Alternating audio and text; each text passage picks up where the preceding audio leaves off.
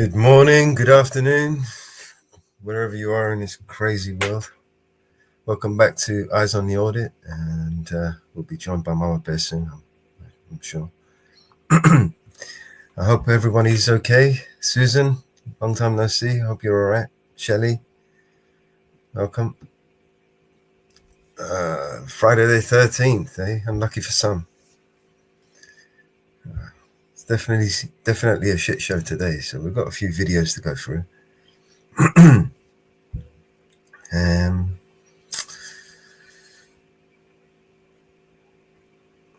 We can just get straight into it then, I suppose.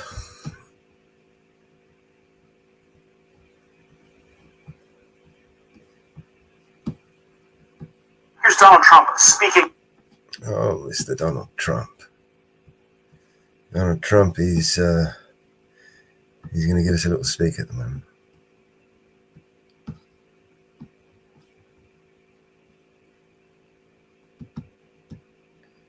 Here we go. Enjoy.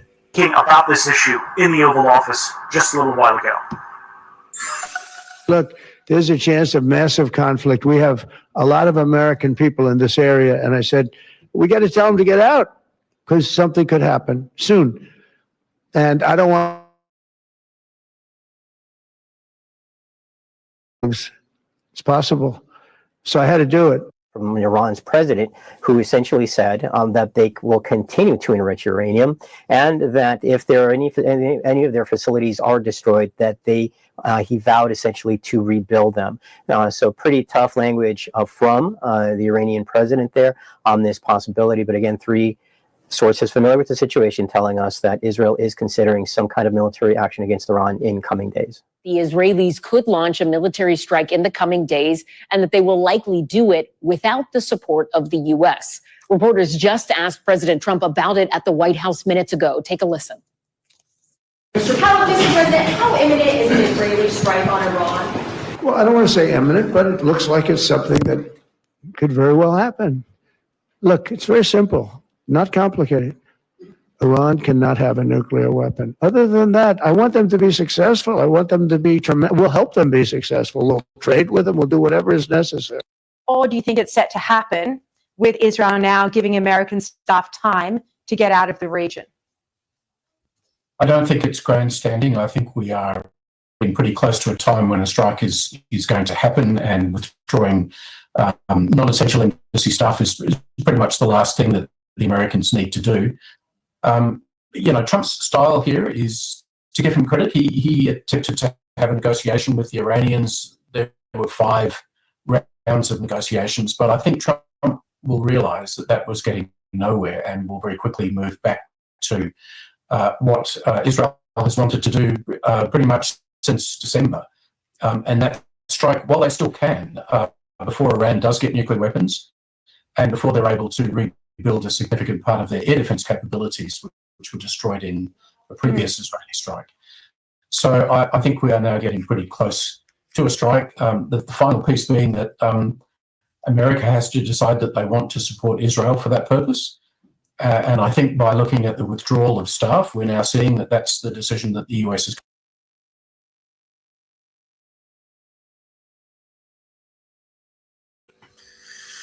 Okay, let's try that again.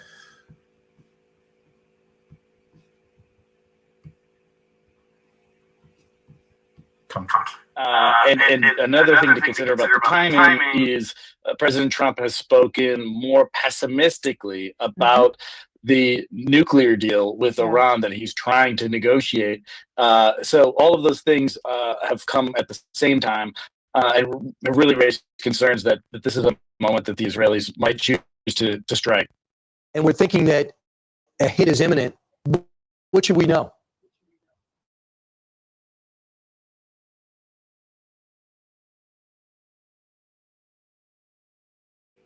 All right.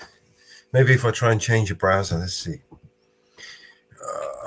Let me play some music and then swap browsers while I do that. Sorry about this.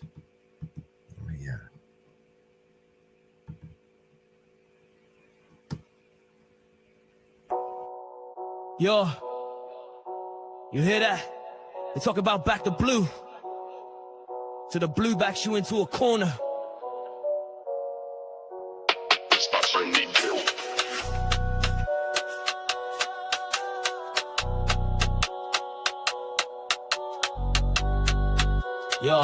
Yo, you're the analyst for in the shop. Yo, they on the telly chatting all that noise. Support the force, they say for all the girls and boys. But when the cuffs clicking, they ain't got no cause. That blue you back is breaking all your laws. Flashing them lights like they own the whole estate. Pulling up on man, sealing up your fake compliance. They scream with their hand on the heat, but when the camera's rolling, they retreat, can be beat. Saw with my own eyes on the block just last week. Brother got stopped for looking too unique. They searched his pockets to his dignity down. Said you ain't got rights in this part of town. They preach about justice, protection for all. But when it's your face on the pavement, you take the fall. The uniform's a shield for the power they wield. This ain't no game, fam, this is the real field.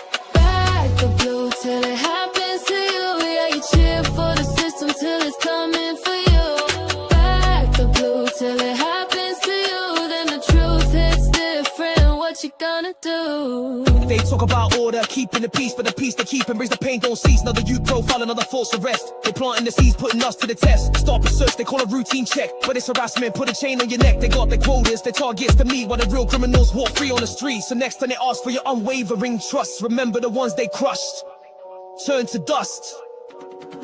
They preach about justice, protection for all. But when it's your face on the pavement, you take the fall. The uniform's a shield for the power they wield. This ain't no game, fam, this is the real field. Back the blue till it happens to you. Yeah, you cheer for the system till it's coming for you. Back the blue till it happens to you. Then the truth hits different, what you gonna do? You see the headlines, they twisting the facts, covering the tracks, no turning backs. They say bad apples, but the trees are rotting deep, while the innocent suffer and the secrets they keep. But the cameras are rolling, the truth will prevail. No matter how hard they try, they gonna fail.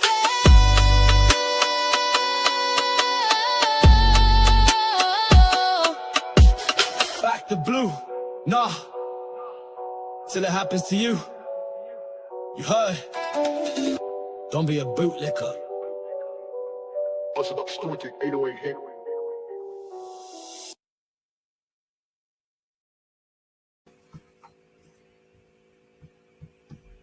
Yep. Back the blue till it happens to you. I'm just trying to log into it with it in another browser. Yeah, definitely the perfect song. How you doing, Apollo? Sorry, guys. I'm trying to log into StreamYards with another browser. Wait a second.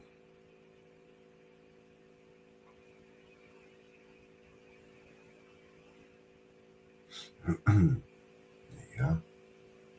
There it is.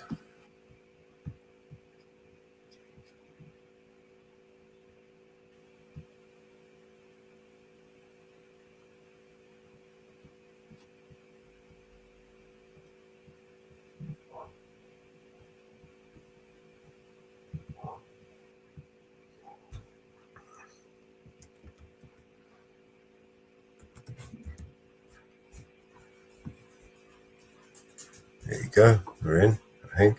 That's the one.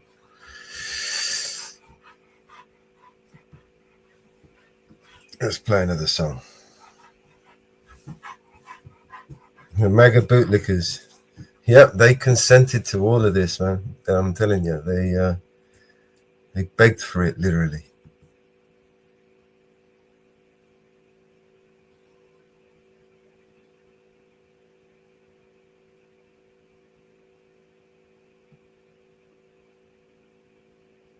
Let me play a couple of songs while I try and log into StreamYards with another browser. One sec.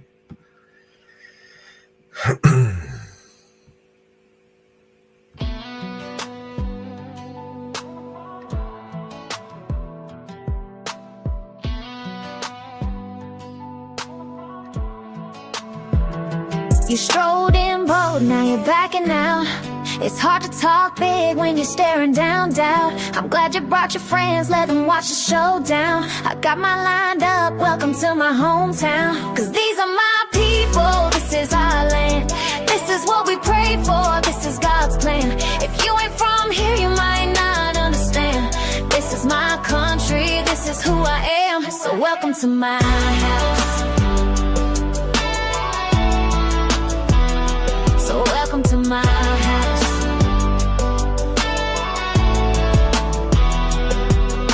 I'll stand up for mine, you better believe it. Today's not your day, mark my words, I mean it. You should turn and walk away.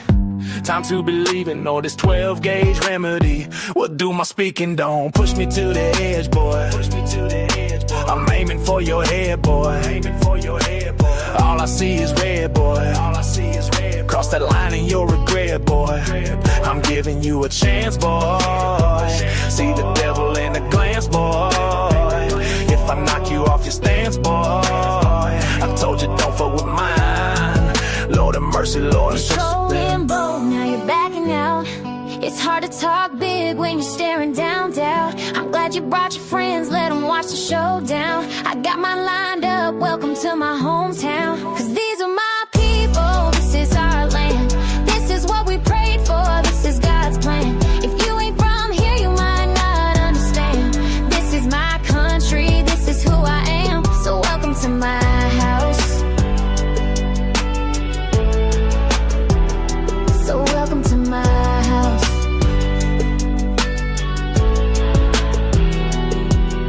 I've got a little girl fast asleep, so let's keep this peace. It's best for both our sakes. If you just take your leave, if you step into this place, you might find eternal sleep.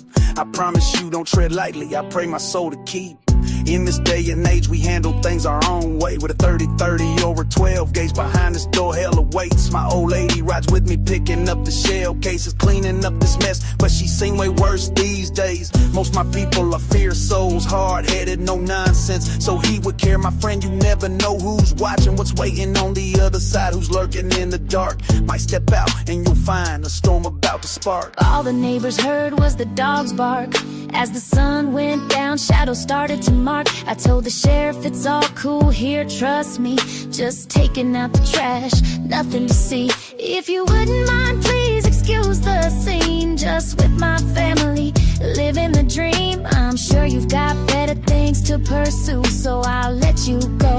Get back to what you strode in bold, now you're backing out. It's hard to talk big when you're staring down doubt. I'm glad you brought your friends, let them watch the showdown. I got mine lined up, welcome to my hometown. Cause these are my people, this is our land. This is what we pray for, this is God's plan. If you ain't from here, you might not understand.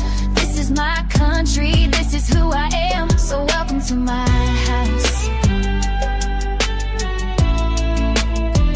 Lord have mercy. So welcome to my house.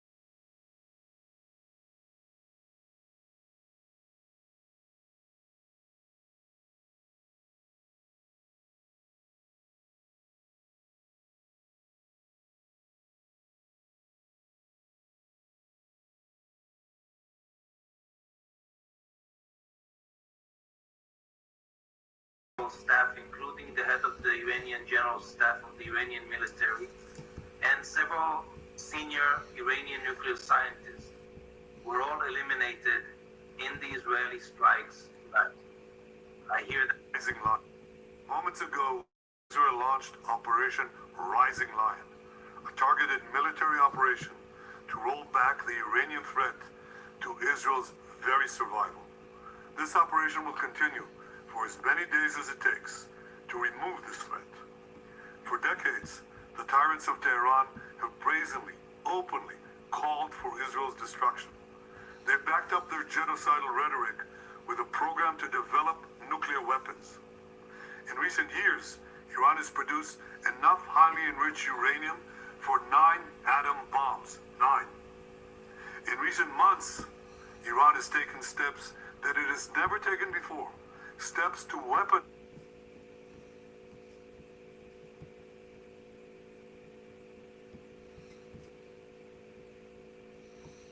Right, you heard that, right? Could you hear that? Or if you could hear that. I might have to play this again later.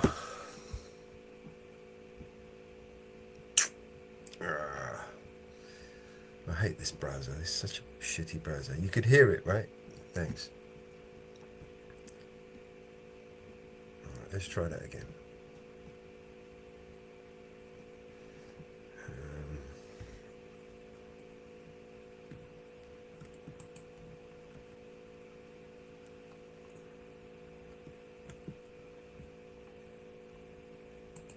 Weaponize this enriched uranium. And if not stopped, Iran could produce a nuclear weapon in a very short time. It could be a year, it could be within a few months, less than a year. This is a clear and present danger to Israel's very survival. Caitlin, something I just heard from a senior Israeli official who says that according to Israeli assessments, there are very high chances that the entire Iranian general staff, including the head of the Iranian general staff of the Iranian military, and several senior Iranian nuclear scientists were all eliminated in the Israeli strikes. But I hear that again from a senior Israeli official who says that several senior top Iranian military commanders, including the head of the general staff of the Iranian military and senior nuclear scientists, have all been targeted in those strikes. And according to IDF assessments, there's a high chance that they've been eliminated. I mean, that is really striking intelligence, if that is accurate. We don't at this point, Gadi. No U.S. involvement, according to 2 U.S. officials. But the Israeli military has begun airstrikes against Iran, according to those 2 U.S. officials. Now, Gadi, this is hugely significant, and it represents a major break, it seems, with the Trump administration. President Trump earlier today had been asked about the possibility of all this, and he said that it could very well happen. But the president also coming back and saying that he hoped it wouldn't because he thinks it would blow it. In other words, referring to the nuclear talks with Iran, which the administration has said it has made some progress on now. For years, the Iranian regime has called for the destruction of the state of Israel, planning and advancing concrete military plans to do so. Over the past few months, intelligence has shown that Iran is closer than ever to obtaining a nuclear weapon. This morning, the IDF began preemptive and precise strikes targeting the Iranian nuclear program in order to prevent the Iranian regime's ability to build a nuclear bomb in the immediate time frame. We have no choice. We are operating against an imminent and existential threat. We cannot allow the Iranian regime to obtain a nuclear weapon that would be a danger to Israel and the entire world. This operation is for our right to exist here, for our future and for our children's future. The State of Israel has the right and the obligation to operate in order to protect its people and will continue to do so. The IDF conducted significant preparations for this operation. We are well prepared, both in defense and offense, to defend ourselves. The IDF will continue to defend the State of Israel. Especially the last Hey several David, weeks, welcome though, man. President Trump has tried to reach out to Iran more so than Prime Minister Benjamin Netanyahu would. There seems to be a break, and that's a rare break between Netanyahu and Trump. And this is all, again, hugely significant. If this does indeed turn out to be the case, we don't yet know the scope of all of this. Morning, Barbara. For the last several days, the Trump administration has pulled Americans out of the region because of this concern. It's not unexpected, but it does really escalate things in that region and raises the possibility of an all-out war. Now, President Trump has repeatedly said that he has, that there are no wars started under his presidency. This, of course, comes when he tried to reach out to Iran to try and come to some sort of an agreement on a nuclear deal, to come to some sort of arrangement on a nuclear deal over the objections of Israel. So now, Is the audio okay coming through clear? Iran. Then you have the war in Gaza, of course. And so it raises a lot of questions about how the administration will respond to this. Now, we are reaching out to the White House and trying to get some sense for what might happen next year. No comment yet from the White House, but I can tell you, Gadi, when situations like this break out, certainly the president monitoring this very closely. We don't yet know, perhaps, that if he might be meeting with some of his cabinet officials at some point, the Secretary of Defense, his National Security Council. That is typically what happens in these types of situations, potentially monitoring all of this from the Situation Room. But again, the significance of this cannot be overstated. A potential conflict between Israel and Iran would have vast implications, really, for the entire world, especially at a time when we're also monitoring the conflict, the war in Ukraine, between Russia and Ukraine, and also the war between Israel and Hamas.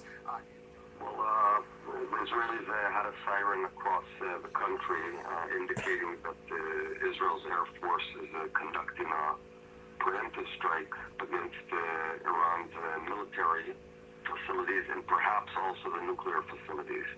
I want to remind you that Iran's about a week away from being able to obtain the amount of enriched uranium for 10 bombs.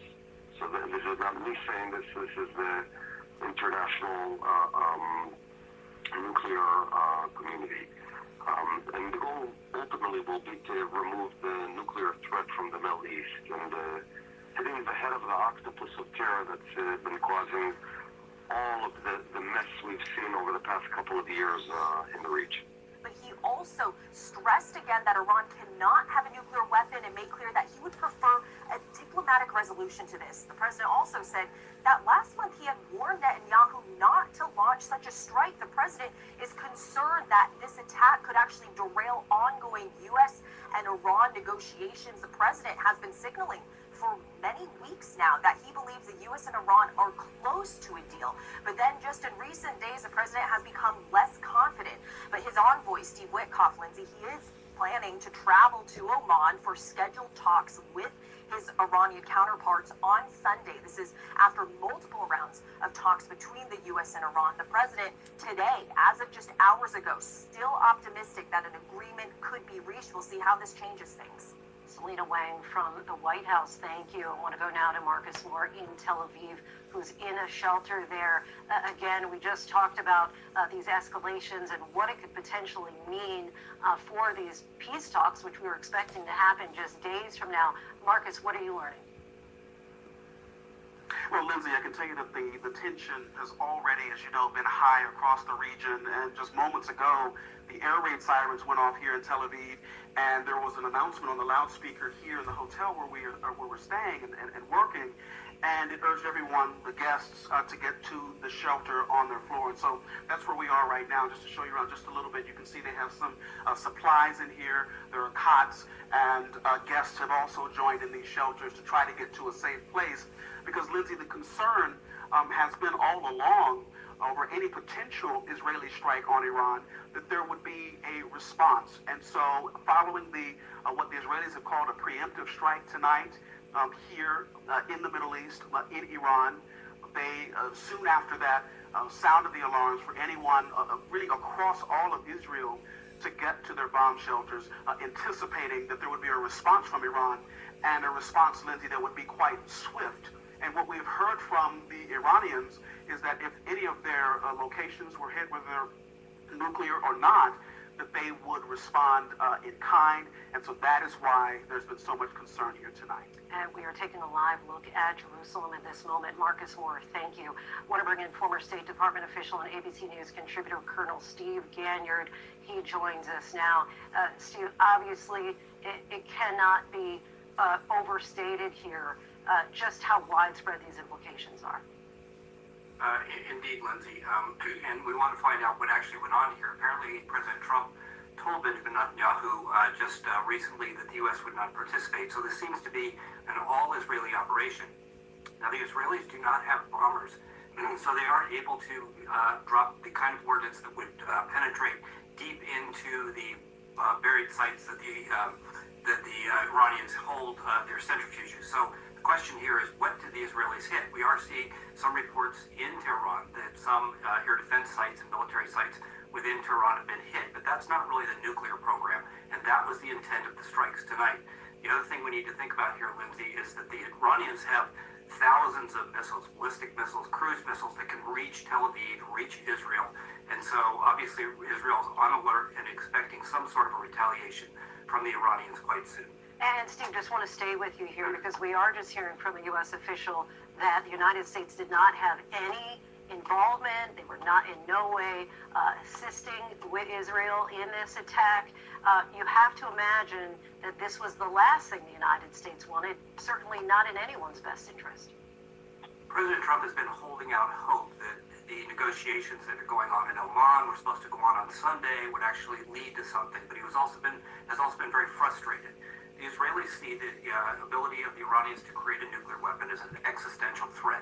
And so their ability to tolerate the kind... All right, let's just pause it here for a minute. How's the audio? Is it audio coming through okay? I can see my connection dropping a little bit there, so I was a bit worried that I was... my audio's crackling.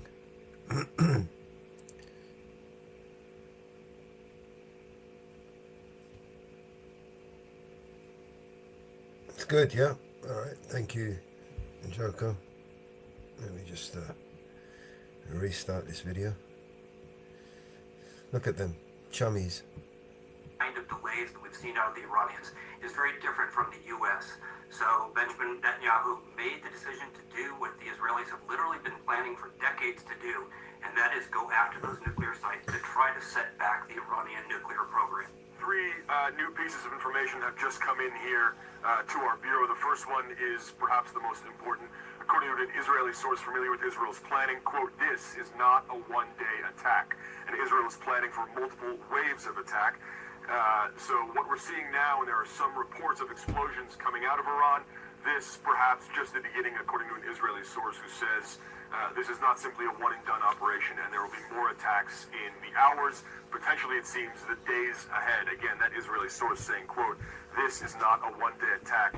In terms of the timing of it here, the Israeli government saw a window of opportunity to carry out this attack, both militarily and diplomatically. But you just heard from Kristen Holmes that the U.S. is making it very clear Israel was acting unilaterally and on its own, believing, at least from Israeli Prime Minister Benjamin Netanyahu, that this is something that Israel felt that it had to do. And you heard the defense minister calling this, quote, a preemptive strike. Two other pieces of information. First, Israel's Transportation Authority has announced that Israel's airspace is closed, at least for the time being. It's unclear how long this closure will last. We've seen flight trackers. There are no aircraft in the air right now over the skies of Israel, so this confirms what we had suspected. Israel's airspace will be closed. The only indication they give is that there will be a 6-hour heads up before the airspace reopens. And then finally, just a short time ago, the last time I was talking to you, we heard an alert on our phones. That's Israel's Home Front Command putting out an emergency alert, and it essentially says, stay close to protected shelters. Stay close to shelters or somewhere to go for safety if there is incoming from Iran, whether that's ballistic missiles or drones or other options. But Israel clearly taking this very seriously. In fact, our producer in Tel Aviv said people are going to the mini markets there and stocking up. So the country itself is bracing for whatever lies ahead here.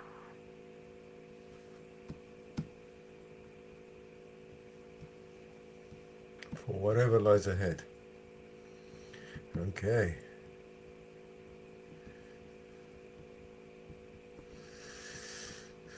How you like them apples?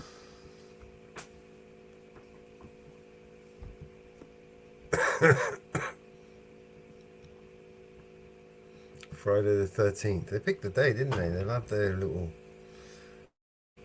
geometry.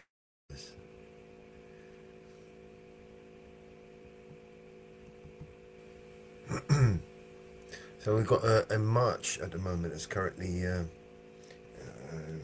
from Egypt is heading to Israel to hopefully, they think or hope that to stop the blockade of the aid going to the people in Gaza. I think it's going to be a shit show.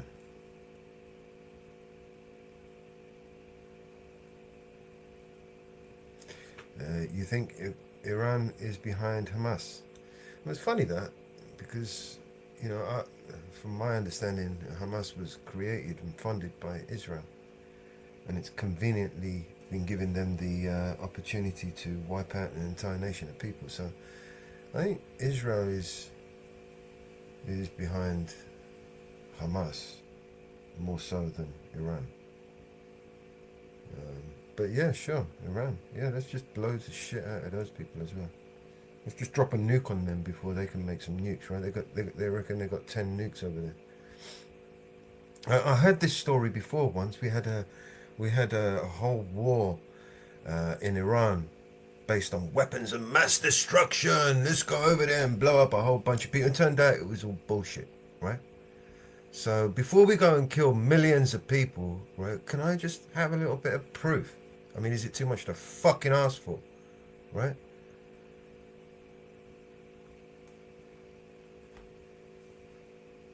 Yeah, that's just my thoughts.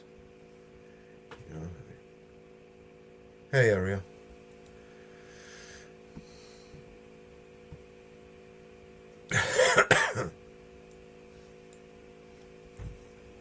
So,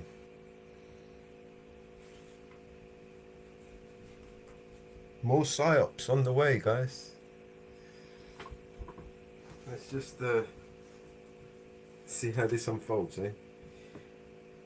Let's play some music, I think. Let me play a tune. Walking out on this dog, man. Share a video file.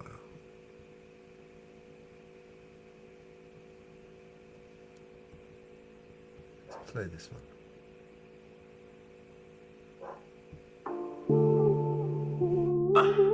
Yeah. Oh, BNC on everything. Yeah. Oh, if you know, you know. When I was young, I fell in love. We used to hold hands, yeah. We had enough, yeah. Then we grew up, started to touch, kisses beneath the moonlight in the back of the bus, yeah. Your daddy never thought much of me, and he doubted when I told you you were my destiny. But every night she found a way out of her reality. She used to meet me on the BNC side, in the city where the sun would never hide. And every day, you know, we glide through the back streets in a BNC Corvette ride. Baby, I just wanna leave tonight. We can go where our dreams ignite. Drive past the BNC coast, soak in the sea. Take my hand, baby, come with me. Yeah. We can do anything if we set our minds free. Rewrite the BNC story, leave the past in history. My love is yours if you take a chance. Give me your heart, let's live the romance. So come away, starting today. Create our own BNC world in a different place. Love's a spark that set our ideas free. So baby, run away with me. 17, dreaming of world where life could be a family, a home, all realities extremes. And suddenly we hit 23. Now life's pressure got us feeling the squeeze. Bills to pay, jobs going nowhere, old friends fading like whispers in the air. But now I look back at who we used to be, to the moments of love etched in our memory. He used to meet me on the BNC side, in the city where dreams never hide. And every day we'd ride and confide through the BNC back streets, embracing the tide. Baby, let's escape tonight to wherever feels right. Drive to the coast, lose ourselves in the sea. Take my hand forever with me, singing. We can do anything if we put our minds to it. Cross out the past, begin anew, pursue it. My love is yours if you're willing to take it. Give me your heart, no fear, let's embrace it. So come away, starting today, launching life anew in a different place. Love's the thread binding you and me. So baby, run away with me. Run away now, run away now, run away now, run away now, run away now, run away now. We used to meet on the BNC side, and I'd be waiting, hearts open wide. We used to meet on the BNC side, where love was a guide we never had. We used to meet on the BNC side, the city where dreams collide. We used to meet on the BNC side, under infinite skies, by each other's side. In the BNC city where the sun don't set, love couldn't die. In the BNC city where the sun don't set, it's you and I. If you know, you know.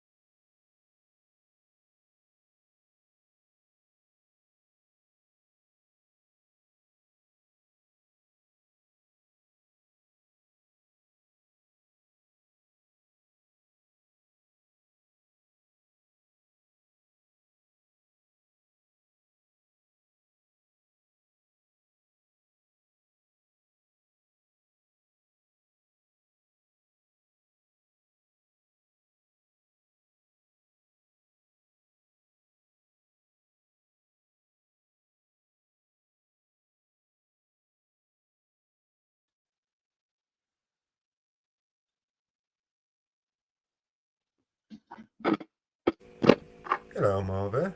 Welcome back. Good morning. Good morning. I got it. Echo. Good morning. I got it.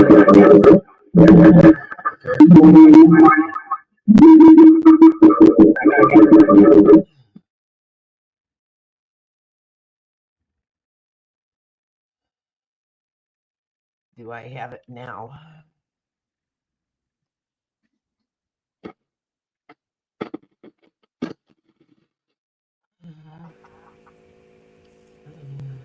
Yeah? How's the echo? Still there? No, no, yeah, I still have it. Have a good one. Out. I had a little problem with my browser as well today. StreamYard's been playing up. Hey, the bass man. How you doing, mate? Good morning.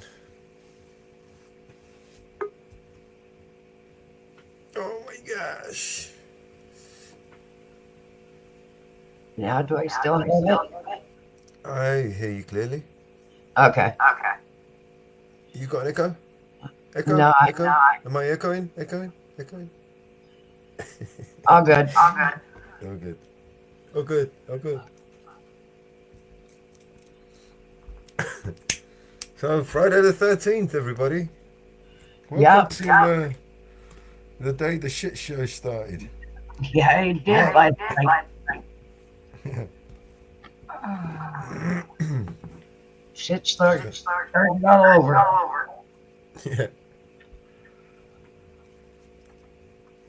Oh. Nice day for it, though.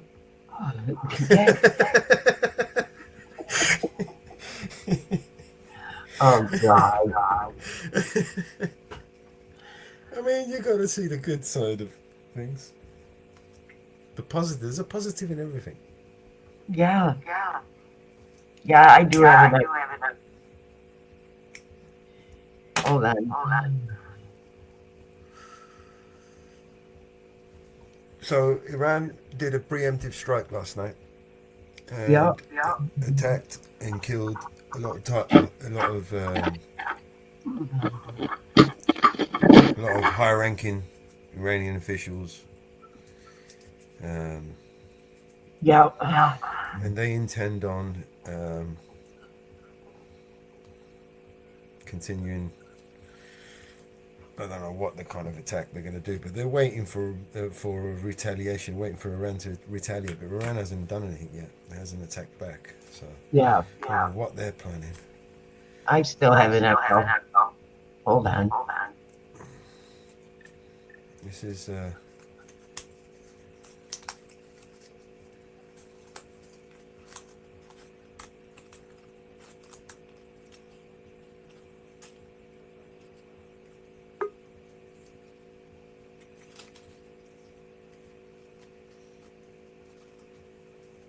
turn your camera off if you want. I do. I have an echo. You got an echo still? Yeah, and I don't understand why. Why do I still have an echo? Have you shut down? Yeah, everything is shut. I have nothing open.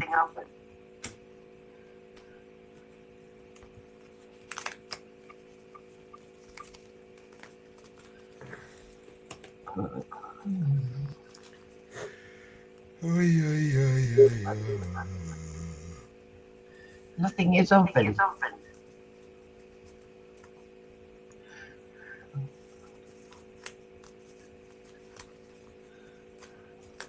Another browser, different browser. No. Try restart.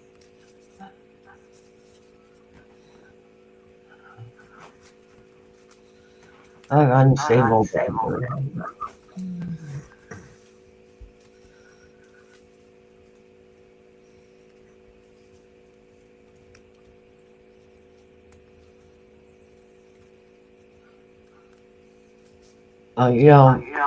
StreamYard was screwing up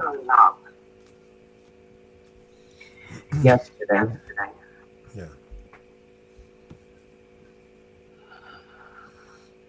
I don't like this browser I came in on. I want to come in on the other browser, but I was. Let me try and come in on the other browser. Hang on.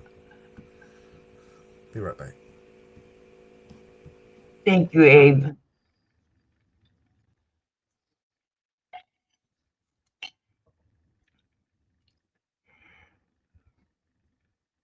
Yeah, yesterday I was echoing off Mellows. Yesterday was a shit show all the way around. It was bad all the way around. How's that? Is that any better? My audio okay? Yep. And now I'm not echoing. No echoing? Nope. Perfect. Yesterday was a shit show all the way around. We had that big plane crash in India. 242 on board, one survivor, hit in a heavy populated area. And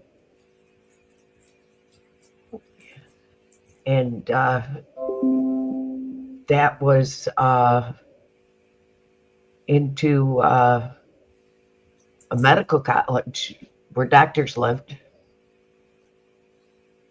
And how one guy walked away on that plane, I don't know. That was pure coincidence. That was the first thing I seen when I got up yesterday. And of course, everything going on out in LA, and now that's spread to New York, Chicago, Texas, all over. What's going to happen when it comes to this weekend is going to be unknown.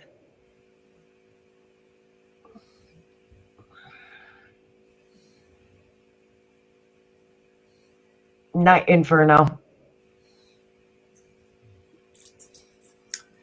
Good night, Inferno. Get some rest, man.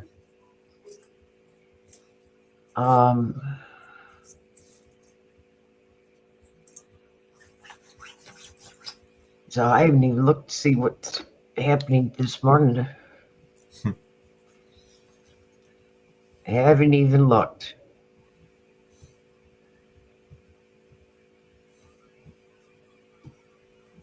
I haven't even looked this morning to see what's going on. But I did watch an interesting news yesterday on sanctuary cities.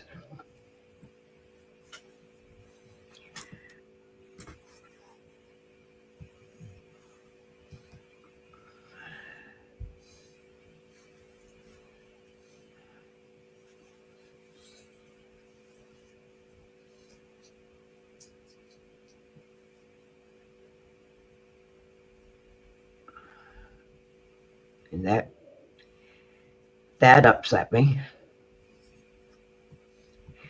because of what I'm seeing is happening in some of the sanctuary cities. And the amount of illegals, and I knew we had a bunch of them here in New York. And it went quiet about a lot of them, what was happening with them.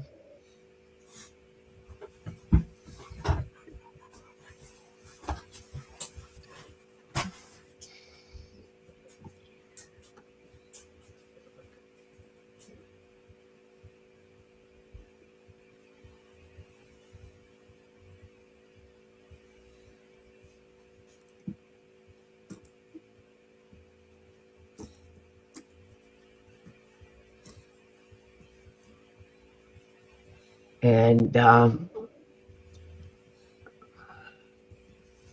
I was thinking that a lot of them had been, because the horrific crimes they had done, had been deported. And finding out yesterday they had not.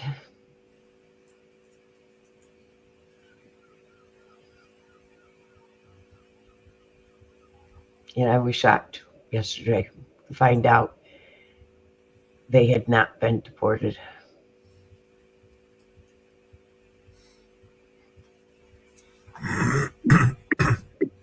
They are actually walking the streets.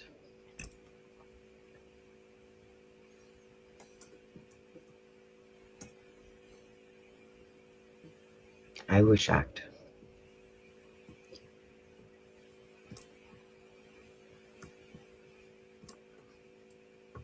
Very shocked. So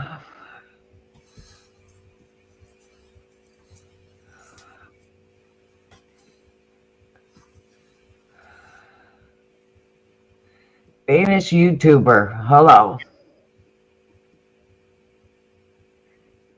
whoever you are.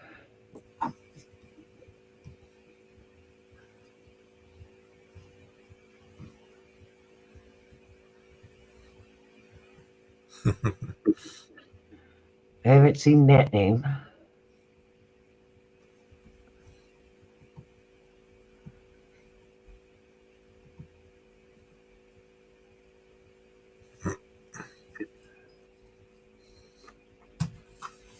Have you? Hey, Barbara.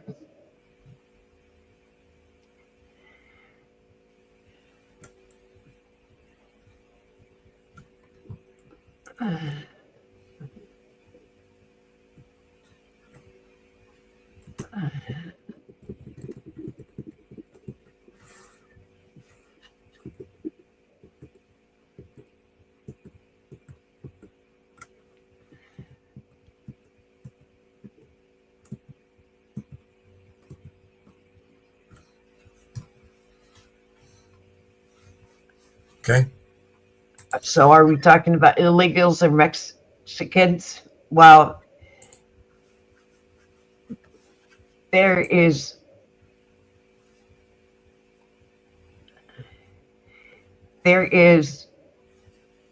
migrants,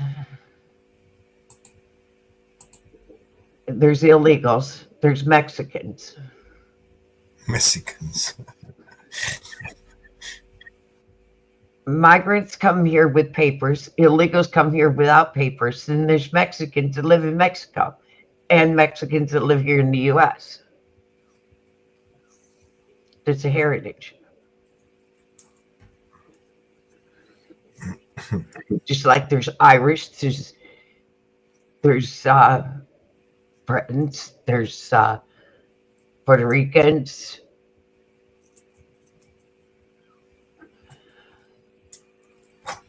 There's Germans, there's Greeks. Everybody comes from somewhere. Everybody comes from somewhere. Everybody has a heritage.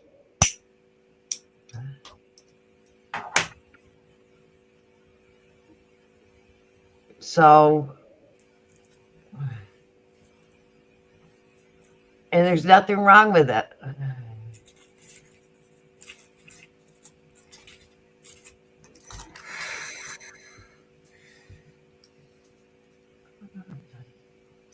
Hot diggity. But yeah, migrants come, no. Illegals come without papers.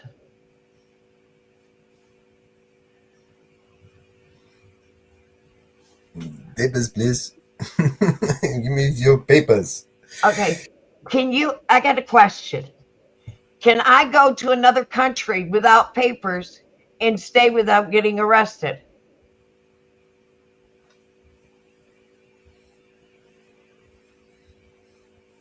Be nice if they did that, and gave us hotels and food and mobile phones. I'll be wicked, man. I'll be there right now. I'll be damn straight. I'll be going there right now. Go to most countries. I'm actually upset that Cyprus doesn't do that for me. I can't go to Cyprus and live without getting arrested. I want to go to Cyprus. I want Cyprus to pay for me. I want them to give me a hotel and food and mobile phone and free internet. I can't go to most countries and damn, man. I can't even get on a plane without papers to go to another country. Give us your papers, please. I can't even get on a plane to go to another country without papers. Good job we won the war then, isn't it? Oh, it? It's a good job we won that war, hey?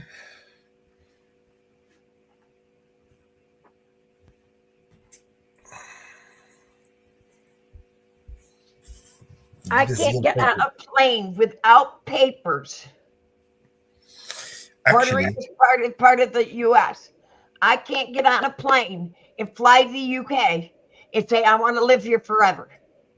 I can't get on a plane and go to Mexico without papers.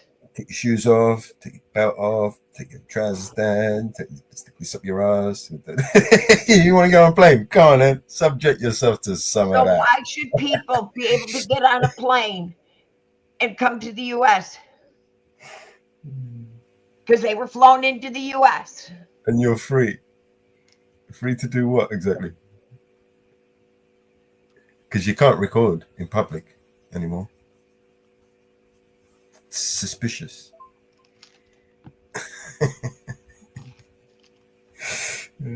People, immigrants, came to this country legally. Oh shit. This is my problem. Immigrants came to the country legally. Illegals came to the country illegally. Yes, immigrants overstayed visas, overstayed. They were wrong. Fix the problem, come back again. Don't come here illegally and say, and then get on YouTube, get on TikTok.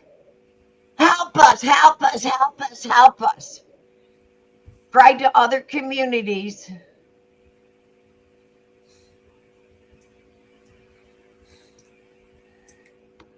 I know what the rate is in Sweden. I've looked it up. I know what their crime rate is in Sweden.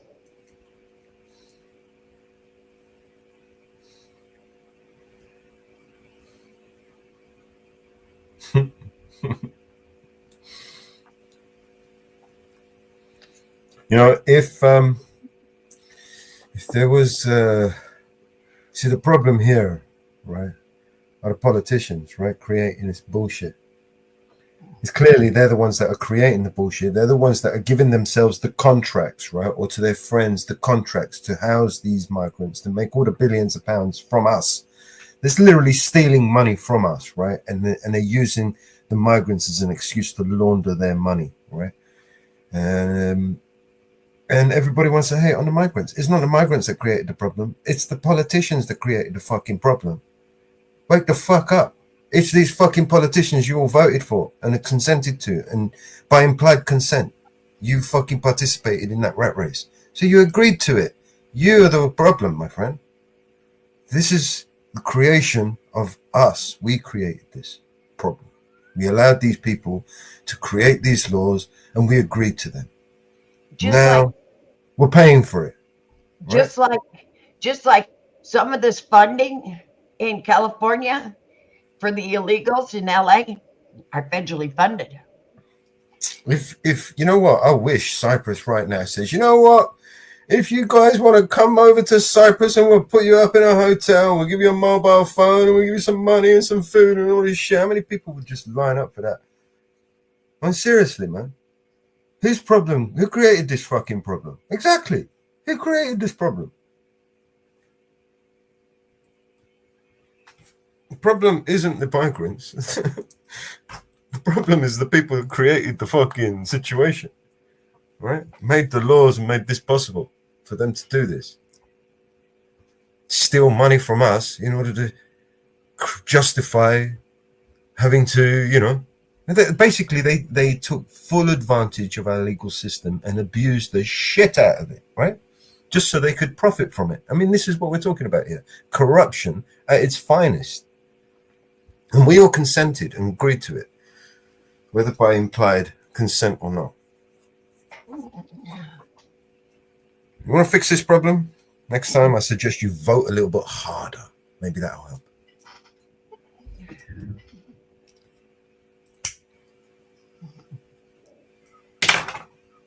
Yeah. Oh, I don't know who Dunk is. Who's Dunk? No idea. Oh, it's the guy in the chat. Hold on. A famous YouTuber dude. Yeah. Hold on. There you go. You want to put your camera on? I'm sitting in a dark truck. How you doing, Doug? I'm all right. How are you? You can't see who you Man. are. That's cool. As long as you don't pull something funny out there that'll get us all into trouble. Here you go. I don't want to get doxxed. That's Nobody cool. else is showing camera. We're not about that. We're just worried, people want to show us things we're not really in the mood for watching. You can turn your camera back off. We've seen your face. Oh no! Yeah, you can turn your camera. I'm You not can turn gonna. your camera off. I'm not Yes. gonna put my penis out there. Oh, people worries. That's cool. I'm not sure where I found the channel, but I checked and I've been subscribed with the bell hit for a while. Hey, Mama Bell. Good. Hey, how you doing, mate? I'm all right, man. Look, It is what hold it on, is. let me. I'm all right, mate. I'm all right. Yes, sir. Long time no speak. Yes, I know. Yeah, long time. You've been keeping all right. Yeah, Yeah. good, man. Excellent. All I see is it says fair use notice. Do I Yeah. gotta read all this? No. No, we block until we know who they are and we show their face. Oh, right. I'm not sure where I found this channel, but Mama Bear sounds familiar. So it must be from another channel. Must be. Yes, I'm just not sure where now.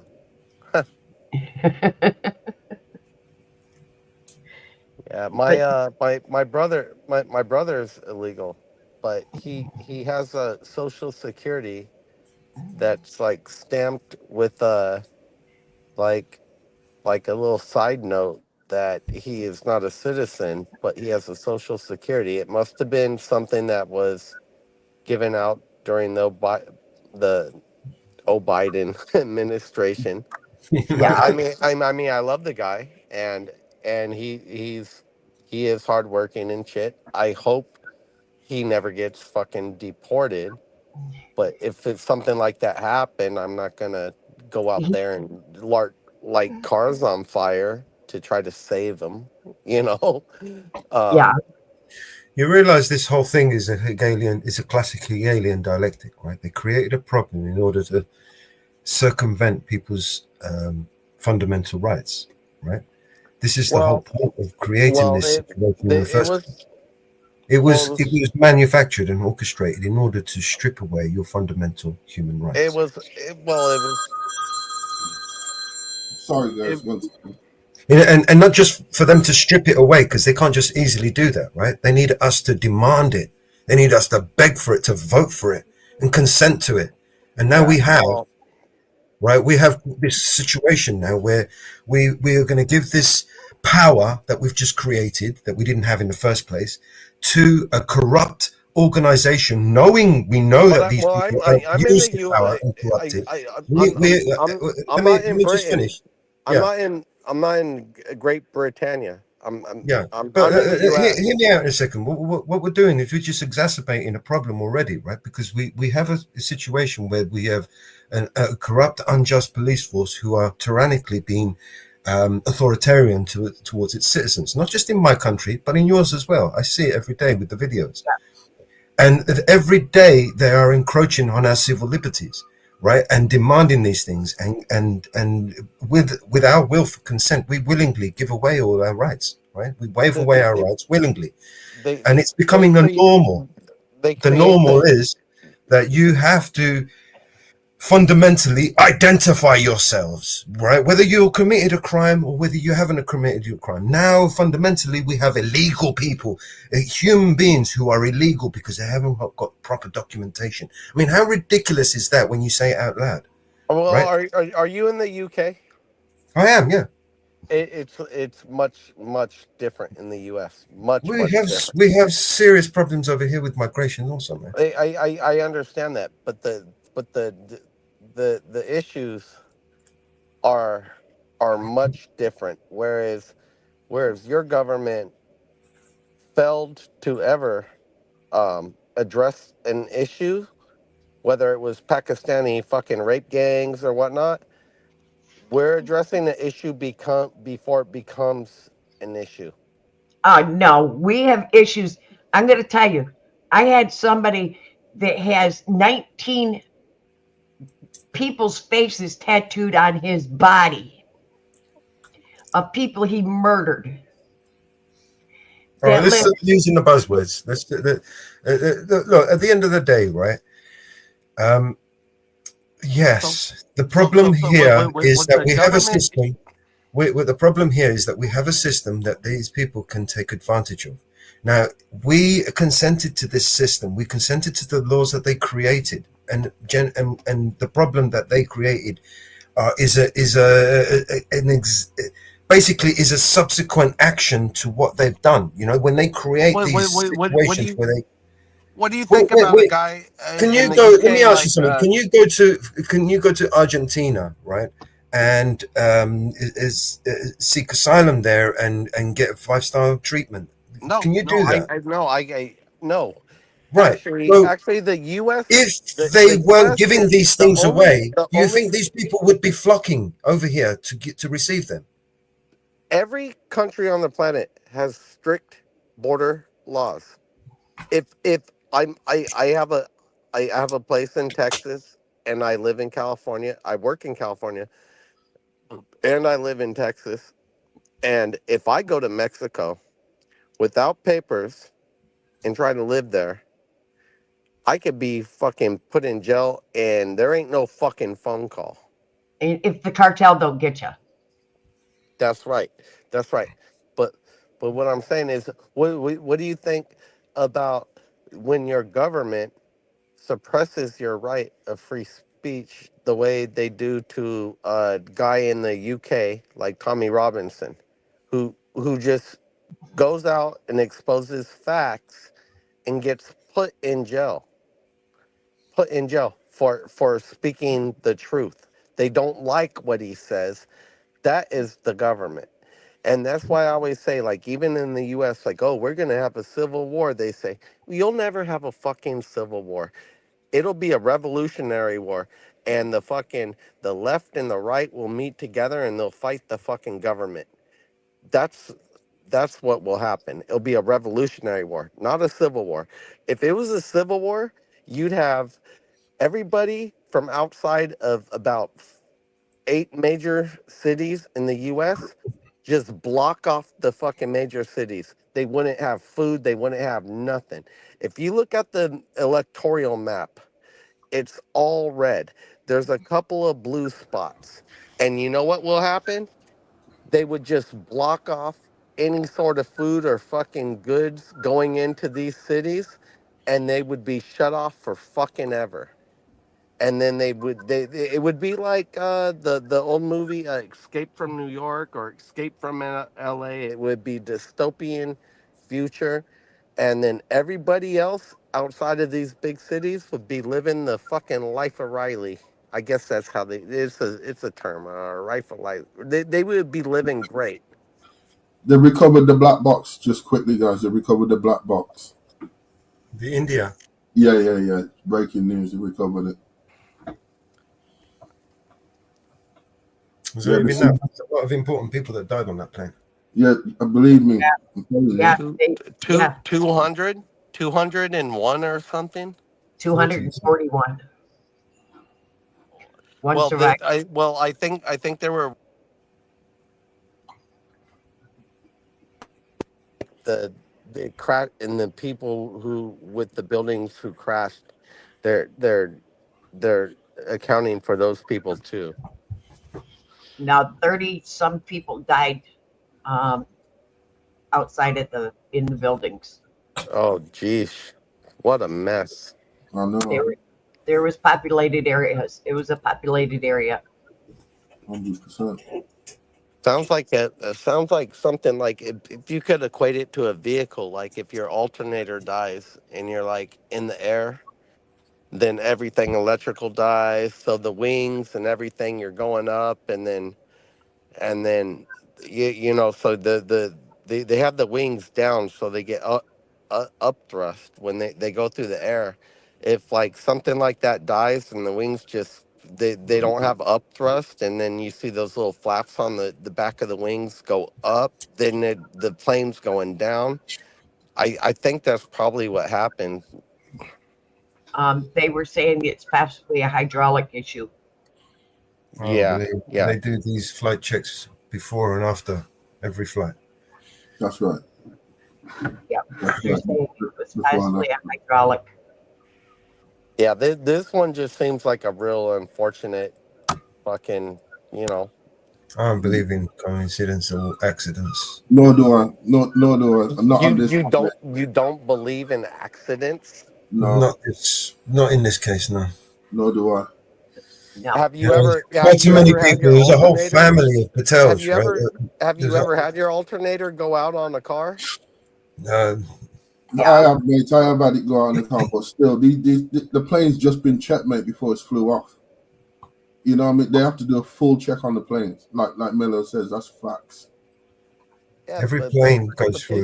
These are man-made. These are man-made things. They are always going to be, for the next 1,000 years, susceptible to failure. Like, how could you not believe? Coincidentally, we've got a whole bunch of important people. There was one very important person on that plane. More than one. The guy who survived. No. There was one very, very important person on that plane. Oh, okay. Yeah. So it's like an accidental on purpose. Yeah, they Epsteined him. There was a very high. They Epsteined the whole plane, bro. There was a high-profile person on that plane. Have a title on the itinerary. In the U.S., we call it Hillaried. He got Hillaried. His name was listed under Mr. It didn't have his official title under it, nothing. It was just Mr. Mr. Punjabi. It was just Mr. It didn't have his official title on it, nothing. And when the first reports came out, they were denying he was on board that plane. He was on another plane. Wow. When the official reports came out, they officially denied he was high profile. He was a high profile guy. Correct. Okay. Because they immediately denied he was on that plane. It took several hours to officially say that he was on that plane until pictures came out that he was on that plane. If I had to point a finger, I would say it's got CIA all over it. I don't know. I think the CIA is fucking got their heads. Literally what they do, right? I mean, today, I'm pretty sure the CIA's got their head under the covers, fucking running from the Trump administration after the shit that they've done, and they've been and what they CIA is an external agency. They deal with other. It's literally their job. That's what they do. They you know, if they have to assassinate people, that's who they assassinate, right? High-ranking public officials from other countries. It's literally what they do. That's the job. But the U.S. but they topple regimes. They destabilize governments. They assassinate fucking high-ranking. This is what they do. It's their job. It's the United States agency, and the United States really ain't. They don't do internal about stuff. India. They do external. They do India, they do Pakistan, they do Russia, they do Taiwan, that's what they do, man. That's their job. I mean, literally, that's what they do. Other countries, other republic, that's what they do. They topple regimes, they destabilize countries. That's their job, man. That's what we pay them for. Yeah, but not under Trump. Not under Trump. Trump's golden boy, man. CIA is part of every country. It's not just the USA. CIA is involved with every country, regardless if they say they're not part of and we don't talk to them. Russia's involved with the CIA. Kuwait,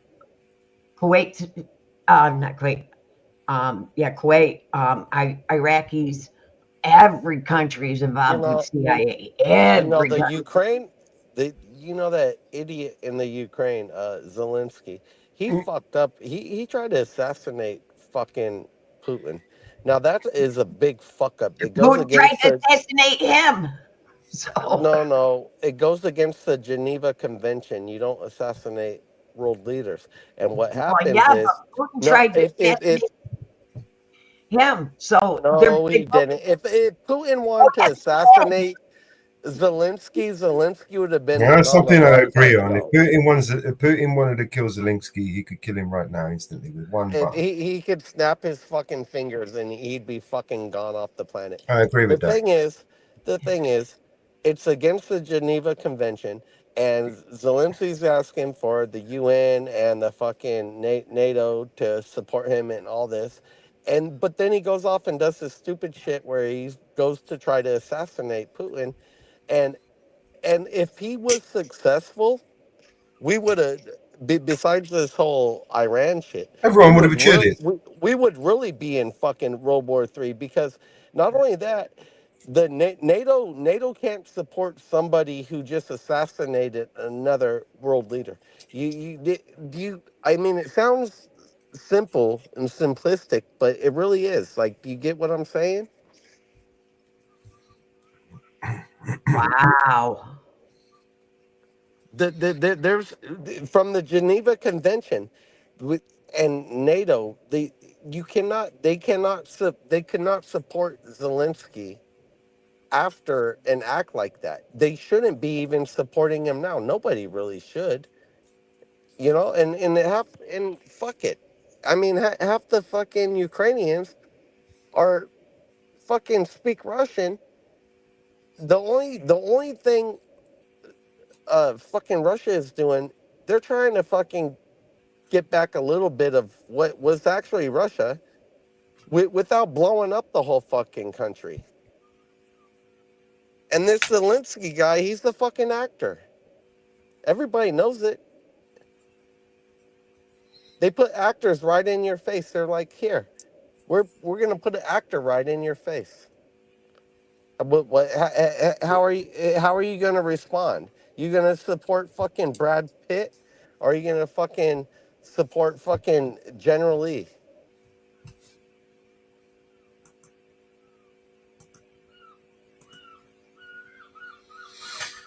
Yeah, he's definitely a bad actor. Well, back to the migrant. How did your brother get into the U.S.? He came up. I think he came up in the early 2000s, and I don't know, man. He got all fucked up like another fucking migrant. Fucking when he was in West Oakland or East Oakland, another migrant stabbed him a bunch of times and like stole his fucking wallet. He said he only had like $30. This guy left him for dead. Like another illegal guy. Like they were having some. Did he come with papers or without papers? He came. I think he came without, but he had been filing all the proper paperwork, doing everything, to the best of his ability, and then I think he got that Social Security thing. They said the Biden administration gave out 3 to 5 million of those Social Security. It's like a working visa, but with the Social Security. Yeah. And this is my sister's second illegal husband. She married a Guatemalan before, and that dude been here like 20 years and couldn't speak a lick of English. He was just a low IQ guy. But this guy's from Mexico. And another thing about this whole Mexico thing is they're acting like the whole migrant issue or illegal issue is about Mexico. It's not. Most Americans don't give a fuck about Mexico. It's like, yeah, okay, if you wanted to be here, you'd have been here years ago. But the migrant issue is is we got South Americans, we got Africans, we got people from China, and we got terrorists coming from the Middle East and shit. We got Right. Chinese terrorists Hey coming guys, from just a China. quick one. Just a quick one. I've got to bounce, and I'll catch you guys soon. Yeah. Yeah. Okay. See you guys later. All right, Hey, Abe. thanks, All man. right, brother. See you in a bit, bro. Here, Abe. Okay. Bye. Bye. Abe. Take care. So, okay, I have somebody here that is an immigrant. They've been here. They came under working papers. They came in legally. They are waiting for their final paperwork. They've gone the right way.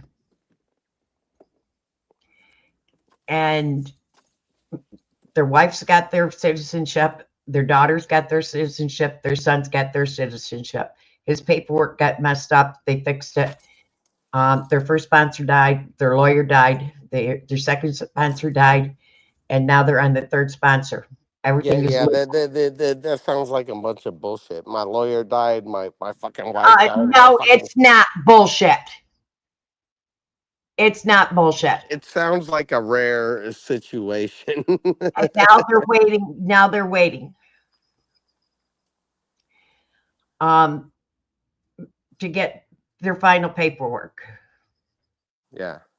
They've never had any services whatsoever since they've been here. Never. They've never lived off the citizen. Their house is paid off.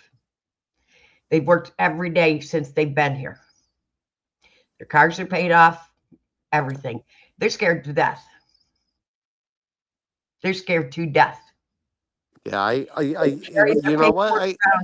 They carry their paperwork around because they're afraid. Yeah, I grew up with like illegals like in the Nevada desert and shit, and they eventually became citizens and shit, and it did take them a long time. It took them years and years. Oh, they've got $20,000 wrapped up in this. Yeah, you know why? Because they got some fucking scumbag liberal lawyers. That's why. If they just didn't even get a lawyer and just did everything through the courts, it would cost them maybe $2,000 and maybe 3 years. But they come through and they have all these bullshit lawyers, and all lawyers are bullshit. It don't matter But what. why? No, right now, it's because they're taking all these illegals into court. And they can't. For 4 years, their court dates have been canceled because they pushed all these other people. What state are you in? It's in California. I'm in San Francisco right now. I'm in New York. I'm in New York, but the case is in California. Yeah.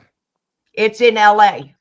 Yeah, but our court after Biden opened the borders, our court system cannot handle the amount of quote unquote migrants. We cannot handle it. Yeah, because they're pushing all them through, and everybody that before Biden, all that paperwork has been put on the back burner.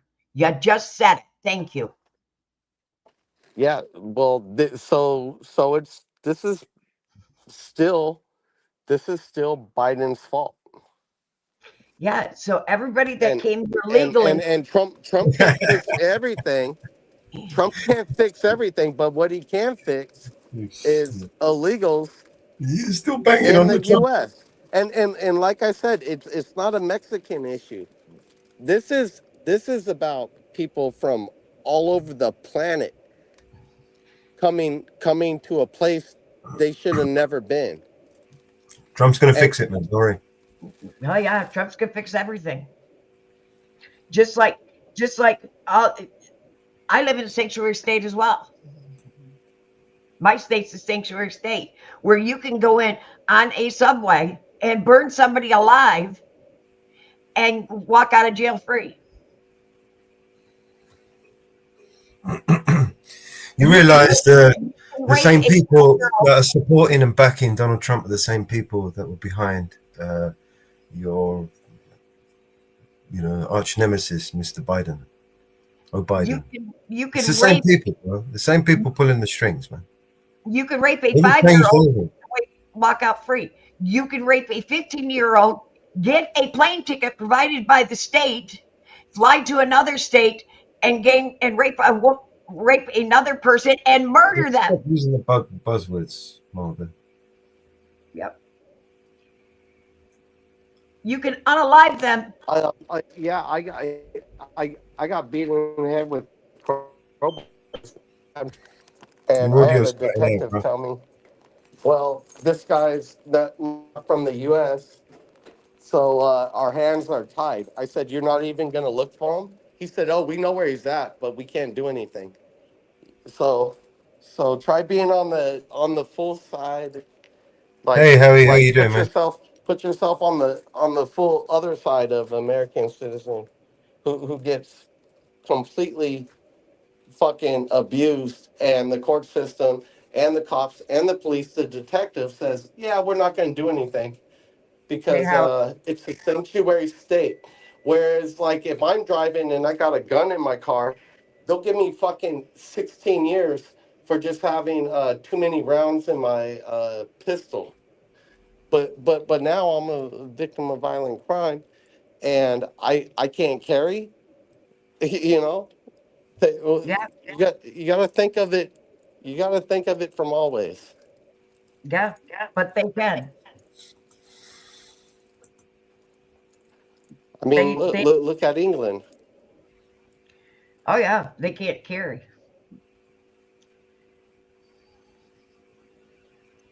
And now they want to outlaw kitchen knives. Little toothpicks. That's what Australia wants to do. Australia wants to ban the knife after they ban the gun, and guess what happened? Bludgeonings,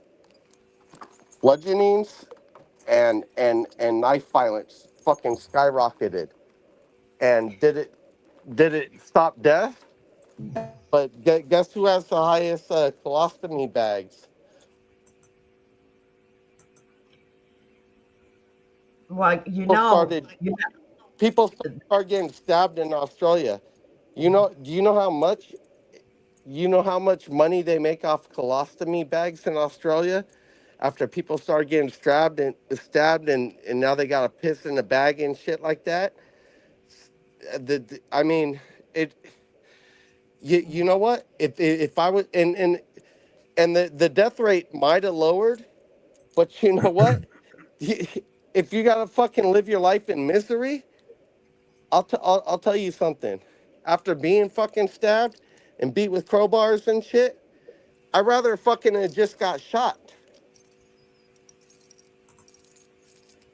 And now they're trying to ban the knife. So what's gonna go up? People are gonna start beating the shit out of people with a baseball bat. You know what a bad way to die is? Getting your ass beat, getting your brains beat out with a baseball bat. It's probably it's probably better than a knife. But I guarantee it's not as good as just getting shot and dying. And if someone's mad enough to beat you to death with a baseball bat, then you're definitely gonna die. It's not gonna change the death rate. Well, California is mostly bred. What? California is mostly bred. Yeah, mostly. Yeah. But how do you feel, since you're in California, that you don't have control of your child because the state can come in and take your child? Well, I don't have a child, and that's another reason. I just got a jury notice, and I called them today. I said, hey, I'm working here, but I said I'm not a California resident. Why am I getting the jury notice? I have a Texas license, Texas resident, and all of that. They said, oh, well, only the registration goes through the DMV, but your residency, you need to contact them yourself, and you also need to contact the voting through the DMV. And cause I thought that was kind of odd because my wife's been in Texas for years, and we keep getting the voting ballots, and I said, well, I should just fucking vote then, double vote. That's what everyone else is doing. But no, they're going to send out as many ballots as they can. Anyhow, I threw them in the trash, but he said, no, you have to contact the DMV and the voter registration online and tell them. And I'm thinking, what about all the elderly who don't use the internet? You know, Wait a because minute. there are. I thought you had to register to vote in the state of California, not off your DMV. Well, I don't know. They send us ballots, even though I've been a resident in Texas for like 4 years. Isn't So yeah, that interesting? So they just send them off DMV, not the registration of the registered voters. yeah, pretty much. Yeah, they send them off DMV. Anybody who's over 18, I guess. And you know, I told my wife I thought it was pretty funny, but you know, it's like I mean, Wow. I didn't lie and try to double vote or anything, but I just threw So them in the that's how trash. California got so many votes. Oh well, California was the first to. California was the first to say if you have an ID, you can vote. If you have a California ID, but California was also the first to say any illegal can get a California ID in the state of California, whether you're legal or not. So anybody with an ID can vote. And they encourage illegals to get a California ID. So that basically the federal government, after California did that, saying basically, okay, you're illegal, you got an ID, but you can vote. The federal government should have just said, okay, they got 54 electoral votes in the electoral college. The federal government is what Trump should have done a long time ago and during his first term was say, you know what? You guys are breaking the law. So your electoral votes are null and void. We're not even going to look at them. And that's what should have happened. And even if it went to the Supreme Court, they would probably look at it the same way, but seems like an issue they don't want to tackle. Because they said they encouraged illegals to get IDs. Then they said if you have an ID, you can vote, which basically said if you're illegal, you can vote. You get what I'm saying? So it's a can of worms, a can of worms. But the federal government has the right to say, you know what? We're not going to take your electoral votes. And then a state like Texas or California could say, well, you're not going to take our electoral votes. We'll secede. Like, we'll be a separate part of the U.S. We'll be our own country. California is the second highest grossing capital on the planet. Okay. Now, I just looked it up. When you get your driver's license, morning, Shelley, you get your driver's license, DMV in California automatically, unless you opt out, sends it to, you are automatically registered to vote unless you opt out. Exactly. And California, being a sanctuary state, will give illegals IDs. So what I'm saying is, it puts them in the voters registration. Exactly. And then, so California is the number 2 highest grossing GDP on the planet, but they are 40 billion in debt because of all their bullshit and their fucking free this, free that for illegals, basically. Health insurance. They haven't had paid health insurance Their health insurance has been Yeah, the Medicare. Medi-Cal. Now Texas is the number 7th GDP on the planet, but Texas is 40 billion ahead, not 40 billion behind. And that's a big difference if you look at quality of life and way things are going. They got 40 billion that they could put towards of like good shit that they want to, and they don't want to put it towards free healthcare for illegals. Anytime something pops up like a national emergency, they could say, hey, we're going to throw this 40 billion towards protecting the border, because they've seen the way other states have gone with basically wild ass laws that like I said, if it's not even just the laws, but if the sanctuary laws in these states, they actually allow it allows criminality. The cops won't even bust a guy who's, I mean, I'd love to fucking run around and rob cars and fucking beat the shit out of people and take their money. It's like playing Grand Theft Auto.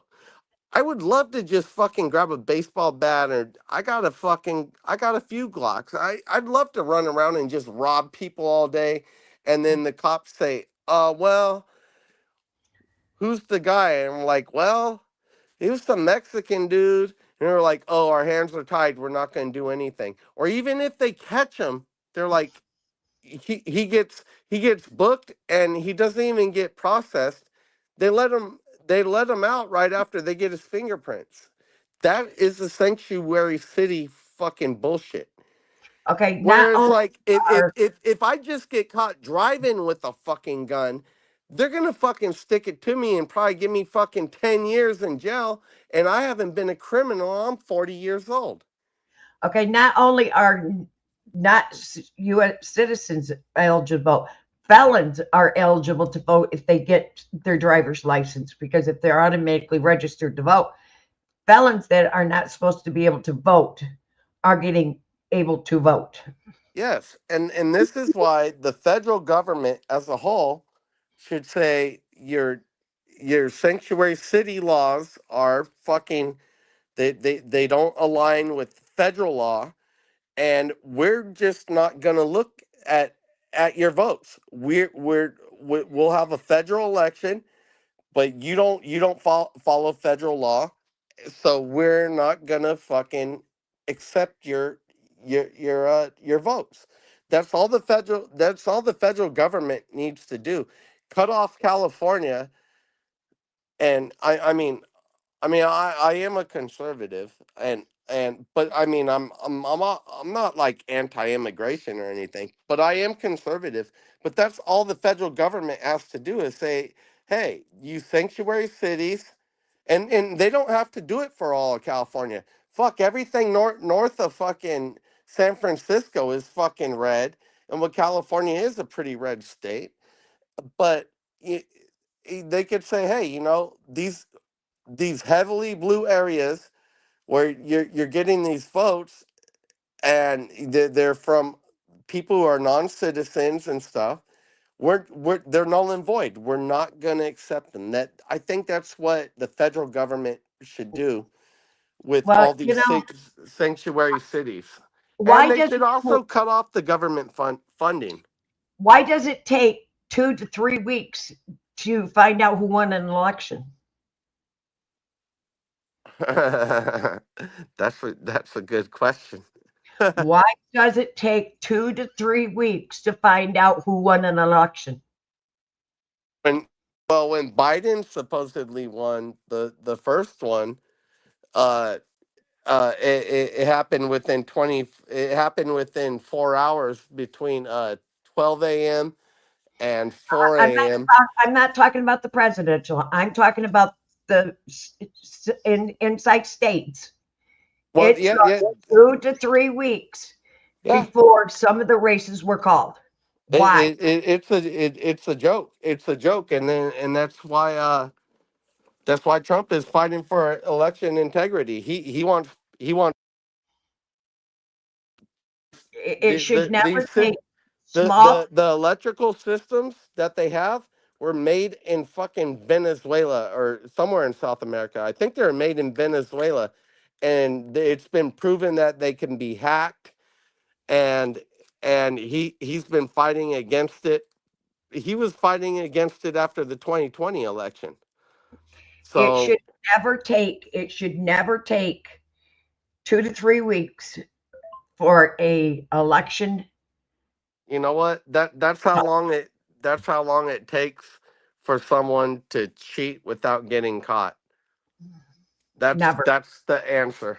It should never take that long for a governor race, a seat in a village or a town or a town council member to be, or a House of Representative. Because California, there was 3 weeks before a seat in LA County to be for House of Representative. That was the longest race, was in California. California and Arizona. California is probably the worst example of voting integrity. It's unbelievable. We watched it, and it was Yeah. unbelievable for seats to be announced. Unbelievable. Yeah, it's upsetting. It really is because what it does, it gives any voter, like it makes you weary and like you're not going to believe it. You don't believe in the system anymore. Yep. And it's funny because if California makes the law, New York makes the law. Yeah. New York makes the law, California makes the law. They flip flop. Yeah, and they have the worst laws, and I think most conservatives and a lot of the people who are becoming conservative now, they're growing a little older. Even within the past few years, they're looking at like states like California and New York stripping gun laws and stuff, and they're thinking, "Oh shit, I got my fucking ass beat and fucking robbed," and people want to protect themselves, and they're looking at 2 states basically controlling the whole Second Amendment, and the whole United States is looking at it like, even like I said, even liberals are like, what the fuck? Like, no, I like my gun. Or Californians who moved to Texas, they got shirts in Texas. They say, "Don't California my Texas." Well, I'm keeping Texas red. I'm still voting for gun rights and stuff like that. And yeah, the proof is in the pudding, the statistics and the numbers. Where there are more guns, there's less violence. Texas is not the best example, but it's a pretty damn good example of it. Whereas like they want to take guns away from everybody in Chicago. You can't carry, you can't protect yourself, and people are getting shot all over the place because it's the same old adage. Criminals ain't following the law, and they're not buying their guns at the fucking Cabela's, They never do.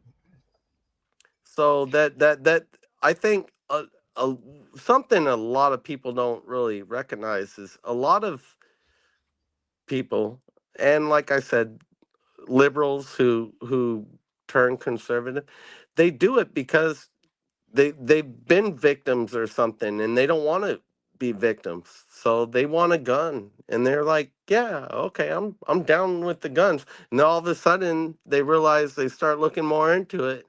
It's way more than the Second Amendment. We all have these rights, and they shouldn't be infringed upon. And that's the I don't think the Republicans and the right are fucking good people either, essentially. But right now, they're the better as far as it comes into protecting American rights. I think they're the party to go with, you know. And but I don't think they're great either, you know. They're a bunch of crooks and criminals, and that's why I said when I hear all this shit about Americans talking about, oh, there'll be a civil war if they keep trying to kick people out of the country. And it's like, it's not a civil war. We're all gonna fucking hug each other, and we're going against one person, and that's the fucking government. You know, that's a revolutionary war. That's not a civil war. That's what I think a lot of people don't understand is people will fucking come together when they realize that all their rights are being violated. And it doesn't really have much to do with immigration, or it has to do with the whole totalitarian thing of everything that the government does. Yeah. Anyhow, I've had a few drinks, as you can imagine. Yeah. What other channels you been on, Mama Bear? Where did I find you from? I'm not sure. I'm not either. Okay. Why aren't we seeing the conservatives standing up? They're having their voice heard. Well, speak louder. Is the mainstream media just not showing? Well, here that's the funny thing. The mainstream media will fucking always say, "Oh, we got right-wing conservatives, these gun-toting conservatives and shit."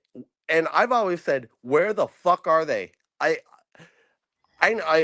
lot of conservatives I know, yeah, we got a lot of guns and shit, but I never seen no gun-toting conservatives running around, and I will tell you why, because they're at fucking work. They're at work. They're trying to get to work. They're trying to get through your fucking protest so they can get to the fucking job and go to work.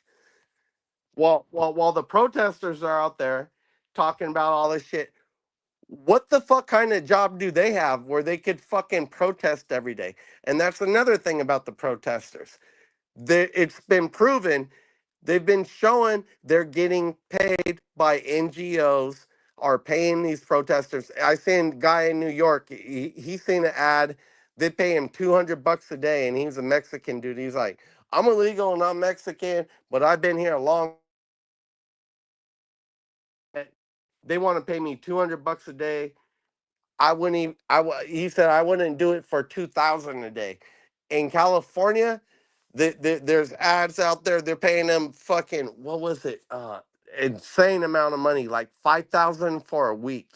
$5,000 for a week. These NGOs, and these NGOs get money from the federal government. That's the type of shit Elon Musk was trying to shut down. So, yeah, that's why you don't see all these gun-toting conservatives out there protesting, and or what do you call it, anti-protesting, or protesting against the other people, because they're just trying to fucking go to work. That's why. That's the fucking truth.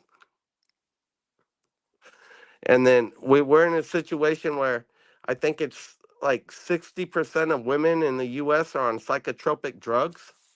That's fucking insane. How can you even listen? How can you even listen to a woman if 60% of them are on some sort of psychotropic drug for a fucking mental illness or something? How can their opinions be? And this is men too. Men are on them too. They got everybody on fucking psychotropic drugs, man. How can you listen to a man or a woman in today's society if over half of them are on some sort of fucking drug? You're gonna let the fucking, it's like, what do they say, handing the keys to the loony bin, you know? It's like over half the US is the loony bin. Yeah. Do you know Robert Mack? It sounds familiar. You may have subscribed off Robert Mack because Robert Mack's in California. I don't know. I watch Jesse Lee Peterson. Nope. No. Shit. What about Northwoods? Yep. Northwoods. Yep. Yep. That's Northwood's part of our group. Yep, Northwood's part that's group. where I found you, probably through Northwoods. And I think on an earlier stream I was down in Texas and we were talking to I was on Northwood stream and we were talking to a fellow from I think New Mexico or Arizona, and he's a native and he does like Four Corners. Four 4 points. You said 4 points. Four Corners, fist in the air. Yeah. Yep. Exactly. That. Four Corners, fist in the air. Yep, he's part of us too. Yeah. That's how I found the channel. We support 1A auditors, and we stream a lot of their streams to get them out. Yeah. Eyes on the Audit, and Vigilante Media. We stream them and we push out their algorithms, and we get them out more. Yeah, I always thought it would be fun to do, but then I was thinking, yeah, I'm kind of old. Well, I'm over 40, and I'm like, man, I'd like to do this. I'm not an anti-cop guy, but I like good policing. I like, and I watch a lot of the audits, and I get so sick of seeing like bad cops just trying to trample rights, and I've had it happen to me several times. But I've also ran into, but it's like 50-50. I've had like good cops, back when I was younger and I got caught like maybe smoking weed in the car, and it was the older cops. They were like, "Hey man, what the fuck are you doing?"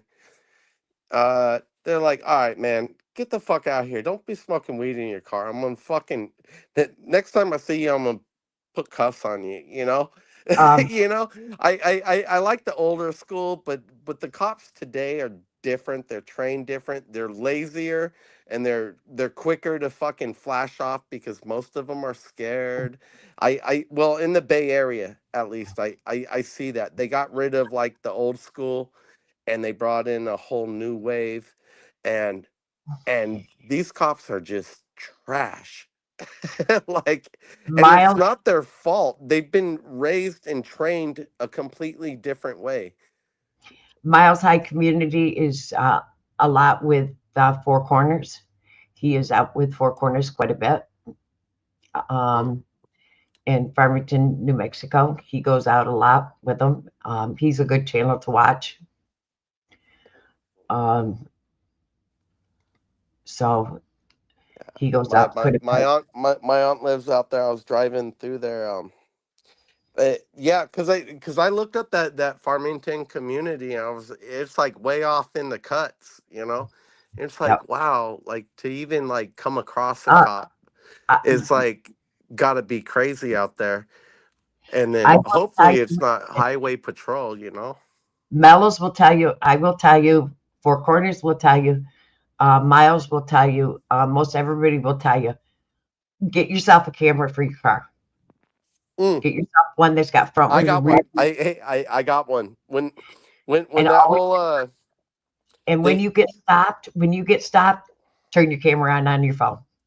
Video. You know what? Like I go through the Bay Bridge like every day, and I got my camera up there, and then there'll be like 4 cops like on motorcycles, and they're like looking at people. They usually bust people who are like smoking weed, like stuck in traffic, and they're like smoking weed, and they're like, and they just beep beep and like pull them over to the side. But I've seen a lot anytime, of guys look at me, and I'm in California, yep. and I think they see the camera, and they're just like, "Fuck it," like they don't even want to deal with me. No matter who you are, where you are, always record the police. hmm I think they see the camera, and it's like a deterrent. Also, not only that, like with the No, no, no, insurance. no, no, no, no, no, no, no. Do not think that. Do not think that way. Well, I don't think that, but my cameras are always on. But I think it is a deterrent. I think they see the camera and they're like, "Fuck this." They just don't even want. They'd want to look for something, but they don't want to deal with being filmed. They don't. They really don't. You're thinking the wrong way. You're thinking the wrong way. Mellows, that's the wrong thinking, because if you think that's a deterrent, you're wrong. And the first thing you say to them is your body camera on. Yeah, I got you. I got you. Because if you think that's going to stop them, Mellows has seen it before. Because the first thing they're going to say to you is you can't record. And I will tell them, is that a law? Am I right, Mellows? When you come across a corrupt police officer, the last thing he's worried about is your camera. Because they'll throw it on the ground and smash it. Yeah. Well, first thing I'll tell them is it's streaming.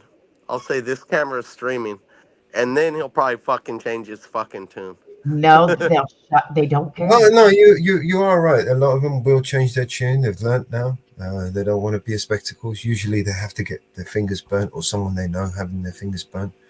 They're usually the ones that have had a memo or been pulled up by the supervisor and said, look, they can record you, leave them alone, don't do this, otherwise you could, be sued and all this shit. So they've had the meetings and they've had their conversations.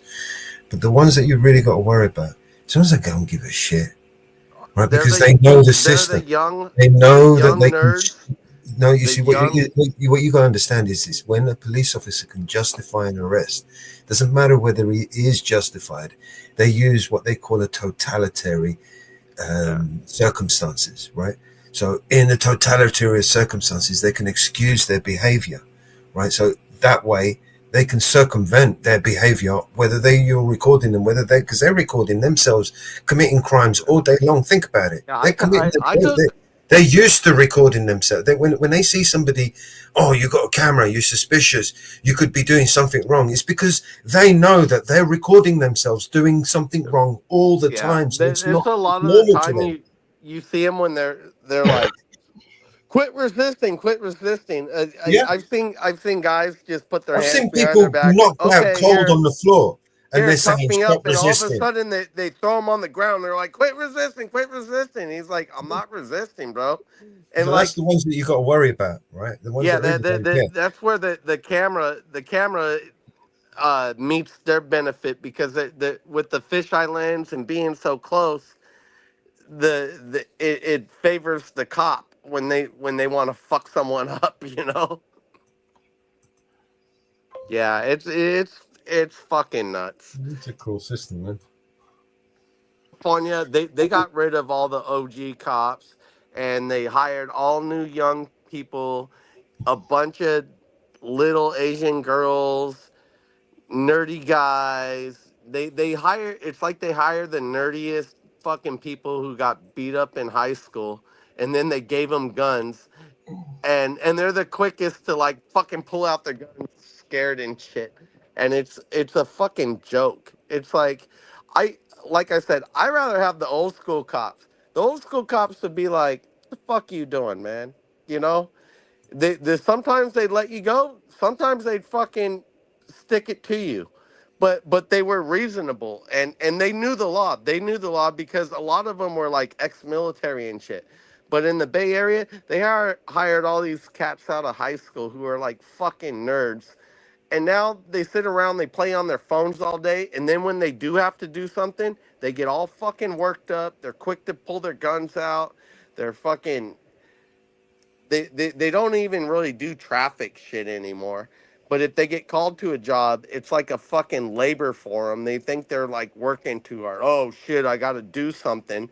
So when they get there, they're already fucking, amped up. It's like that's how Oakland has become.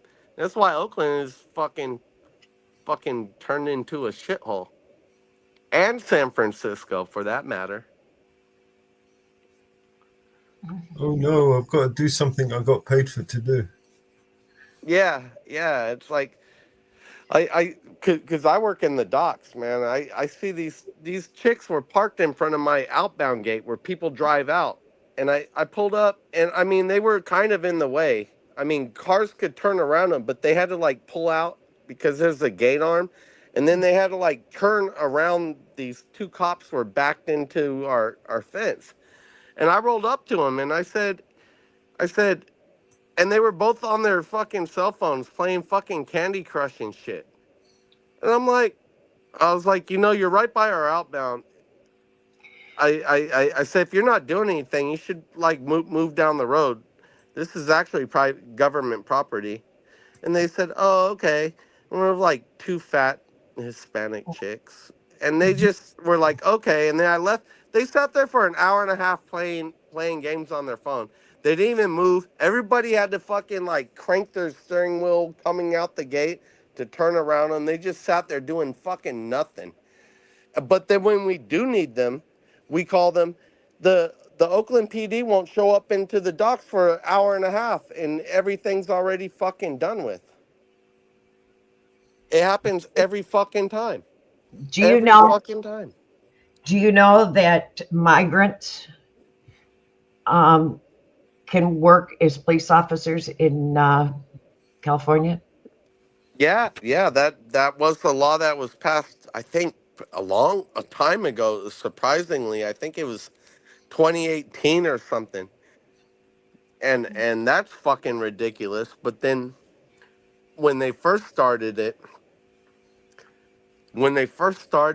like the first few months, there was an Indian guy who got all touchy-feely with some suspect, and then I thought they were gonna stop it, but then I think they kept it going.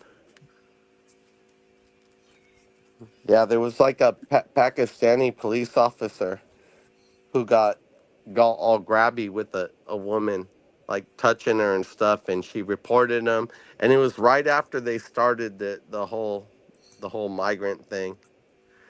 But I ain't getting pulled over by no fucking migrants. I don't know. If I get pulled over, that's another reason why I got the camera. Fuck it. Just, hey, yeah, I'll put the camera right on your face. What are you gonna do?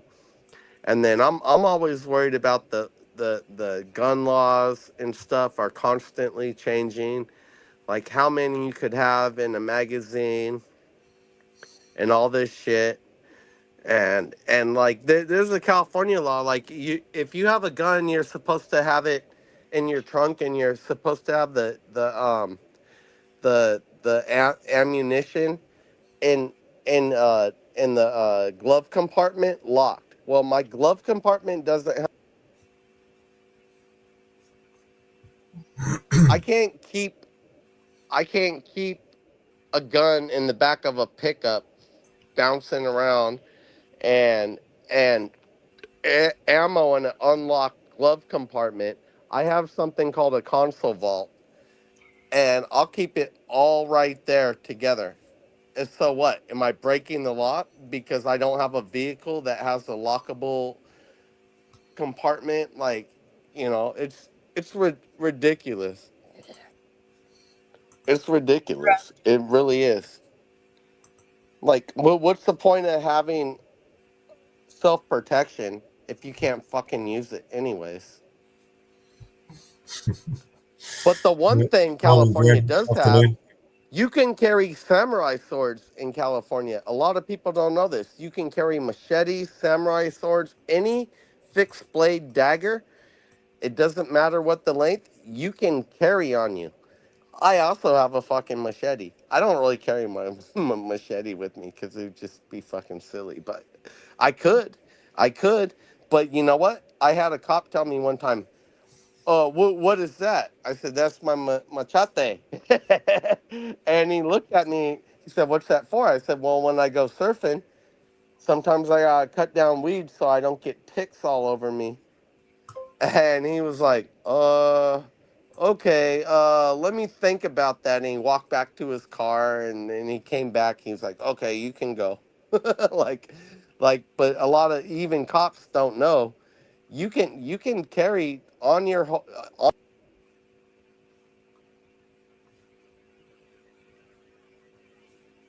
size fucking blade of any size as long as it's fixed blade. What they don't like is switchblades. They don't like little blades. But you can carry big, full-size blades, and the cops will still try to fuck with you, but you can do it lawfully.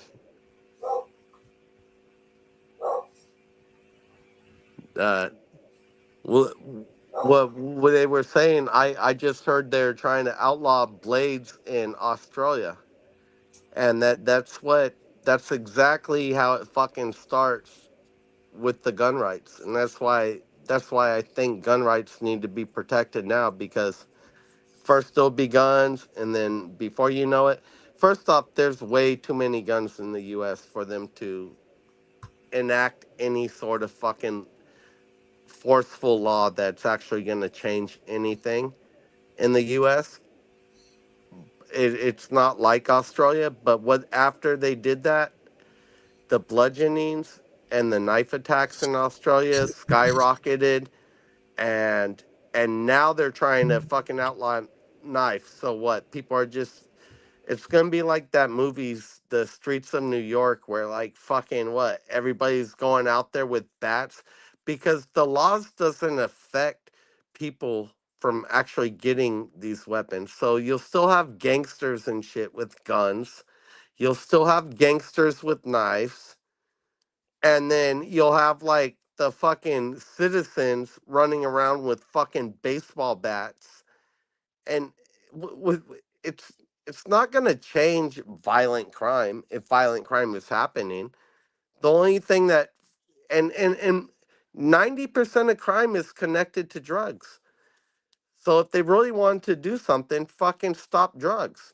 Put a fucking life penalty on anybody caught with drugs. And then you'll see a bunch of fucking lowlifes fucking leave the citizenship and move to the fucking the fucking jails.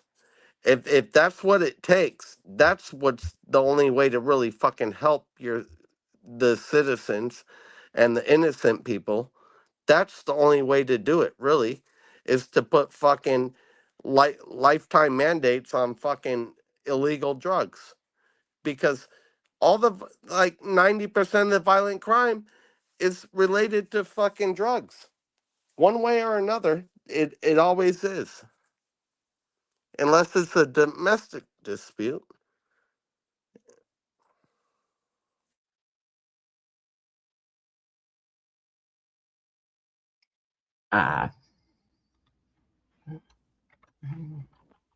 In my opinion. I'm sorry. Like I said, I've been drinking. I don't want to talk too much. I'll get off here. There in the chat is Miles's channel. I'm looking at what this, more people die by blunt force trauma or knives over firearms. That's, yeah. Hi, Anarchy. It's like vehicular. It's like, we gonna outlaw cars? No. Guns don't shoot people. People shoot people. Okay, Miles, shut your camera off.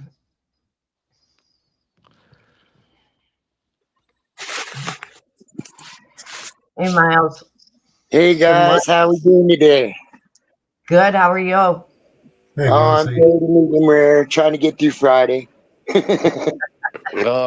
Friday. Thursday is my Friday, so let's go. Let's go. Yeah, well, no, I'm working on my Friday. Friday's Friday for me. Mm. Yep, it's the weekend.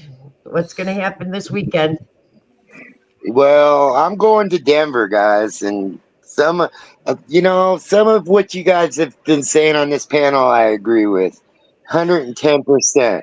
But at the same time, those Republicans that are condemning all this, they're hiring those immigrants, guys. They want us to be separated. They just hide it. And I agree with the voting thing. You shouldn't be able to vote. Our tax dollars, because I'm a working man, I pay taxes. They should go through the same woes as us. But some of these people have been here for years, and I know for a fact because I work with a lot of them. And the agitators, they need to stop doing these riots and spray painting and all that, because that's not getting their message out. But this is one thing. There was an immigrant from Mexico standing out with an American flag, and I forgot what channel I saw it on, saying, look, America is a great place and we shouldn't be doing this. So I think both sides are just putting us at odds with each other because that's what they want. You know what I mean? On all this issue. For sure. I mean, I agree with everything you just said. And we as Americans, we're compassion. We're full of compassion. And this next wave of immigrants that came through, I don't agree with, just because of the fact America puts a lot of humanitarian aid out there. The problem is it's so corrupt that it doesn't get to the people, and it's used as leverage against countries as well. You know what I mean? So It's those NGOs, these non-governmental organizations, man. They're flowing money into all these issues, and like,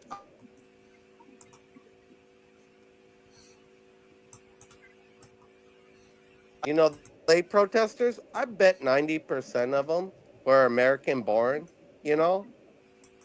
So and they're waving the Mexican flag, and it's like, you know what? You're a fucking white boy, basically. Like, you're yeah, no, I don't agree with them burning the flag, and they should fly the American flag as well. I agree with that, guys. But at the same time, some of this issue, they want us to be divided on this. And I'm I don't. sorry, the orange man militarizing things, I don't agree with either, because that's not America.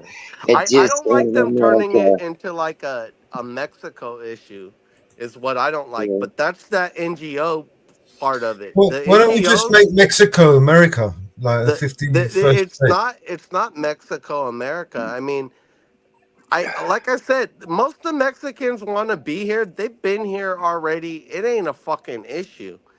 It it Yeah, it's it's a lot of other shit. Other people coming from other countries and shit. But this next wave is not people from Mexico for sure. Like, we've always done commerce with Mexico. America's always done commerce, and they go back and forth. I mean, like Juarez and El Paso is a perfect example of a border city. Half the oh shit, family lives in Mexico, and half the people live in America. I got a friend that half of his family's American citizens, and half of them are yeah. Mexican. You know what I mean? So Yeah, my like I said, my brother is illegal, but he somehow got one of those he got a social security to work, and I'm glad he did. I'm glad he did because they got a fucking baby now. I'm an uncle. I'm like, well, fucking okay, I love the guy. I don't think they'll go after him. He actually he's like a citizen. But there was something that Tom Holman said like months ago. The ICE guy, he was like, "Look, we're going after." They started out saying, "Hey, we're going after criminals," and then he's like, "But if you're blocking us from catching the criminals, we're gonna catch a lot of people in between if you're trying to block block us from catching the person we're looking for." And that's what happened in LA. That's what happened in LA. ICE was like, "Oh, you can't do this. You can't." The protesters and the real illegals, while they're going after the actual criminals, getting in their face. Oh, you can't do this. You can't do that. And that's kind of how it turned into a situation, because he straight up said, "If you're blocking us from catching the guys we specifically are looking for, we're gonna catch you along the way. It's just gonna be a big fishing net." And if you're a criminal, you better go back to your country, because on the way to catch you, we're just gonna catch a bunch of other people if you draw a scent to them. And that's exactly what fucking happened. That's exactly what happened. Well, That's I could what. say this for sure because I'm in Denver, so I see a lot of it, man. Just like you're in California, you see a lot of it as well. And I could say this is the people that are hardworking that's been here for years, they don't want the criminal element. And a lot of them are taking matters into their own hands, you know? I mean, I see it firsthand, guys. And again, I work with these people. But at the same time, me being American, it's kind of our fault because a lot of us Americans think we're entitled. You know, very few in the trade are American, any trade. I'm an electrician, and they refuse to pick up tools. They refuse to help My best buddy's an themselves. You know what I electrician. mean? You know, they refuse. So we kind of put ourselves in this position where I think it's unfair to them. It was okay for these people to come over and help us with like the restaurant work and jobs that people think they're too entitled to have here in America. And then we give them these jobs. Now the building's slowing down, all this stuff slowing down. Now, F you, you're out of here. You know, I don't know, man. It's not an easy Is some of issue. that because of the pay? They're being underpaid. Well, that's another thing. Yeah, I'm glad you brought that up, Mama Bear. How about these contractors and these people that are hiring these illegals? Why aren't they getting charged? Because they're part of this problem as well. You know, like, yeah, you're completely right. Like, I know of several companies out there that got these illegals, stuck them in a house, you know, and they're right about, you know, owing the cartel's money and the smugglers' money. They put them in this house, take most of their money, and if they get hurt, they disappear. I've seen it, guys, firsthand. And But these contractors are underpaying these illegals. oh yeah, you know, not all of them. There's good contractors out there. Don't get me wrong. You know, they do Yeah. things the right way. But yeah, for sure, there's people that grab a group of them, stick them in a house. Okay, you're gonna work and So take. I'm telling you, 90% of their pay, guys. Why yeah, they're saying, oh my guy in Texas, my gardener. We met him because word of mouth. Like he came up and knocked on the door and said, "Hey, I do gardening." My wife talked to him for a bit, and he came up with a better price, and he shows up all the time, and he had three guys working with him, and he lost two of his guys. I don't know if he's illegal himself, but I mean he's hella cool. I was in the backyard laying like pavers and stuff for a garden bed and stuff, and he's like, "You need help?" I was like, no, I got it. He's like, let me help you. And like, we started doing it together, and we worked together. And, yeah, I just slipped him $50. Now, a lot of these guys, the one thing they say, like the NGOs are like, oh, they pay this much in taxes and shit. That is a complete false. Like most of the jobs, if a person is illegal, most of the jobs they're doing, they're getting cash money. They're getting cash money. That and they're making good money too. in I'm some I cases, though, some of these people here, they're using fake social security cards, you know, and on that end, I mean, their benefits outweigh what they're paying, but a lot of these people are paying out of their check and they yeah. don't file taxes because they're scared. I mean, there's that group of people as well. Well, I yeah, mean, I don't know. There's no easy yeah, solution for those people. I looked at my brother-in-law's social security, and I was like, what is this? Because it was the social security, but it had like like a disclosure on it. It's like it was like for working or something, and it was issued by the U.S. government, and they said the Biden administration administered like 4.5 million of those. So he must be one of those guys who got one of those, and I'm glad he did. I hope that doesn't subject him to like deportation, because he has been here like a lot of years trying to do the right thing, and he doesn't have any criminal record or anything. But before like straight deportation, I don't think I think they talk about the families getting ripped apart.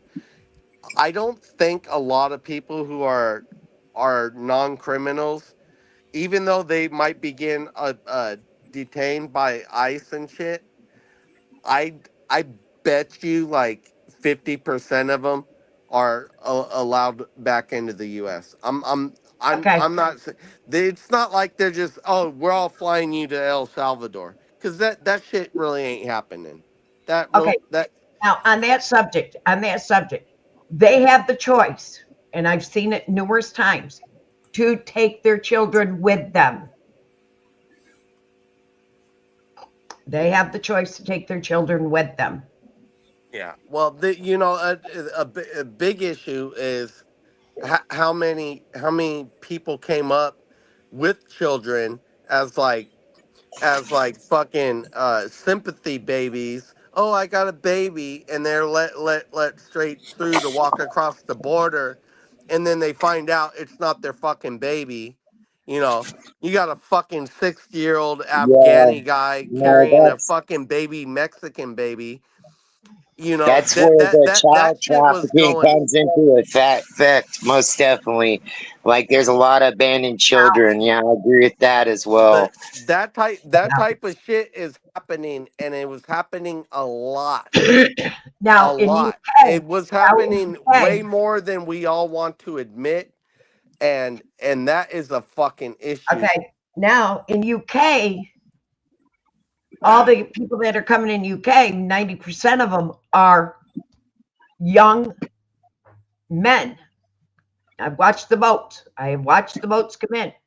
Oh yeah. They are UK. Now here, yeah, we're talking about a lot of them are working, but in UK they are not working. Yeah. Well, there's some that aren't working here, Mama Bear.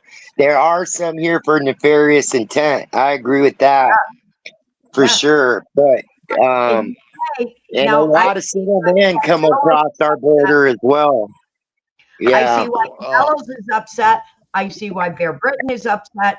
I see why the Grim Reaper is upset, and then we're upset because we just witnessed in the UK a house blow up because of illegal activity going on. It almost cost a family's life. And we witnessed it, and we all helped fundraise for this family. And thankfully, Bear Britain, he went to work, came home from work, drove around and collected stuff for this family. And, there is activities going on, and they're put up in houses in UK. And housing in UK is very expensive. It's expensive. Very, very slim. And, and I work and I talk to Mellows every single day. And I see the struggles going on in the UK. And it's not fair to what's happening in the UK. Ireland is right now rioting. I'm a white dude in San Francisco who's conservative. I'm a fucking rare breed. And we aren't seeing what's going on in UK. We are not having what's going on in Ireland. What I'm because saying is they are burning in Ireland. They are burning homes. What? Yeah. Well, have you seen Sweden? Sweden has been overtaken. Their we'll say grape. Their grape rates have gone up like 2,000% since Germany, they let they are protesting. people. Germany. Well, it's going on all over Europe. The Yes. problem is it's part of this EU, which are globalist, whereas they kind of just pay money. They put money in the fucking pockets of these politicians and then say, we're going to do this. And the politicians look the other way while their countries get destroyed. That's what's happening. Hey guys, look, I'm sorry, Mama Bear. Hey, I gotta get going because I gotta go do the grind. But I appreciate this talk. I guess the only thing I could say, and he mentioned something. I'm sorry, Drunk or whoever's on here. I can't see his name. I think it's Drunk, but it's, and I don't mean that disrespectfully. It's the elite that's separating this, guys. And if you don't think the Republicans are not hiring some of these illegals, you're fooling yourself. You're really fooling yourself. Yeah, all sides are to blame. I agree, brother. And until we get civil solutions and get these politicians that think they're entitled all over the world, we're not going to solve anything, guys, if we don't look at the real facts. Every party is to blame. Yeah. But Mellows, Mama Bear, thank you again. It's good to see you on the air for sure. And Drake, nice meeting you. And hopefully we could get. But I'll be recording tomorrow. I'll be out there tomorrow in Denver. So you sound familiar. I'm pretty sure I follow you. He is part of Four Corners. Yeah, I'm pretty part sure of the community that wants positive change. And Mama Bear and Mellows, you're the best for sure. Thank you, Harry. Always a pleasure to see you. Take care, guys. Take care.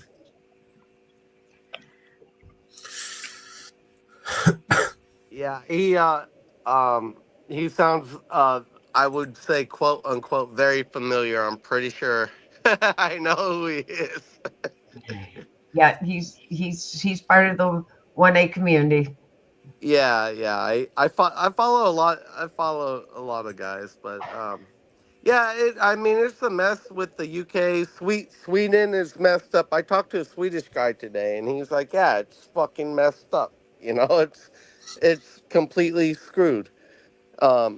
You know, the nicest countries, the most passive countries will be the first to be taken advantage of, you know, with you know, and it doesn't only have to do with, well, it has to do with world population. The population is growing. I mean, people want to go somewhere, but you know, if they had a national pride, they would stay in their country. But you know, a lot of countries are failing, and I don't see that why the U.S. is not the most failing. Why it should be the bastion of hope. It's not the 1800s, you know. We're failing too.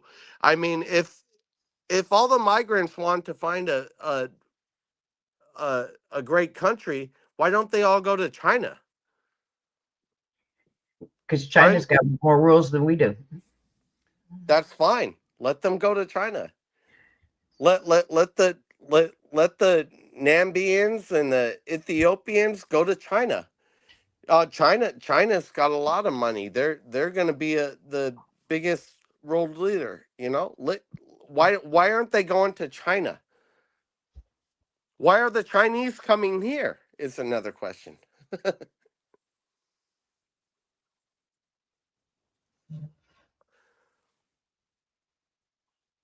Yeah.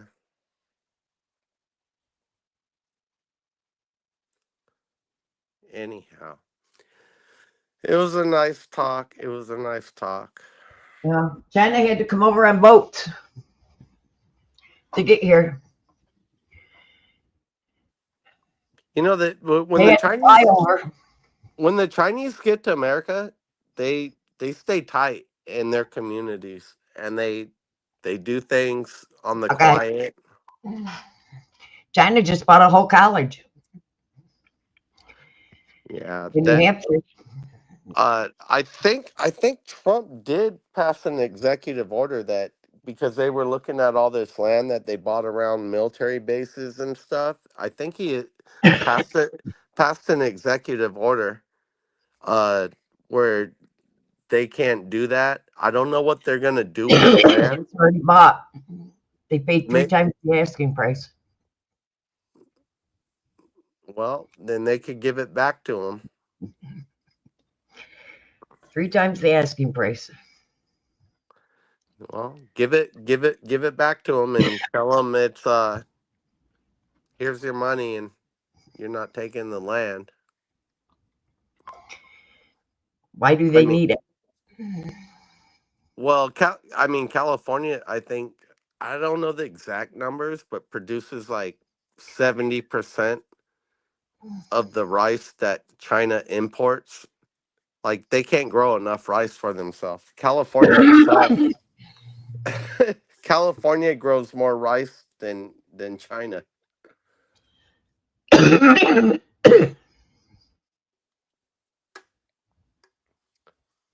could be wrong about that, but I'm pretty sure they produce a lot of China's rice import at over 70% because they import rice even though they have plenty of land.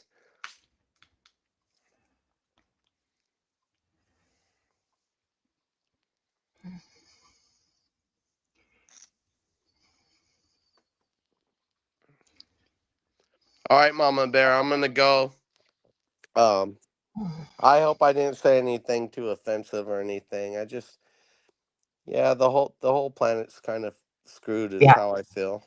And it was a nice talk and I'll hop on the next live. Do you just do it randomly?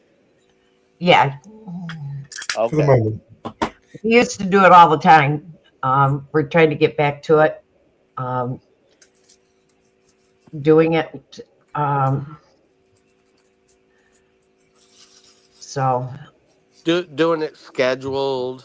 Yeah. Yeah. It helps. we're working back into it.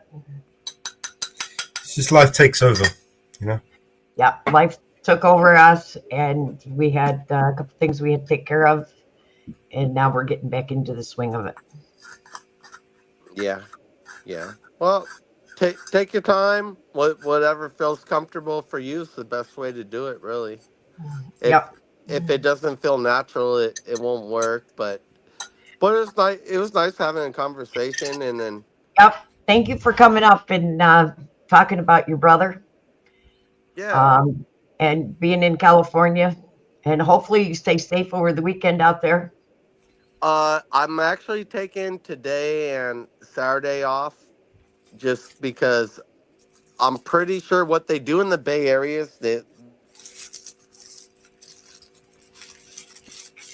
they'll shut down that Bay Bridge, and I wouldn't be able to go anywhere anyway. So I'm taking 2 days off, just because I don't want to deal with it. You know. Yeah. I don't want to see it. I'll watch it right here on the interwebs. Front row seat, popcorn. Yeah. Yep. You know a good idea for popcorn if we are all gonna be watching the chaos.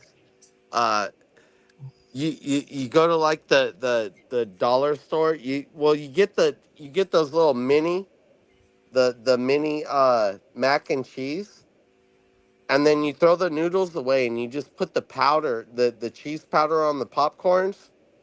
You fucking golden. I'm telling you. Shake it up a little bit. Golden, brother. Yeah. All right. Well, be safe the next few days. Yep. Maybe too. we'll hear back from you on Monday. Well, You got it. Thanks for joining us, mate. Take All care. right, mate. Later. Bye.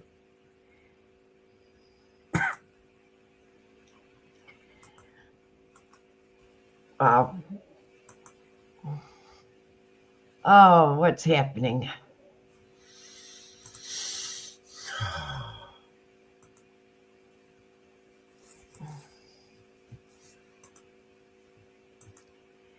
What is happening on the streets? Back the blue till it happens to you.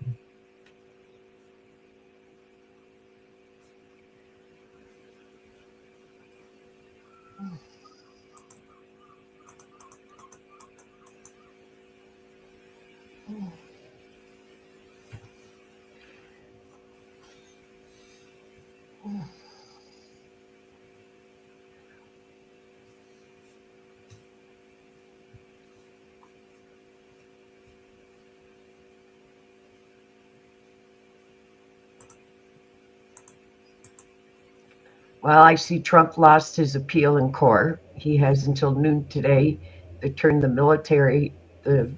National Guards back over to Newscomb.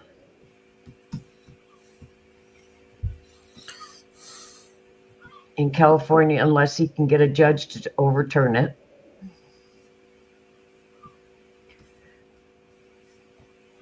So that means all the National Guard will be taken out of LA for the weekend.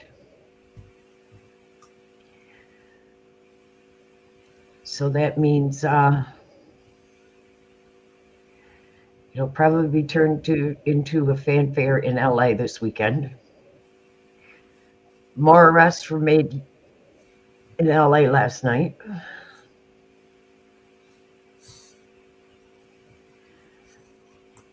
So that'll be interesting.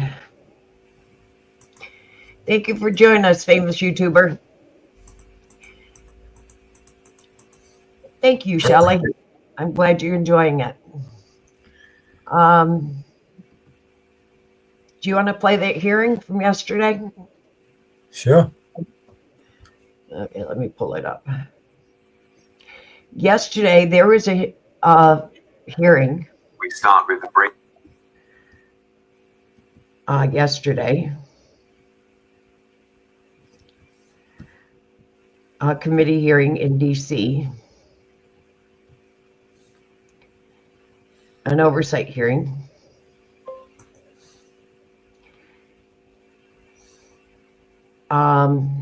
It was an interesting hearing.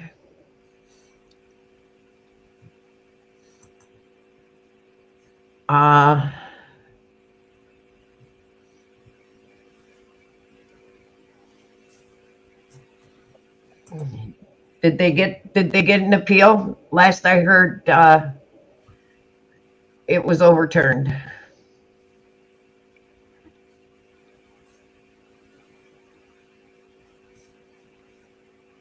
So unless they got a judge to overappeal it,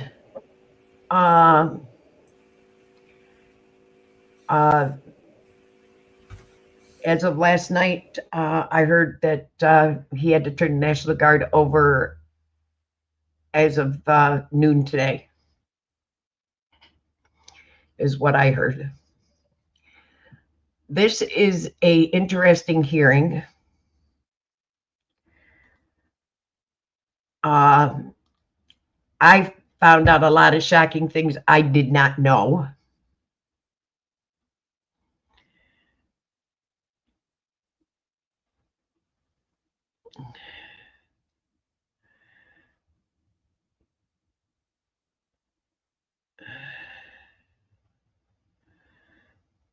Oh, Ninth Circuit Court blocked it, huh? Wow.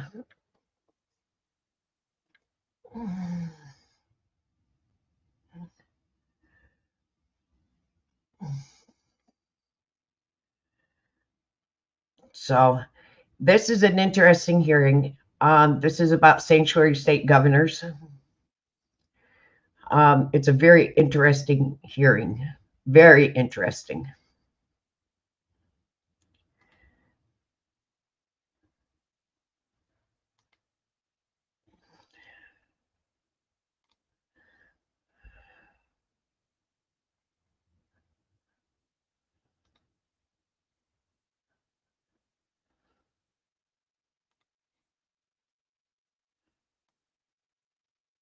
Hearing of the Committee on Oversight and Government Reform will come to order. Want to welcome everyone here today. Without objection, the chair can declare a recess at any time. I now recognize myself for the purpose of making an opening statement. Good morning. Today, the House Oversight Committee will continue to examine the consequences of reckless and dangerous sanctuary policies that jeopardize public safety. 3 sanctuary state governors from Minnesota, New York, and Illinois are here to testify under oath about why they allow criminal illegal aliens to roam free in American communities. Let me be clear. Sanctuary policies do not protect Americans. They protect criminal illegal aliens. That is a fact that the Abraham family knows all too well. With us today is the father of Katie Abraham, Joe, and Katie's stepmother, Michelle. In January of this year, Katie was tragically killed in a car crash near the University of Illinois in Urbana. Urbana, like the state of Illinois, is a sanctuary jurisdiction. Katie's killer was a previously deported criminal illegal alien who was driving drunk. He fled the scene and the jurisdiction and was later apprehended by the U.S. Marshal Service in Texas. Katie was just 20 years old. She had a bright future ahead of her that was stolen from her and her very loving family. The illegal alien who took Katie's life should never have been allowed into our country. This was a preventable crime. Unfortunately, there are too many instances where criminal illegal aliens have harmed Americans. Behind me are photos of some of the many criminal illegal aliens that have been captured in Illinois, Minnesota, and New York. These criminals have been convicted of crimes, including vehicular homicide of a woman, sexual abuse of children, slashing a victim with a machete, and carjacking, among many other crimes. It's absolutely sickening that sanctuary jurisdictions seek to protect these criminals rather than protect Americans. Instead of putting America first, the Biden-Harris administration deliberately dismantled the border security to unleash the worst border disaster in American history. Their radical policies allowed millions of illegals to flood into our country. Americans voted to end the Biden border crisis, and President Trump has delivered on his promise to secure the border. He has taken bold, decisive action to restore our sovereignty and make America safer with each passing day. And here in Congress, we are working to pass the One Big Beautiful Bill to fund U.S. Immigration and Customs Enforcement so it can carry out the mass deportation of criminal illegal aliens. Despite President Trump's efforts to secure the border and enforce the law, Democrat-run sanctuary cities and states are siding with illegal aliens. For today's Democrat Party, it seems unlimited illegal immigration isn't a failure of policy, it is the policy. And that agenda is being pushed at every level of government. And this comes at a steep cost to public safety, strains law enforcement resources, and imposes a massive financial burden on both federal and state taxpayers. That's not just bad policy, it is a serious oversight failure. Congress must confront this absurd reality. State and local officials are actively undermining federal immigration enforcement, even when it's aimed at making their own communities safer. It's time to determine what legislative action is needed to stop this subversion and restore the rule of law. It's growing more and more absurd every day. In recent weeks, we've witnessed a Democrat senator who traveled to a foreign country for a wellness check on a foreign MS-13 gang member and now indicted human smuggler that ended with a photo op and margaritas on the rocks. The fervor among Democrats to take the side of illegal alien criminals grew so strong that I even had to deny a written request from members of this very committee to go on a taxpayer-funded junket to visit with this same MS-13 gang member. Earlier this year, I launched an investigation into the radical pro-illegal immigration policies of sanctuary jurisdictions. At an oversight committee hearing with some of our country's worst sanctuary city mayors earlier this year, the public was able to clearly see how they care more about illegal aliens than their own citizens. They have pledged not to cooperate with federal law enforcement officials, not even to hand over criminals in their custody who were originally arrested by their own local law enforcement officials for crimes. The absurdity does not stop there. Several of those local officials pointed the finger to laws and policies that their state governments put in place.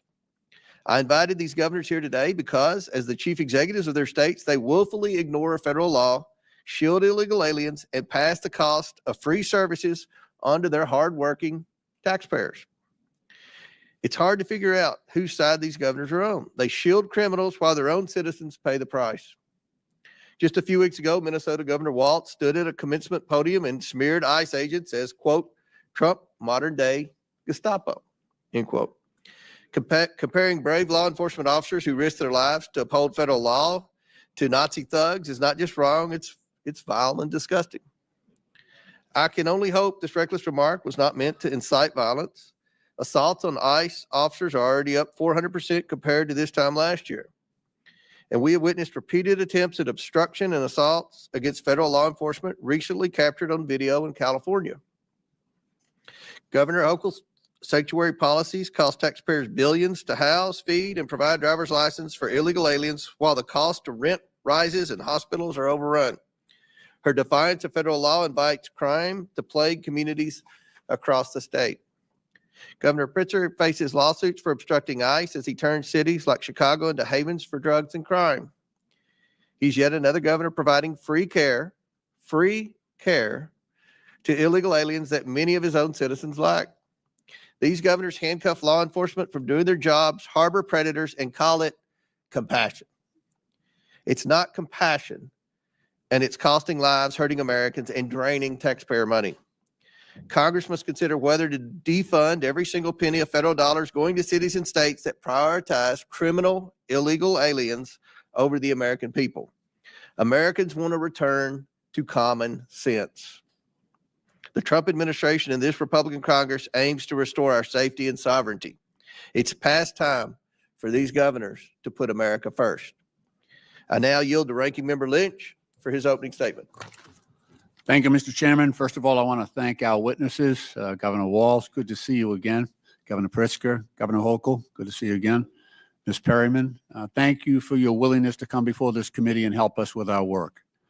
At this very moment, as we sit in this hearing and at the order of President Trump, the National Guard are on the streets of Los Angeles and active duty Marines are on their way. At Trump's order, Californians are now forced to navigate an active military zone in their midst as they try to go to work or decide if it's safe to send their kids to school. And because of Trump, no American city or state is safe as he lays this groundwork to take his militarization playbook nationwide. 2 days ago, he confirmed that he is considering invoking the Insurrection Act to expand the deployment of active duty military forces against civilians across this country, preparing for a future in which dissent is met with armed force and the machinery of war is turned inward on the American people. If unchecked, this marks not just a threat to our most sacred civil liberties, but a violent blow to American democracy itself. Last week in Los Angeles, peaceful Americans came out to protest the administration's cruel and illegal mass deportation operations in their neighborhoods.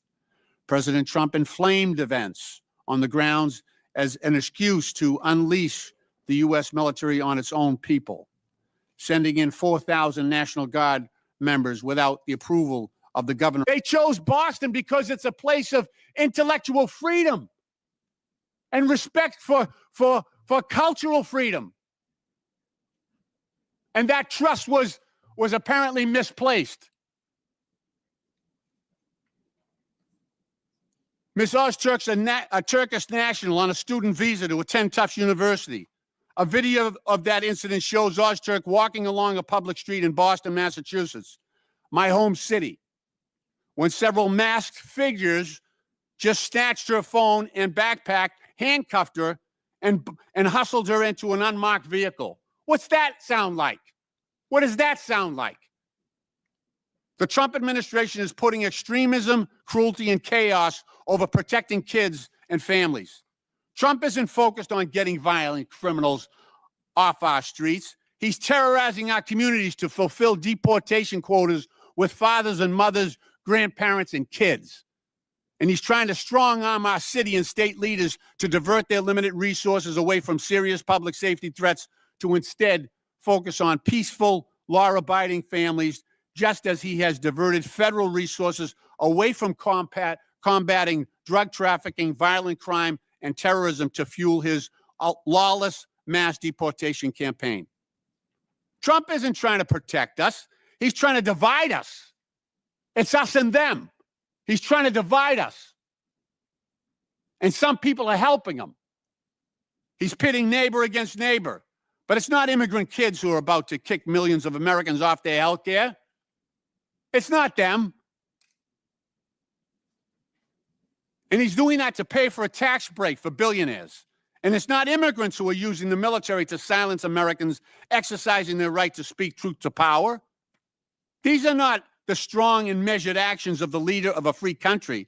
They are the ruthless maneuvers of an aspiring autocrat hell-bent on consolidating power by any means necessary. This is disgraceful. It should not happen in this country. This is wrong. Deploying the military against a civilian population is wrong. And if we don't step up, this will continue. If we don't step up and declare what is right under our Constitution, then other cities, other citizens will meet this same fate. I'm proud of my Democratic colleagues who are willing to stand up to this thuggery. Trump is a wannabe gangster, and he's showing the world what he's about. And I'm proud. You know, my dad served in the Second World War. He fought the Nazis in Northern Africa. He fought the Nazis on the Italian peninsula. And I think he's looking down right now and he's happy that I'm fighting today's Nazis. He's proud of that. We all should be. Mr. Chairman, I yield back.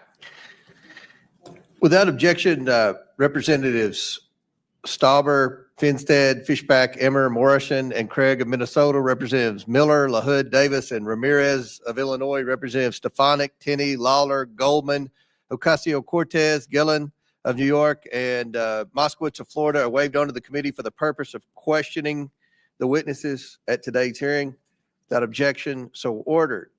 Our witnesses today include the governors of 3 states.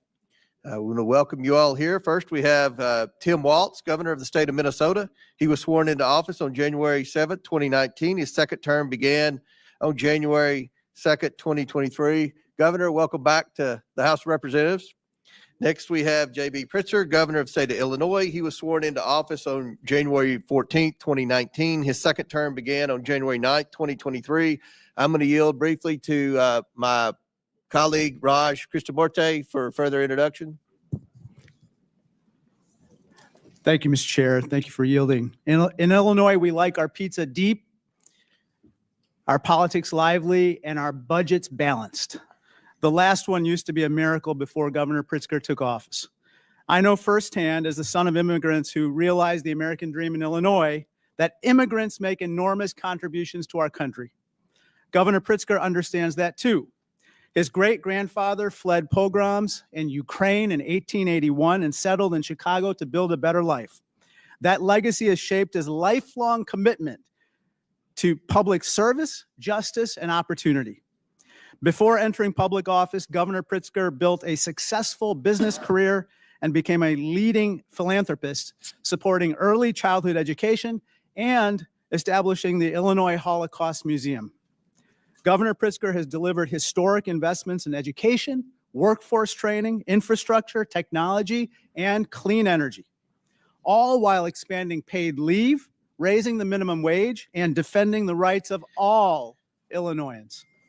Governor, thank you for your leadership and for joining us today. Yields back. Next, we have Kathy Hochul, governor of the state of New York. She was sworn into office on August 24th, 2021. Welcome, Governor. And finally, we have Sky Perryman. She is the president and CEO of the Democracy Forward Foundation. Thank you all for joining us. Look forward to your discussion this afternoon. Pursuant to Committee Rule 9G, the witnesses will please raise their right hand. Please stand and raise your right hand. Do you all solemnly swear to tell the truth, the whole truth, and nothing but the truth, so help you God? Please let the record show that the witnesses answered in the affirmative. Thank you all, and you may take a seat. We appreciate you being here today and look forward to your testimony. Let me remind the witnesses that we have read your written statement and they will appear in full in the hearing record. Please limit your oral statement to 5 minutes. As a reminder, please press the button on the microphone in front of you so that it's on and the members can hear you. When you begin to speak, the light in front of you will turn green. After 4 minutes, the light will turn yellow. When the red light comes on, your 5 minutes have expired, and we would ask that you please wrap up. I now recognize Governor Walz for his opening statement. Thank you, Mr. Chairman, Ranking Member Lynch, and members of the committee. I'm proud to be here today as the governor of the great state of Minnesota. Wherever you go in this country, people tend to want the same basic things: safe neighborhoods, affordable household goods, meaningful work, good schools. That's what my administration has worked to ensure for our people, and that's what we've delivered. Under our leadership, Minnesota has been ranked the 4th best state to live in, the 2nd best state to raise a family in, and the 3rd best state for jobs. And when it comes to serious crime, Minnesota has hit its lowest level in over 3 decades, and we consistently have lower violent crime rates than the U.S. average. Now, we have a broken immigration system in this country. I think everyone in this room agrees with that. But nothing Minnesota has done to serve its own people stands in the way of the federal government managing border security and policies. While you've convened this hearing to explore the issue of so-called sanctuary states, Minnesota is not even a sanctuary state. Minnesota legislature has passed no such bill making Minnesota a sanctuary state, and I have signed no such law. Minnesota cooperates with federal authorities in a number of ways. When there's a convicted felon in our prisons, we ask about their immigration status.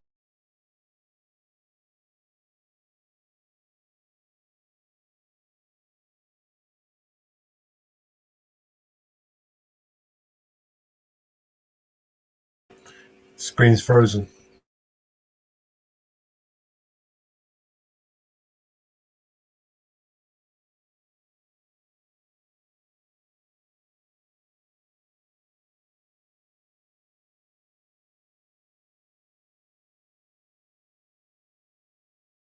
I visited the southern border and voted for bills that would have increased funding for Border Patrol, made it easier to hire qualified agents, and deployed advanced technologies to the border.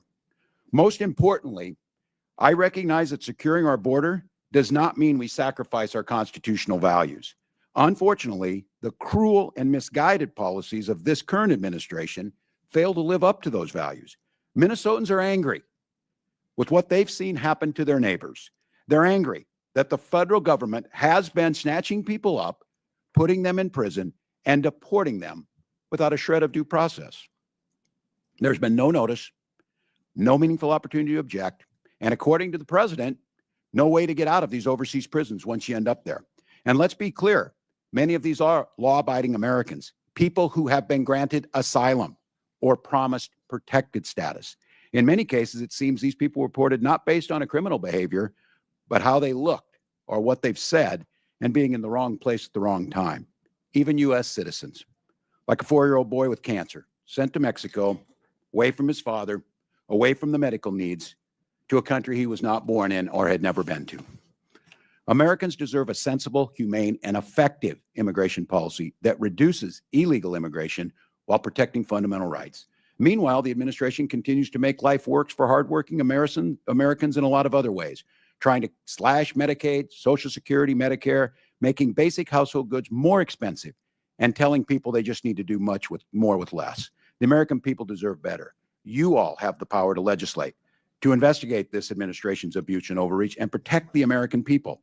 And I have to say, I'm disappointed. At a crucial inflection point in our nation's history, Congress is choosing to spend its time trying to cast blames on states like Minnesota that have no hand in creating this crisis.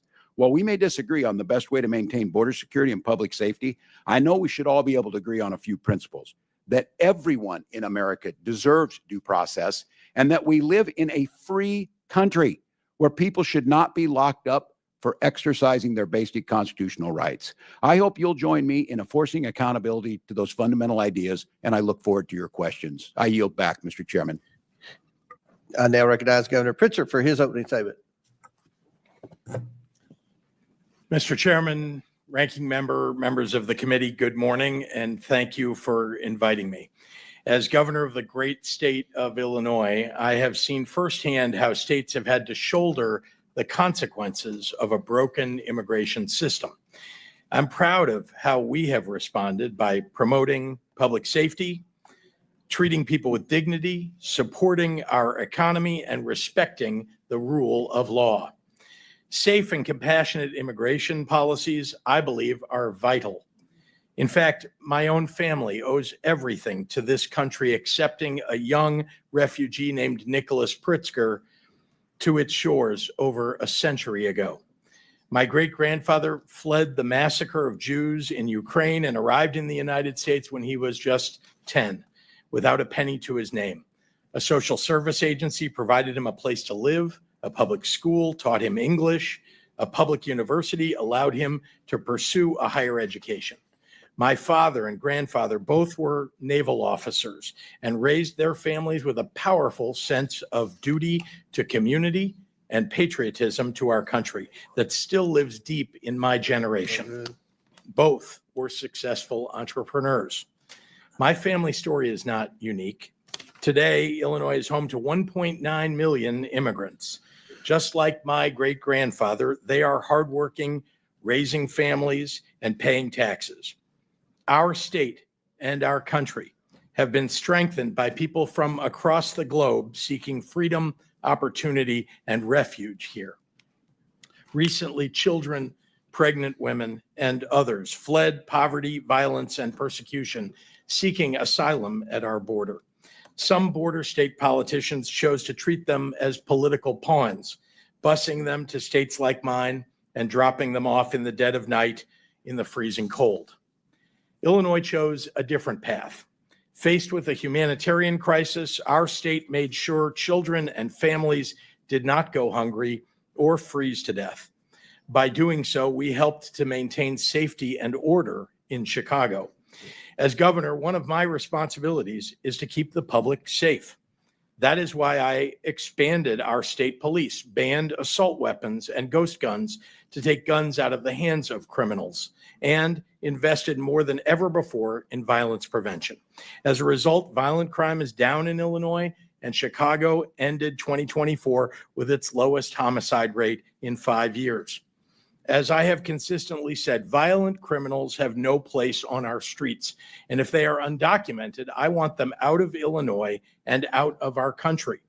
And as we are reminded in Los Angeles this week, we can all agree that violence of any kind, whomever it is directed at, is unacceptable.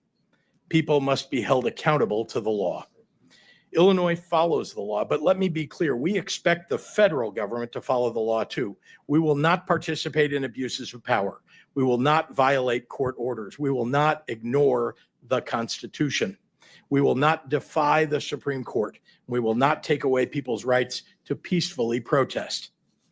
We also respect and expect this administration to respect the traditions and legal precedent that dictate how and when our National Guard and military are deployed. As governor, I've had to make the difficult decision to call the Illinois National Guard into service. I have always done it in partnership with my local governments and law enforcement, and with deep and abiding respect for the sacrifice I was asking of our volunteer armed forces.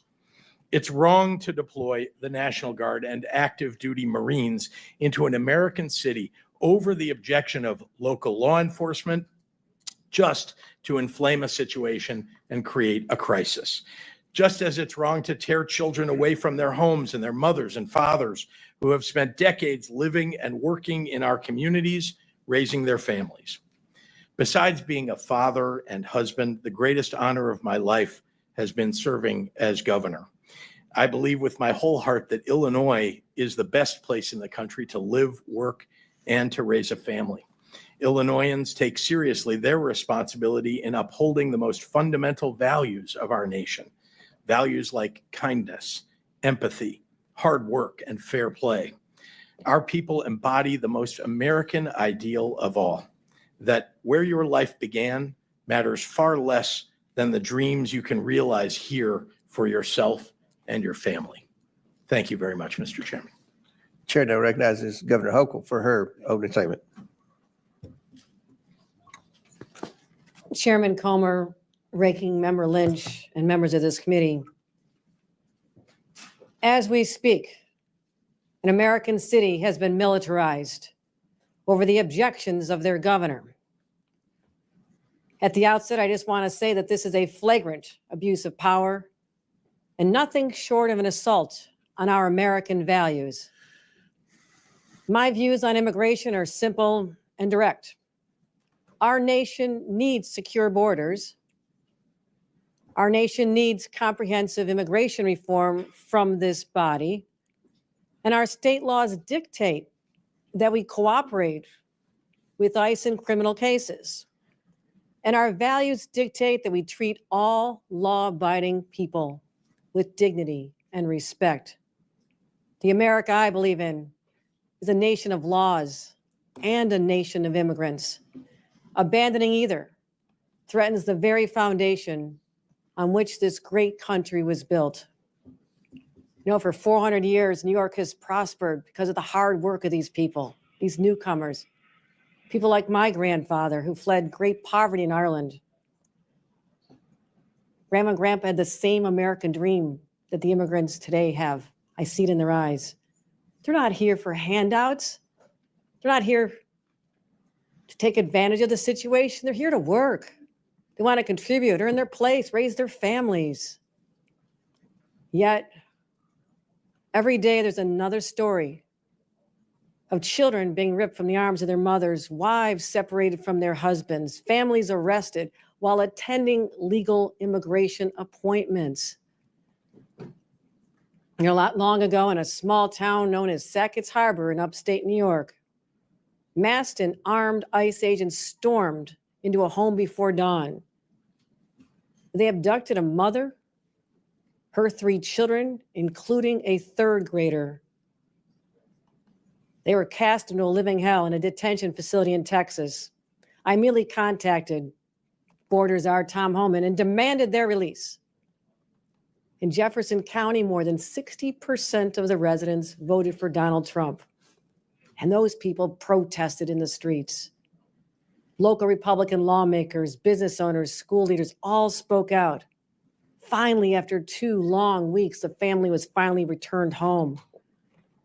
In New York, we understand the difference between going after criminals and traumatizing law-abiding families. Now, some of you will use this hearing to stoke fear. I'm here to talk about the facts. New York has managed an unprecedented immigrant influx because of a broken border. Yet at the same time, our state has become stronger and safer. Today, New York has the lowest homicide rate among the nation's top 10 states. We didn't achieve this with indiscriminate roundups, not by tearing apart innocent families, but by investing $2.6 billion in public safety, engaging in smart, targeted policing, and partnering with law enforcement, federal law enforcement, to apprehend and deport serious criminals. And since I've become governor, we've cooperated in handing over 1,300 convicted criminals to ICE. But what we don't do is civil immigration enforcement. That's the federal government's job. New Yorkers need their state troopers on our highways, seizing guns and drugs. States like mine are doing our part, but we can't be expected to fix the broken immigration system. You know, and the very people who go on cable news and rail about the border are the same ones who torpedo bipartisan legislation each and every time. So here's my message. If you truly care about public safety, if you truly care about the economy, if you truly care about human dignity, then sit down, negotiate, have real reform, secure the border, revive legal pathways, and let people work. At the end of the day, I'll go home and do my job keeping New Yorkers safe. I hope that you will do yours. Thank you. And I now recognize the Democrat witness, Ms. Perryman, for her opening statement. Thank you, Mr. Chairman and Acting Ranking Member, for having me here today. And at the outset, let me offer my sincerest condolences to all of you for the passing and your loss of your colleague, Representative Jerry Conley. I'm here today as a lawyer and as the president and CEO of Democracy Forward Foundation, which is a national nonpartisan legal organization that is committed to achieving democracy and a nation that enables all people to thrive. At Democracy Forward, we represent people and communities who make up the very fabric of our nation on a pro bono basis in federal and state courts and regulatory bodies throughout the country. I know this is a hearing focused on immigration, and so I would like to say at the outset and echo the calls for bipartisan comprehensive immigration reform. I will also note that the rhetoric that we have heard the president and his allies use in recent days about immigrants and people in this country is inaccurate, overly politicized, and not solutions oriented. Fundamentally, Democracy Forward Foundation's work centers on the premise that when the government does its job and delivers for people, our society is stronger. And when our government strays from that purpose, ignoring the Constitution, not achieving and respecting the fidelity of people's rights, our democracy and our people are in danger. Right now, based on the work that we are doing, I am here to say that our American people are in danger and that our democracy is in crisis. I am looking at these United States flags. We need to remember who we are. We right now have a president who has proclaimed without irony that he is a king in a nation that next year will celebrate 250 years since it threw off the reins of monarchy. Since Inauguration Day, the president and his administration have acted beyond the lawful bounds of executive authority. They have usurped the power of this Congress. They have sought to eliminate due process of law. They have ignored court orders, and they are targeting people, civil society organizations, and lawyers. These are anti-democratic actions that present an overall threat to every single American and their well-being and to our values in America. That is why at Democracy Forward Foundation, we have had to go to court to file more than 70 legal actions in federal and state courts and agencies and offices since Inauguration Day to protect the American people's rights. From stopping the president's federal funding freeze to blocking the decimation of the Department of Education to having to safeguard due process, to challenging DOJ and Elon Musk's attempts to access personal data on behalf of individual Americans, our team is in court every single day on behalf of people of all identities and ideologies, people in red states and blue states, people in small towns, urban areas, and rural communities. Our work at Democracy Forward demonstrates that the United States Constitution is still here, and it is here for all of us. This administration's tactics with regard to immigration enforcement that we have seen, they shock the conscience. They shock the conscience of the vast majority of the American people, including people who do not see eye to eye on how to fix our immigration problem in this country. They have led us to file and have to file litigation on behalf of religious communities to prevent ICE from entering houses of worship. We are litigating against policies that prolong the detention of individual immigrant children without their families. And of course, we are challenging the lack of due process afforded to our clients, men who were disappeared through an unlawful agreement between the government of El Salvador and the United States Department of State. All told, the courts have ruled against the current administration more than 170 times in less than 200 days because of the fast-moving harms and flagrant violations of the law and of our Constitution. And while this is a dire situation, our work demonstrates that the American people are determined to protect their rights. They are determined to use lawful and peaceful means of petitioning their government and, when necessary, of holding their government accountable. People have talked about their families, and last week was June 6th, which is, of course, the anniversary of when American troops landed on the beaches of Normandy in World War II. I, too, am the mother of a 9-year-old boy, and that 9-year-old boy's great-grandfather served in that battle, and many others throughout the European theater. But as I reflected last week, we don't need to be in Normandy to defend our democracy in June of 2025. We need to be here in these halls doing the work in courts across the country and in our communities. And we do need to remember the essential and historical commitment that our nation made at the end of that war to advance democracy and to ensure that we never turn our backs on people who are fleeing persecution. I so appreciate you inviting me here today to participate in this hearing, and it is with a sincere hope that we can come together that I offer my testimony and comments. All right, opening statements have concluded. We're now going to begin the questioning portion of today's testimony. And I'm going to begin with Governor Walz. Governor Walz, I thought that maybe your statement referencing ICE as Gestapo was an outlier statement, but now that Mr. Lynch has endorsed it, it appears that it could be some type of Democrat talking point. Governor, do you and other Democrat politicians understand why referencing ICE as Gestapo is offensive? I'm going to explain. The Department of Homeland Security is reporting that ICE agents are now experiencing a 413% rise in assaults. We've seen numerous videos of rioters obstructing and assaulting federal law enforcement after your remarks, including in Los Angeles. So, Governor, do you think that comments like that and rhetoric like that put ICE officers and other law enforcement in greater danger? Well, thank you for the question, Mr. Chairman. First and foremost, any attack on law enforcement is unacceptable wherever it's at, whether it's state, local. So you understand, and I've got limited time here. I want to highlight for the governors that real world impact of the policies that you all continue to defend, even in your opening statements, have on American families. Earlier this year in Governor Pritzker's Illinois, a previously deported illegal alien who had re-entered the country was allegedly drunk driving near the University of Illinois when he struck a car sitting at a red light and then fled the scene. The crash killed 2 young women, including Katie Abraham, whose father and stepmother are here today. This is her poster. Katie had her whole life ahead of her, cut off in an instant.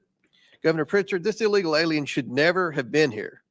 He didn't just flee the scene. He fled the state and was apprehended by federal marshals in Texas using a false name. He now faces criminal charges for reckless homicide, leaving the scene of an accident resulting in death, and driving under the influence resulting in death. And he faces a federal indictment for having a fraudulent permanent resident card, a fraudulent Social Security card, and a fraudulent use of passport.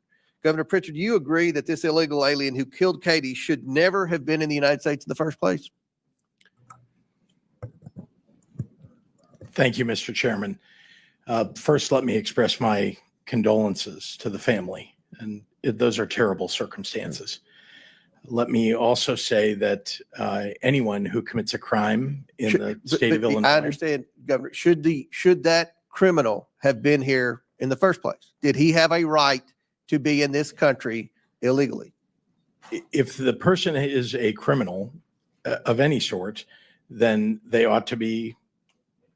So that person had a right to be in the United States. They ought to be given their due process rights, and they ought to be convicted. And the criminal who entered this country illegally, in your testimony, had a right to be in this country. No, I'm suggesting to you that and I have responsibility for the state of Illinois, I can tell you that it's the responsibility of the federal government to manage immigration in this country. And if you're suggesting that the federal government didn't do its job, that is up to you. Let me ask you this, Governor. I can tell you that in the do you state believe of Illinois, do you believe that President Biden did his job in securing the border? I was critical of things that President Biden did. I think I've been very public about that. I wrote a letter to the president telling him that. Okay. Thank you. Now back to Governor Walz. You were obviously selected by Vice President Harris to be a running mate in 2024. I'm curious, did you ever ask Vice President Harris about former President Biden's and then President Biden's cognitive decline? No, not that I can recall, Mr. Chairman. You saw President Biden's disastrous debate performance.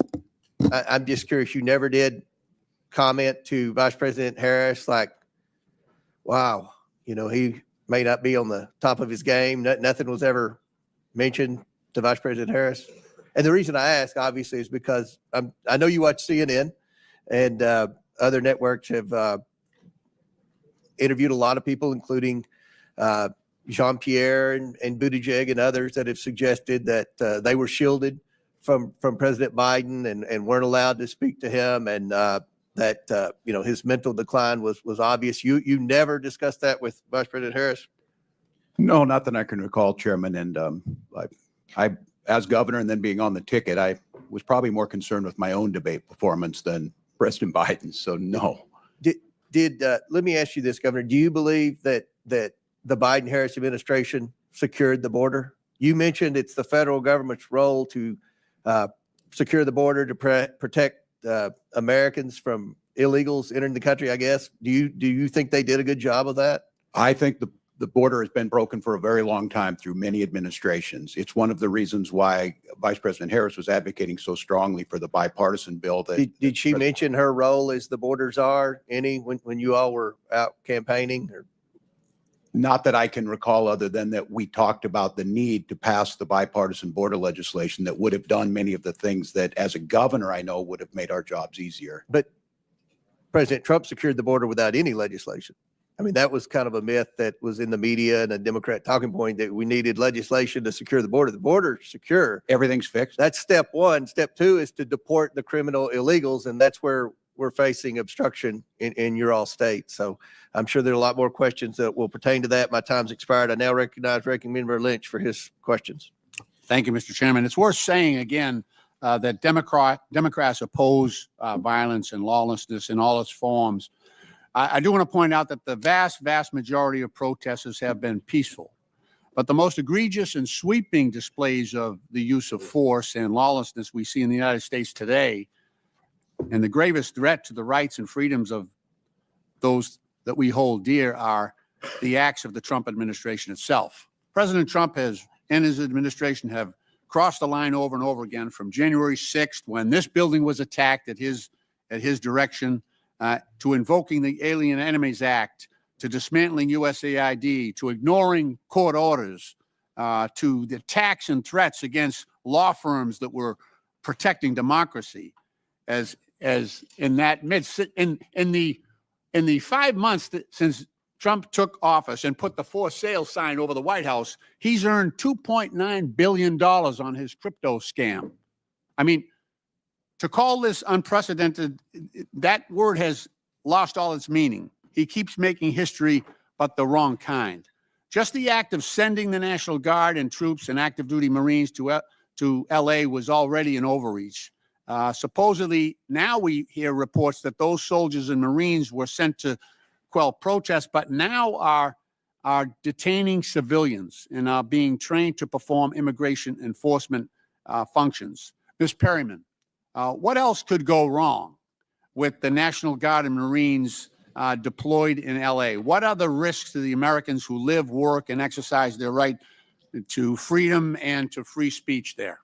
Well, I would just say that what our Constitution recognizes and how good government functions is really based on trust. And when we look at National Guards, it is the governors that often call the National Guards in. And so, of course, the fact that we are seeing a situation where the president has taken this step without cooperating with the governor and with local communities there is deeply concerning. And of course, we know from history that could lead to escalations and could lead to violence that is really problematic for all of our communities across the country, including in Los Angeles. Thank you. Ms. Perryman, Secretary of Defense Pete Hegseth has talked about the deployment order, and he testified that this order, and I'm quoting him, this order is getting ahead of a problem so that if in other places, if there are other riots in places where law enforcement officers are threatened, we would have the capability to surge the National Guard there if necessary. Ms. Perryman, how does the president's broad order and the presumption before the fact that military force would be deployed, how does that pose a threat to other cities across the country? Well, again, it appears to be an escalation. And the main thing that's really important to so many Americans across the country, as well as local law enforcement in so many areas, that local law enforcement is there to help people be able to peacefully protest. And so there are ways that people in this country can express their views. We don't all agree with each other. And right now you really see the White House, for whatever reason, I think escalating, maybe seeking to create some made for TV moments. It's not clear. But I do think that there is a lot at stake here, as you've heard this morning. Thank you. I want to ask each of the governors, this is a general question. could each of the governors answer briefly how President Trump's policies, his assaults on the rule of law, and his interjection of military force into California, how that would threaten your states, especially where Secretary Hagel has said that he would support that expansion. Mr. Walz, Governor.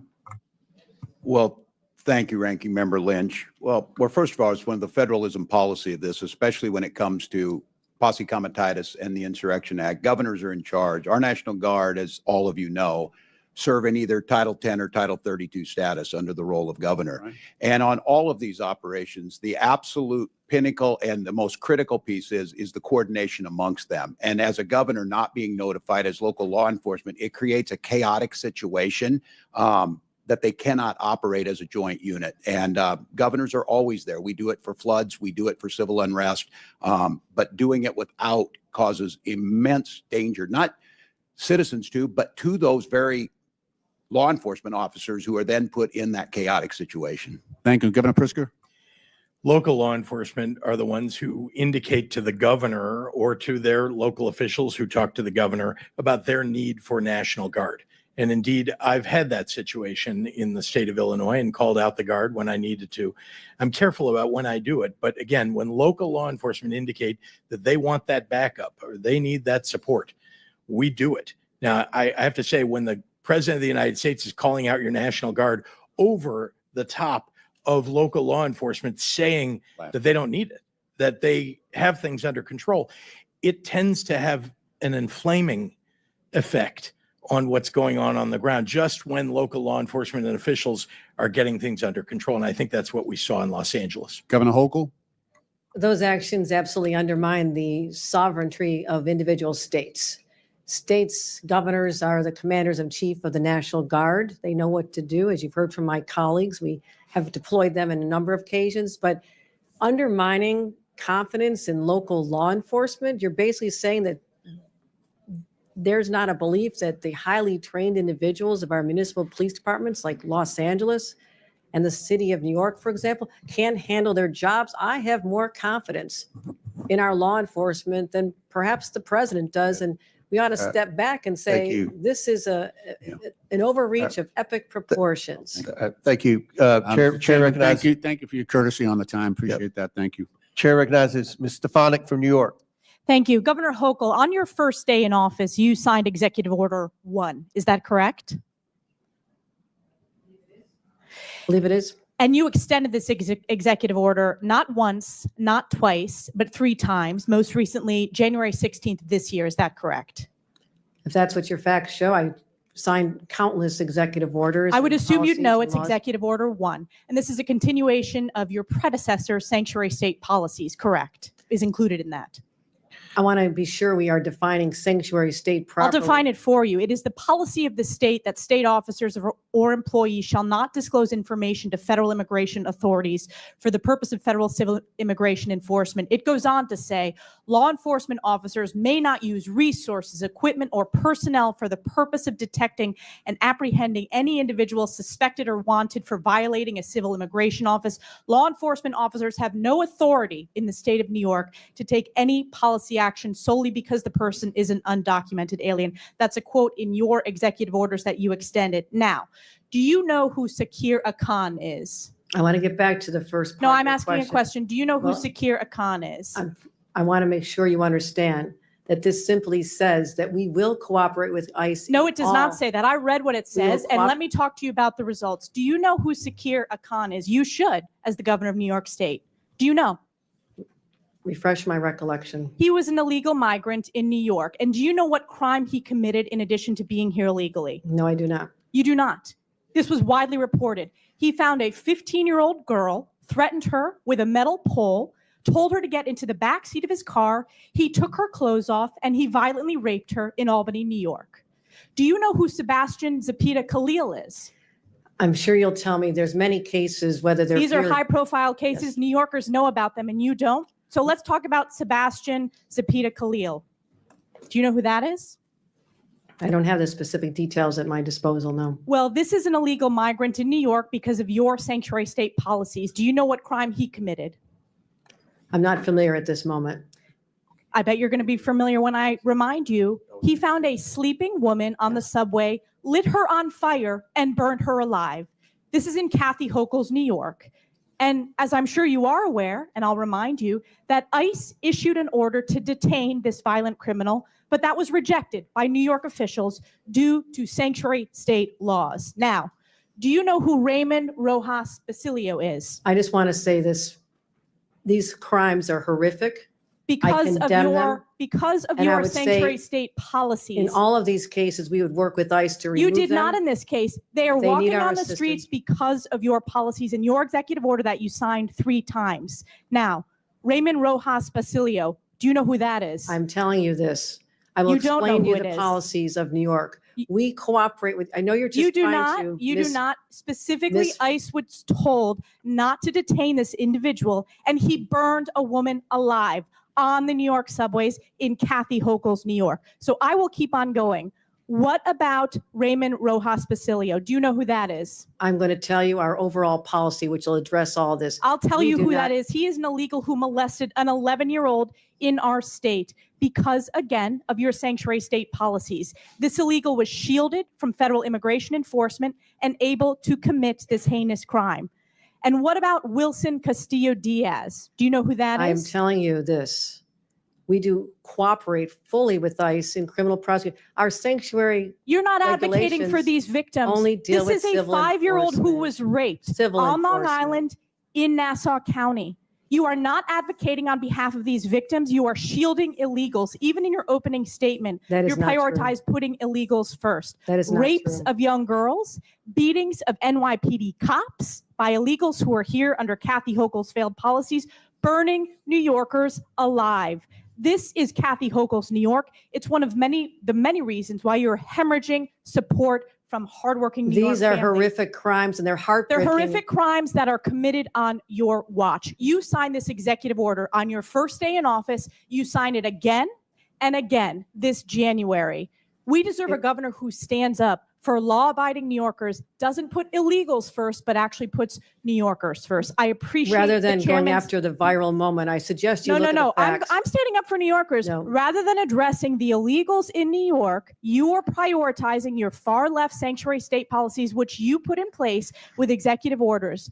Instead of advocating for cooperate in victims, a all those 5-year-old cases. who We was raped, cooperate with ICE. you did not. They were released We because cooperate of with sanctuary ICE. state We policies in New cooperate York with State. law No enforcement. amount of words is going to clean up your failed record and these horrific crimes committed in sanctuary state that you created. And with that, I Your yield back. representation, the facts are Gentlelady absolutely yield- false. yields back. Absolutely Chair false. recognizes Ms. Norton from Washington, D.C.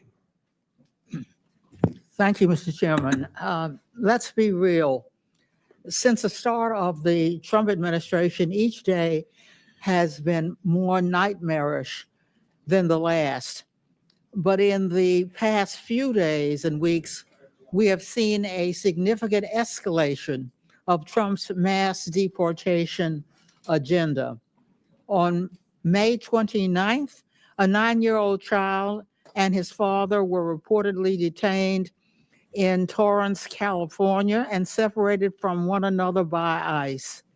A 4th grader ripped from the only community he knows and from the arms of his father.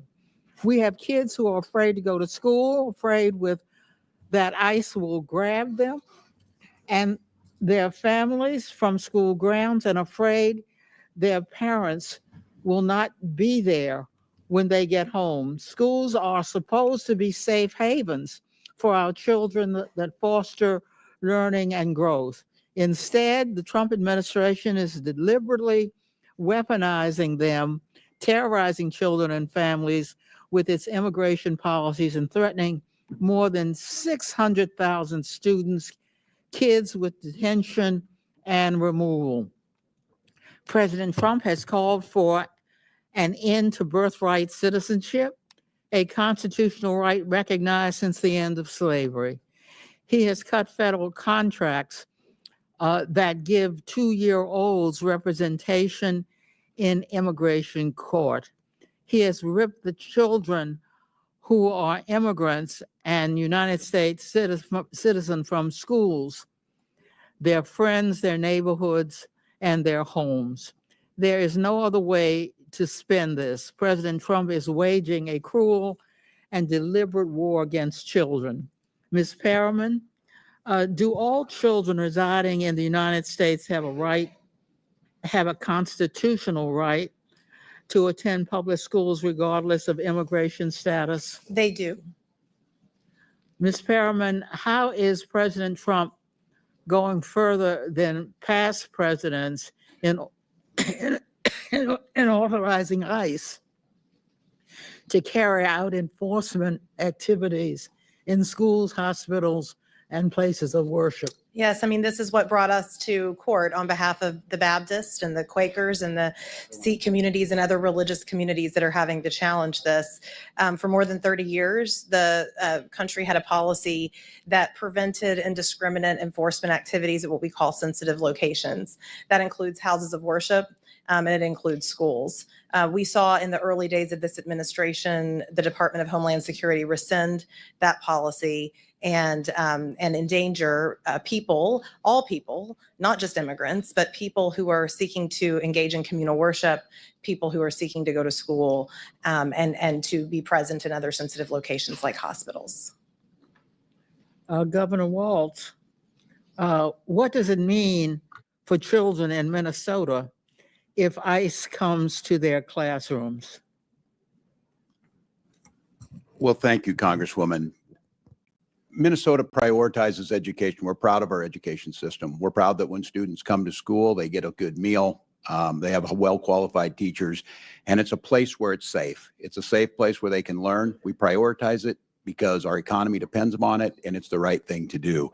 Disruptions at places like school, when ICE is free to operate in Minnesota within the laws, but to disrupt schools, to disrupt and come to those schools, not only the impact to that individual student, but to the entire learning environment in those schools are disrupted by it. And again, we agree with everyone here, those committing crimes is where we need to focus, but being on campuses in elementary schools is not getting at that. Thank you. Governor Pritzker, when ICE detains and arrests parents as they drop off kids at school, how does this affect educational outcomes?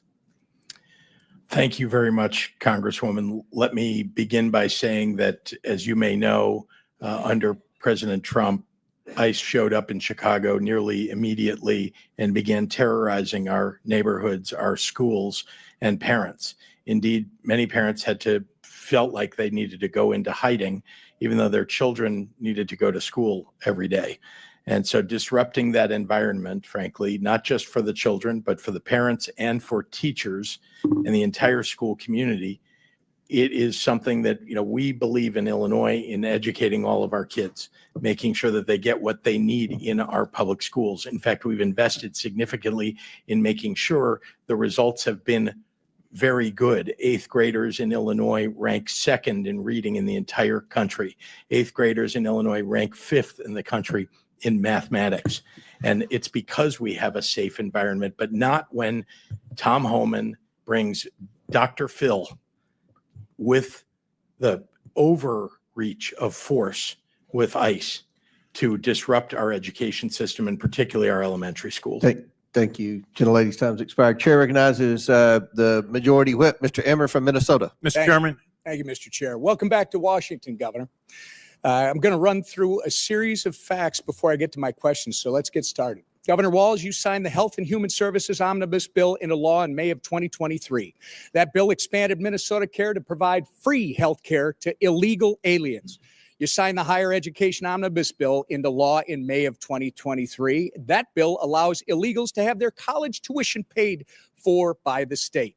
You signed the Driver's License for All Act into law in March of 2023, and that bill allows illegals to receive driver's licenses. So you claim you're not a sanctuary state. You just provide free healthcare, free college, and driver's licenses to illegal aliens. One reason you're here testifying before us today is because you refuse to cooperate with ICE. While states like Florida and Virginia empower their law enforcement to detain and remove criminal illegal aliens, you, sir, have done just the opposite. Your attorney general is directing law enforcement to ignore ICE immigration detainers. Do you agree with the Attorney General's guidance? Well, Congressman, it's good to see you again, and thank you for being here. First, I would say, as my job as governor of Minnesota is to make Minnesota the best state in the Do nation. you agree with the Attorney General's guidance? Congressman, what I would say on this is that Minnesota follows all law. I Sir, would say it's a very easy question. And The again, if you claim you're not a sanctuary state, you just claim that you support policies. You're not a sanctuary state, but you support policies that prevent ICE from doing their job. Congressman, Isn't that right? That is incorrect, Congressman. We follow the same laws when Well, you were in the Minnesota sir, House. The law Sir, has not changed, If sir. you'll allow me, I've got limited time. Well, that's what you tweeted, by the way, sir. And on May 23rd, 2018, you tweeted, quote, "I support policies that keep law enforcement from enforcing federal laws," close quote. On May 17th, just this spring at the University of Minnesota Law School's commencement ceremony, you said, quote, "Donald Trump's modern day Gestapo is scooping folks up off the streets." When you said the words modern day Gestapo, you were referring to ICE agents. Gestapo, by the way, sir, was the official secret police of Hitler's Nazi Germany. So you're calling ICE agents modern day Nazis. Given the attacks on ICE agents that took place in Los Angeles over the weekend, don't you regard your dangerous inflammatory rhetoric as a problem?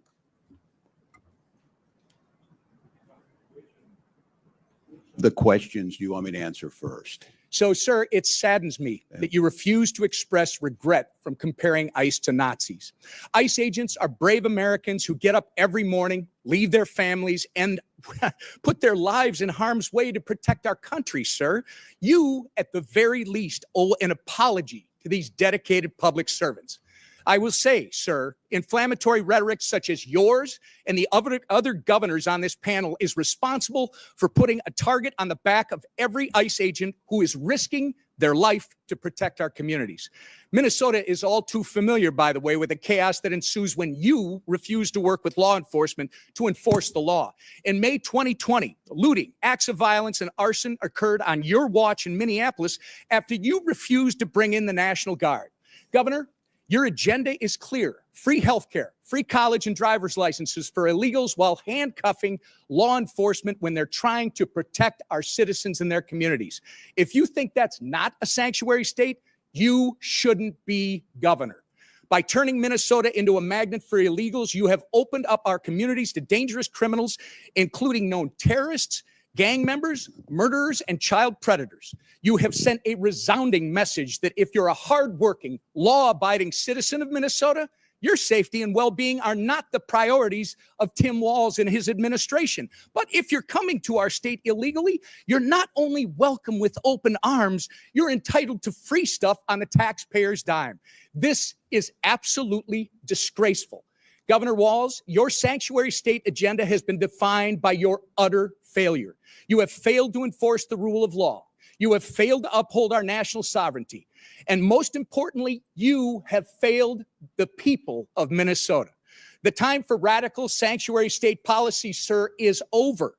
The voters made that clear last November when they elected President Trump and Vice President J.D. Vance. You remember him, don't you?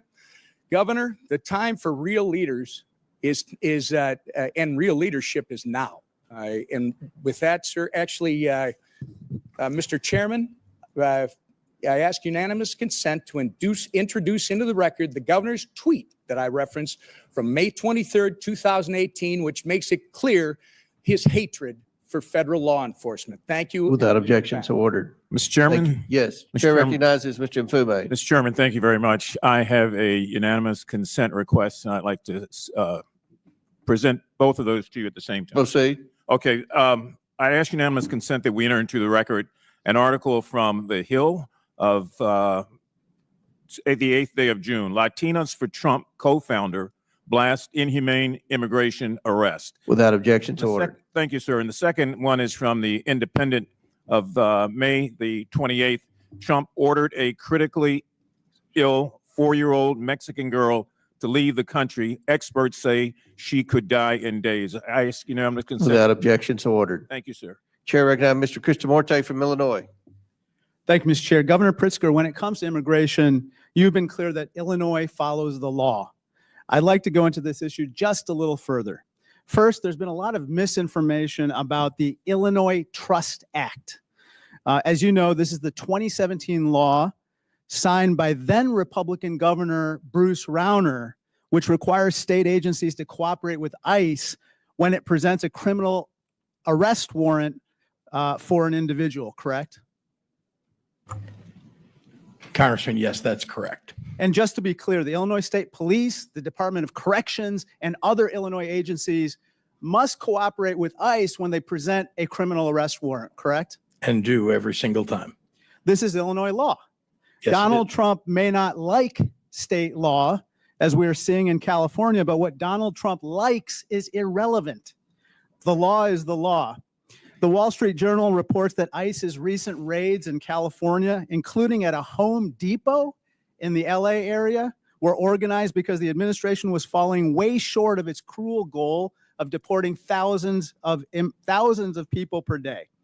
Politico said this is, quote, the standoff that Trump wanted. There's another reason why Trump has provoked the current situation in California. He doesn't want to talk about what he calls the big, beautiful bill and what I call the large, lousy law. So let's talk about what Trump doesn't want to discuss. What Trump doesn't want to discuss is that his large, lousy law cuts $625 billion in Medicaid, a program that insures millions of Americans. Governor Walz, in a press release on Medicaid cuts, you said, quote, the victims of these cuts will be families, children, veterans, rural Americans, and pregnant moms. That's what you said, right? That's correct, Congressman. And Governor Hochul, in a recent op-ed, you wrote, even if you don't rely on Medicaid, these cuts affect you. Because when millions lose coverage, hospitals and other vital healthcare institutions lose funding. And that strains the entire system. That's what you wrote, right? That is correct, sir. Governor Pritzker, cuts in the large, lousy law are going to leave upwards of 700,000 Illinoisans without health insurance. Isn't that correct? Yes, people will die.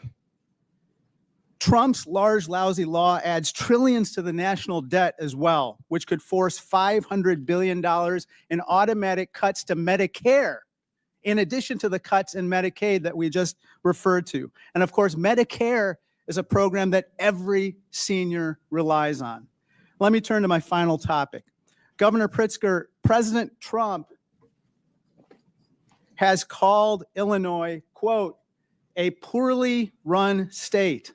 But the truth, of course, is the opposite. Governor, Illinois has had 7 consecutive balanced budgets, right? That's correct, Congressman. And our credit rating has been raised 9 times in the last 6 years, correct? After 21 downgrades under Republican and others. And it now stands at an A rating, right? It does.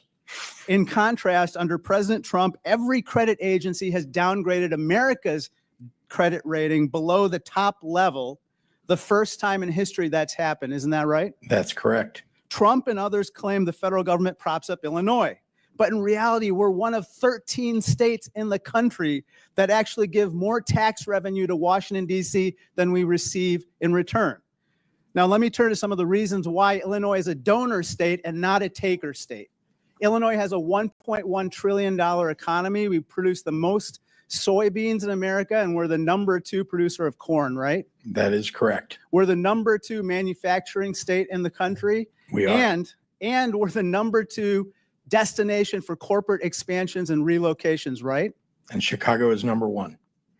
Thanks to you, we have the world's first quantum and microelectronics park, correct? That's right. And we're ranked top in the Midwest for workforce development, correct? Yes, we are. And startups. That's right. Illinois is the heart and soul of America, Governor. It's where the cell phone was invented, was home to the first McDonald's, and was the home of amazing leaders, Lincoln, Reagan, Obama, Grant, even Superman, and yes, the Pope. And here's a picture of the Pope wearing a Chicago White Sox cap. The next Pope's going to be a Cubs fan. There you go. Illinois has terrific jobs, people, and pizza. Some may even say that God is on our side, Governor. I'm proud to be from Peoria. I'll always stand up for Illinois, loud and proud. I yield back. Chair now recognizes Mr. Jordan from Ohio. Thank you, Mr. Chairman. Governor Hochul, third paragraph, second sentence in your written testimony, you said New York State cooperates with U.S. Immigration Customs Enforcement in criminal cases. Governor, who's Jesus Romero Hernandez? Thank you. I want to reaffirm that we do cooperate in cases where That wasn't the question. I just read your statement. I can read your statement. Who is Jesus Romero Hernandez? I don't have the details on every I'll single tell ya. person in the state of 20 million people. Understand, but this guy's a citizen of Mexico, deported 7 times, came to your state, assaulted one of your residents with a machete, choked a police officer. Then when he was in custody, assaulted a corrections officer. ICE finds out this guy is in your state's custody and they send you a detainer. You're familiar with a detainer, right? Yes, I am. Notice of action, immigration detainer to Tompkins County Jail from Syracuse Immigrations and Customs Enforcement. Section 1, they check a couple boxes. The first one they check is a final order of removal against the alien has taken place. That means a court has said this guy needs to go. This machete wielding, cop choking, corrections officer assaulting guy needs to go. Then they also check another box and they say biometric confirmation of who this individual is, this alien's identity. So they got the right guy and a court has said he needs to go. Any idea what Tompkins County Jail decided to do with that detainer order? I will tell you this, the state of it's a specific question. Well, I'm what telling you- did Tompkins County do? the descriptions you have put forth are absolutely chilling and disturbing and course they are. reprehensible to all of us. Which My job is to which protect is the why I'm people of New asking the York. question. What And did this- Tompkins County do? What I have I responsibility will tell for you, are since you're not going to state answer, courts, we state cannot police. and will not hold Mr. Hernandez. Yeah. We can't keep the machete guy who had choked a police officer and assaulted a corrections officer. We can't keep him. In fact, we have the back and forth from Tompkins County and ICE on January 28th of this year, 8:56 p.m. Tompkins County tells ICE, we're not going to hold this guy.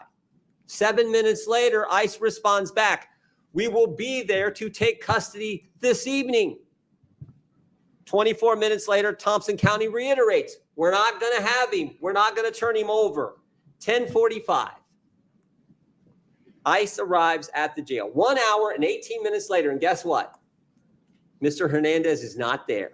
They couldn't wait 1 hour and 18 minutes for a guy who assaulted one of your residents with a machete, choked a police officer, and then when in custody, assaulted corrections officers. That is sanctuary policy in a nutshell. And that is what your state supports. And so do these other governors. That is what is so wrong, why the American people hate this concept. You're conflating what the state of New York does is I control state police and prisons. We have turned over 1,300 people. So you disagree with it? We turn over Did the sheriff 1,300 make the wrong people. call? Those are local policies that we would not have done in the state of New York. State of New York, that is So a you're local saying the sheriff's decision. wrong? I would say this, if it happened in a state prison, we have already turned over 1,300 people. And in Sheriff in fact, Tompkins County, I a want to say Democrat or this. Republican, Governor? There Hochul? have You any been idea? times, excuse The me. sheriff in Thompson Top- County. He's Democratic. That is a Democratic I county. ask the questions, you give the Well, I'm answers. Is he a Democrat or for a Republican? second. You know? I'm asking for this moment to explain that I'm sometimes waiting I'm for asking, ICE is he a to come Democrat pick or up Republican? people. And do you agree I with the think actions he's a he took? Democrat. Do you agree with the actions he took? How about that question? They are in conflict with what the state of New York would do. Well, maybe they're scared. By the way, he is a Democrat sheriff. Maybe the county guys are a little scared because you said this. I'm quoting from, it looks like the New York Times. We all know you can trust them. This is last month, May 25th. You said we have some counties that are renegade counties and work with ICE. Maybe they're nervous of being called a renegade county by their governor. So the Democrat sheriff says, we're not going to keep the machete wielding, cop choking, corrections officer assaulting guy. We're not going to keep him here for you to get here. We can't even wait an hour and 18 minutes. Oh, you know what else was interesting in this case? You know what else was interesting? There was actually an arrest warrant from United States District Court, Northern District of New York, signed by Judge Wiley Danks, magistrate from Syracuse. There was an arrest warrant and they still couldn't keep him. The state of New York cooperates. We cooperate in removal of individuals who've served time. We responded attention. You're confusing, and maybe there's a I'm lesson asking the in, question. in Okay, so civics will here you that's say on the necessary. record right here, I got 12 seconds. Will you say on the record, was Tompkins County wrong in the actions they took on January 25th 2025, when they wouldn't hold the guy for 1 hour and 18 minutes. Was Those are Tompkins not the County wrong? policies that we would have in the state No, of no, New York. Those but- are not the policies we would have in a. Were they nation, wrong? Because I've already they've turned said that guy over to ICE. It's a I've- simple question, Governor. that was a horrible situation. The person should not have been out there. And It's a horrible situation, but it's a yes or no question. it is a response that this is a locality. Do you agree or In the disagree? state of New York, Agree or the person disagree? should have been held. Yes or no? The person should have been held, and in the state of New York, we would have turned him over. That is in conflict with what we would do as a state I appreciate with the chair's respect to indulgence. I prison. yield back. And I want to know why ICE won't come and pick up the individuals who have served time in our state. I have cases where they have not even shown Governor, up. a court order and a detainer for a guy who did the things Mr. Hernandez did, and Tompkins County can't hold him an hour and 18 minutes, and you won't say that's wrong? I have said we cooperate when there's a criminal case where someone has committed a This is crime. We sanctuary turn them policy. over. This is sanctuary policy in a nutshell. You won't even You're condemn something that anyone mischaracterizing. with common sense knows is ridiculous. You're mischaracterizing. I'm the not laws of scared. the I state had of the New York. facts here. Oh, That's can all I right. do one other thing, Mr. Chairman? Now he's been rearrested, and guess what? This guy who's now been rearrested, there is imminent danger that this inmate will do I'll injury give to him a himself and minute. to others and presents a threat to safety, security, and good order of the facility. So he's not permitted to leave his cell. So this guy is not even allowed out of his cell, but they let him out on the street a few months ago. That's how ridiculous this is. When he does leave his cell, it'll be go back to his Gentlemen, country under our time's orders. expired. report. Chair recognizes Mr. Mfume, and I'll give you an extra minute. Oh, there you go. Mr. Chairman, I've got 2 unanimous consent requests that I hope would not count against my time. Okay, we won't. Okay. Clock stop. I ask unanimous consent to submit for the record an article from Forbes magazine entitled "Trump Team Focuses Deportations on Immigration Numbers, Not on Criminals." Without objection, so ordered. And an article from the Rolling Stone from the 6th of last month entitled "Trump has now deported multiple U.S. citizen children with cancer." Without objection, to order. That's a good diversity of sources. The It is. Rolling Forbes Stone and Rolling Forbes, Stone. yes. I like that. All right, you're Thank you, proceed. thank you very much, Mr. Chair. A couple of things on the record and then some observations. I don't know that I necessarily have any questions, but I do have some observations and a statement. I think before we let this get out of control, everybody on this side of the aisle is against violence of all forms. Everybody on this side of the aisle finds that to be unacceptable. We believe that convicted criminals who are incidentally illegally here and have been convicted should have no safe harbor. And we believe that victims of criminals should have our collective prayers and empathy. So this is not about Democrats not having a balance or about Democrats supporting something that is not right. The other thing that I want to say is that I find something eerily chilling about what's going on here. And what's chilling about it is that if I take myself out of 2025 and roll myself back in time, some of the hatred that I see displayed under the guise of good government just scares the hell out of me. We're not that far away from situations that existed where things like this affected other groups. And I'm not talking about anybody that's a convicted illegal criminal. I'm talking about innocent Americans who live in our neighborhoods, who do the work that we won't do, who abide by the laws, who play by the rules, who love their new country and who cherish their faith.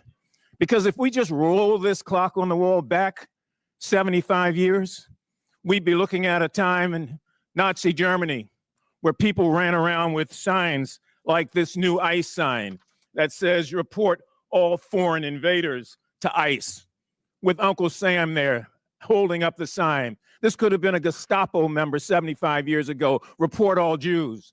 100 years before that, it could be a plantation owner that said, "Report all Negroes and all coloreds and all those who are from Africa because they are disrupting our country." So let's not get it twisted here. We in this country are not pure and pristine. We had runaway slave laws to kick the people who ran away from slavery. We had 50 years of black codes where you got fines and you got rewards and you got all sorts of things if you did or did not do something to report black people. After 150 years of slavery and 100 years of segregation and 100 years of Jim Crow after that, you could be arrested for anything in this country not that long ago. I remembered when the National Guard was deployed in 1968, and I walked out of my house facing fixed bayonets with men in uniform, not knowing what the hell they were there for, but obeying the chief executive officer of this country. And I know what it's like to face a bayonet and to face a National Guardsman. And I've seen the tension that it brought about and how that group of demonstrations across this country continue to go for days and days and days. And so don't give me something about, there's something about these people because they're immigrants. No, there's something about them because they're people. And like all groups, they've got bad people in them. I could have been arrested 75 years ago for walking into a restaurant, for drinking out of a water fountain, for being accused of looking at a white woman like Emmett Till did in 1955, and he was burned and lynched in this country. When future generations peer through the telescope of time, I hope that they look at us and realize that there are some who chose not to shirk their responsibility, not to run away from the reality and to face it head on. You know, not too long ago, I went to visit a proud lady who this year will celebrate her 149th anniversary. And she stands today, even as we sit in this hour. In her left hand is a great torch. And in her right hand, guess what? She clings the Declaration of Independence close to her breast. And on her head is a crown of spikes. And on her feet, broken shackles, symbolizing freedom from tyranny, the tyranny that so many immigrants faced before coming to this country. And as that plane flew over, I could still hear her cry out through silent, concrete lips, saying, "Send me your tired, your poor, your huddled masses who yearn to breathe free. The wretched refuse of your teeming shore," she says. "Send those, the homeless, tempest-tossed to me. For I left my lamp beside the golden door, that all of you and all of you and all of you might follow." And so we came. Some took the circuitous route, some came for a thrill, and some of us came against our will. But we came and became what we are today as a nation. And we must never lose sight of the things that make us great or the things that take away from our greatness. Mr. Chairman, I yield back. Thank you. Chair now recognizes Mr. Gill from Texas. Thank you, Mr. Chairman. Governor Pritzker, do you know how much illegal immigration costs your state each year? No, sir, I do not. Costs over $780 per family per year. That's a lot of money, isn't it? Yes, it is. And may I ask, what do you mean by the that cost? is a lot of money. The for cost of cost illegal your state. immigration. Let me ask you, do you know who Franklin Jose Pena Ramos is? Are you talking about the federal government's I'm cost to asking the you if state you of know who Illinois as a Franklin result of Jose the failed Pena Ramos is? Immigration policy? It's a yes or no question. I'll take that as a no. Do you know who Jose Martinez Rangel is? No, sir, I do not. You don't. You should. Those are two men who came into this country illegally, raped and murdered 12-year-old Jocelyn Nungary in my home state of Texas. Do you think that elected officials should have welcomed them into our communities? Sir, before they committed a crime, I'm not sure what you're asking. Do you think that they should have been welcomed into our communities? That's a very straightforward question. Someone who commits murder, no. Someone who commits murder should be Why apprehended. did you state during Biden's border crisis that illegal aliens, quote, should have been welcomed and helped by elected officials? When you say illegal I'm aliens, asking these you, are should people these who are people have been given welcomed and asylum. helped into our communities? People who are That's an asylum easy seekers. yes or no question. You're mischaracterizing them. It is your position that they should have been welcomed into our communities. Is that correct? There were asylum from seekers your who were own here statement. legally. And There then were they asylum went on and seekers. murdered and raped 12-year-old Jocelyn. Someone who Nungary. commits murder should be held accountable. We do that in the state. And of you think Illinois. they should have been welcomed into our communities before they did? I don't know how you can tell before somebody commits a crime You can that they are secure the going to border commit the and crime. not let illegal aliens come into our communities. Do you support abolishing ICE? Asylum seekers. Do you support abolishing ICE? No, I believe we need an immigration force in the United States. You In don't. fact, You believe a budget is a moral document. Is that correct? I do. You do. You tweeted that. Your administration gave $12,000 to the organized communities against deportations, which just this past month was marching in the streets of Chicago with signs saying abolish ICE.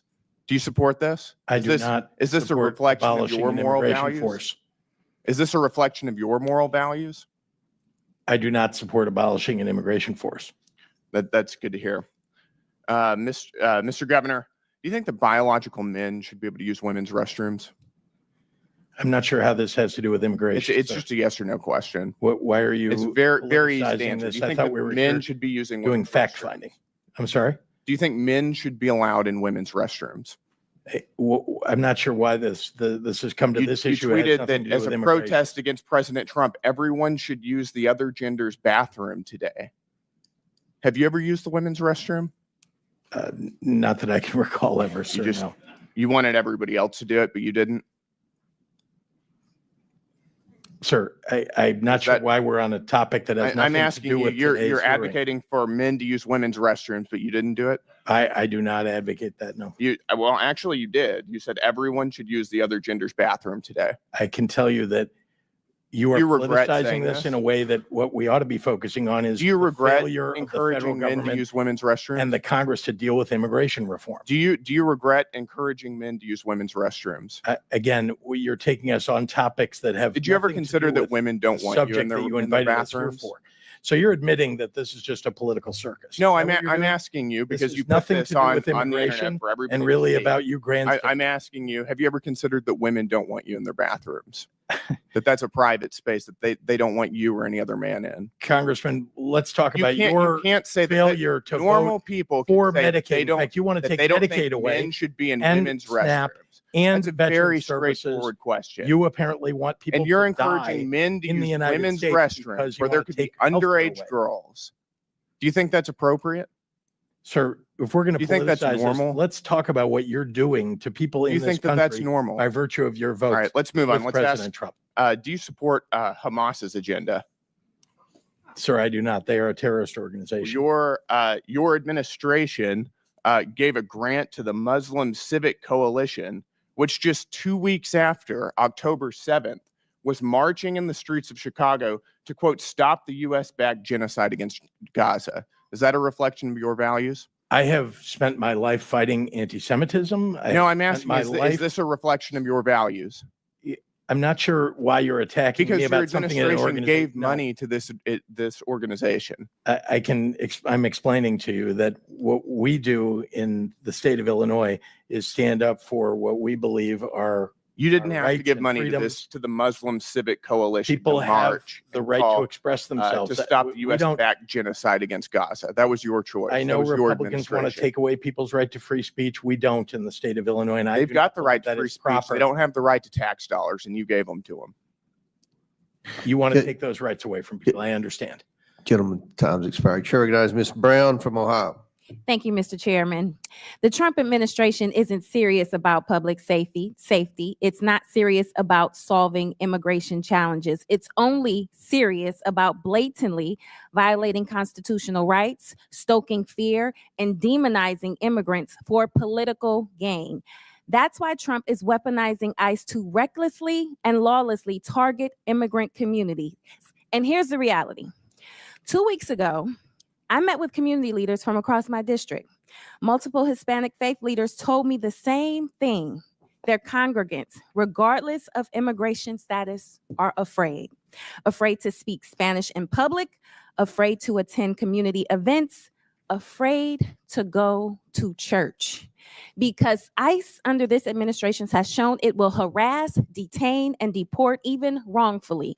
No due process, no oversight, no transparency. And now we're seeing this fear weaponized at scale. Just this week, the president deployed 4,000 National Guard troops to Los Angeles without the consent or consultation of California's governor. So let's be clear. This isn't about border security. This is not about law and order. What it is really about is a reckless power grab. Militarizing American cities doesn't make anyone safer. It escalates and puts everyone at risk. So, Governor Pritzker, As Commander-in-Chief of your National Guard, how concerned are you about this executive overreach? Thank you very much, Congresswoman, and thank you for the remarks that you just made. Our job as governors is to concern ourselves with the public safety of our states. And indeed, one of the very important things that we do is listen to our local law enforcement and listen to the local officials who ask us for help when they need it. We have probably, in my view, forgive me, governors, we have the best state police in the entire country, and we have terrific 13,000 person National Guard.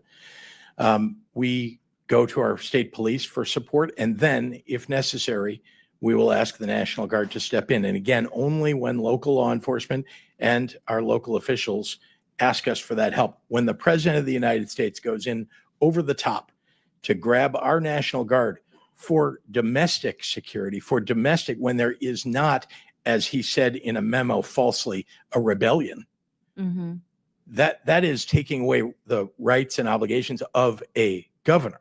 And it ought to be done in consultation with governors. In fact, the more local you get, the more accurate, I believe, the information is about what's happening on the ground. That's why I speak with local leaders of law enforcement, CPD in Chicago or others, before we take any action with National Guard. The President of the United States fails. Why? Because he wants mayhem in the streets. Why did he call in Marines? And that's the point. This administration says it's targeting violent criminals, but that's not what's happening. They're going after parents dropping off their kids, workers showing up to their jobs, and asylum seekers navigating the legal system. And let me say this plainly. If you commit a violent crime in this country, you should be prosecuted. If you came here to do harm, this country is not your home. Governor Pritzker, can you set the record straight with which direction is violent crime headed in your state, up or down? Down significantly. Thank you. And Governor Pritzker, across the country, undocumented immigrants are less likely to commit violent crimes than U.S. citizens. Does that hold true in your state? Immigrants are less likely to commit crimes than people who already live there. Now, that may come as a surprise to some tuning in today, especially those fed a steady diet of fear. A recent poll found that Fox News viewers are twice as likely to believe the false claim that immigrants commit more crime. It's not true. It's not true. It's not true. So let's stop with the scapegoating and start focusing on real solutions. So quick yes or no's, Governor Pritzker. Did Trump's pardon of the January 6 defendants who violently attacked police officers make Illinois safer? It did not. Does blocking common sense gun laws like universal background checks make your state safer? Absolutely not. Did DOGE cuts to community violence prevention funding make your state safer? Much less safe. Would cutting Medicaid to pay for tax breaks for the wealthy make your state safer? No. Cutting SNAP benefits? No. Okay, so this is what we are dealing with this current administration, things that are not making our country any safer and are doing harm to the people who need it the most. And with that, Mr. Chairman. Lady yields back chair, and I recognize Mr. Donalds from Florida. Thank you, Chairman. To piggyback off my colleague, Governor Pritzker, how much does the state of Illinois spend on illegal immigration every year? Again, illegal immigration, that's a federal responsibility. They could tell how much is wasted as a result of their failures. Governor, don't you keep track of how many people are on your Medicaid rolls, how many people who are illegal immigrants in the state of Illinois who are getting actually benefits in your state? Doesn't your government keep track of that? They don't get Medicaid in Illinois or any state, as far as I know. Governor Pritzker, you do not keep track of any public service dollars in the state of Illinois that goes to illegal immigrants or goes to people in your state who are not legal residents of the United States and of the state of Illinois. You don't keep track of that. We absolutely keep track of our budget. We're very closely. And in fact, it's been balanced for 7 years in a row, unlike the Republican before me. Yeah. You know, it's interesting. I noticed that in the state of Illinois, you guys don't really keep track of your money, because I asked your mayor in Chicago similar question about a month ago, and he didn't have an answer. It was quite interesting. I think this might be an Illinois problem. Governor Hochul, in your state, you are spending about roughly $4 billion on illegal immigration. And at the same time, you are actually asking the federal government for $4 billion to finish Penn Station. Don't you think it would be better to stop funding illegal immigrants in your state and actually use those resources to finish Penn Station as opposed to coming to the federal government for the money? Penn Station is owned by Amtrak, not by the state, so it's an appropriate use of their dollars, and Donald Trump has agreed to spend upwards of $7 billion. I appreciated that very much. What we spend on immigrants, the immigrants who are here hardworking to live a life and working on our farms and taking care of our parents in nursing homes and taking care of our children, they have been coming here for 400 years. And we don't keep track of individuals based on their status. We make sure that people have services so we don't end up with an unexpected. So essentially what you're telling me is that you keep no track of money that is going to people who are not legal in the United States, resources that are taken away from New Yorkers, resources that are taken away from Illinoisans. You guys do not keep track of any of this. You know, what's really challenging is that many people came here with legal status. I mean, temporary protective status, 300,000. Do you all of a sudden they wake up one day and it's do you gone. go along with the strategy from the Biden administration, which massively expanded immigration protocols that overwhelmed your city and overwhelmed your state? Do you agree with that? We call for secure borders. We call for this body. I never do its remember job. you calling for secure borders at No, all, Governor we certainly Hochul. have. That We doesn't certainly sound have. like him to my many, memory. Many conversations I had with the White House. We asked for federal resources. I mean, you're putting a federal problem on our laps, and you know what? It gets old after a while. I wish you would just do your job. If your here party and actually would pass do the job of meaningful securing the nation the way President Trump has now had to do twice, we wouldn't be in this predicament. Wouldn't you agree? It's a Do you federal- agree or it's a disagree federal that job. securing the nation's borders is the job of the president of the United States? President Trump has done that job twice now, Well, and previous Democrat presidents have not done that job. Wouldn't you agree with that? this has been a problem that's been in place since I was a young staffer here on Capitol Hill. We worked on immigration, and Ronald Reagan signed amnesty for 3 million people. You know, it's to interesting get you in bring up situations. Reagan's amnesty in '86. You know, part of that deal was to actually build border wall and secure it.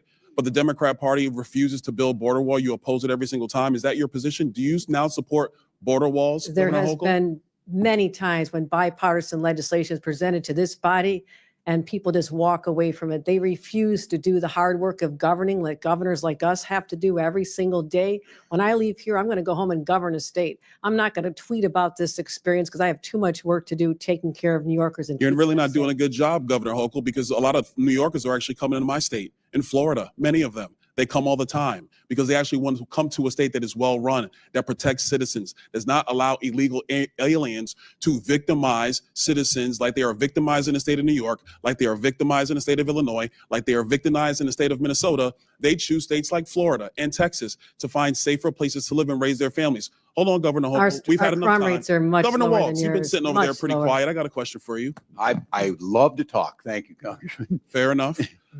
You said earlier that the ICE agents under the orders of President Trump are a modern day Gestapo. Do you realize how disgusting a phrase that is, considering the history of Nazi Germany? Would you like to recant that statement? What I said, Congressman, and I have a long history of supporting law enforcement, I said President Trump was using them as his modern day Gestapo, not identifying who you are, coming up in unmarked vans, taking people away and giving. Is it the responsibility of ICE to actually deport illegal aliens in the United States who are here? Isn't that their responsibility? Yes, it is, Congressman, except that the Constitution is not an inconvenience. It's not an either or. Nobody You said can an do your inconvenience. job and He have a practice due responsibility to deport illegal aliens. And the Through due president is process. going through that process right now. We are And not let's just- be very clear, the previous administration, they abused every process there is under border laws to allow more than 10 million people into the country illegally.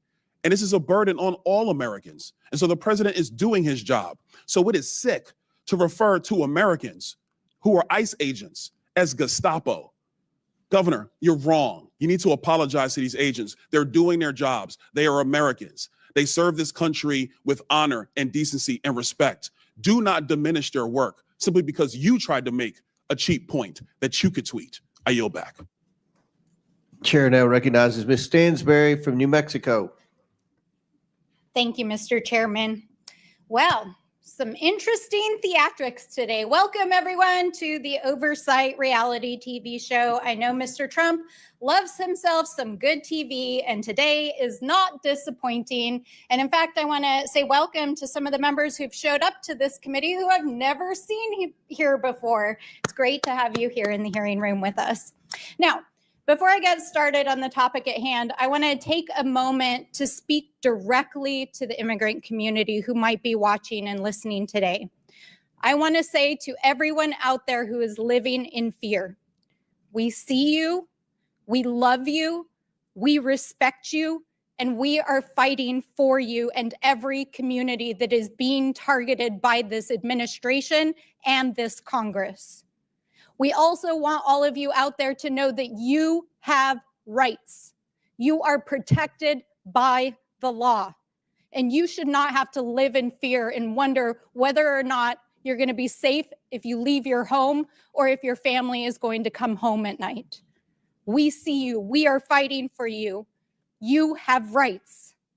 Now, let's turn to the situation in California, which, of course, much of this hearing has focused on. As someone from a Marine veteran family, let me be clear. Marines are combat troops. They are highly trained, highly disciplined, lethal fighting force combat troops, and they should never be deployed against the American people who are exercising their constitutional rights. This is a gross and disgusting abuse of power. A disgusting abuse of power by fake tough guys who think that they can intimidate our communities while taking away their rights. And this is from the same man who dodged the draft and called our military service members suckers and losers.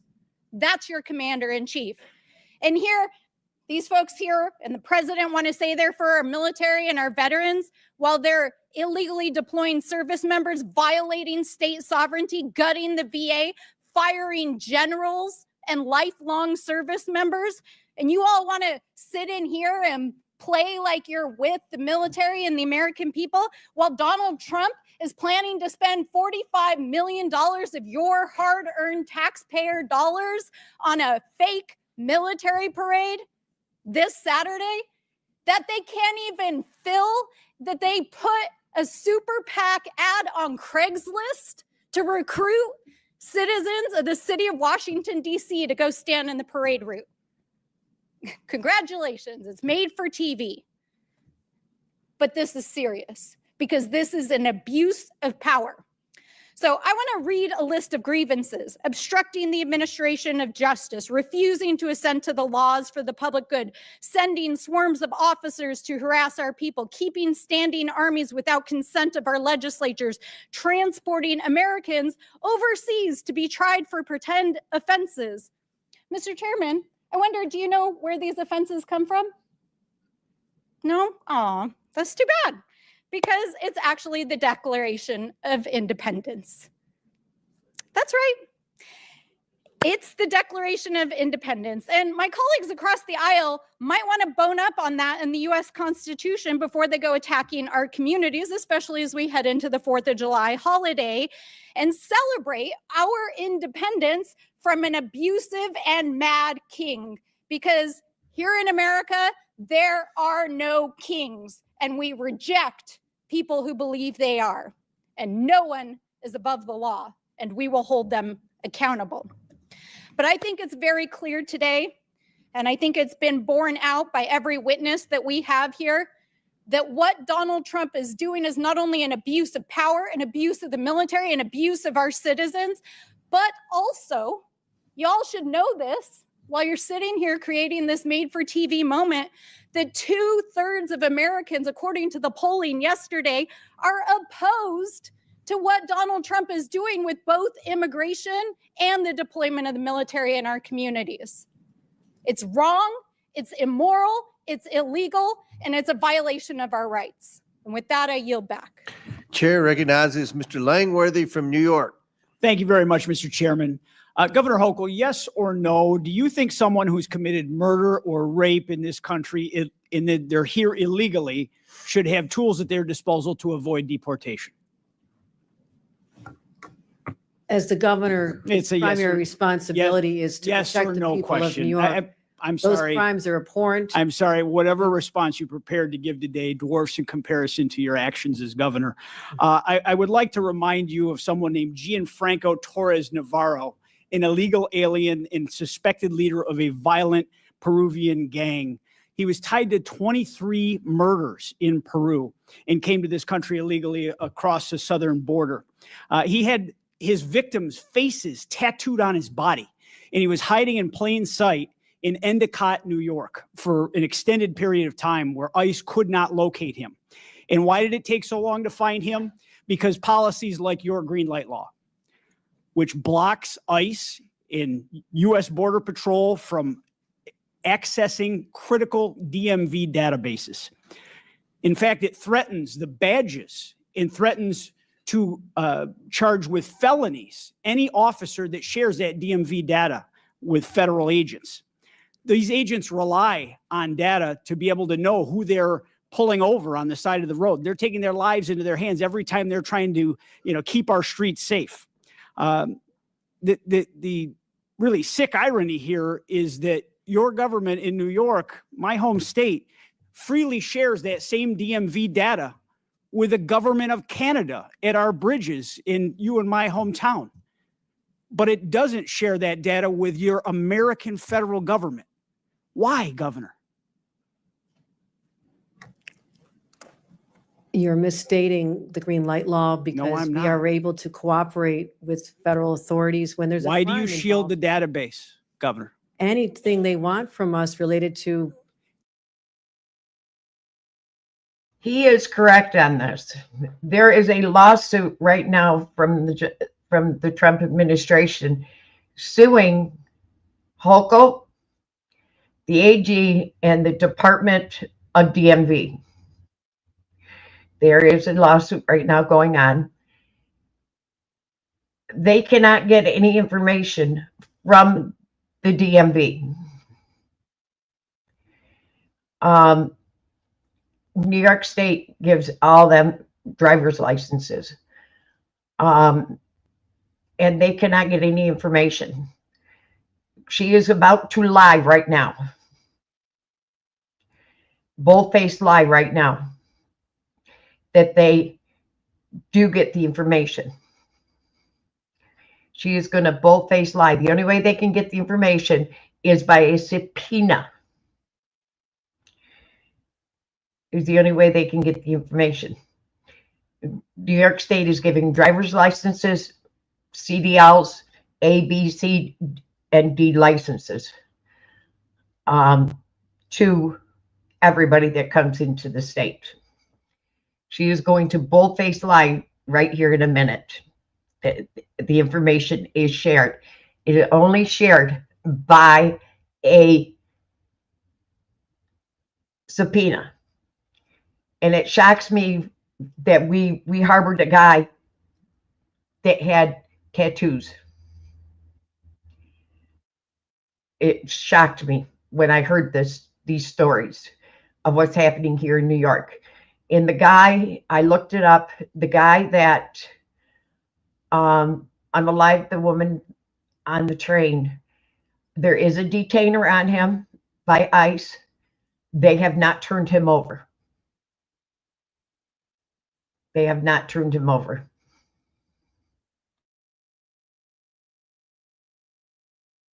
This is investigating a crime This is is data available that's to needed them. in real time to enforce the laws on the streets. They can't subpoena these records from your government. And I've had these conversations with my county sheriffs all across the state of New York, state police. They want to work with the federal officials. They want to clean up these messes, but they can't because they are being threatened by you and our attorney general that they'll take away their badge and end their careers. Been countless instances where we've cooperated with federal law enforcement. It happens on a daily basis. And so your characterization is just incorrect of how we provide information to people who ask for You it. share the database in its entirety with Canada, but you don't share it with the federal government. It's beyond belief. I mean, this is we give- denial and excuses, Governor. You know damn well that the New York State Sheriff's Association, the State Association of Chiefs of Police have both condemned the green light law. Sheriffs from Erie County, Niagara County, Monroe, Albany, Broome, Dutchess, and Oneida counties, multiple parties represented here, not just Republicans, have warned that your law ties their hands. It puts officers' lives in danger and it shields criminals from accountability. When you refuse to work with law enforcement, when you refuse to hand over data that can protect communities and save lives, you are actively aiding the illegal alien criminals who have crossed our borders and committed violent crimes. And the consequences are not hypothetical. Your bail reform law is the reason that Laken Riley is dead. He should have been in jail in New York, and he wasn't. He went to Georgia. He fled our state because he should have been in prison. These are tragic and real circumstances. In Buffalo, a Venezuelan illegal immigrant hacked his wife to death with an axe. In Syracuse, an Ecuadorian national strangled a young woman on her birthday and dumped her body in a park. In Irondequoit, in Monroe County, a Dominican national slaughtered an entire family, including 2 toddlers, and he set their house on fire. Governor Hochul, you took an oath to serve the citizens of the state of New York, and you've allowed violent criminals who came here illegally to hide in plain sight and to avoid federal officials because of your support for the green light law. I mean, this is an abomination. This is not keeping New Yorkers safe. We turn over the information you're referring to all the time. You're misstating the laws and its purpose. We cooperate all the time.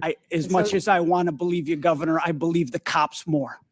Well, I believe the cops that I know and I trust in our same hometown that are out there in the streets every single day. Your laws put lives in danger. Your laws have led to people being murdered. My job is to protect the people of New York, and I fight hard every single day. I You're have doing done a more. very lousy job of Reduce it, the Governor. crimes. Murder rates are down to historic lows, and we're working hard to make sure one crime is one too many. I take this very seriously, but we do cooperate when anytime they need help with law enforcement. And That is just not what the law enforcement You're officials just not tell me, accepting Governor. the facts. I can't help it. I trust the professionals. You and I aren't police officers. I trust the people out in the field that wear a badge, that are honorable. You're a piece of shit. Hardworking people. And that's why they should And be you have a record of disrespect to law enforcement, just like you disrespected every corrections officer in the state of New York. You have a lot of gall to come here and criticize the president for using the National Guard to actually bring law and order to the streets of our country. When you sent those same National Guard officers to become corrections officers after you destroyed the lives of so many of the And they shouldn't have been there. officers in the state when you broke their union. You're absolutely right. There is a distinction. I have the authority over the National Guard in the state of New York. The president is usurping the sovereignty of another state, of the 50 states, when he imposes the National Guard time's ex- against the will of the governor. Ti- Just a time is difference of expired. understanding of basic Sure. civics. Thank you, Mr. Chairman. I yield back. Mr. Chairman, I have a unanimous. I'm sorry. I have a unanimous consent request. Proceed. First, I'd like to seek unanimous consent to enter into the record this article.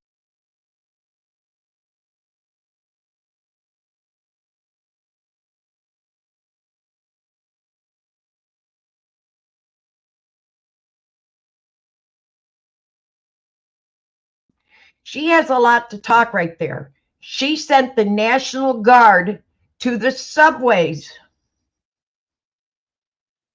Remember that, people. She sent the National Guard to the subways. And then when the people yelled in the subways that they were carrying weapons, she took the weapons away from them. Remember that. She sent the National Guard to the subways in New York City. So she has a lot to talk about when she sent them to the subways with guns. And then when the people bitched about them walking around the subways with guns, she bitched about it. They bitched about it. She took their guns away. But she used the National Guard against the people in New York City. So she doesn't want to talk too much about Trump. And remember, I'm not all Trump. So don't nobody come at me about Trump, because Trump is not here to save us, like everybody thinks, because he can't save us. Article, counties that provided sanctuary to undocumented immigrants saw falling crime rates, steady fines. Without objection, so ordered. Second, data shows sanctuary policies make communities safer, healthier, and more prosperous. Without objection, so ordered. And third, Trump team focuses deportation on immigration numbers, not criminals. Without objection, so ordered. Chair now recognizes Mr. Garcia from California.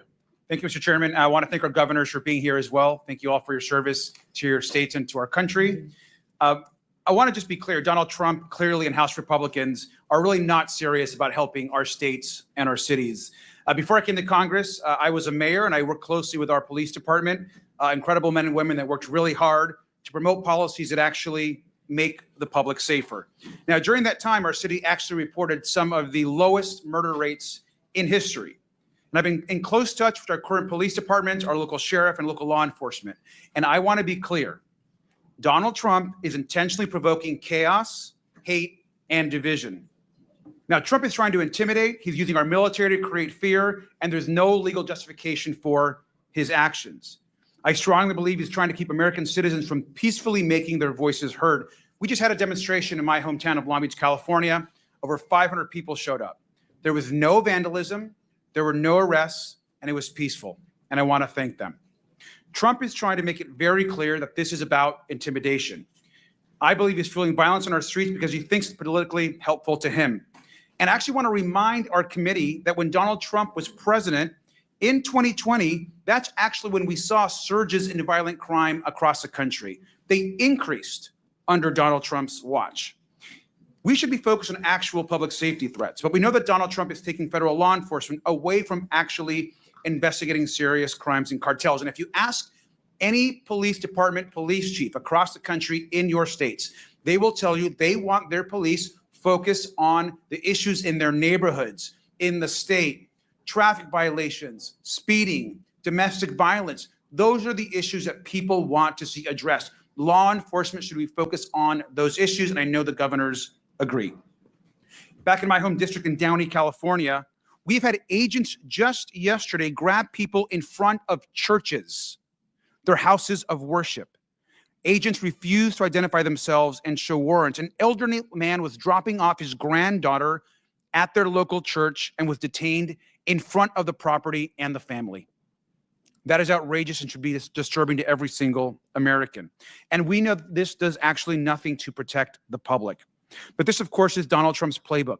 He doesn't care about the safety of the American people. He fuels hate and fear. It's no coincidence that Donald Trump is fueling chaos. At the same time, he's advancing legislation which the American people know is completely toxic and harmful to this country. We're looking at 16 million people losing health care. It's being debated right now as we speak in the Senate.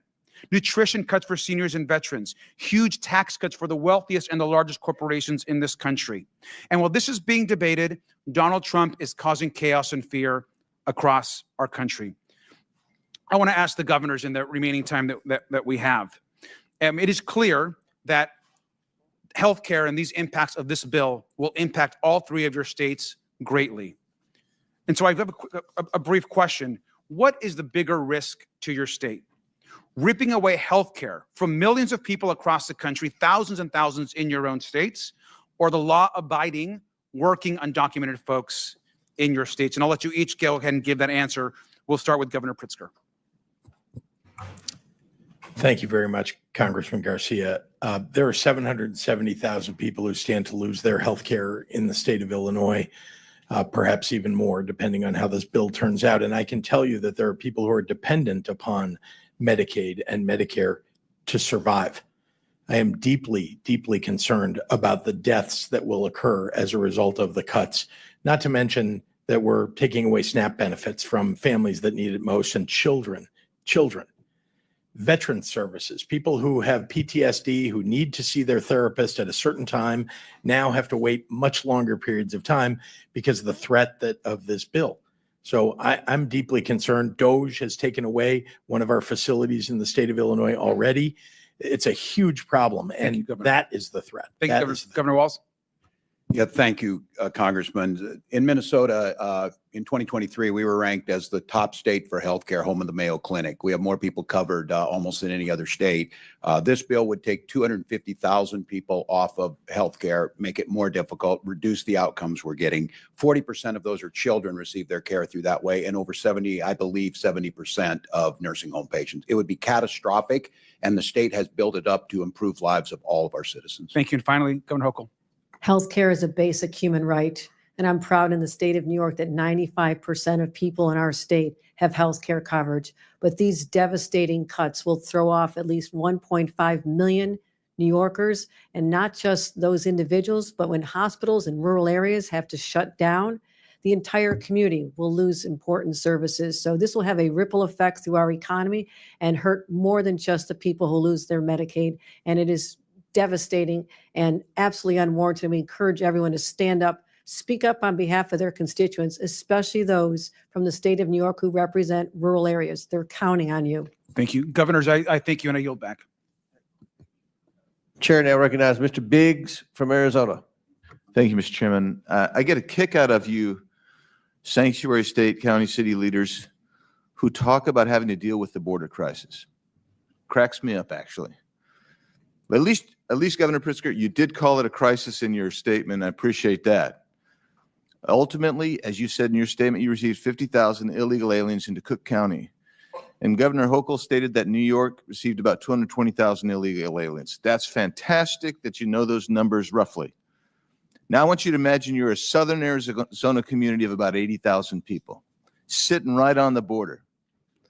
And over the course of the Biden administration, a couple of million people came through your little town.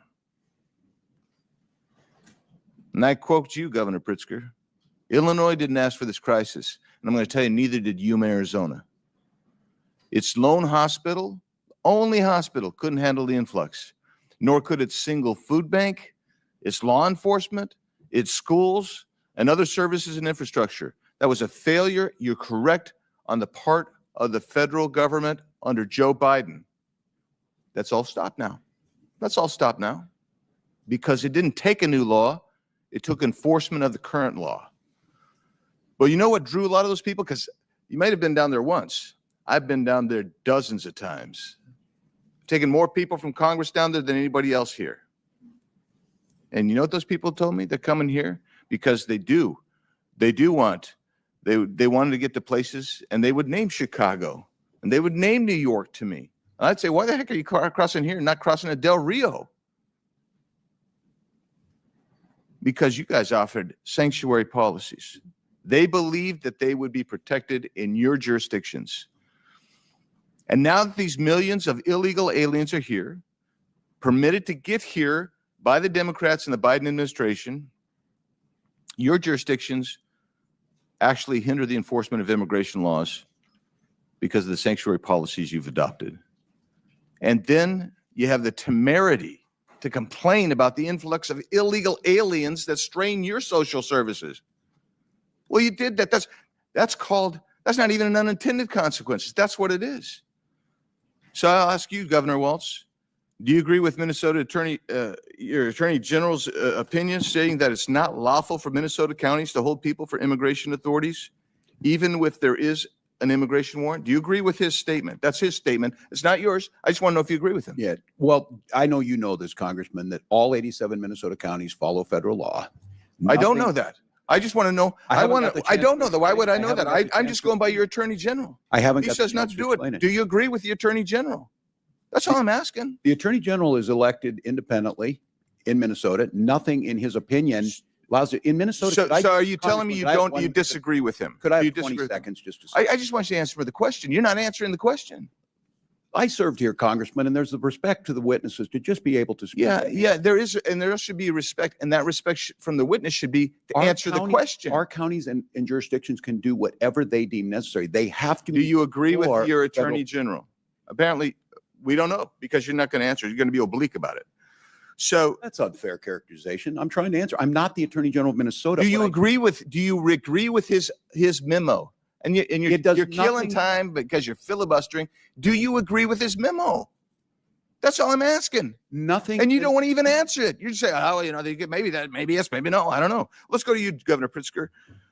A lawsuit was filed against you in the state of Illinois, and you responded. Your response to the claim is that Illinois has a quote constitutionally protected choice not to assist federal authorities with deportation, close quote.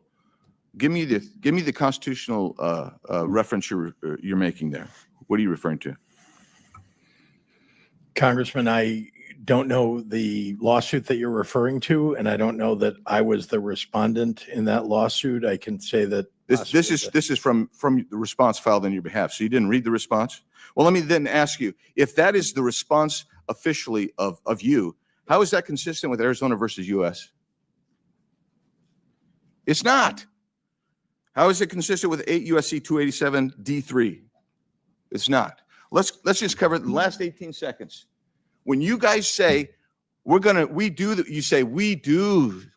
give these people the information only on a criminal warrant. Is there any distinction in 8 U.S.C. 1373A, 1324, 1324C that says, yeah, you don't have to give information. You don't have to provide the body. You don't have to respond to the ICE detainer. Is there anything in there that says there's a distinction between the criminal law, the criminal warrant, the criminal detainer, and a civil warrant, civil detainer? Is there anything in there? The answer is no. I'll answer for you. You do violate the law. You are sanctuary cities. And every one of you sitting there, if you don't know that by now, you should know it walking out of here, that you are actually committing a federal crime every time someone does that, because you don't have the authority under federal law or under the Constitution to negate even a civil warrant for someone who's violated a federal offense when you get a detainer notice. Yield back. Chair recognizes Mr. Frost from Florida. Thank you, Mr. Chair. All over the country, people are protesting nonviolently President Trump's treatment of immigrants, and they are right to. And I think it's important that we are clear as leaders about what's going on in this country right now. There is no mass deportation campaign. Deportation is a process that is not being followed right now. What's going on is people are being snatched up in the middle of the streets, trafficked, kidnapped in the middle of the streets, trafficked to other countries without due process. Trump is taking blatantly illegal and inhumane actions to stoke protests and then escalating things from there. Over the weekend, he sent the U.S. troops to California. This is dangerous. First, the California National Guard without the governor's support, and now the Marines. The Marines are trained to fight and win wars, not to de-escalate a protest in the heart of an American city. Members of our armed services have sworn an oath to the Constitution. They didn't swear an oath to Donald Trump, and they're not his personal army. And so in the face of a wannabe dictator, we have to have strong opposition. First, the Trump administration says they're going to arrest judges. Then they arrested a judge. Then they talk about arresting elected officials. Then a mayor gets arrested. Then they said they'd arrest a member of Congress, and one has been indicted. A Democratic member of Congress has been indicted. And now we have Trump's border czar, Tom Homan, who's threatened to arrest the California governor. And I don't think we should take this as an empty threat. Why is Trump now saying he wants to arrest governors? It's because he knows that some of the people who are going to be the greatest opposition to his lawlessness are Democratic governors standing up for their people. And so I'm just curious to hear from our three governors here today, because these things can be put forth as hypotheticals, but they're not hypotheticals. Elected officials are being arrested. This is happening. The DOJ is being weaponized against us. So if federal agents were to come to your door, to the governor's mansion, approach your security staff to arrest you. You have Tom Homan on the news saying, I want to arrest Governor Hochul, Governor Pritzker, Governor Walz. What do you do? What do you say? I'm just curious. Governor Hochul, if you can start. If Tom Homan comes to Albany to arrest me, I'll say, go for it. You can't intimidate a governor. What is this country coming to when people can threaten us on social media and on cable news and try to stop us from doing our jobs? We're here on the front lines every day, fighting to defend our rights, our values, and the public safety of our residents. And so any anything threatening our responsibility is an assault on our democracy, nothing short of that. Thank you, Congressman. Let me begin by saying I have the highest duty to protect the people of my state. And indeed, if Tom Homan were to come to try to arrest us, I can say, first of all, that he can try. I can also tell you that I will stand in the way of Tom Homan going after people who don't deserve to be frightened in their communities, who don't deserve to be threatened, terrorized. I would rather that he came and arrested me than do that to the people of my state.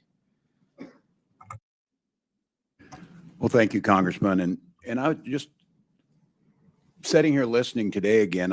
There's many of you in here, friends on both sides of the aisle that I served here. The job of governor is very different than the job you're doing, but we need you. We need to work together. No one here wants to hear these horrific stories, but we have a job to do on limited resources. And equating that not doing ICE's job means we're not cooperating. We're patrolling our highways. I'm proud that Minnesota's a state third lowest in traffic deaths. If we start doing all the things at ICE, and nothing we do precludes them from doing their job. And so threatening and political, and I did not realize, I guess, I watch, I didn't realize how much animosity there's here. We have a responsibility, the American public, to work together. And I think threatening arrests on elected officials, Congressman, it doesn't help any of us. And Governor Pritzker's right. Our citizens are scared and angry, and it's not necessary. We can fix this with a bipartisan border bill. Help us out. Thank you, Governor. I want to end by saying former Governor and now Secretary of Homeland Security Kristi Noem just last year said that federalizing the National Guard would be a direct attack on states' rights. And now she's cheering it on. President Trump has consolidated power so much in his own party, there's little to no, pretty much zero opposition left to his lawlessness. We hear it in this room right now. And the last thing I want to say, too, is what's going on right now is not just a distraction from the fact that they want to pass a massive tax break for the richest Americans and take away services and things from working families, but it's to enable it. These aren't two different stories, because the only way you rip away healthcare from 15 million Americans in this country and not feel like you have to fear for your job or that you're going to be protested every day is by scaring the people and suppressing their First Amendment right. What's going on in Los Angeles and what this Donald Trump wants to do around the nation is directly connected to the fact that he's going to take away healthcare from all of these people, 15 million Americans, to benefit people like him and his donors. And it's shameful. These aren't two different things. It's the same thing. I yield back. Chair recognizes Mr. Higgins from Louisiana. Thank you, Mr. Chairman. Governors, I guess thank you for being here today. This was staged to be it was bound to be, political conflict here. But I like to get pretty real with each of you. I know Governor Walz pretty good. He and I came to be, believe it or not, America, Governor Walz and I came to be quite friendly. I consider him a friend for many years.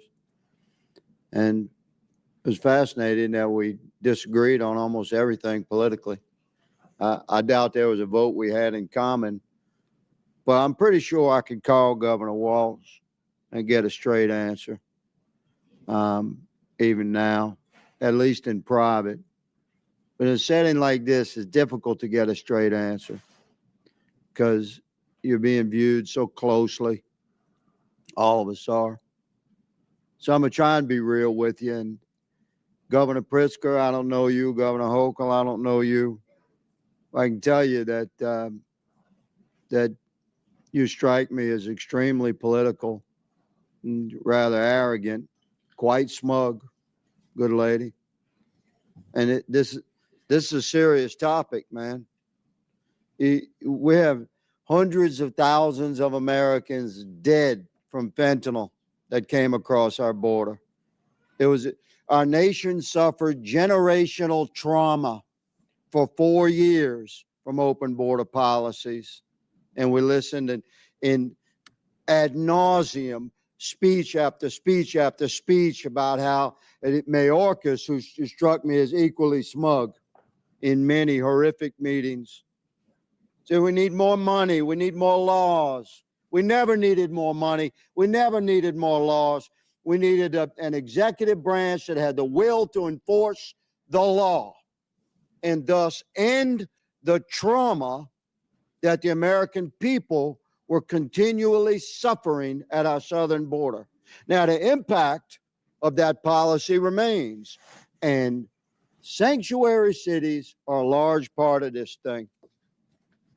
And I don't know the life of you three, your background. I don't know if you've held the hand of a mother or father had to deliver to them the news that their child had been killed by a violent criminal. Prayed with that person, but I have. And the victims of crime commonly have a simple refrain. Why? Why? Why did this happen to my family? And I'm going to ask you, Governor Pritzker, and you, Governor Hochul, what do you say to those people when, have you ever had the courage to speak with one in person, in private, without cameras? And when they ask you why was this horrible person invited to Illinois or New York? Why do your sanctuary policies encourage, why did this guy that killed my daughter, why was he in my state? Why? Representative. Don't tell me it's limited resources. Representative. Don't tell me it's limited resources. I'll let you know when it's time for you to answer the question, madam. Okay.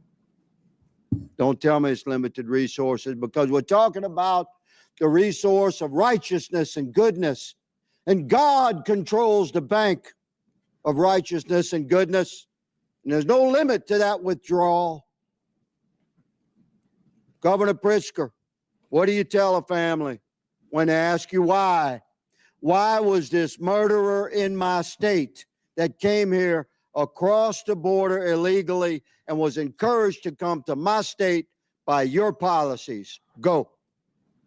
You said invited or encouraged. 50,000 people invited were and encouraged by 50,000 sanctuary people were policy. shipped to my Yes, state yes, yes. by a Don't border beat state around the governor. bush. Own it, man. I'm not beating Own around. it. I'm telling you, 50,000 people were shipped to my state by a Would you ship Republican them back? border state governor. 50,000 is a smidgen. We have 15 million cross the border. I understand. I'm glad they bust some to And your state. I have, 'cause you and need I to have taste been it. clear Your sanctuary about policies favoring border Governor Hochul, security. There was a I'll give bill you the last last year couple of on that very seconds here. subject, sir. On the Governor question of Hochul. what And I'd you say to opposed that it. family, I would say my heart is breaking for you. I'm a mother.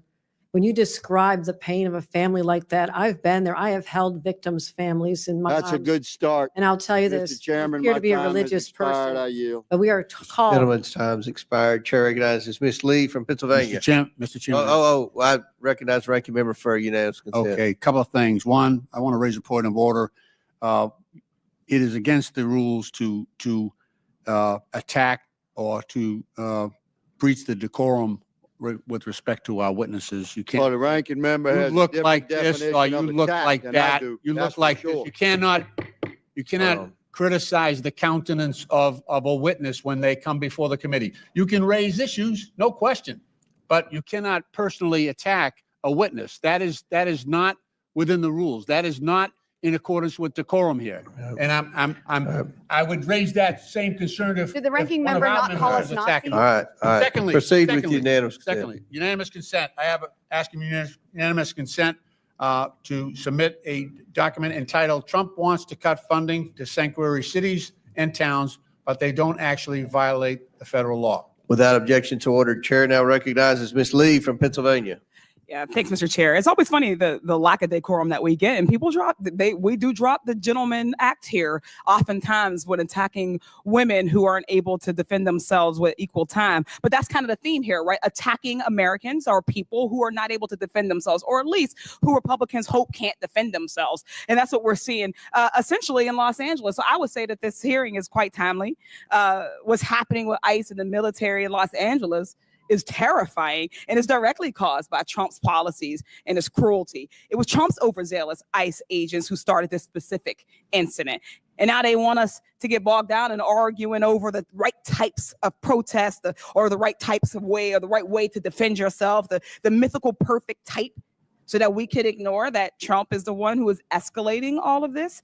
Trump is the one who ordered in thousands of National Guardsmen over the objection of Governor Newsom, something that hasn't been done since 1965. Trump is the one deploying Marines, not on an enemy abroad, but on the American people who are exercising their First Amendment right in this instance. The only opportunity that they have to defend themselves against lawless lawmakers who are imposing cruelty upon them. For a party of so-called law and order folks, they sure are stampeding over people's constitutional rights and intentionally inciting more chaos, more fear, more anxiety, and increasing the likelihood that people will get hurt. In the end, what's happening in Los Angeles is just one of many incidents where Trump and his administration have not given a single damn about people's safety. For one, the ICE and DHS agents that are arresting people and raiding places often don't even have any kind of uniform or identifying badge. They're masked and they're in unmarked cars. Ms. Perryman, just briefly, why is it so dangerous to have masked plainclothes ICE agents arresting people? So I'll just thank you, Congresswoman, for your question. I'll go back to what I said before, that we know our Constitution recognizes and our country recognizes the importance of trust between local law enforcement, the federal government, and governors. And what we're seeing here is a breach of trust. It's an escalation, and it's dangerous for the American people. Trump said he was only going to go after undocumented criminals, but that's clearly not the case. Whether through incompetence or straight up racial profiling, ICE and DHS agents are wrongfully arresting U.S. citizens. We've talked about it today, and catching these mistakes often happens too late, after an American citizen has already been illegally thrown into another country, and Trump's administration is doing nothing to get them back. These agents are also going into previously protected spaces, as we've discussed, like churches and schools and hospitals. DHS agents tried to get into an elementary school by lying that they had the permission from the parents. That is a cartoonish level of evil. ICE also arrested a Massachusetts high school senior, Marcelo Gomez da Silva, on his way to volleyball practice. Governor Walz, you're a former teacher and coach. Do you think these kinds of actions create instability for students? And do you worry about increasing anxiety of kids coming to school? Well, thank you, Congressman. I certainly do. Creating that safe environment where our kids can come and the expectation is to learn. They certainly do. Once again, there's no reason to use these enforcement actions at those locations when there are other tools. And I think, again, this false equivalency that we do not want violent criminals to be arrested, detained, and go through due process. We do, but hugely detrimental to the educational system, hugely detrimental to a system that is dependent on trust and the goodwill of everyone in that school system. So yeah, it is detrimental. Thank you, Governor Walz. He's saying kids getting arrested are often being separated from their families. They are scared. They're alone. An attorney is one of the few resources they had access to that is now being taken away as well. The Trump administration has canceled contracts with legal groups that represent those undocumented children in immigration court. This is going to force thousands of kids as young as 2 years old to represent themselves very quickly, as we're running out of time. Ms. Perryman, how's a 2-year-old supposed to represent themselves in court?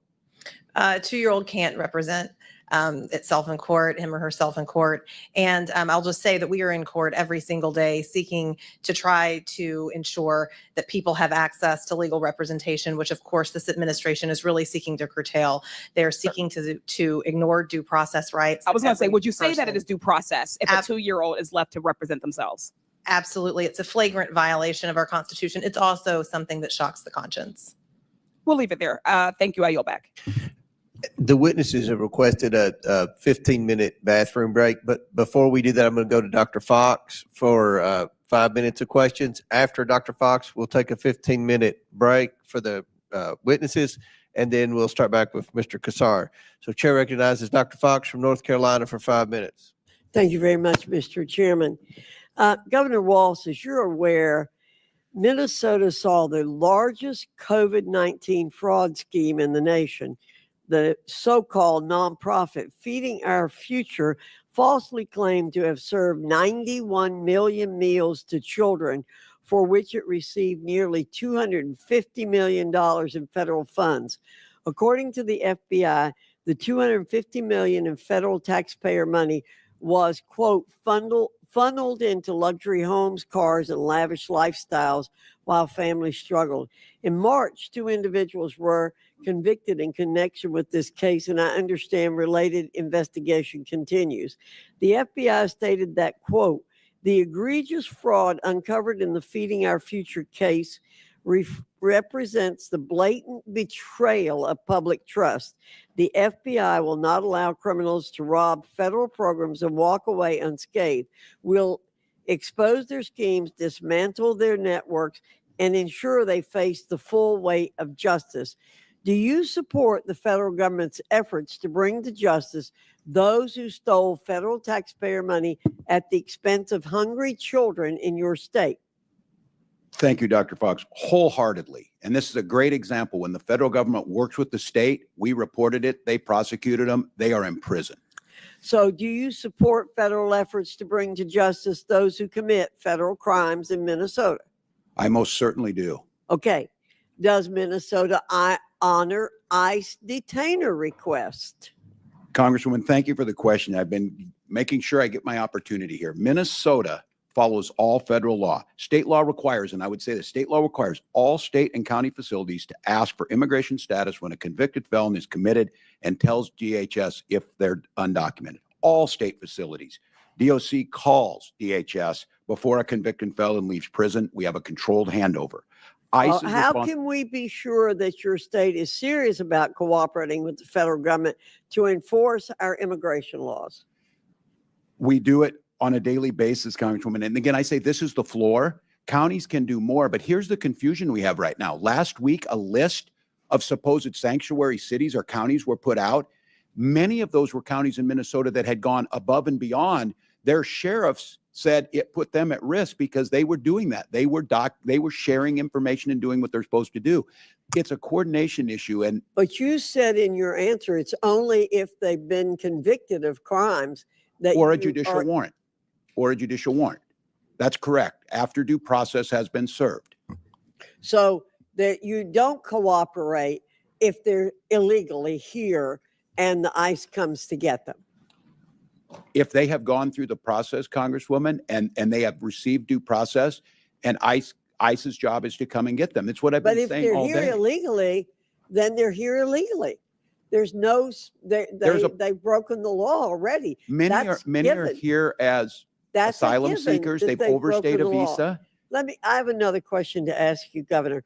As I've said before in this committee, innocent American taxpayers are collateral damage in the Democrats' pursuit of open border policies. Americans pay with their wallets, their safety, and all too often their lives. This is unacceptable. I'm sure you're aware, Governor, that your state has spent hundreds of millions of state taxpayer dollars to address the surge of illegal aliens in Minnesota. Are you also aware of any NGOs operating in your state that provide services to illegal aliens, and have those NGOs received any federal funding? I can't answer that at this time. I don't have it in front of me. Well, we have to end the shameful practice of NGOs working against immigration law enforcement efforts. That's why I introduced H.R. 245, the Grant Integrity and Border Security Act, to stop NGOs who work against U.S. laws from receiving a single cent of taxpayer funds. Americans should never tolerate a government that uses their own tax money against them. And Mr. Chairman, I yield back. Gentlelady yields back. Before we recess, recognize the ranking member for UC. Thank you, Mr. Chairman. I ask unanimous consent to submit an article from the Seattle Times entitled "National Sheriff's Association Head Tears into Fed's Sanctuary List." Without objection, so ordered. Pursuant to the previous order, the committee will stand in recess for 15 minutes. Committee stands in recess.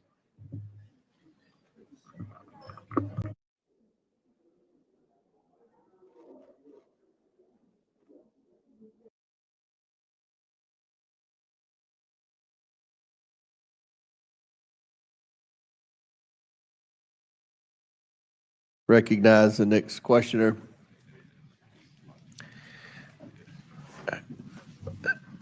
Thank you all. Chair now recognizes Mr. Kassar from Texas for 5 minutes. Good afternoon, governors. Republicans have dragged you in today for questioning because they say your immigration policies are dangerous for American citizens. So I want to ask each of you some questions about recent events affecting U.S. citizens. Governor Pritzker, was it your administration or was it the Trump administration that arrested a 10-year-old U.S. citizen recovering from brain cancer and sent her to Mexico? It was the Trump administration, sir. Correct. That was the Trump administration. Governor Walz, was it your administration or was it the Trump administration that jailed an American for days, alleging he was in the country illegally, despite him being a U.S. citizen? I believe that was the Trump administration. That's correct. That was the Trump administration. Governor Hochul, was it your administration or was it the Trump administration that arrested a totally innocent U.S. citizen, pregnant woman who wound up in the hospital after her detention? Those horrific situations are all the results of the Trump administration's over-enforcement of our laws.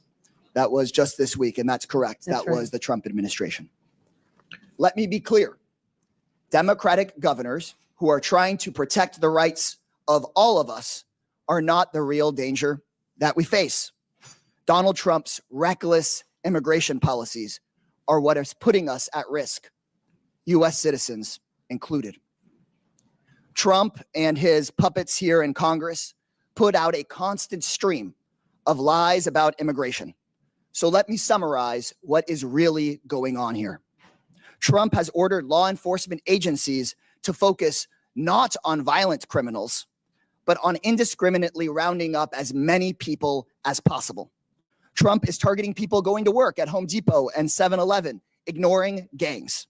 Trump is targeting people trying to follow the rules and go to a court hearing, ignoring those who commit real violence. And then there's the kids. Imagine just for a moment that they're your kids. Law enforcement raids at our schools. Kids with their hands zip tied behind their backs. Multiple U.S. citizen children with cancer deported to foreign countries, separated from their treatment, their care, and their doctors. This is not just about immigrant families. Donald Trump is undermining the rights that protect all of us, no matter who we are and where we come from.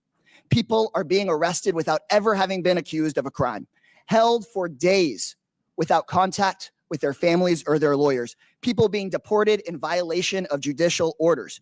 Trump also is going after anyone who dares try to put up guardrails against this, arresting judges, arresting mayors, arresting members of Congress and union leaders.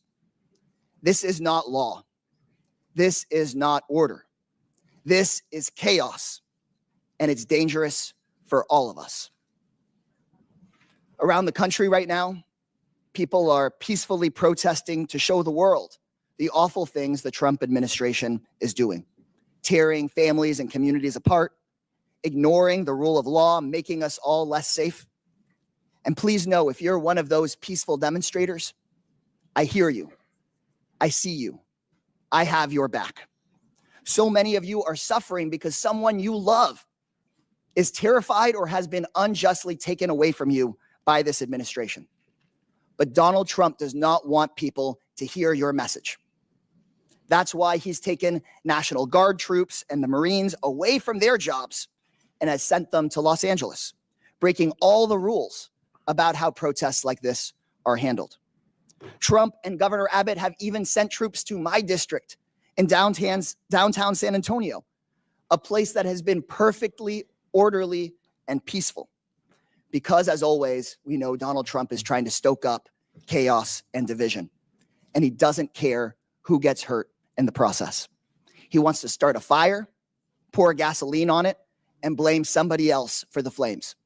So if you're watching at home and you see images of disorder or chaos in the coming days, remember this: it's Donald Trump's fire. It's him who lit the fire, and he does not care if the rest of us get burned. I yield back. Gentleman yields back. Chair now recognizes Mr. Fallon from Texas.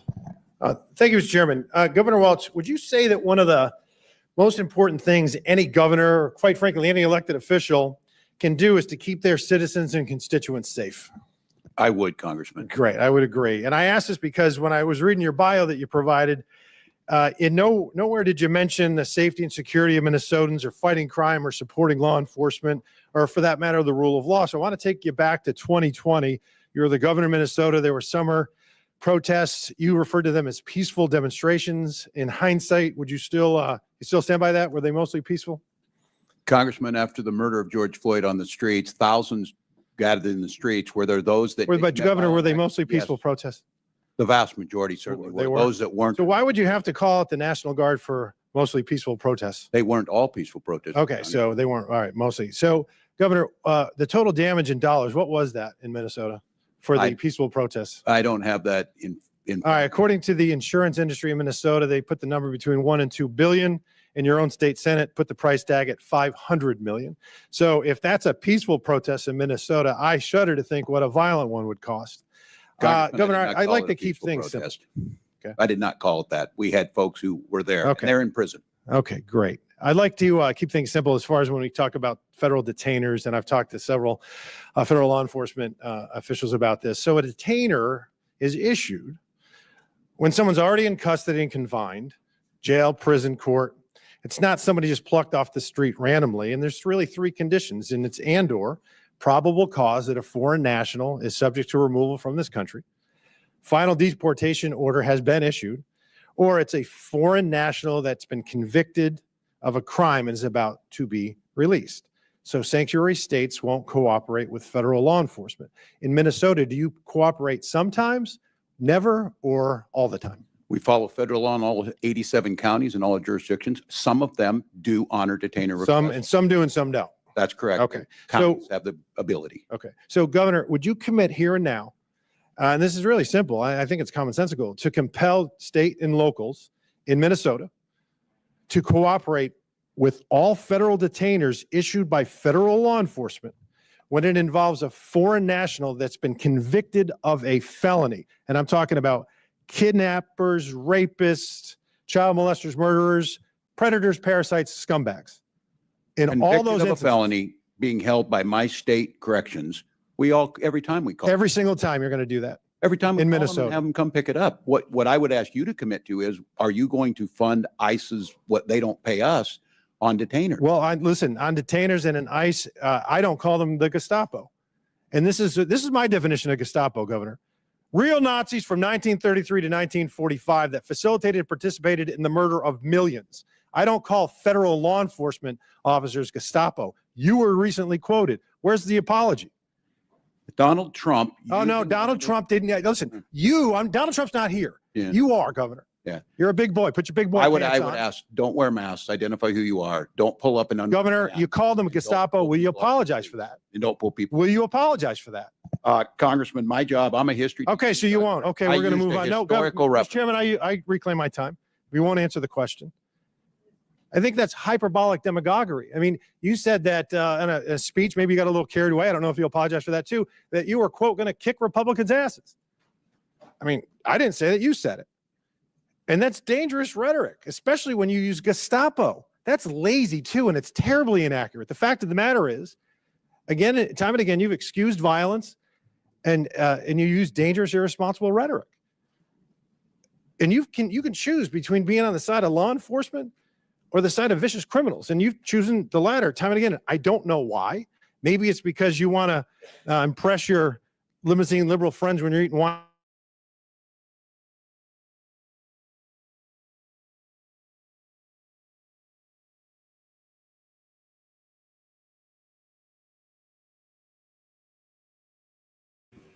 Yeah, we're stuck again.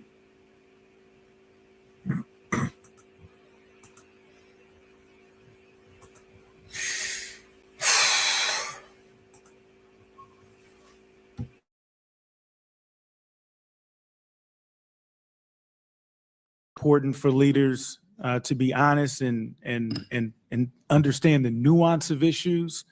And as my grandmother used to say, all the easy problems have already been solved. We're left with the tough ones. And so it's important to our constituents that we're explaining the nuance in these issues. And this hearing is yet another attempt at dismantling the system of power and the rule of law in America. The administration's threats to withhold funding and resources from states to coerce them to adhere to federal immigration law is unconstitutional, period. The deployment of federal troops without authorization is unconstitutional, period. Masked, unidentified ICE agents snatching people off the streets is unconstitutional, period. And since my colleague brought this up, Governor Walz, I'm a former prosecutor. Is it good precedence to allow masked men to show up and take people off the streets, not even identifying themselves? No, and it also puts law enforcement at risk. Absolutely. And there's this criminal element who might say, we can kidnap people, we can rob people, come with masks, identify ourselves as ICE, and someone may not know what they can do. Is that correct? Well, if I'm not mistaken, I thought yesterday I saw that very thing happened. Someone identified themselves as ICE and committed a crime. Yes, look, you wear the badge for a reason. You wear the name for a reason, and you make sure that you're coordinated with those other law enforcement agencies that are there. It's a dangerous situation for everyone. Absolutely, and so governors, quickly as it relates to criminal trends in your state, are illegal immigrants more or less likely to commit serious violent crimes? It's clear that immigrants commit crime at a lower rate than the rest of our population. Studies suggest that illegal immigrants were about half as likely as U.S. citizens to commit an offense serious enough to result in incarceration. And it seems to me that we're redirecting critical resources from communities to address immigration when statistically immigrants commit less serious crimes. And this misalignment risks undermining community stability by prioritizing other high public safety concerns, which you all have to deal with.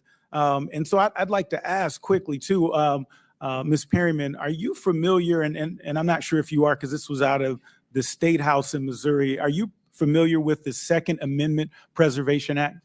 Is that the act, Congressman, where the State House in Missouri sought to pass a law that it would not cooperate with federal law enforcement? Particularly with gun cases. Yes, ma'am. And so I'm a little confused, and I'd love for my Republican colleagues to clear this confusion up. On one hand, when it involves immigration, they're saying that that states like yourselves should do the job for them, reallocate resources from places that you're doing tremendous work in to do the federal government's job. But when it comes to gun violence, Missouri passed a law forbidding local police from cooperating with federal law enforcement. And so I got to ask, in your respective communities, is gun violence a problem? Governor Hochul. Any incidence of violence is a problem for us, but I'm proud that after investing nearly $3 billion in law enforcement since I've been governor, our crime rates are trending downward, particularly violent crimes. And a place like New York City had the lowest crime rate in May in history. And I'm going to reclaim, just because I'm short on time, but Lowest gun murder violence rate. is a concern. Would that be safe to say? Yes. Governors? It is absolutely a concern. And yes. and so if when local law enforcement and federal law enforcement work together to curb gun violence, which protects all of us and all of our families, I don't hear Republicans complaining about the fact that local law enforcement is literally barred, until the Supreme Court overturned this, barred from working with federal officials. And I think it's just about hypocrisy to suggest in this situation that you should be forced to take the finite resources that you have to do the federal government's job. That's my time. I yield back. Chair recognizes Mr. Sessions from Texas. Mr. Chairman, thank you very much. To our friends, Mr. Waltz, welcome back. The opportunity that we have today to talk about this brings up a lot of issues. I think we all understand and we know this. There are over 600,000 migrant children that cross the border without supervision from 2020 forward. 600,000 children. We're sitting here arguing about a lot of things, but during the Biden administration, they took no steps, none, to affect, and this is from an IG report. They were unprepared. They did not know what they were doing. They let people come across. They didn't check. They just took people's word for it. And we still have these. Of those 233 migrant children were never even given dates to appear in an immigration court. No dates by the Biden administration. Here, come on in. Here you go. I would suggest to you that each of you are participatory for bringing people because of your words of New York is open, Illinois is open for business. We want you to come. We want you to be here. And terrible things have happened in our country as a result of a false promise. I know you're perfectly willing to pay millions of dollars to people out of your own coffers. But the bottom line is they came through Texas and other areas, and it caused a great deal of carnage and harm. And these migrants are in trouble. They're in trouble. The entire pathway to be taken advantage of and to cause harm, not just to themselves, but other people. I would submit to you, all three of you have encouraged people to come, and the numbers are stunning about the numbers of not just people that got caught, but those people that came here who have criminal records, and they appear on terrorist watch lists. And I would ask each of you, are you aware that when you put your open Come to America sign, come to the state of Minnesota, come to Illinois, come to New York, are you aware that you were doing that where there would not be a background check, where there would be people who would openly hear this who were criminals and terrorists, and they evaded this process and overwhelmed law enforcement? You created a gold rush. You created a rush whereby people came, and the entire pathway is littered with not only brand new areas, and it's the number of communities that now participate under 280G has exploded.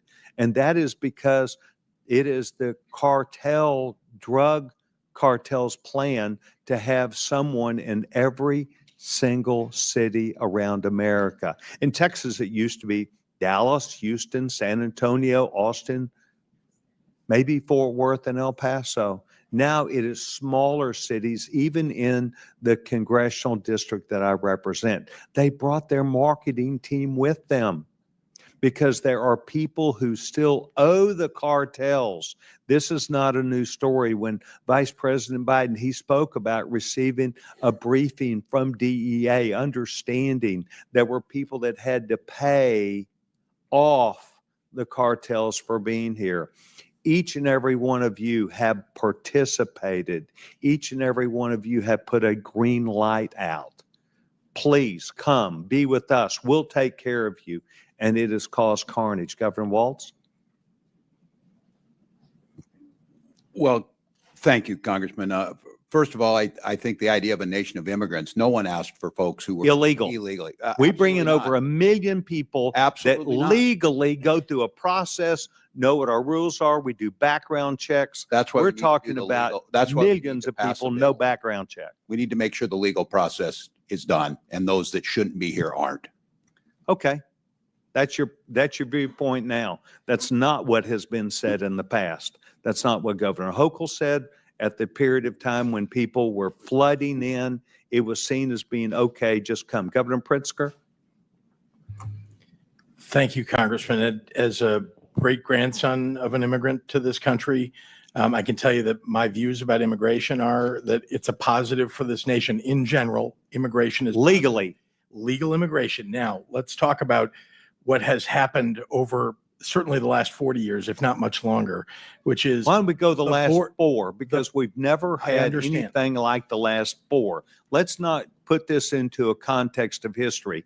Let's put it under you as governor, your public comments, Governor Walz's comments, and Governor Hochul's public comments to encourage people to break the law, to come through my state and cause carnage, and drug cartels to have people now where they have a marketing organization everywhere to where communities have to have a 287G problem because they have people staying where they had never stayed before. Well, that mischaracterizes things that I have said. Let me just be clear. We have had 40 years of failure at the border and failure of immigration policy. We'll talk about the last 4 years, right? There were people that came to the border, because the federal government decided that, because there's law that allows this. Right? There was not law that allowed it. There was a presidential directive. Okay, fair enough. We're not in charge of the border in Illinois. I can tell you that. We don't have a border with a foreign Well, you nation other encourage than knowing there we have be, Lake knowing Michigan there be between us and tens of Canada. thousands of children that would come. Governor Hochul. We had 50,000 people who came from Texas because they were shipped to us. And let me tell you, I was in favor of helping them helping Texas indeed find a way to provide for them. We as a nation should be welcoming people to this country. Not illegally. and handling. Totally. That's the difference. And you Let's- need to say that. Mr. Chairman, I know my time is up. I'd like to Congressman. ask unanimous consent to enter to the record United States Department of Homeland Security Management Report, August 19th, 2024, March 2025, where unaccompanied alien children. Without objection, so ordered. Chair recognizes the ranking member for unanimous consent. Thank you, Mr. Chairman. I too have a unanimous consent request for an article from The Nation magazine dated May 23rd, 2025, entitled "Trump Wants Thousands of Migrant Children to Represent Themselves in Court." Without objection, so ordered. Chair recognizes Ms. Tlaib. Thank you, Mr. Chair. To all the witnesses, all of our governors, thank you for being here. I want to start with questions, just really quick, yes or no. Do you believe in due process for everyone, no matter their immigration status? I do. I do. Yes. What if they didn't vote for you? They're I not still allowed. support them. I Doesn't represent matter, right? everyone in my. They disagree with you on immigration. They disagree with you on climate, LGBTQ, right? All of you? We take care of everyone who lives in our state. So what about Palestinian human rights? I'll start with you, Governor. from Yes, Minnesota. support. Human rights for everyone, yes. Do you believe they Palestinian. deserve due process, even if you disagree with them on Palestinian human rights position? Yes. Governor? Yes, we have, and by the way, we have Well, the Governor largest Hochul- Palestinian American population. Oh, I know. in the I'm aware of country. that, Okay, sir. yes, ma'am. Governor Hochul, how about you? Yes, we do. Your constituent Mahmoud Khalil is still in ICE detention. Are you aware of him? Very much so, and I'm hoping he's returned home on Friday because Yeah, we're he's been working on that. he So has been he's a legal denied due permanent resident. process. I know, this is important.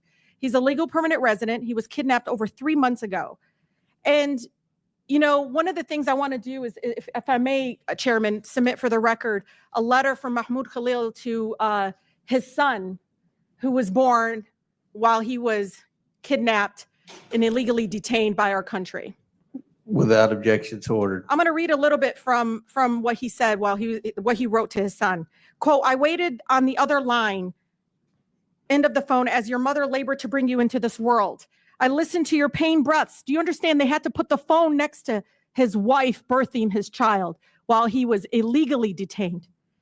I listened to your pain breaths, her pain breaths, and tried to speak comforting words into her ear over crackling line. During your first moments, I buried my face in my arms and kept my voice low so that the 70 other men sleeping in this concrete room would not see my cloudy eyes or hear my voice catch. The cruelty of what is happening in our country. Everyone, to all my colleagues, should understand the human toll of separation of families. Read this letter, take a moment. And maybe Governor Hochul, sometimes I feel like because he's Palestinian, you didn't speak up enough. And I say that as a Palestinian American serving here in Congress. We all need to always support due process for everyone, no matter if you disagree with them politically or not.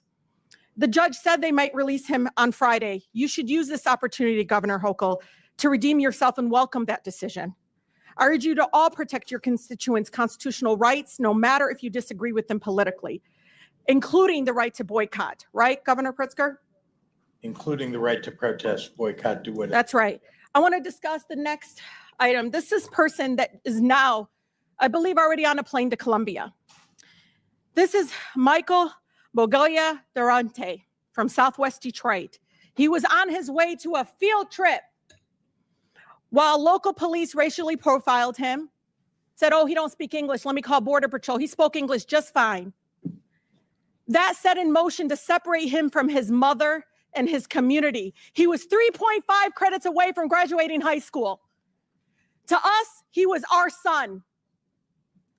Our son. He was not a criminal. He was trying to do the right thing. He had attorneys at a nonprofit legal agency. And you know, governors, I think about him and his trip, and he's there and he's with all his friends and he's trying to experience this beautiful thing that we all have experienced. But what makes me angry about the fact that he went on this flight, he's probably in Colombia now, without his family, without his school community, without his classmates, is that many of my colleagues on the other side of the aisle, and maybe some on mine, their donors benefit from a broken and inhumane immigration system. The President of the United States benefited financially and personally by having a broken immigration system that keeps our immigrant neighbors in a broken system that doesn't allow them to come out of the shadows. Why? Because that's cheap labor. Let's be honest.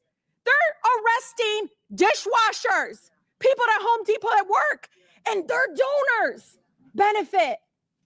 You know it. The restaurant industry benefit. They know exactly what they're doing. If they even wanted to fix this immigration system, they'd go to the people that employ them. And we know it. Now, detention centers. Guess who's going to benefit from private detention centers and holding our immigrant neighbors? Their donors.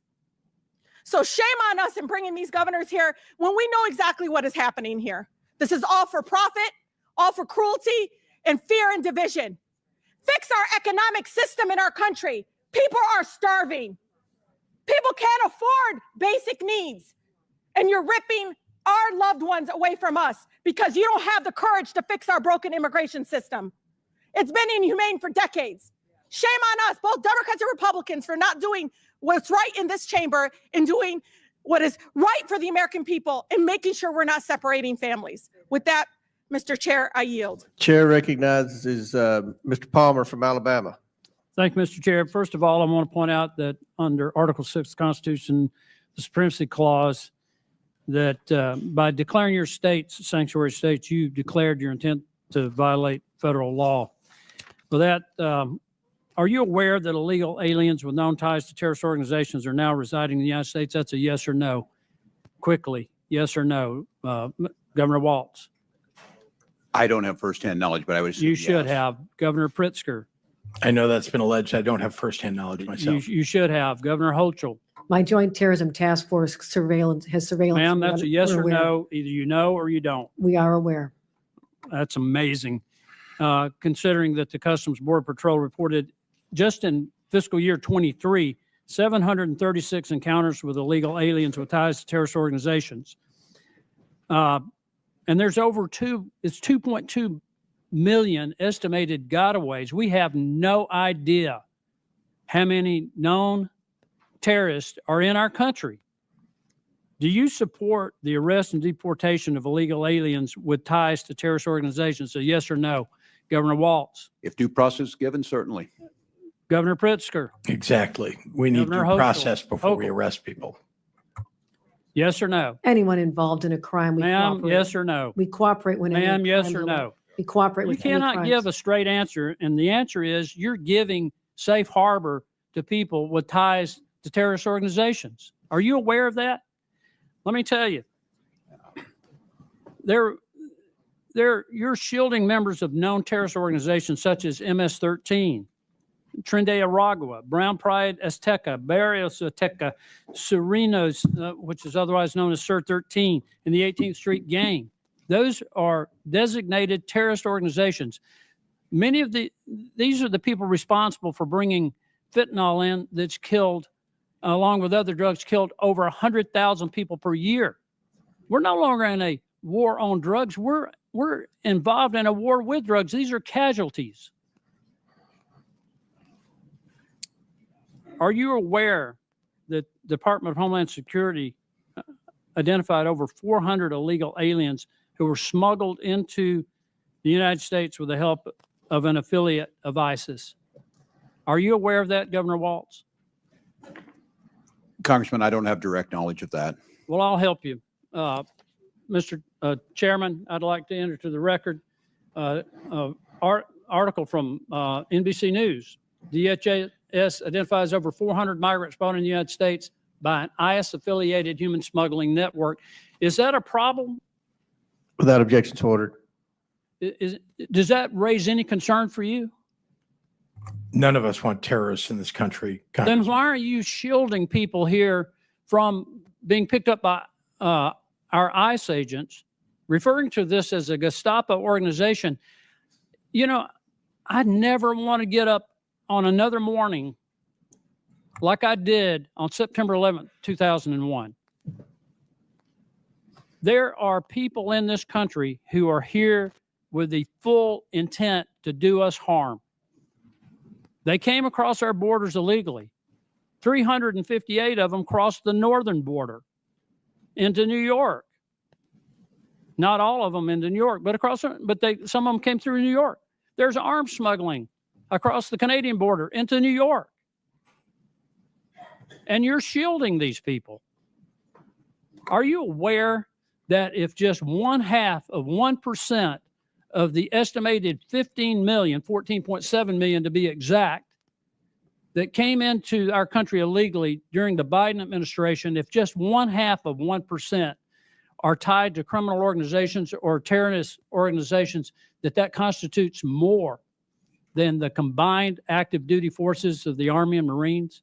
Does that not strike you as something that should be of great concern to us? Since you raised New York, I'd like to answer. Are you aware? We cooperate fully with all investigations, particularly terrorists. And you Well, how do cannot you know say if they're 9/11 and not invoke How do you incredible know, emotion Governor from us. Hochul, that they're terrorists if you don't allow people to be picked up who came here illegally to at least give an account for their presence? We say How they do you should be vetted know at the if they're border. not part of that 400 that we know came in through an ISIS-affiliated human smuggling operation? You don't know.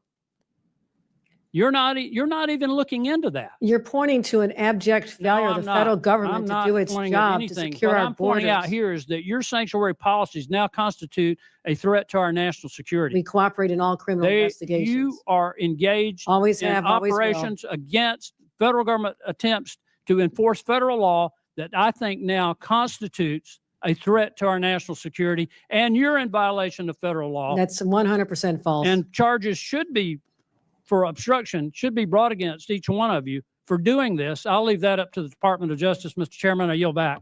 Chair now recognizes Ms. Crockett from Texas. Mr. Chairman. And Mr. Chair, Point of order, point of order. That was intimidation of the witness.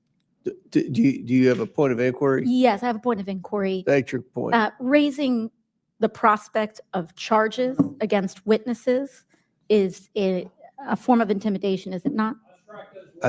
Thank you. Thank you. And I withdraw the question. I appreciate it. Chair recognizes Ms. Crockett.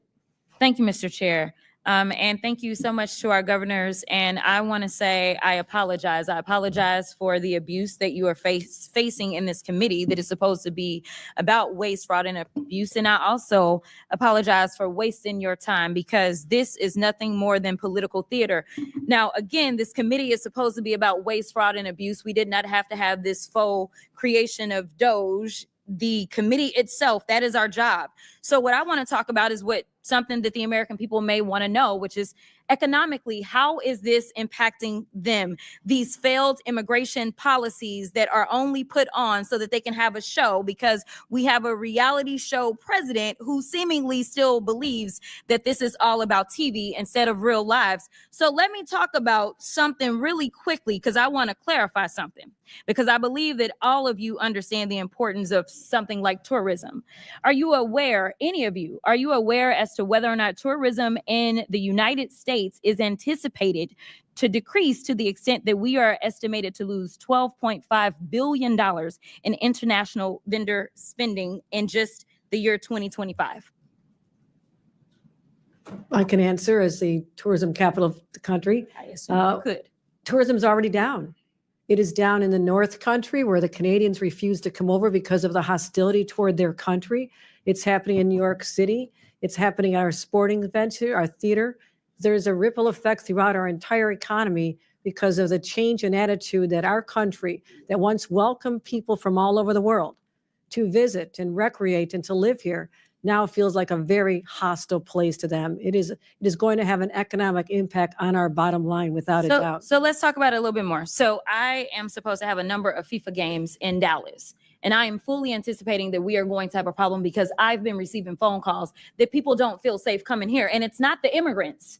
It's this government that is making them feel unsafe. But let me also do this because they love to cherry pick. They can find, any one person that has been killed. And if they've been killed by an immigrant, then God darn it, every single immigrant is going out and they are killers. And that is the problem. But they don't want to talk about white supremacy. I don't know how many hearings we going to have about the fact that there's been this one immigrant that killed this one person. And no, I'm not excusing any killings by them or white supremacists, but they haven't had these hearings. We didn't have a hearing on Buffalo and what happened there. We didn't have a hearing on El Paso and what happened there. We didn't have a hearing on Charleston and what happened there. So it's interesting that they pick and choose because it seems like they love to pal around with the white supremacists. And so they don't want to talk about certain other things. But economically, I want to make sure that we're making this point again, because I know that Governor Pritzker, you were the beneficiary of a lot of things from the state of Texas.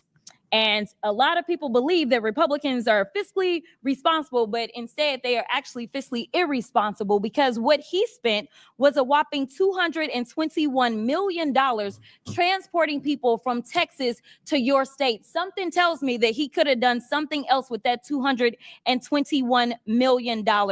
In addition to that, I know that there's been some conversations about what's going on in LA, and they want to say that it's riots because they didn't want people to keep talking about, say, the Epstein files or whatever other drama was popping off between the president and his little friend. So they wanted to change the conversation to immigration because they feel like, well, the polling is in our benefit. But let me tell you something. If they cared about making sure we were going to be fiscally responsible, they would tell the American people that it cost them $134 million to send the National Guard to LA for the quote unquote riots that the governor didn't ask for, nor did the mayor of LA ask for. And they sent them over there and they say that they care about our service members, yet they sent them and they were laying on the floor. They did not provide for food. So I don't know why we would believe that, number one, they want to fix this. They don't want to fix this because the brokenness is a feature, not a flaw of the system, because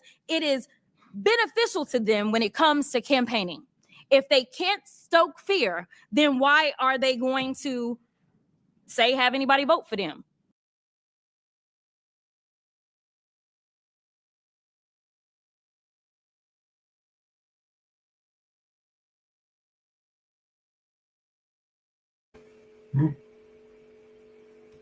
Because that's what people are doing. They're voting out of fear. But Ms. Perryman, we know each other a little well. I didn't realize I was muted.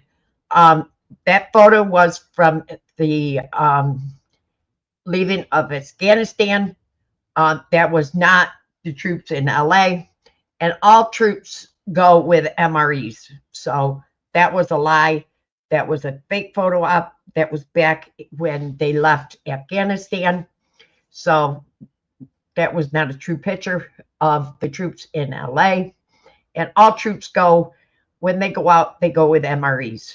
So she just lied there. Agree. And it seems like we all need law degrees in here nowadays to understand the Constitution. So really briefly, I just want to make this point.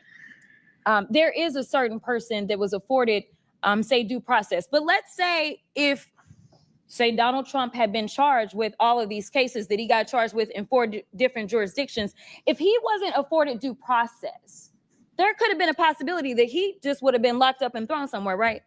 That would be a possibility. And then maybe we wouldn't have a tariff war or anything else that we're dealing with or all the other nonsense. But the point is, he was afforded due process. And regardless of the political opposition, Democrats, Republicans, and independents, I thought, believe that due process should be afforded to everybody, even him. Due process is for everyone. Okay, so the Fifth Amendment doesn't say that it's just for the people that are Americans. It does not. It says anybody on our soil. It's for everyone. Okay, it's pretty simple. I don't know why we are having issues, but I thank you and I will yield. Chair recognizes Dr. Gosar from Arizona. Oh, before I recognize Dr. Gosar, Mr. Palmer has a unanimous consent request. To enter to the record testimony before the subcommittee of Oversight and Government Reform, Subcommittee on Federal Law Enforcement, from Joseph M. Humeyer, who is. Without objection to order. Mr. Chair, I have unanimous consent. Okay, Ms. Tlaib. Can I please issue into to the record a statement from Senators Chang, Kavanaugh, and Santana and Bayer in response to the ICE detention and deportation of Mikel Bogoya Duranto? Without objection to order. Now, Chair recognizes Dr. Gosar from Arizona. Governors, good afternoon. Would you agree that good process builds good policy, builds good politics? Pretty normal, right? Would you agree, Governor Pritzker? Yes, sir. How about you, Governor? I would agree, Also, Congressman. Governor Hochul? I would agree with that. Good. Now, would you support the disclosure of federal fundings to nonprofits, either directly or indirectly? Governor Pritzker? Federal funding of nonprofits, just generally, there is actually nonprofits do report their. Well, they do kind of, because we don't get that. That's all blocked out, okay? But you can't make good decisions if you don't have that. Would you agree? All of it is available, as I Okay. understand publicly, yes. Now I'm going to quote U.S. Supreme Court Associate Justice Louis Brandeis. He said, "In a government of laws, existence of the government will be imperiled if it fails to observe and uphold the law scrupulously. Our government is potent, the omnipresent teacher, for good or for ill. It teaches the whole people by its example. If the government becomes a lawbreaker, it invites contempt for the law. It invites every man to become a law unto himself. It invites anarchy." So do you agree with, Governor Pritzker, do you agree with Louis Brandeis on this quote? How about you, Dr. Walton? I do. It's what the President Trump has done, though. He is the one who has broken the law and the United States government. Governor Hochul.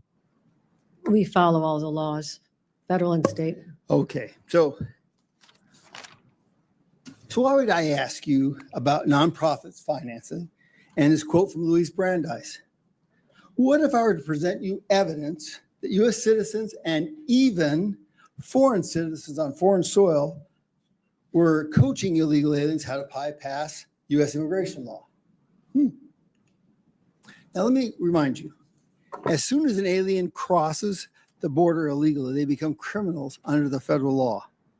Governors or sanctuary policies blatantly ignore the supremacy clause, as Mr. Palmer expressed, of the U.S. Constitution, and it circumvents federal immigration laws to harbor criminals.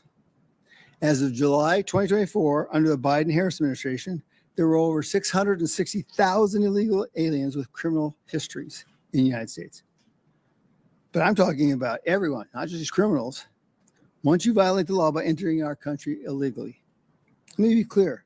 You're aiding and abetting criminal illegal aliens, which is a felony under Title 8 U.S. Code 1324, punishable up to 20 years in prison or life in prison or even the death penalty. Seems kind of weird, but if this aiding and abetting results in someone's death, which this committee and all Americans know has happened. Wouldn't you want to even err on the aspect of caution? I would. I really would. Now, Governor Hochul, do you like nature, and do you consider yourself a conservationist? I do. I'm one of those. I'm particularly fond of New York State's great state parks. So yes, of course, I love nature. Good. So why would you allow illegal aliens to destroy a National Park Service land at Floyd Bennett Field? Yes, I was there. I got to see it all. But I mean, even putting people in that process. Well, I would hardly call it a park. It was a place that people used to train for military exercises, but but you know what? Somebody found it as a park, right? Did Well- they not? They're considered a national park. It's a park. Okay. technically it's under the Department of Interior. Okay. Governor Walz, do you know the estimated size of 2 milligrams? I think generally, yeah. You can barely see it's the tip of a pencil, sharpened pencil at that. And that's a lethal dose of fentanyl, which your running mate, Harris' open border policies welcome to the United States. Similarly, your sanctuary policies are playing games with American lives. Do the millions of lives lost to fentanyl constitute an all-out assault on our broken borders? They do. Yes or no? Do you support tribal communities, Governor Walz? Do I support tribal communities? Yeah. Under PL 280 or? Oh, do you support? Yeah, I certainly tribal? do. No. Okay, I do. Okay. What about the transnational criminal cartels trafficking drugs and people across our tribal lands? This is epidemic. Epidemic. So I'm going to finish up by this. Governors, this is my promise to you. I will work tirelessly with President Trump to secure the border, build a wall, stop the flow of fatal fentanyl into our nation, and I will see that you are held accountable for the violations of our crimes against the people of the United States. Our immigration system is not broken. We just needed somebody like Donald Trump to uphold the rules of law. I pray for the safety of our immigration, ICE officers, and all the officers, and I yield back. Gentleman yields back. Ms. Crockett has a unanimous consent request. Yes, Mr. Chair. I'd like to submit a unanimous consent request for, this is from the Alabama Reflector. It says, study says undocumented immigrants paid almost $100 billion in taxes. Without objection to ordered. And my second one is from Reuters. White supremacists behind over 80% of extremism-related U.S. murders in 2022. Without objection to ordered. Now recognize Mr. Lynch.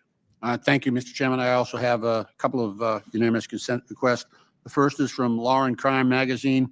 Judge rebukes Department of Justice explanation for ignoring the court order. Without objection to ordered. Subhead is the government again evaded its obligations. The judge upbraids the Trump administration's woefully and insufficient explanation for flouting his court order. The second one is from NBC News. Trump administration's threat to suspend core U.S. legal right sparks outcry and alarm. Without objection to ordered. Chair now recognizes Ms. Presley from Massachusetts. Thank you to our Democratic governors for being here today. This hearing is an utter and complete waste of your time. It is a waste of taxpayer dollars. Republicans have called you here alleging that you are circumventing federal law. You are not. But you know who is the poster child, who is violating federal law daily? The current occupant of the Oval Office, Donald J. Trump. To make matters worse, these hardworking governors had to leave their states to be here in a moment when their work is incredibly difficult. Because Donald J. Trump and his accomplices and co-conspirators, who, by the way, Donald Trump doesn't give a damn about your constituents, and he doesn't give a damn about you. He doesn't even respect the seat you hold in Congress as a co-equal branch of government. But Donald Trump and his accomplices, many of whom are in this room, are hell-bent. What you want your legacy to be is that you're tearing food away from our babies and medical care from our elders. These Democratic governors have to stand in the gap and figure out how to stretch budgets and modify programs to keep their constituents fed and alive. Constituents like this precious little soul that I wish I didn't have to leave to come be here. Layla, who drew me this rainbow, a 5-year-old who lives with a rare liver disease, had a successful liver transplant at Boston Medical Center. Thank God. She is thriving today. But Layla will need immunosuppressant drugs for the rest of her life that are paid for by Medicaid. And without Medicaid, well, I shudder to think what might happen to Layla. But for sure, a family will at least go bankrupt trying to do everything to keep their baby alive. That's what these governors, that's the situation that they've been put in because you're a big ass, ugly bill. And if it comes to pass, and they're dealing with the fallout of this White House pulling federal grants recklessly. grown men throwing temper tantrums. So again, let me be plain. The Trump administration is breaking the law, not these Democratic governors. Ms. Perryman, how many legal challenges is the Trump administration currently facing? I believe there's over 300 right now. And Ms. Perryman, can you explain how litigation like this has helped to shield and defend vulnerable communities? Absolutely. Without our courts upholding the rule of law and upholding the rights of people, right now there could be federal funds frozen across the country that would endanger things like Head Start and Meals on Wheels and community safety programs, including community safety programs that help prosecutors and help law enforcement in states and communities across the country. The administration has terminated over $800 million in Office of Justice Program grants that we are having to challenge in court, and the list goes on and on and on. Thank you, Ms. Perryman. Thank you for your good work. That's right. In case after case, the media might not want you to know, but we are winning. Trump tried to end birthright citizenship, blocked. He tried to shut down asylum, blocked. He tried to defund cities, blocked. And because we are winning in court, Republicans are trying to change the rules to rig the system. Tucked in the big ugly bill the Republicans voted for is a provision, Section 70302, titled Restriction on Enforcement, that would restrict the judiciary from enforcing court orders and holding government officials accountable. This is an intentional and deliberate attempt to undermine the court so that the Trump administration can break the law with impunity. Republicans, Ms. Perryman, pretend to care about law and order, but this provision is the exact opposite. What message does this send to people who count on the courts to protect their rights? It suggests that the people that voted for the bill don't want the American people protected and that they don't want them to access their courts and access the ability to protect their rights. Don't want the American people protected, that part. Allegedly all in the name of law and order and safety. This is about nothing but power and control and abuse of power and terror, which makes everyone less safe. The shame and the sham of it all. I yield back. Chair recognizes Mr. Groffman from Wisconsin. Thank you. Glad to see we have 3 governors here. I hear a lot about Illinois being from Wisconsin. I just had some builders in my office yesterday talking about all the Illinois people building houses in southern Wisconsin to get out of Illinois. In any event, I think we have a very generous country here right now. Every year, about 850,000 new citizens are another 8 million new citizens are sworn in, naturalized in this country. I think we have about another 500,000 people coming in this country on work visas and a little under that coming in on student visas. So we're very generous about allowing people in this country. I should have said 850,000 new people sworn in. In any event, it's not impossible to get here legally. Nevertheless, we have a lot of people every year overstaying visas or still sneaking across the border. And the question I'm going to ask you guys and gal is, do you believe we should have immigration laws in this country? We'll start, I guess we'll right down the line. Governor Walz. Congressman, the question is, should we have immigration laws? Yes, that's it. Yes, we should. Governor Pritzker. They're very important. In fact, we should have more robust immigration in this country, and it should be done under a law. And Ms. Hochul? Yes, of course, we should have immigration laws. Okay. In fact, we do. The question is, when people come in this country and break those laws, do you believe they should be enforced? Let's say people come in this country, Gulf of Mexico, Pacific Ocean, however they come here. Should they be spun around and sent back out of the country, or should we just allow them to stay here? It depends if they're coming on an asylum claim, protected status. Exact question. Assuming they come on an asylum claim and that claim has been rejected, should they be allowed to stay here? The judge denies their asylum claim? No, they should not. They should not be able to. Governor Pritzker, if somebody's overstaying, we'll say a different way, overstaying their say, work visas, a student visa, should they be allowed to stay here or should they be removed? Given due process, sir. Should they be Due removed? process is required, yes. Okay, Governor Hochul. Yes, agree. Following due process, the federal government has the authority to make those removals. It has nothing to do with. the I'll state ask you, feels that- should people who are here illegally get welfare benefits? Mr. Governor Walz, are they have food stamps, low-income housing? Should they get assistance that would be here? Yes. We provide for all of our people in Minnesota. It's one of the Okay, reasons. so your statement is that if somebody comes here, say on an asylum claim, whatever, they should be able to get low-income housing benefits, almost free rent, free food, free healthcare. That's what you believe? I believe states' rights, and in some states they do. Well, I know that's what you believe we should do. Okay, Mr. Governor Pritzker. It's the federal government's job to determine what welfare benefits at the federal level. And I can say to you that we have hundreds of thousands of people in the state of Illinois who are undocumented, but have been living, abiding by the law, holding down a job, paying taxes. for Okay, years so are and they years and getting, years.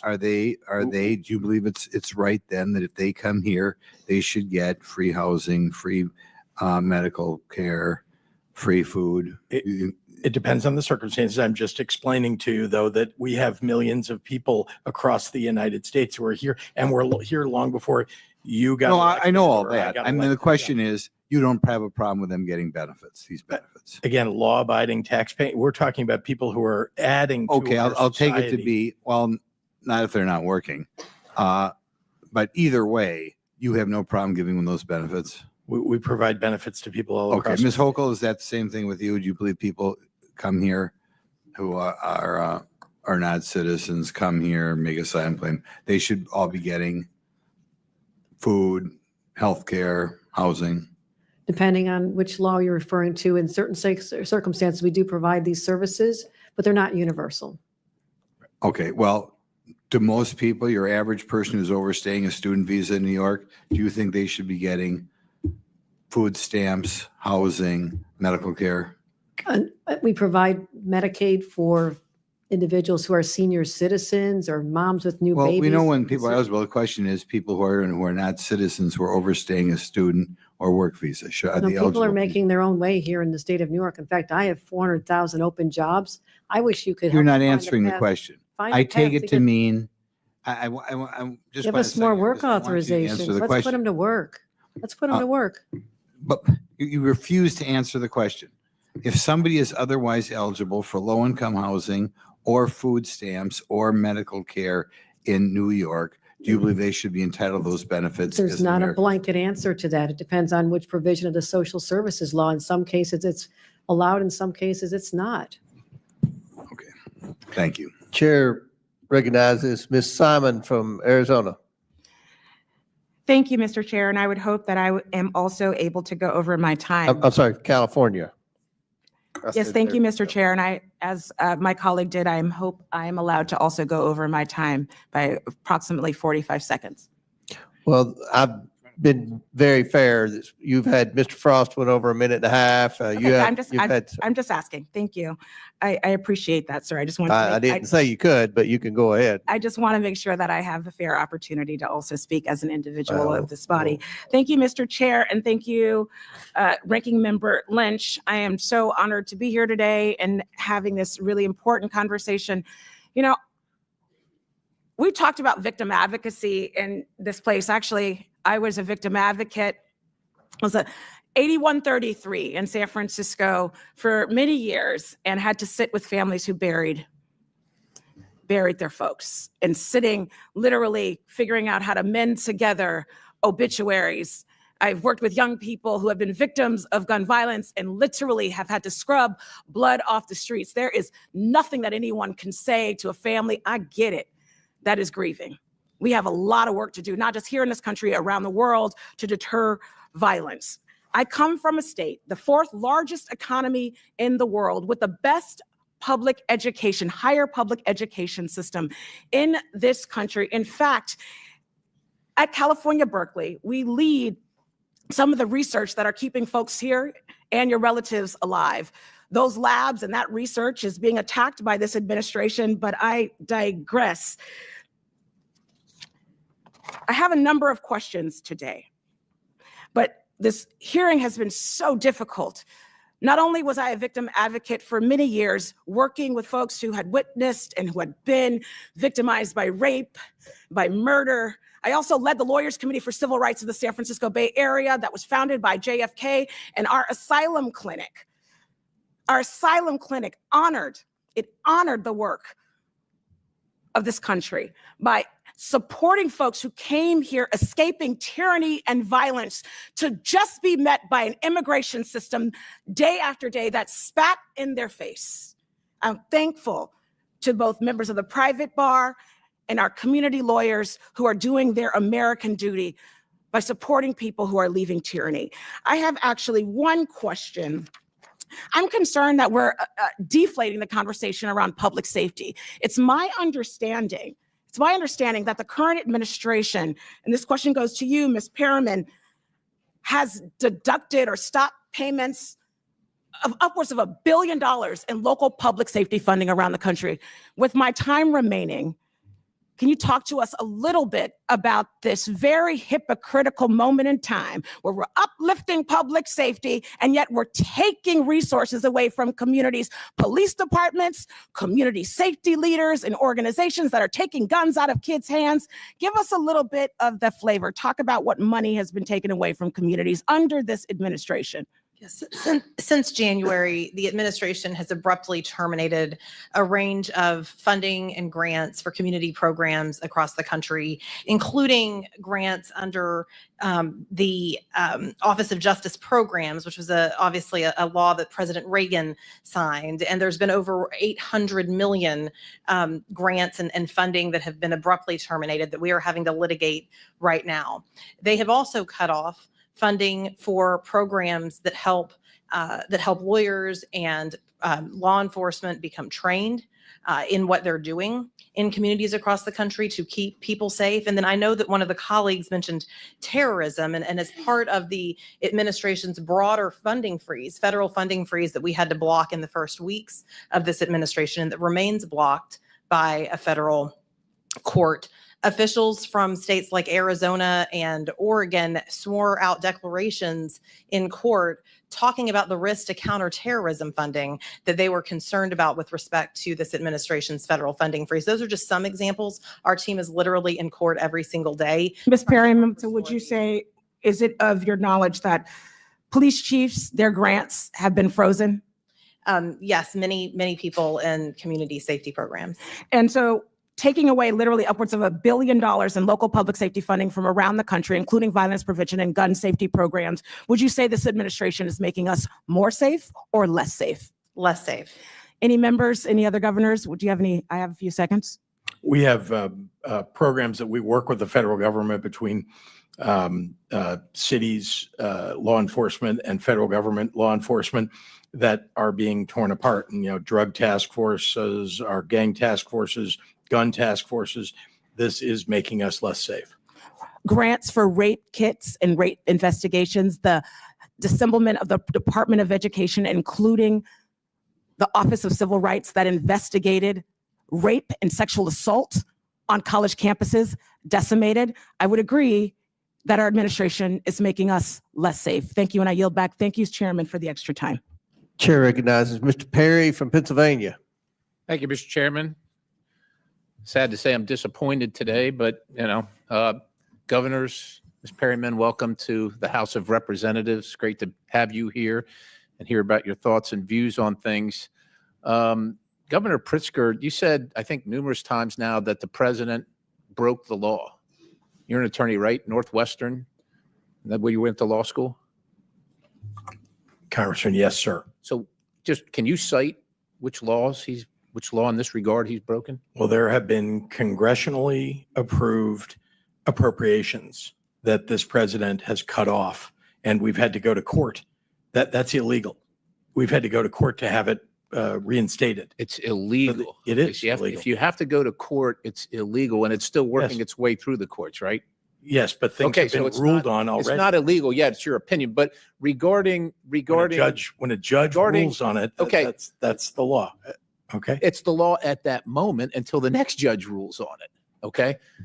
Right? Because you understand the another court judge- system. You're the attorney here. I'm not. But you're not saying he broke the law regarding the riots in Los Angeles right now, or are you saying that? That hasn't been ruled upon yet. So, But are you the, saying the he broke answer the is law in I that believe regard that or he not? did, but that is not what I'm referring to. Okay, you're not referring. No, to I that. just Okay, told you all right, there I are just want to be appropriations, clear about that. congressional appropriations. Because the that have been implication, cut off. because of what this hearing is about, is that you're saying that he broke the law regarding the mobilization in Los Angeles, and you're not saying that. I want to make that clear.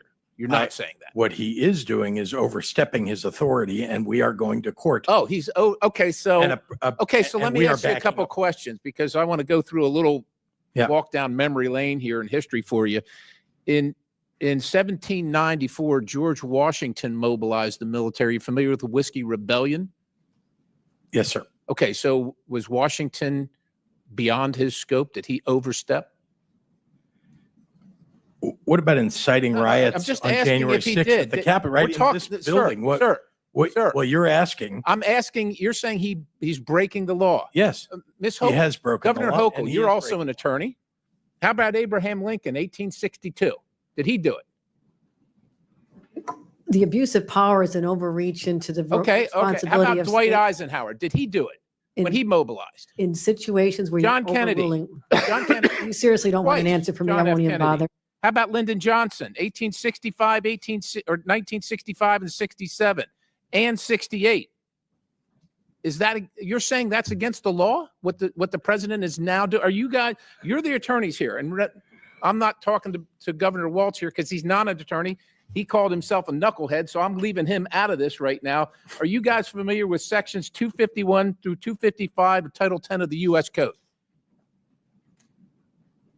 The conditions under which a president may usurp the authority of a governor in activating the National Guard is under an invasion or an insurrection. I would Well, argue that neither one of those. Governor standards have Hochul, been met. I would refer you to section 253. I'm not going to bore everybody with reading it for you, but you're wrong. And to accuse the president, quite honestly, that's the least that you've accused him of.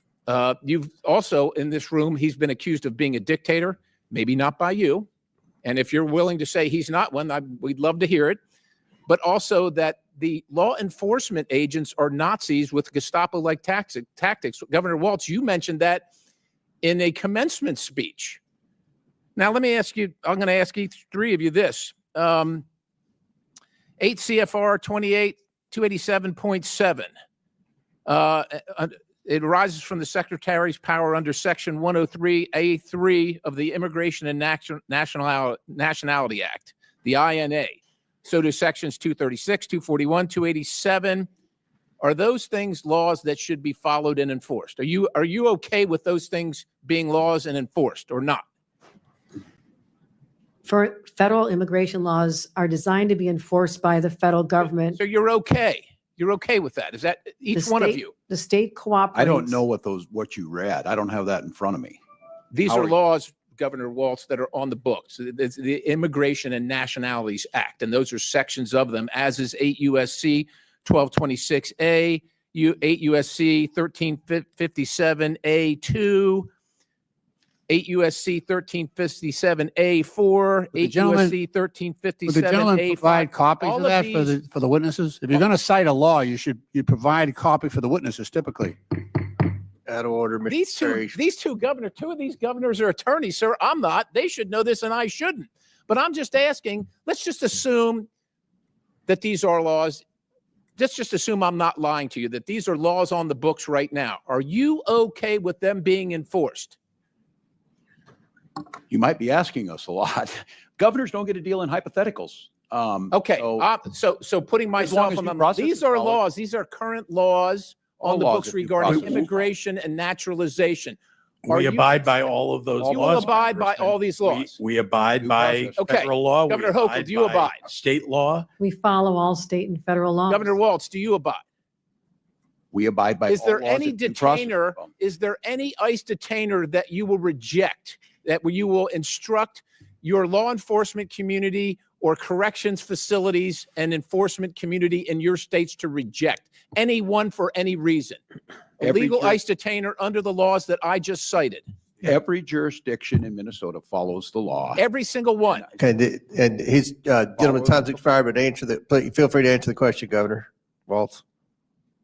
Governor Pritzker. We follow all laws, But states. you don't. That's my point. In You actually Minnesota, don't. there's I a want you to flora say you phone. will, because we hope you will, but you Well, the- actually don't, and you haven't, Well, the which is courts- why we have the this courts will horrific determine mess. that. I yield. Chair, Can we allow their witness to answer? That'd be great. Thanks. Chair recognizes Ms. Ansari from Arizona. Thank you, Mr. Chairman. Thank you so much, governors, for being here. I am the proud daughter of immigrants who fled an authoritarian regime, and it is especially devastating as a first-generation American to watch Donald Trump's reckless, cruel, and radical policies transform this country into an authoritarian regime. Mr. Perry just mocked us for referring to Donald Trump as a dictator, so let's run through the list. Donald Trump has, since he was inaugurated, pardoned violent January 6th insurrectionists. Dictator. Defied Supreme Court orders and attacked the judiciary. Dictator. Unilaterally abolished congressionally chartered federal agencies. Dictator. Attacked the free press. Sounds like a dictator. Kidnapped people off of the streets and deported them to foreign prisons without due process. Sounds like a dictator. Defunded higher education. Dictator. Threatened law firms and the legal profession. Dictator. This weekend, he is spending tens of millions of dollars to host a massive military parade for his birthday. Is this North Korea? On top of all of that, our twice impeached president with a 34-count convicted felony president who is not a king has deployed the active duty military in American cities, and he has spent $134 million to do so. He has their guns trained on American citizens without the consent of local authorities or the state's governor to purposefully generate chaos and provoke a reaction. Meanwhile, we have Republicans on this side of the aisle asking governors of states about bathrooms. Like, this is the most dystopian, horrific episode of Black Mirror that I have ever seen. To our witnesses, the governors, thank you so much for being here today. I agree with my colleagues who say this is a waste of your time. You have been instrumental in fighting back against cruel and illegal Trump administration actions. I represent an extremely diverse district, one of the most diverse in the country, where more than 64 languages are spoken. I can tell you that the actions of this administration towards immigrants and immigrant communities is a blatant abuse of power, but more importantly, these steps are harming our economy and our national security. So I want to ask you a little bit about that. Governor Walz, can you share the ways in which immigrants contribute economically to your state? Well, thank you, Congresswoman. Well, there's no aspect in Minnesota life that they're not involved, whether it's economically and the impact that they make, whether it's involved in the arts and the culture that Minnesota is very proud of, whether they're in higher professions, medical students, engineers. And Minnesota is proud to have an immigrant heritage. We set on the land of the Dakota and the Anishinaabe, and all the rest of us came through via immigration. And so the impact is widespread. It's intertwined. It may have been the Norwegians and the Swedes, then the Hmongs and the Somalis, but it's the same story, coming to America for a chance to start and then contribute to a better state. Thank you so much, Governor Walz. And in fact, according to the American Community Survey, immigrants paid $382 billion in federal taxes and $196.3 billion in state and local taxes in 2022. Undocumented immigrants using individual tax identification numbers paid $59.4 billion in federal and $13.6 billion in state and local taxes in 2022. Governor Pritzker, you recently called immigrants the anchors of their communities. How does Donald Trump's mass deportation project harm the security of your state and instill fear throughout Illinois communities?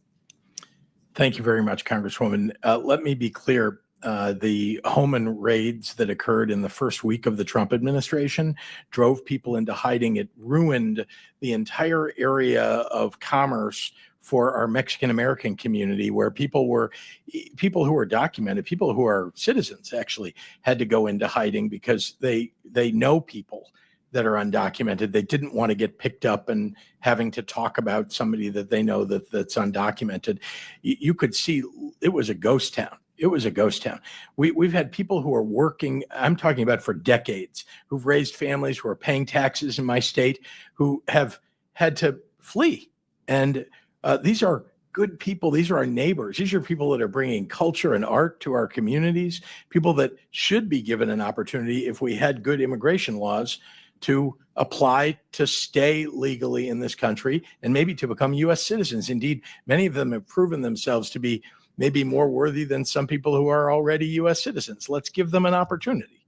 So I can tell you that it's had a profoundly negative impact on my state, that Donald Trump has been attacking people who are not the problem.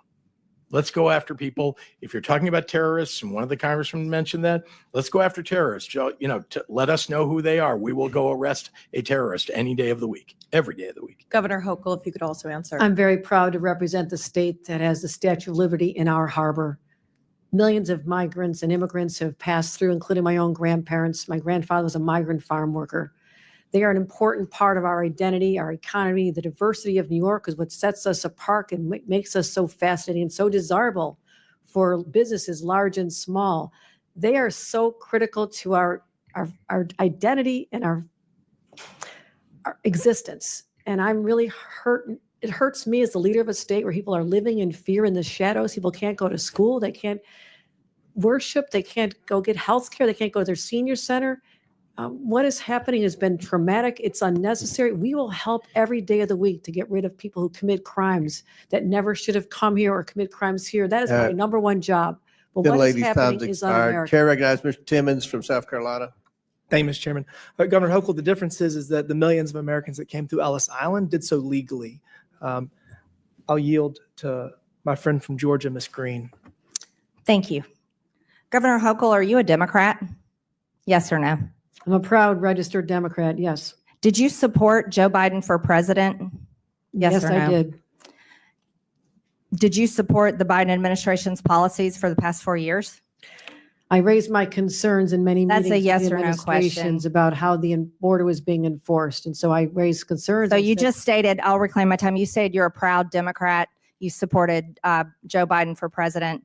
Clearly, you supported the Biden administration's policies. I Did supported you many of swear, them, yes, Governor I have. Hochul, did you swear an oath to faithfully uphold New York's Constitution and laws? I certainly did. In 2017, New York became a sanctuary state when Governor Cuomo signed Executive Order 170.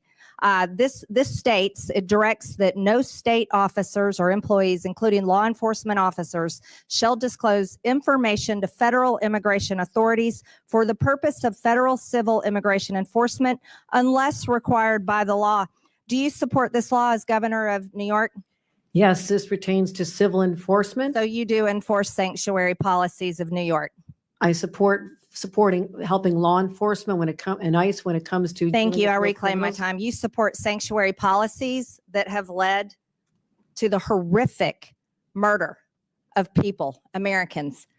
This Fox News got it wrong. It should say monster arrested in broad daylight rape of a 13-year-old in a New York park. This girl was raped at knife point in the park near New York Mets Stadium.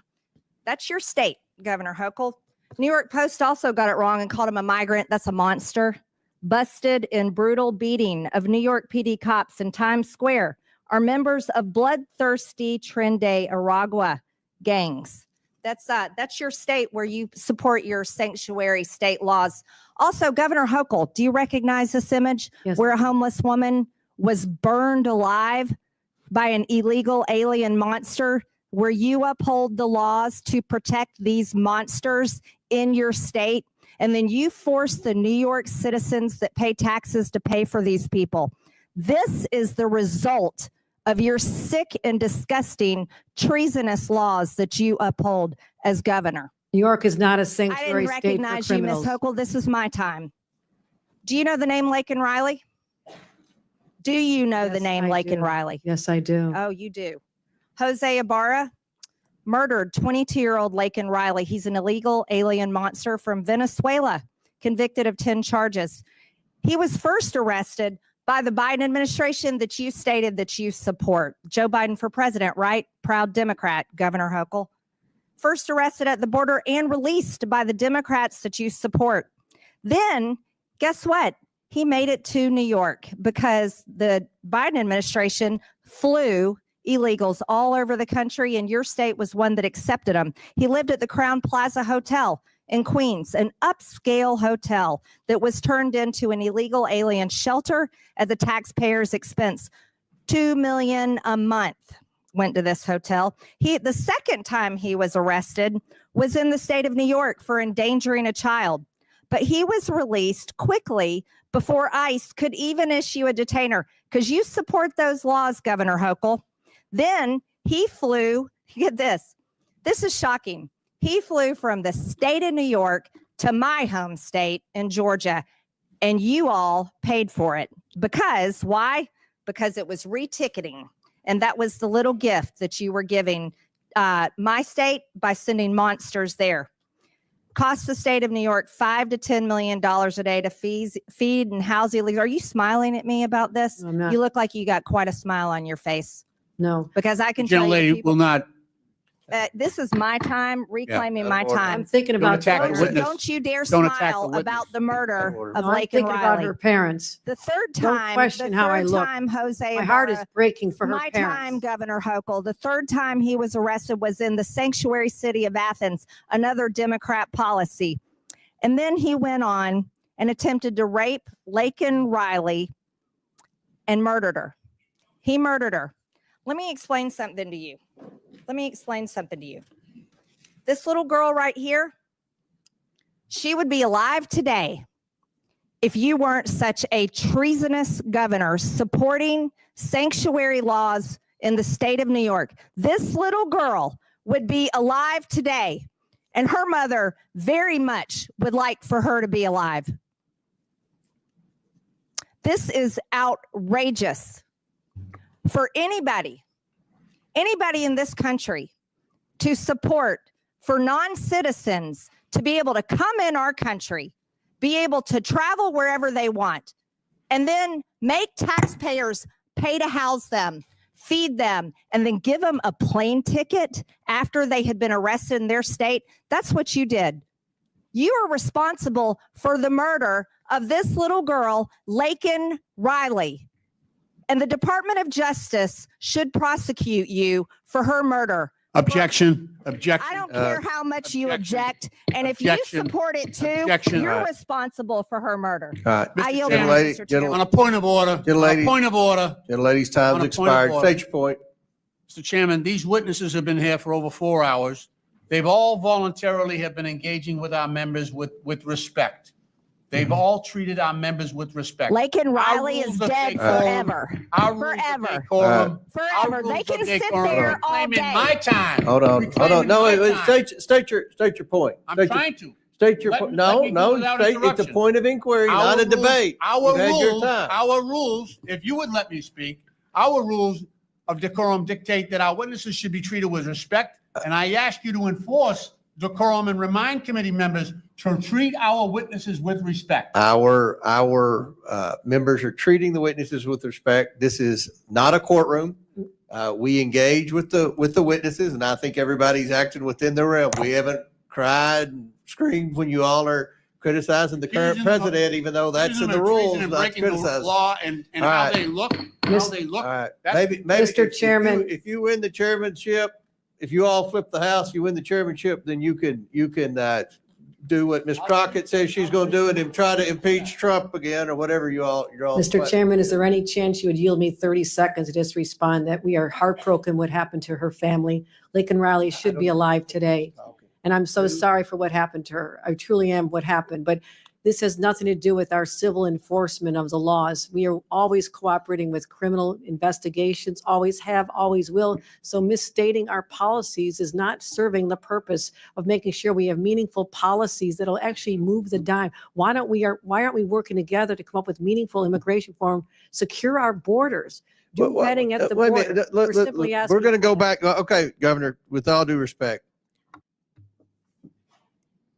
there was no, the policy of the previous administration was an open border. It was an open border. You all supported that. Now you're saying we need. Point of order, whose You were time is saying it? you were, no, wait a minute. Point of Ms. inquiry, whose time is it? Ocasio-Cortez, I will recognize you because I like you. Thank But now, you. but here, wait, Thank wait you just so a much, second. Mr. Chairman. I Here's appreciate that.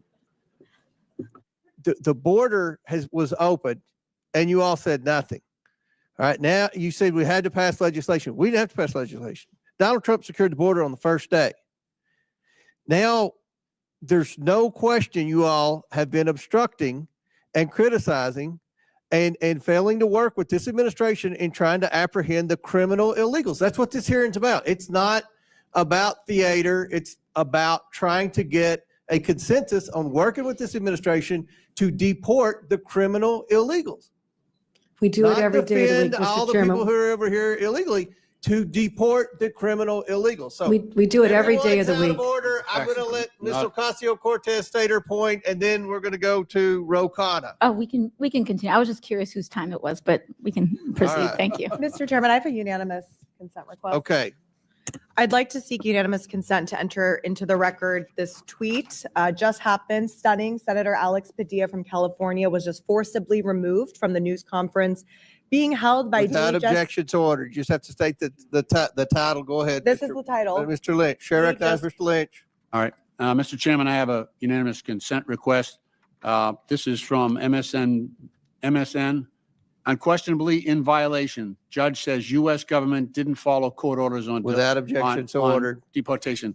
The next one is from Rolling Stone. Trump has now deported multiple U.S. citizens, children with cancer. Without objection to order. This is New York Times. L.A. deployments of the military to cost $134 Without million objection in to the last order. 50 days. And lastly, Secretary Hegseth will not commit to obeying the court's order on Marines in Los Without Angeles. objection to order. Chair recognizes Mr. Khanna from California. Thank you, Mr. Chairman. Governor Pritzker, I've admired your moral clarity during these times. You had a speech about a month and a half ago where you said you would not bend the knee to any president of any party. I highly recommend the American people listen to that speech in its entirety. Professor Chenoweth has said at Harvard that if 3.5% of a population engage in peaceful protest, that is the single best way to bring change and stand up for constitutional values. As you know, there's the No Kings protests that are happening this weekend. I'd like you to weigh in and share your thoughts about what that could mean for the country. Thank you, Congressman. And let me say that peaceful protest has been the avenue for so much positive social change in this country. I think about the civil rights movement as the best example of that. And it continues to be civil rights for LGBTQ people, civil rights for immigrants, et cetera. I encourage people to peacefully protest. And I have said that many times. I think, getting out your microphones and your megaphones, speaking up, speaking out, and very importantly, for people who can vote, go to the ballot box and vote. Too many people don't do that, and too many people don't stand up and speak out because they're a little bit afraid. And in this environment, I have to say, President Trump has created a situation where people are afraid. They're afraid, and they're afraid they're going to get targeted, because that is what's happening under this administration. People are getting individually targeted when they stand up and speak out. Thank you. Governor Walz, I thought you conducted yourself with such dignity as our vice presidential candidate, you and Gwen, and many of your former colleagues are really proud of how you ran. And one of the things even people who voted for President Trump said about you is he's so decent, he's kind, he deals with people with respect. What is happening in this country that we've started to demonize immigrants? When I grew up in Bucks County, Pennsylvania, it was 99% white. I grew up as an Indian American of Hindu faith. I never felt demonized, felt different, made to feel like I didn't belong. And something is going on where we've created a permission structure for that. How do we model the kind of decency that you've exhibited so that we become a cohesive community that like this country has always been? Well, Congressman, thank you for the kind words. I think the people of this country expect us to do that. Look, I think we could all agree these horrific situations that happen that have been highlighted in here, we all hate that, but we also lift up the great success stories. And I will just tell you, Congressman, on Tuesday night at 2 a.m., Minnesota has the most closely divided legislature in the country, 101 to 100. And we passed bipartisan legislation that kept us with a balanced budget, a AAA bond rating. We invested in our schools, we invested in our roads, and we did it with civility. We did it with an eye to the future, and we did it, Republicans and Democrats, with the idea that we are a nation of immigrants, and people simply want to make sure that if the laws are being asked to be followed, people are given due process. So I have to tell you, we have a model. It's our Constitution. We have a model on how to do this, and we've done it before. And I would just encourage all of us to be part of the solution rather than just continue to demonize each other. Thank you, Governor. Governor Hochul, I appreciate your speaking out about the Marines being sent into my state. I was horrified. There's just footage today of Senator Padilla being shoved out. I don't know if people have seen it, but he went to ask Secretary Noem a question, and the police literally grabbed the senator and shoved him out of the room. You know, the Marines, I want to get back to the Marines, though. I mean, the fact is that we have a principle called federalism in this country. No one in Los Angeles asked for the Marines. No one in California asked for the Marines. I mean, do people's voices not matter of what we want locally and in a state way? Tell me how you would feel if Marines were sent into your state or your senators were taken by the fists and pushed out of rooms. What is going on in this country? Thank you for the question. It's just disturbing at so many levels. I mean, I served as a member of the Armed Services Committee when I served in this body years ago. And to think that the Marines are being deployed against fellow citizens, fellow residents, is unprecedented. Now, we have different levels of law enforcement to manage crowds. That's all this is a crowd. When it gets out of control, when it's violent, there must be consequences. And that's what the police are trained to do, whether they're LAPD or what we have in New York is one of the highest trained organization of top law enforcement, people who put their lives on the line every day, who know how to deal with crowds and protests and if they devolve into riots. But to go to the extreme of not just the National Guard, which usurps the governor's authority, the governors are the commanders in chief of the National Guards, but to go all the way to the U.S. military as an indication that a mayor and a governor can't handle what's happening in their own streets is overkill at a level that is just unconscionable. And I hope we do not see this in other cities. We need to just calm the situation down, get rid of the criminals, we'll work together every day, and leave law-abiding individuals alone. Thank you. Chair recognizes Mr. Burchett from Tennessee. Thank you, Mr. Chairman. Governor Walz, you said that as long as you are governor, immigrants will be welcome in Minnesota. Do you find a difference between an immigrant and an illegal immigrant? A difference, their status? Is there a difference? Legal status or otherwise? Well, the legal status is different, but in Minnesota, we have a long tradition of welcoming. Okay. ICE in St. Paul arrested a criminal illegal alien who had been convicted for possession of child pornography on a work computer. Do you still stand by your statement that ICE agents are the modern day Gestapo? ICE agents need to do a job, but they need to do it within the realm of due process and the law, wearing masks, no notice of who they are, no notice of the vans, and picking people up off the streets without that due process. I stand that is wrong and a road towards authoritarianism. I certainly stand by that. You know, I have one rule.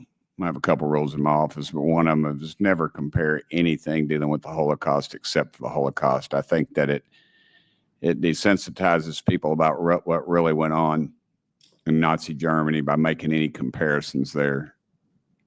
Does Minnesota receive federal tax dollars for any programs that assist illegal immigrants? Minnesota's federal tax dollars are appropriated by you in Congress, and then we use state dollars under our laws. During the Biden administration, nearly $1.5 billion was sent to sanctuary states to pay for their illegal immigration policies, housing, health care. Governor Hochul, Are crimes committed by illegal aliens preventable, in your opinion? Our law enforcement is highly trained in how to identify prospective perpetrators, but certainly we try to prevent crimes, and we also work to resolve them and make sure that if there's a crime committed, that people Okay. find their time in court and are incarcerated. That's Yes, how it's ma'am. always worked. By definition, or illegal aliens are unlawfully present in the United States. They should not be in here in the first place to commit crimes. Don't you agree with that? It depends on the circumstances of coming over. I mean, there's civil violations, there's also criminals. So it's the federal government's determination on the status of an individual. If they're But I mean, if they're not here, the crime's not going to be committed. I think if there was If not they're a not going to single- be here, ma'am, the crime is not going to be committed. if there was a no one young in our man whose country, no fam- crimes would be committed. I suppose you could say the same thing. A young man in my district whose family is very close to me lost their son to an illegal alien. And I can guarantee you, if that illegal alien, if we'd followed the laws of the land and there'd been some enforcement, that young man would be here today. Well, let me ask you this. Why did your state issue that say that you are welcome with open arms in reference to illegal aliens? That was a direct quote attributed to you, ma'am. It's a 400-year history we have in the state of New York of welcoming all. I don't know why we would change that now. Okay, Governor Pritzker, you mentioned in your opening statement that criminals have no place in our country, but Cook County released numerous criminal migrants last year, including one that was charged with raping a minor. Why would you release a criminal rapist back into your community? Thank you, Congressman. First of all, we don't need to release somebody if ICE or another law enforcement authority shows up with a judicial warrant. Then that's just the fact. And if somebody gets released, it's usually because they've had due process and determined not to be eligible to be held. That's okay. But do you know what happened after that individual was released? I don't. But again, a judicial warrant, if appropriate. I'll tell you, 17 days later, he was charged with a homicide. And in Cook County, also released a migrant charged with domestic violence in August of 2024. Do you know what this individual was charged with 1 month later? No, sir, I'm not sure what. Aggravated criminal sexual assault and abuse of minor. And as governor, have you done anything to ensure local and county governments aren't releasing illegal immigrants charged with sexual or violent crimes? As a matter of fact, first of all, we chase down criminals every single day. We put them in jail. We try them, put them through due process. They get convicted. They get put into our correction system. We do that every single day. You're implying that we're not. We are. In fact, our law enforcement are some of the best in the country. They do their job. Well, if these laws were enforced, then I would assume these people wouldn't be back out on the streets so freely. How many programs does Illinois have that explicitly supports illegal immigrants? So we've created programs to deal with not illegal. I mean, we have one program that's related to undocumented people who are. I'm out of time, the but most the vulnerable. answer is at least four health benefits for immigrants, HBIS, health benefits for immigrants, adults, HBI, Retention of Illinois Students, and Equity RISE is the acronym for that act, and the Illinois Dream Fund. And I'm sorry, I'm out of time, Mr. Chairman. I yield back.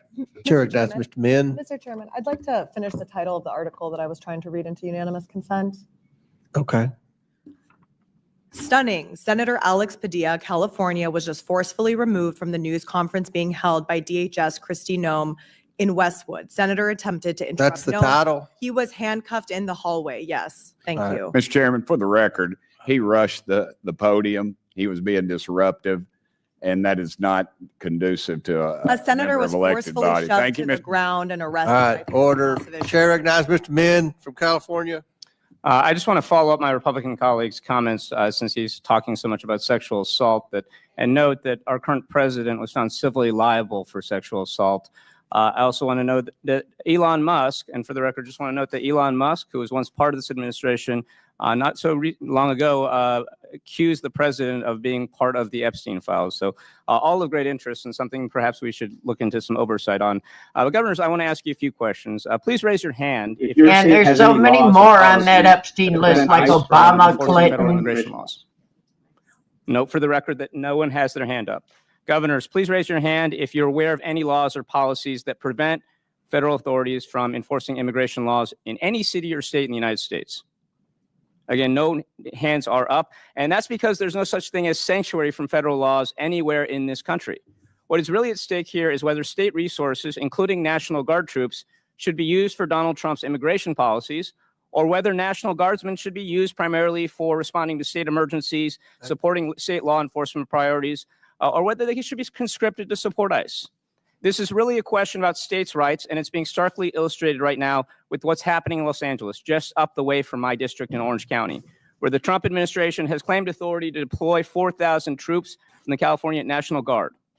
I also want to note that the existence of the National Guard is rooted in the Second Amendment to the Constitution. A well-regulated militia being necessary to the security of a free state, the right of the people to keep and bear arms shall not be infringed.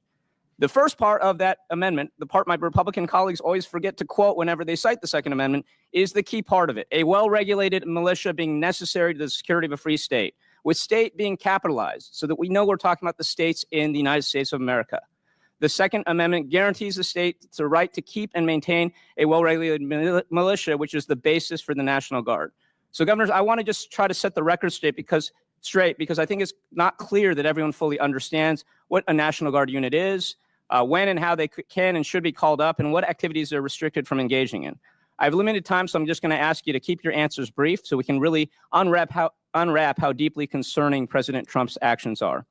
Governor Walz, in a sentence or two, what does the Minnesota National Guard do, and how does it serve the people in the state of Minnesota? Has a dual role. I know this personally from 24 years. You can be deployed federally under Title 10 with the president's authority or Title 32. In Minnesota, we have used them everything from flood and tornadoes. We use them to help during the COVID pandemic, and they serve overseas when called upon. So typically they report to the state governor per Title 32 of the U.S. Code, correct? That's correct. And in times of crisis, a governor can activate the state's National Guard units to respond and assist. As you noted, under Title 10, the president sometimes has authority to deploy them. Governor Pritzker, in a few words, under what circumstances can or should the president federalize a state's National Guard? Well, the President of the United States, and I've been in office 6.5 years, has in fact deployed under Title 10 our National Guard to foreign lands. We have a terrific encampment of National Guard, Illinois National Guard in Poland. We have the largest Polish American population in the country, and very proudly, our National Guard serve all over the world, in fact, as part of our military to protect our nation. And so Title 10, Section 12406 allows the president to deploy National Guard troops when the United States is being invaded, when there is a rebellion, or when the president is unable with regular forces to execute the laws of the United States. Do you believe that the protests in Los Angeles or the ICE raids qualify for any of these particular provisions? I do not. Okay, thank you. And you're aware that Governor Newsom did not make any request to President Trump to federalize the California National Guard? He did not. In fact, he rejected it. And so this is illegal. It does not comply with the bases for deployment. It was done against the express wishes of Governor Newsom. Now, I want to highlight a key point that my Republican colleagues across the aisle should keep in mind regarding the federalization process of National Guard units. Even under Title 10, these troops may not be used for law enforcement purposes.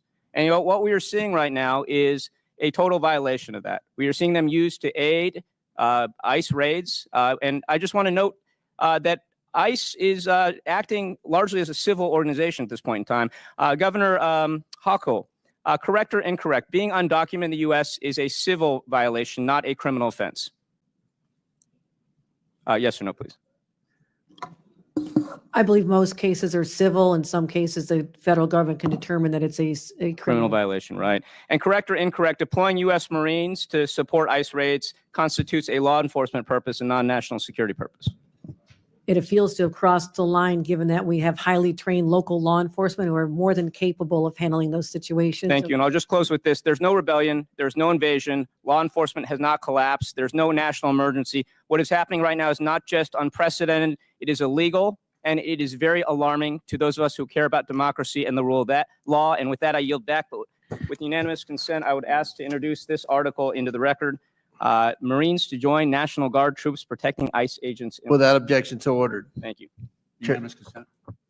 Go ahead. Mr. Chairman, I ask unanimous consent to enter into the record this picture of Senator Padilla being knuckled in, and looks like he's being arrested and restrained by three police Okay, officers. I can't understand. we'll enter the picture in. Without objection, so ordered. Chair recognizes Ms. Mace from South Carolina. Thank you, Mr. Chairman. Welcome to the unofficial 2028 Democrat presidential primary right here on stage at the Oversight Committee. Governor Newsom must be seething. The three of you beat him to the stage, but he's a little busy right now defending illegals and defending Antifa, torching what is left of Los Angeles. Governor Walz knows the playbook. In 2020, he rolled out the red carpet for anarchists while Minnesotans watched their neighborhoods burn. You've turned your states into sanctuaries for illegals. You've done more to shield MS-13 than to protect the single mom working 2 jobs in Chicago, Queens, or Minneapolis.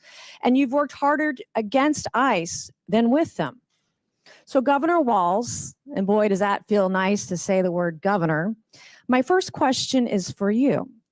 Did you know the Nazis killed 6 million Jews during the Holocaust? It's a yes or no question. Did you know the Nazis killed 6 million Jews during the Holocaust? Pushing my button to Okay. answer. Yes, I believe that's historic. Okay, would you agree the Holocaust is the most horrific atrocity in human history? Yes or no? I think the Holocaust ranks amongst them, yes. Did you know the Nazi Gestapo imprisoned, tortured, and murdered Jews by the hundreds of thousands and committed genocide against the Jews? Did you know that? I do know they operated as secret. Did you know ICE has done none of that? Yes or no? Operated as a secret police force? No, that's not the question. Did you know that ICE has not committed genocide against anyone? Yes, I do know that. Okay. Do you apologize for your disgusting comparison of ICE to the Gestapo, who killed hundreds of thousands of Jews during the Holocaust? As a history teacher, Yes or no is the question. a historical You're a comparison. governor. You understand what the question is. It's yes or no. Will you apologize for what you said about ICE, I would comparing them to ask ICE to Gestapo? identify who they are when they operate, to not use unmarked. Okay, Mr. Chairman, this governor or honorable can't answer the question. Do you believe the Nuremberg trials were a good exercise in holding the Nazis accountable? Yes or no? I think due process. Okay, is so always- are you calling for ICE agents to be brought to a tribunal under the threat of death by comparing them to the Gestapo? Everyone is afforded due process. What don't you understand about yes or no? Like, what can't you comprehend about yes or no questions? I Do you understand still want being to a governor abolish is a ICE? different Do you job. still want to abolish ICE? Yes or no? That I wanted to abolish ICE. Didn't you march in a rally calling for ICE's abolishment? Not that I can recall, Congressman. Well, according to widespread media reports, you did. And the media is always correct. How do you rate Kamala Harris's job as border czar? I want a number between 1 and 10. How was she as border czar? I wouldn't have a way to measure that. I was not in the administration. Weren't you her running mate for vice president? As in the campaign. And you Wasn't can't part of the rate her role as border czar on a scale of 1 to 10. Was she great at 10 or was she a 1? Terrible. I think her proposal that she put forward to make sure we had the bipartisan immigration. It wasn't bipartisan. Did you ever personally speak with Kamala about Joe Biden's cognitive collapse? Not that I can recall, Congressman. Not as her running mate for vice president. You never once talked to her about the president and why she was nominated instead of him. No, not that I can recall. What kind of operation were you guys running over there? I was more concerned with Donald Trump's cognitive Thank God he's things that we were. he's president and JD Vance is vice president and not you. Have you ever served in a combat zone, Governor? I have not, Congresswoman. Okay. Are you still friends with school shooters? I have never been a friend with a school shooter. Didn't you say you were friends with school shooters on the debate stage? Oh, Congresswoman. Yeah. I Is think that's very bullying evident. is As a teacher and a bullying parent, is my mom was a teacher. I'm a high school dropout. We can talk about that later. Is bullying okay? is bullying okay Mhm. as a teacher? Is bullying okay? Yes or no? Is it okay to bully somebody? I think yes there's or a no? time to push back at a bully. So yes, I do think there's a time. So you think it's okay to bully others? I think it's okay to bully the bully at Well, times. you're showing that the Democrat Party is the party of violence. Wow. Were you at Tiananmen Square? Have I been to Tiananmen Square? I have. Were you at Tiananmen Square? I have been at Tiananmen Square. When were you there? as I recall, January of 1990. Okay. What is a woman? What is a woman is the question. I'm not sure I understand the question here. Well, that. What Okay. do you want me to say? This is I want you to say that a woman like me is an adult human female, that men can't become women. You guys are the party of violence and you're the party erasing women. You don't respect us. You're a bigot. You're a misogynist. You're a sexist. Mr. Chairman, I yield back. Congresswoman. Good lady, yield thank- back. Mr. Chairman, Chair I would recognizes ask Mr. unanimous Ocasio-Cortez from New York. All right, well, That was an there was some attack. kind of bingo going on over there. I don't know what's going on. Anyways. Wow. I know what's going on. Wow. So thank you to the witnesses for coming here today. I apologize for the treatment that the four of you have been subjected to. And Governor Walz, I just have to say, I know you're getting a lot of grief from the majority here, but we are talking about individuals who have cheered on an individual who issued a Nazi salute from behind the presidential seal of the United States of America, who have cheered on the pardoning of individuals who attacked the United States Capitol and flew a Nazi flag and the flag of the Confederacy, traitors to the United States, sworn enemies of the United States of America, through the capital of this nation. And now they want to act offended because someone has the courage to say, if it walks like a duck and it talks like a duck, maybe it's a duck.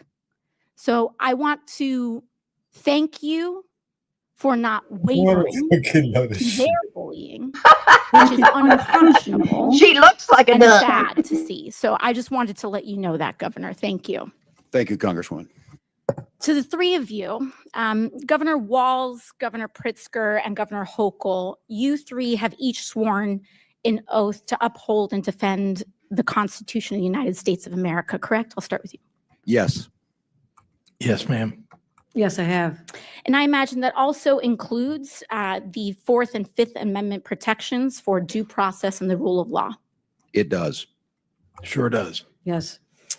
And that means protecting your Unless they've got a people camera in their hand. in your states, U.S. citizens and every individual, because that is what makes America great, that we are a land of the free and of rule of law, to protect them from infringements of their civil liberties, correct? Now, what we are seeing is a pattern where ICE is breaking the law. We have the detention of a U.S. citizen who has been detained by immigration officials. We have ICE here that has also blamed and arrested U.S. citizens for being simply suspected of being an immigrant, largely because of their appearance. In January, a Chicago-based U.S.-born citizen, Julio Noriega, was arrested by ICE and held in custody for over 10 hours. In April, a Florida Highway Patrol officer pulled over Juan Carlos Lopez Gomez, a United States-born citizen, and arrested him on suspicion of being in the country illegally. He had his real ID, his social security card, his mother presented his birth certificate, and they still didn't let him go. In May, U.S. citizen Leonardo Garcia Venegas was filming an ICE raid. He was arrested by ICE. In May, a veteran and U.S. citizen who is Puerto Rican, was detained during an ICE raid at his workplace in New York City. That's called a paper bag test. And your job, Governor Hochul, is to protect people from that kind of infringement, correct? Yes. Because all of us must adhere to the law and no one is above it.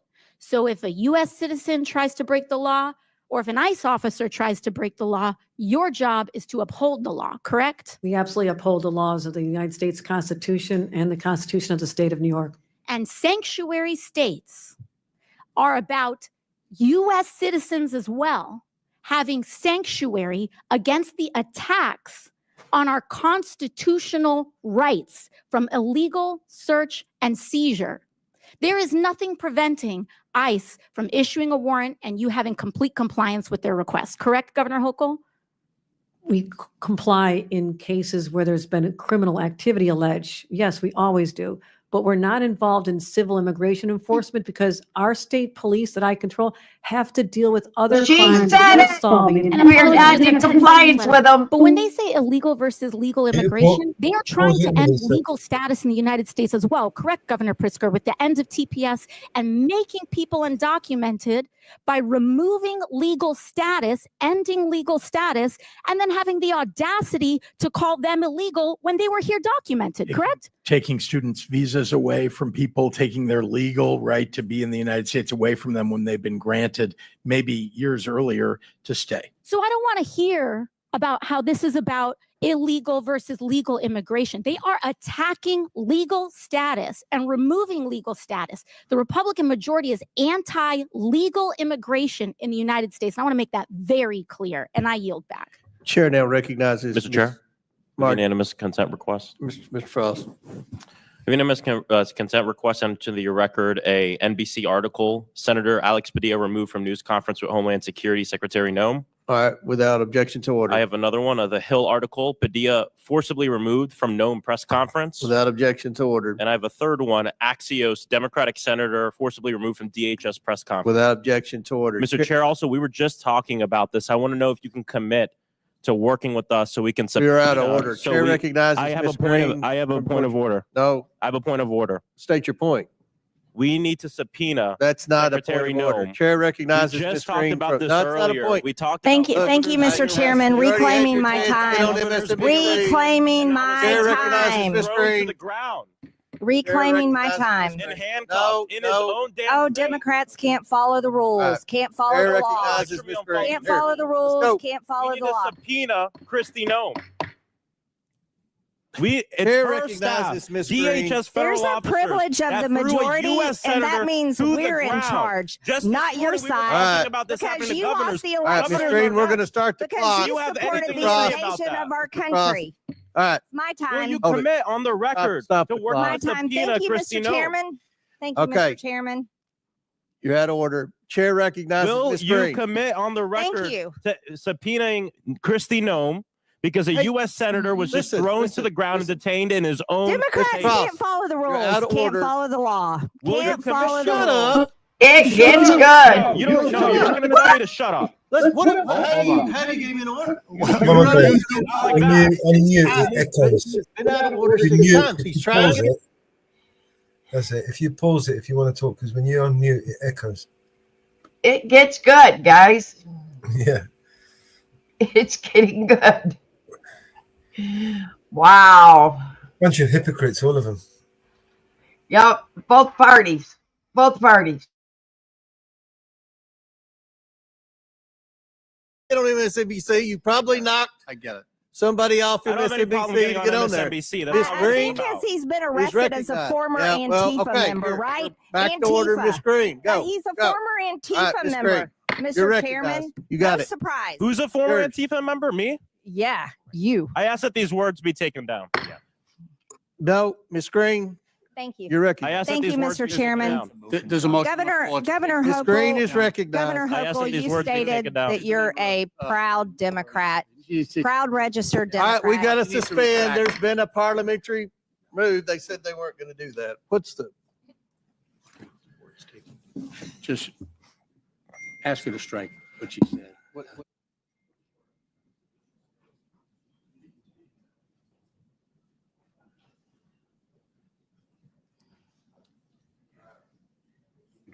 Okay. Suspend for 2 minutes.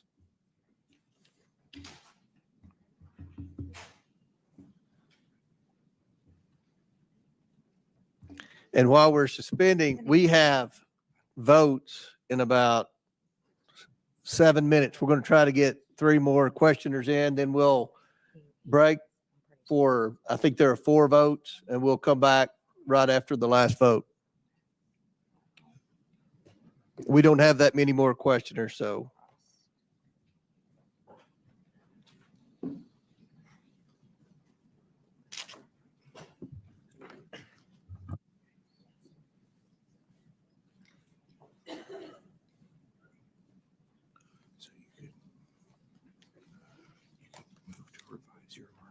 Let's see if that's the whole thing then.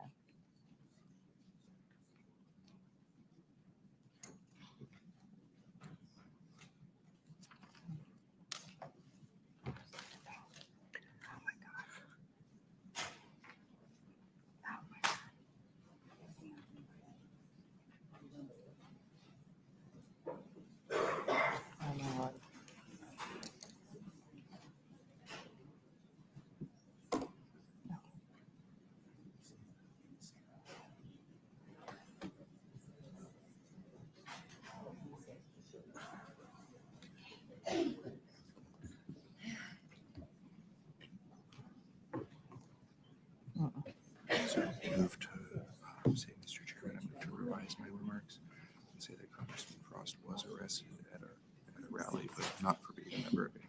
What was the question for? Because he wanted, did he want to?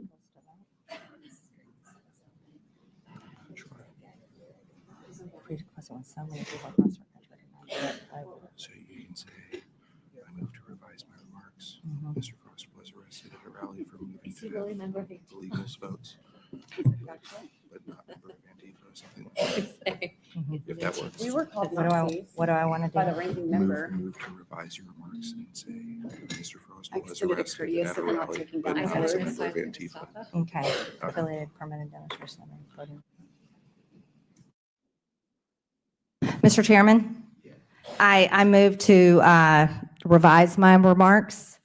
Congressman Frost was arrested in 2021 at a voting rights rally. Okay. Without objection? Proudly. All right. Chair recognizes Ms. Green. Thank you, Mr. Chairman. Governor Hochul, you stated that you're a proud registered Democrat. Yes, I did. Is that illegal now too in your country? Governor Hochul, this is not a laughing matter. You also stated that you swore an oath to uphold the laws of New York. And one of the laws that you have upheld and proudly kept in place is the executive order signed by former Governor Andrew Cuomo that directs that no state officers or employees, including law enforcement officers, shall disclose information to federal immigration authorities for the purpose of federal civil immigration enforcement unless required by law. And because of your state's policies of paying for flights of illegal aliens, we ended up with Jose Ibarra in our state of Georgia. And, you know, I'm a mother of 3 children, and 2 out of my 3, I have 2 daughters. And you're a mother, is that correct? Yes, it is. Yes, and I think you've got 2 children, you have 1 daughter, is that right? That is correct. And so you and I are both mothers, and there's one mother that I wish could be here today and could talk to you instead of me, and that's Allison Phillips. That's Laken Riley's mother. And we talked about Laken a few minutes ago, and you know, there's a really special bond between mothers and daughters. And we speak with our daughters daily. We speak with our daughters all day long. We speak with our daughters about every single thing that's happening in our lives and every single thing that's happening in their lives. And I want you to know the last time that Laken Riley and her mother, Allison Phillips, tried to talk to each other. And that happened to be in the morning when Laken was getting ready to go out and go for her morning jog. And on the morning of her murder, at 8:55 a.m., Riley texted her mother and said, "Good morning, about to go for a run if you're free to talk." And I can tell you that's something I do with my girls and they text me, and I'm sure you and your daughter text each other as well. But she didn't get her mother. And then Riley called her mother just a few minutes later at 9:03 a.m. as she was starting to listen to music, but she didn't get her mom on the phone. And the trail cam actually captured her going out for her run at 9:05 a.m. At 9:11, Lakin called 911. This was just not but a few minutes after she had tried to call her mother. And then at 9:24, Lakin received a call from her mother, but it went unanswered. And at 9:28, Lakin's heart stopped. And according to the smartwatch, the data of her smartwatch, Lakin fought for her life for 17 minutes. 17 minutes. 17 minutes, this little girl fought for her life as she was being beat in the head by this monster, as she was being strangled by this monster, as she was being almost raped by this monster and drug off into the woods. She fought for her life for 17 minutes, and her mom tried to call during that time. And it was only a few minutes after she had tried to call her mother.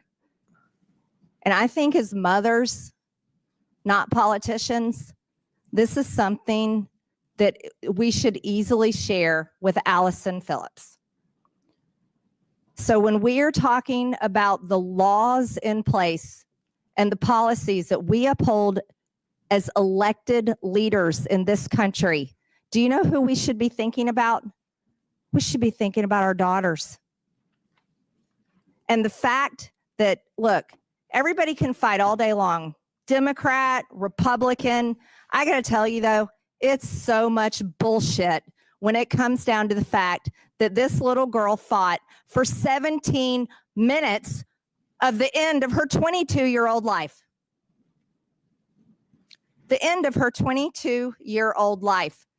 And Governor Hochul, for the love of God, as you are a proud, registered Democrat, I don't know how on earth you can uphold laws that protect and give aid and comfort to monsters, especially one that was arrested in your state and let go because of your policies in your state. And I can't comprehend it, Mr. Chairman. Just one more second. Lakin Riley and her mother deserve to have one last chat. Like, you know what? Me and you get to have chats with our daughters. Mr. Chairman, I yield. Yield back. They've called votes. We're going to try to get two more questions in. I'll recognize Mr. Davis from Illinois and then Ms. Luna. Thank you, Mr. Chairman, and I thank you and the ranking member for letting me wave on to this hearing. I want to thank all of the witnesses, all of the governors who've been here and who've been here all day.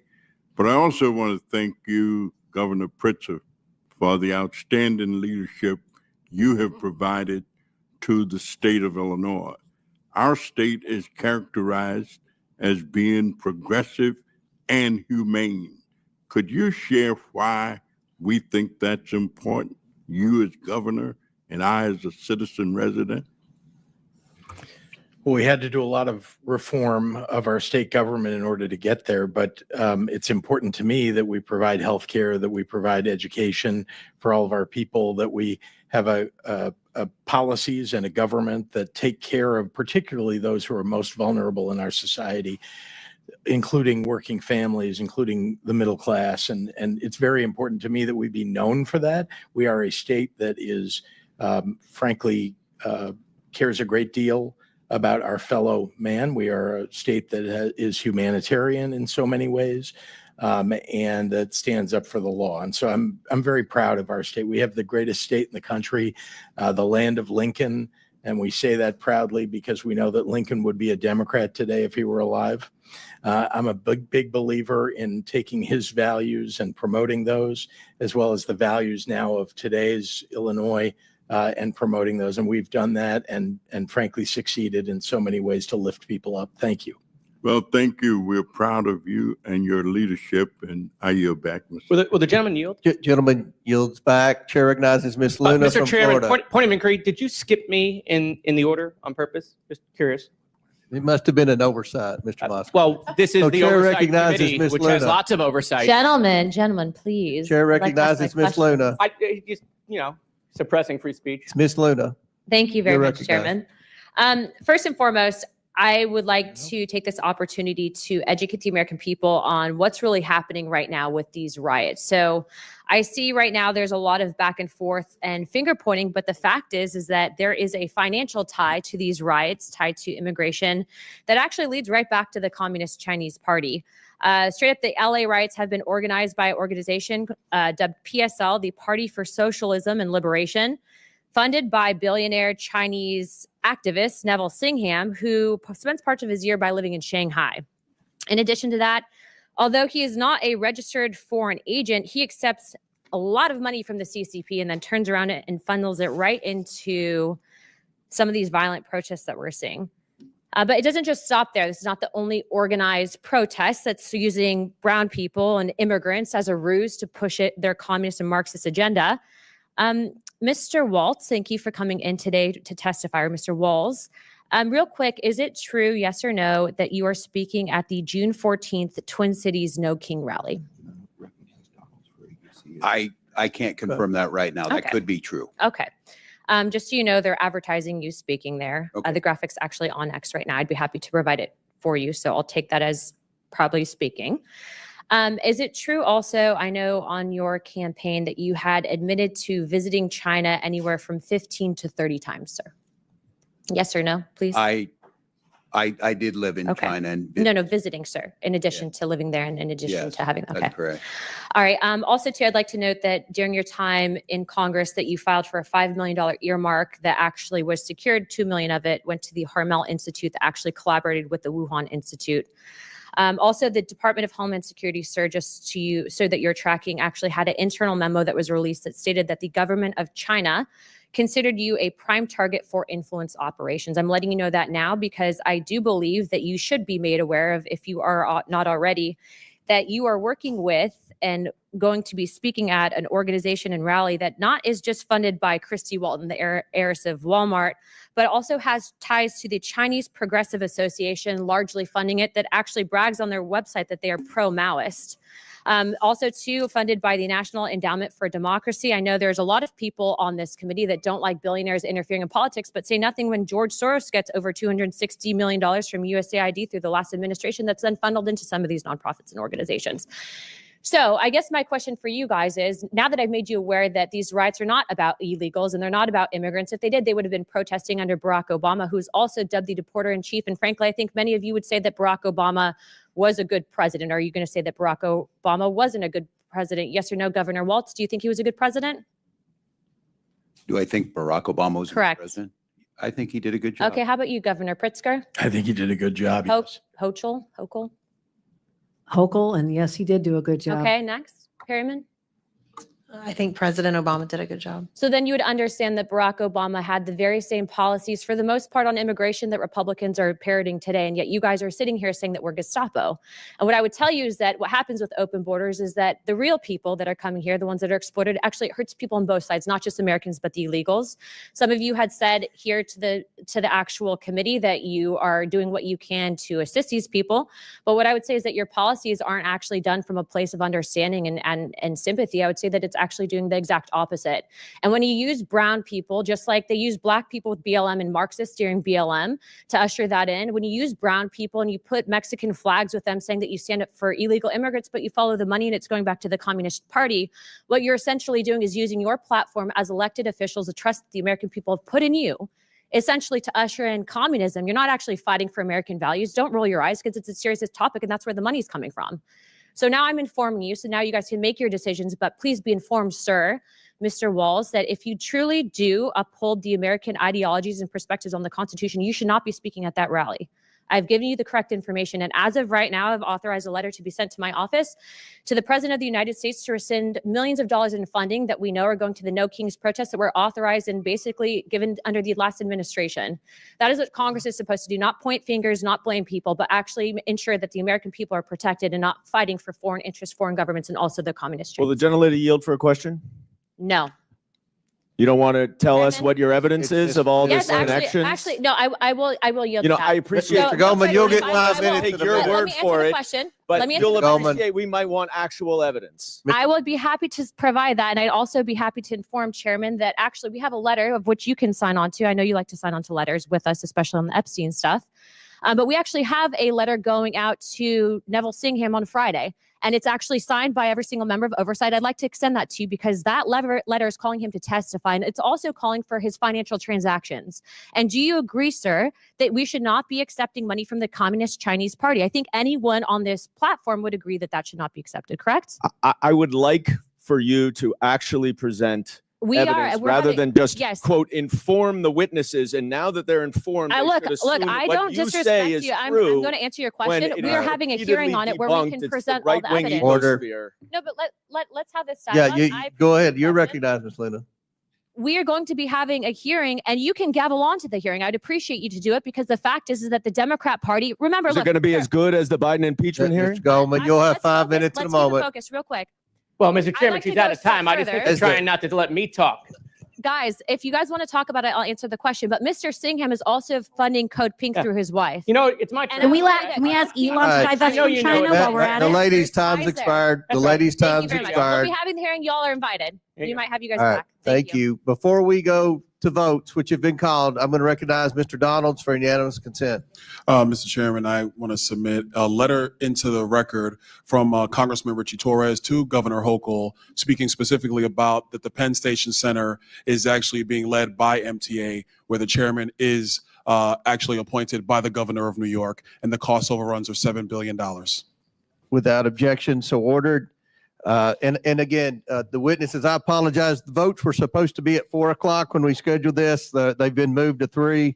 We have 4 or 5 votes. We'll come back here as soon as the votes are the last vote. So pursuant to the previous order, the committee will recess for floor votes. The committee will return 5 minutes after the last vote.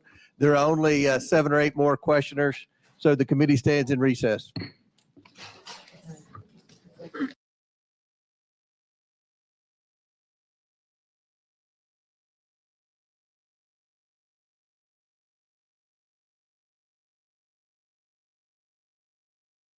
They were at 3:00, so I apologize. We had 2 more votes than we were supposed to. So the chair recognizes Mr. Burleson from Missouri. Thank you, Mr. Chairman. I'm just still kind of trying to understand the connection between our ICE officers and the Gestapo. I think the statement was horrific. The acting ICE director had this to say: on the final day of National Police Week, when those brave enough to put on a badge and a uniform to mourn their fallen brothers and sisters, Minnesota Governor Tim Walz referred to my professional, hardworking ICE agents and officers as a modern-day Gestapo. This is abhorrent, dehumanizing, and ignorant comments should not be tolerated. It seems that Mr. Walz prefers violent criminal aliens are released into Minnesota's communities. If the governor doesn't like the laws, he's free to advocate that Congress change them. But he should refrain from putting ICE officers in danger by likening them to one of the most appalling groups in history. Assaults against ICE officers are up over 400% from this time last period. And part of that is because politicians like Governor Walz are careless with their politically motivated rhetoric. He should issue an immediate apology to the men and women protecting his communities. Governor Hochul, do you agree with the statements that Governor Walz said? Do you agree with the characterization that ICE agents are Gestapo? I don't use language like that in describing anyone. My view thank is that we respect our law enforcement, but also in a Thank case where Governor people have gone too Pritzker, far, they do you- should be called out. Do you agree with that association? Associating ICE officers with Gestapo? It's not a word I would use, but I will say that I understand the sentiments that people feel. Okay, well, thank you for being reasonable here. Next door, Governor Waltz, is a group called, they're actually meeting here today, the Zionist Organization of America. And I spoke with Morton Klein, who is their national president, and he had this to say. He wanted me to read this to you. As a child of Holocaust survivors who lost almost my whole family to Gestapo Nazis, I find Governor Waltz comparing Americans to ICE officials to Nazis a dramatic insult. Waltz should be ashamed of himself, and I demand that he retract and apologize for this ugly, phony statement that diminishes the horror of the Holocaust. So I'm going to give you another chance, Governor Waltz. Do you apologize for your comparison to ICE agents as Gestapo? Thank you, Mr. Burleson. What I said is using a historical reference on authoritarianism, watching in my state and across this country, Governor Waltz, it's a simple question. Covered faces. Will you apologize to this Jewish community? Will you apologize to Jewish Americans? I don't know, Mr. Klein. I would certainly be glad to speak with him if he Mr. Waltz, let me ask you this question. Are there any events that you regret from actions of illegal immigrants in your state?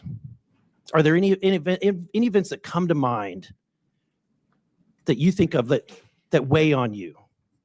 I certainly think something that harms someone. So let me give you an idea. Minnesota, your state, April 25th, ICE arrested an illegal alien from Ecuador charged for criminal sexual conduct with a child.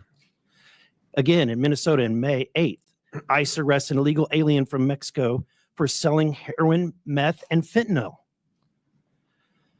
Mr. Pritzker, in Chicago, in 2018, an illegal alien from Mexico is charged with aggravated criminal sexual abuse of a minor, then was released back into the public in 2022. And then Governor Hochul in New York, again, a Mexican national was charged, but this time for slashing a victim with a machete, and then released in January of this year, ignoring ICE detainers and federal warrant. Mr. Waltz, would you deport any of these individuals? Could you give the names of the individuals and what they're... I can get those to you, but if these are true, if somebody from Ecuador was charged with criminal sexual conduct with a child, would you want that person deported? If they followed through due process and were found guilty, certainly that's what we do now. We follow federal law. You know, your states refuse to honor ICE detainers, even for illegal aliens convicted of serious crimes like assault or sexual offenses. The ICE data shows that 56,791 illegal aliens booked for serious offenses in 2025 alone, including over 3,000 for sex crimes. And that's why we're here today. Thank you, Mr. Chairman. I yield back.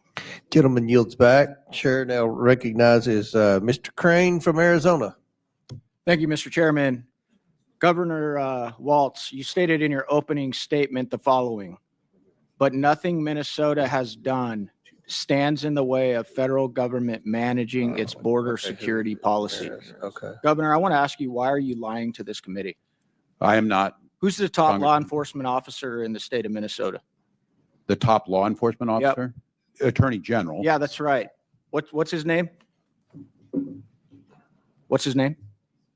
Are you asking me, do you know his name? Do you know his name? Do you know his name? I know the AG Ellison. This is an article right here I'd like to submit for the record. Minnesota AG says will not enforce federal immigration laws as DOJ threatens to prosecute officials who resist. Without objection to order. Why are you lying to this committee? That is the top law enforcement officer in your state who's saying he will not comply with the federal government. Nothing in his opinion changes the fact that state law requires all state and county officials to ask for immigration status when a convicted felon. No, I'm sorry, Governor. He is saying he will not comply with federal laws. That's your top law Nothing in this enforcement opinion officer. changes. You're lying and misrepresenting yourself to this committee. Now I want to ask you this. Do you think in that line of questioning, free health care, food assistance, free college tuition, driver's licenses, and cash assistance, do you think that that's helping or hurting this government manage its border security and policies? Well, Minnesota ranks first in healthcare. We rank third in Let me safety on our answer roads. that for you. It's actually hurting because what It's you making my state created safer is and more you've created a prosperous. state that is now a magnet that is There's drawing no the law. illegals There's no sanctuary to law in Minnesota. Minnesota, Congress. I know you guys haven't put it that way on the books, but your state has everything, every element in it that is consistent with the sanctuary state. That's Moving incorrect. on, Mr. Walsh. How about you calling ICE agents modern day Gestapo? That also stands. You think that that helps our federal government carry out its law I enforcement? think best practice in law security enforcement policies? by identifying who you are, identifying the vehicles, and making sure everyone has due process helps our law enforcement. I think covering your faces. So you think that rolling in the- you think that that helps calling our law enforcement agents that what does ICE stand for, Governor? Immigration, custom, enforcement, right? These are the guys that are tasked with enforcing immigration, federal That's right, immigration laws. federal, that's their job. It's So not you the think that state's job. calling them Gestapo is helping? You're not standing in the way. None of the messaging, none of the rhetoric is standing in the way of this administration doing what they've been tasked to do. Is that what you're saying? I think what would help them is to follow due process, and when they do these missions, do the things that we expect of law enforcement. How about when you Identify. went on Anderson Cooper, Governor Walsh, and you said, how high is this wall? If it's 25 feet, then I'll invest in a 30-foot ladder factory. Do you think that that helps our federal government carry out its law enforcement, its border security and policy operations? When did I say that? You went on Anderson Cooper and said that.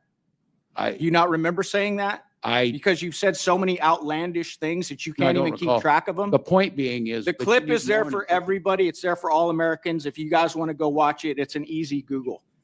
All right, Governor, you recently went on Gavin Newsom's podcast. You stated in regards to MAGA voters, I scare them a little bit, which is why they spend so much time on me. No, I'm serious because they know I can fix a truck. That's your direct quote. You also said on the show, I think I could kick most of their asses. I want to be very clear with you, Governor. You do scare us a bit, but it's not because you can fix a truck or change a tire. It's actually because of your radical left-wing agenda. You supported putting tampons in boys' bathrooms. You advocated for the disarming of Americans of their Second Amendment rights. You're pro-sanctuary city, as we have uncovered here today.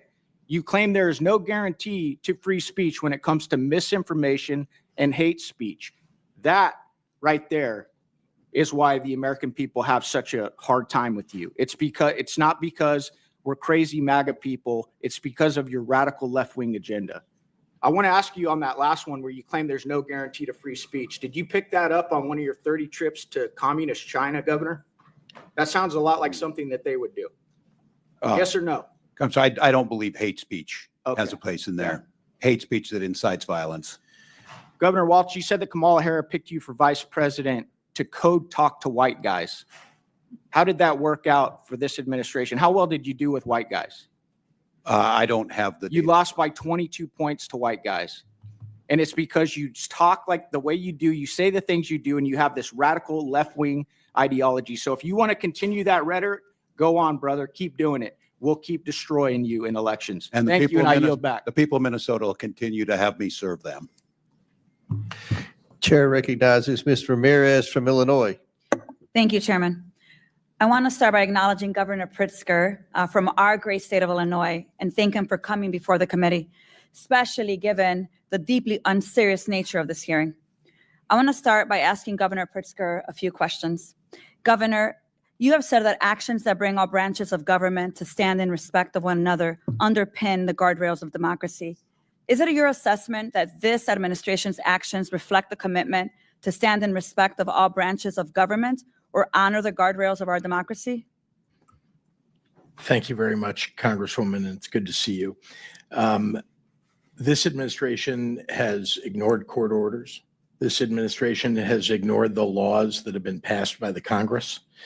This administration is, in many ways, telling its agencies not to follow what the laws and the regulations that have been on the books. And this administration has been going after people individually and as groups that they believe are opponents of theirs, political opponents of theirs. That is not the way that a president ought to operate. We ought to have a president who follows the rule of law and doesn't break it. Thank you, Governor. I agree with you. In your 2025 budget address, you noted that our state, The state of Illinois is among the best in the nation for workforce talent, clean energy, educational and scientific institutions, and more. I couldn't agree with you more.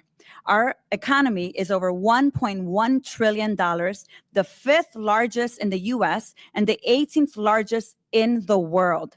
And I understand that we are one of only 9 states, including New York and Minnesota, whose taxpayers contribute more to the federal government than they receive.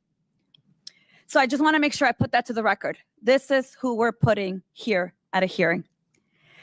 Governor, earlier this year, you noted that the authoritarian playbook is laid bare here. They point to a group of people who don't look like you, and then they tell you to blame them for your problems. Governor Pritzker, do you believe that the Trump administration is using the authoritarian playbook, particularly as it relates to immigrant communities across the country? It's clear when you look at every action that they've taken with regard to immigration since they've taken office, including going in and attacking our communities in the state of Illinois. I think in the first week in office, Tom Homan bringing Dr. Phil with him unseriously, and then bringing the very serious ICE officials in to break down doors, to scare communities, to keep people from going to work and so on. It is clear that they are targeting communities of people who don't look like them and going after people that they think are opponents of theirs, or including United States senators, Governor. Including, thank you, and Alex Padilla. And by the way, I want to say to all of you on both sides, but particularly those on the Republican side, that I cannot believe the disrespect that was shown to a United States senator who was thrown down, handcuffed, and not allowed to ask a question of our Secretary of Homeland Security, Kristi Noem. That seems completely irrational. Governor, I agree with you. And because I have a limited time, I actually want to show the footage because I think what you're saying has to be seen here. I'm going to ask now that we play a clip of Senator Padilla being wrongfully arrested while we're in this hearing. Go ahead and play it. A United States senator. I want to make sure that people see. Get on my hands. Go ahead. Put him behind my back. All right. Cool. One hand. Lay flat. Lay flat. Other hand, sir. Other hand.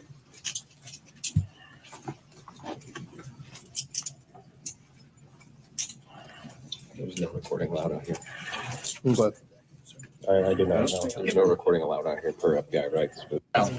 They don't want you recording so that you don't see how they violate due process repeatedly. I want to make sure that you see that footage. This is a United States senator asking a question of Secretary Noem, and in return, he is pulled from the press conference, shoved down to the floor, slammed to the ground with handcuffs, arrested for doing his job of oversight. So let me go ahead and make sure that I say this clear, because I serve in Homeland Security, and I can tell you for a fact, they are weaponizing the government and the military against U.S. citizens to exert control and suppress dissent. I call that authoritarianism.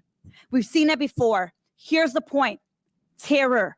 That's what they're doing here. This hearing is a witch hunt against the governors that run successful cities, and we need to call it what it is. What we need here right now is Secretary Noem answering questions and oversight on why the hell she thinks that what happened to the senator is acceptable. With that, I yield back. Gentlelady yields back.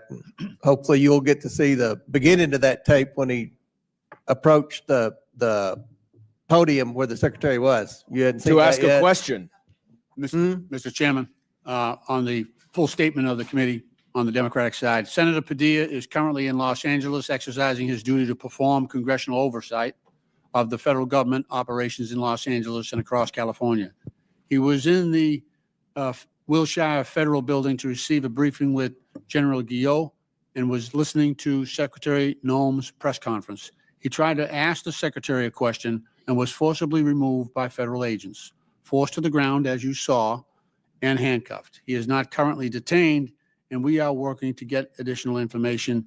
And while we respect the Senate's ability to review this as a primary investigation, we also echo Ms. Ramirez's statement that we would like to have an investigation of that incident here from beginning to end.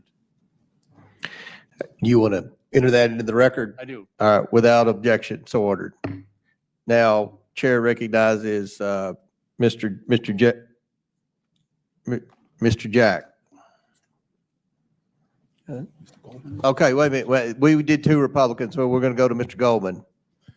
Thank you, Mr. Chairman. I would urge you to reserve comment on what happened to Mr. Padilla until you get full information. In fact, I would urge all of my Republican colleagues to take a breath before you once again desperately run to bend the knee to Donald Trump and to Kristi Noem, because anyone with two eyes that can see that that was authoritarian, lawless behavior that no person in America, much less a senator conducting constitutional oversight, should have received. And I know it's hard for all of you to speak up against Donald Trump, and that's why we're here at this hearing talking all about Joe Biden, talking all about Joe Biden's policy this, Joe Biden's policy that, all these people who committed crimes under Joe Biden. Is it just because you're consistently trying to ignore the fact that Joe Biden is not president? Donald Trump is president. And what he's doing right now, which you all know, is he is going after people who are lawfully present. Now, I appreciate the governor's being here. I'm sorry you have to deal with this crap. Governor Hochul, especially, I want you to know, as a proud member of the delegation of your state, I am not going to use my 5 minutes to mount a campaign for governor against you, as my colleague from the North Country chose to do. I will give you the opportunity to actually answer some questions, unlike she did. And I will allow you to explain exactly what the policies in New York are as it relates to cooperation between the state and federal agents. First of all, glad you're not running against me. Thank you. Secondly, I appreciate the opportunity to break through all the noise here today and to stop the talking points that keep mischaracterizing our policies in the great state of New York. New York is not a sanctuary or a haven for criminals. We devote an enormous amount of our energy working to keep New Yorkers safe. $2.5 billion I've allocated just in the last few years. We do cooperate with ICE when it comes to investigating or building a case against criminals. We do this all the time. And when someone goes through the criminal justice system in the state of New York, they do their time in prison. We alert ICE as to when 30 days in advance of when they're to be removed, and we send them away. That's how it's supposed to work. But what we do not do under our laws is divert our essential resources to protect everyday New Yorkers from crimes themselves and have that help ICE with civil immigration enforcement. That is their job. That is the federal government's job. And we cannot be told to enforce federal laws. It's not constitutional. Or to use all your limited resources to spend all that time doing their job. My concern is that every minute that ICE officers are going after moms and dads and kids and separating families, perhaps one more criminal is still out there at large. Well, it's Why funny don't you say that. focus I'm on sorry, them? Sorry to interrupt you, because I actually, in my district office down in Lower Manhattan, witnessed ICE officers waiting for immigrants to come out of a courtroom. These are immigrants who have asylum applications. And I'm sure you agree with me that asylum is a lawful pathway to immigrate to this country. Is that correct? That is absolutely correct. So in order to make these immigrants here unlawfully, the DHS is now dismissing their cases, their own removal proceedings against them, to void out the asylum process, the asylum claim. That way, when they go downstairs in the elevator, there are ICE agents that can be there and to arrest them and put them in expedited removal. And they don't have an asylum claim that is live anymore because they've just voided it out. These are non-criminal, these are non-violent immigrants who are here going through lawful process. And this is who the Trump administration is going after every single day. It's a disgrace. You said you were going to go after the worst of the worst. You were going to go after convicted criminals. You're here questioning about all these criminals. You're going after people who actually are going through the lawful process you say they should. But just because Donald Trump and Stephen Miller need to bump up their numbers because they can't do a good enough job in actually finding convicted criminals, you're going after moms, dads, separating parents from children. You have a voice, Republicans. Speak up. I yield back. Now Chair recognizes Mr. Jack. Is he here? Okay. Mr. McGuire from Virginia. Thank you, Mr. Chairman. This is a yes or no question, hopefully fast because I don't have much time. So each witness one at a time. If you break the law, are you a criminal? Can you guys answer that quickly? We don't have much time. In certain circumstances, many The answer circumstances, should yes. be yes. If you come across our border illegally breaking our law to come across, are you a criminal? Yes. If you or no? speed, are you a criminal? I mean, Break the law, that's a crime. okay. So if you Call come them a across our criminal. border illegally, you're a criminal. Just want to see if we can get that straight. All right, Governor Pritzker, are illegal aliens counted in the U.S. Census? Every person in the United States is counted. The census decides how many members each state gets in the U.S. House of Representatives. Year after year, tens of thousands U.S. Citizens are fleeing the state of Illinois. It ranks only behind Governor Hochul's New York and Governor Newsom's California. You all are protecting and harboring illegal aliens for political purposes. Governor Pritzker, would you support prohibiting illegal aliens from being counted in the census, yes or no? Your numbers are wrong, sir. Would you, yes or no? Your numbers are wrong, sir. Would you Constitution says support how you prohibiting count the illegal census. aliens from being counted in the census? Would you? Or is harboring illegal aliens part of the strategy to get more Democrats in Congress? The bottom line is this: all illegal aliens have committed a crime and should be deported. Any additional act of violence committed by an illegal alien is entirely preventable. All sanctuary jurisdictions are unlawful. Each of you are breaking the law. And my message to you, or the message from the people, is you need to get it straight. Governor Walz, just over 3 weeks ago, you compared ICE agents to Donald Trump's modern-day Gestapo. Governor, do you regret those comments? I regret that law enforcement is not following best practices, showing who they are, not taking people off the street, not giving due process. We It would puts not all have a of us at country risk. without our men and women in law enforcement. Yes That's or no? correct, Did you and know those who ICE show their officers faces. are did you know ICE officers are facing 413% increase in assaults? Don't wear the masks, identify yourself, and work with local law enforcement. You guys are doxing them. All right, your attacks on ICE officers are putting our law enforcement in deadly situations. It led to destructive riots breaking out in Los Angeles last weekend. President Trump had no choice but to step up and stop Los Angeles from burning buildings to the ground. Did you see videos of rioters throwing rocks through the windows of police officers' vehicles while they were driving on the highway? Did you guys see that? We wouldn't have a country without our men and women in law enforcement. In 2023, you signed legislation to expand eligibility to illegal aliens for taxpayer-funded health care, Minnesota driver's license, and free college tuition. America Last policies. Let's take a look at some of the illegal aliens you so boldly want to support with taxpayer funds.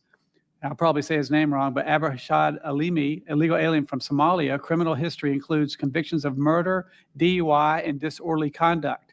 Eric Martinez Mondragon, illegal alien from Mexico and known member of 18th Street Gang. He served time in robbery and possession of a firearm.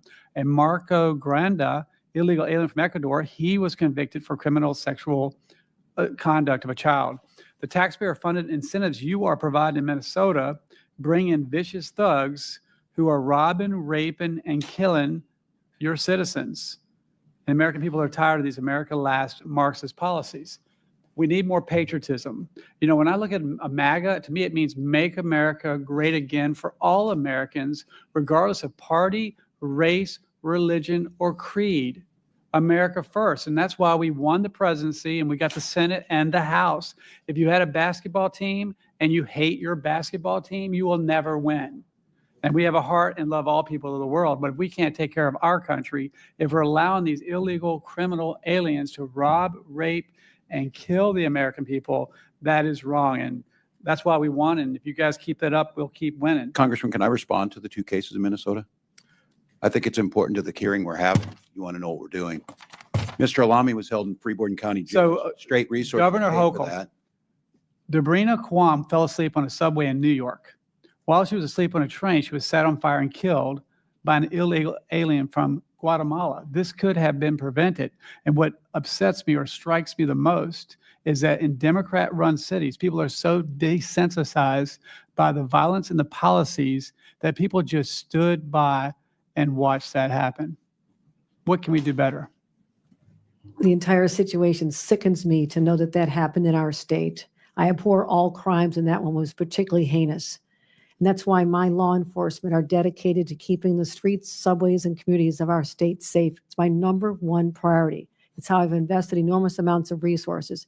And just for the record, we do cooperate in criminal identification, prosecution, and removal of individuals who commit crimes who are not in this country legally. We want them deported. We cooperate with ICE every day of the week to make our streets safer. I'm not sure why that's not breaking through in this hearing. How many times can we say that? We're not supporting this. We don't want these individuals here. We abhor this violence and crime. So that's the message to be the takeaway. How can we work together? How can you do your job and help us secure the border and have more legal pathways for people who want to be here legally and contribute to our economy, but not the criminals. We are not a sanctuary for any criminals. Yield back. Gentlemen, time's expired. Now, Chair recognizes Ms. Morrison from Minnesota. Thank you, Mr. Chairman. I want to thank the witnesses for being here today, especially you, Governor Walz. It's great to see you as ever. Welcome back to the People's House. Thank you for your distinguished service in the National Guard, 24 years, I believe. Thank you for your service here in Congress and as our governor.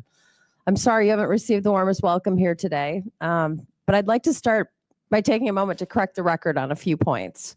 I think all of us here would agree that violent criminals who aren't citizens shouldn't be in this country, full stop. But that's not what this hearing is about.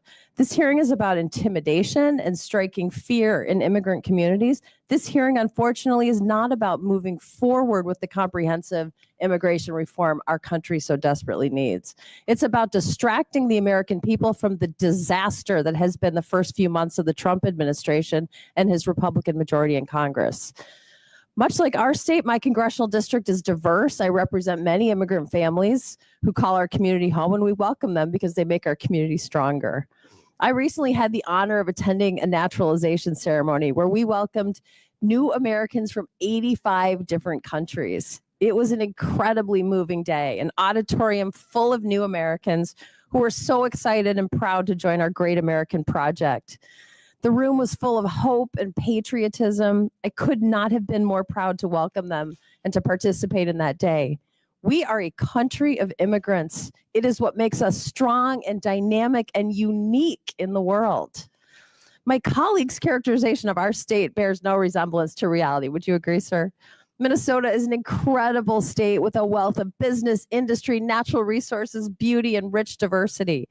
And it's a state where working families thrive. As you know, Governor, we worked together for 6 years when I was in the state legislature, and I am so proud of what we accomplished during that time. We delivered for the people of Minnesota the largest middle-class tax cut in the history of our state, historic investments in education, created a paid family and medical leave programs that allows working parents to care for their children and their loved ones, codifying the right to comprehensive reproductive health care, and providing school breakfast and lunches for K through 12 students so no child in Minnesota goes hungry.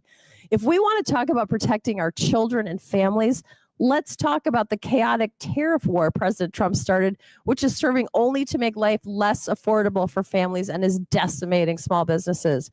Let's talk about the 16 million people who are going to lose their health care or going to have their health care taken away from them by the Republicans and their ridiculously named Big Beautiful Bill. Let's talk about the millions of children who will go hungry if the Republicans are successful in taking away their food assistance.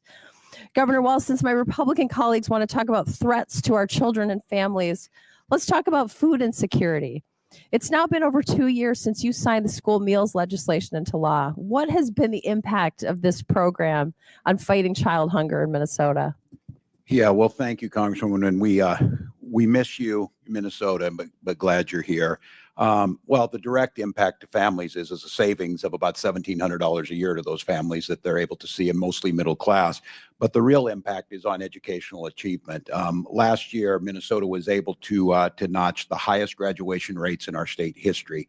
We also see school attendance rates go up. We see better behaviors, less discipline from it. So it's a smart investment. It's the right thing to do. And the payoff for Minnesota is we have a healthier, better educated workforce, which is why Minnesota almost always ranks near the top in quality of life indicators. Thank you, Governor. Now I want to talk more about the Republican plan to take food assistance away from our children and families. If their budget becomes law, it will be the biggest cut to SNAP in history and jeopardize food assistance for millions of families across the country, including 100,000 Minnesotans, many of whom are children. Would you agree that the Republican proposal to cut SNAP is one of the biggest threats facing children and families in Minnesota right now? Yes, coupled with Medicaid and Medicare cuts. And also, Governor Walz, I just want to give you a moment to, if there's anything you'd like to clarify that's been said in this unbelievable committee hearing today. I don't even know what the adjective is. Well, thank you, Congresswoman. And we have like 30 seconds. Look, we're here to work with you. You've heard time and time again. We have a job to do as governors. The federal government has a job to do.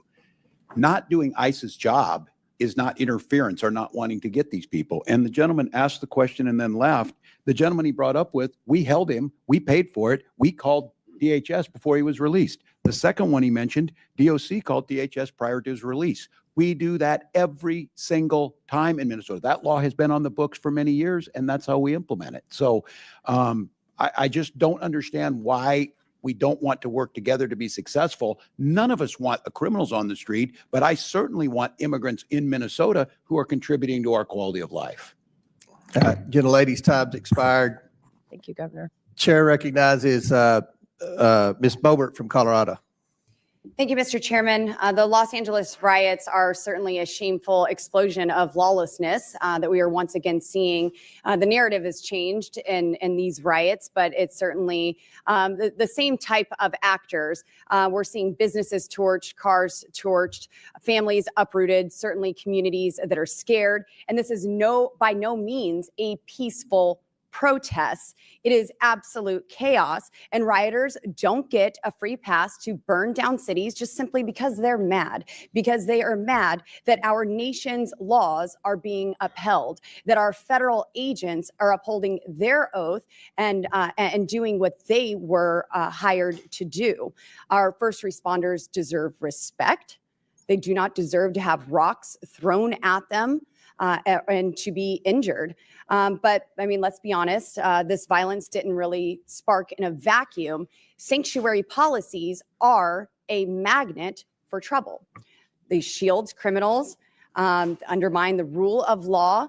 And governors, I've sat here and I've heard you today. You say that safety is your number one priority. You want your communities safe. You want your people safe.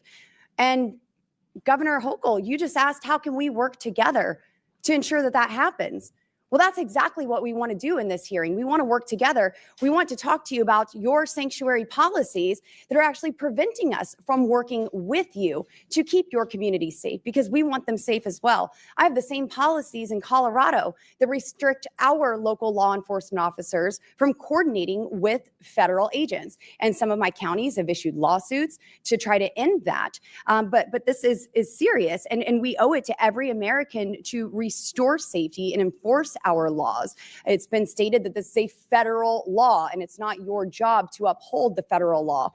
Well, we're not asking you to uphold it. We're just asking you to kind of step out of the way and allow the federal government to do the job to uphold these laws. When you have someone, don't wait until they commit a violent, heinous crime before we know their immigration status. So now we're seeing these riots everywhere. We've heard in 2020 that everything was mostly peaceful as cities burned down, as people lost their lives, as law enforcement officers lost their lives.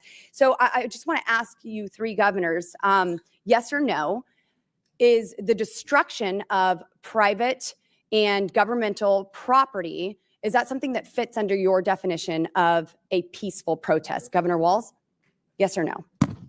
No, it does not. Thank you. Governor Pritzker? I find it hard to believe that you're lecturing us Yes or about no? peaceful protest.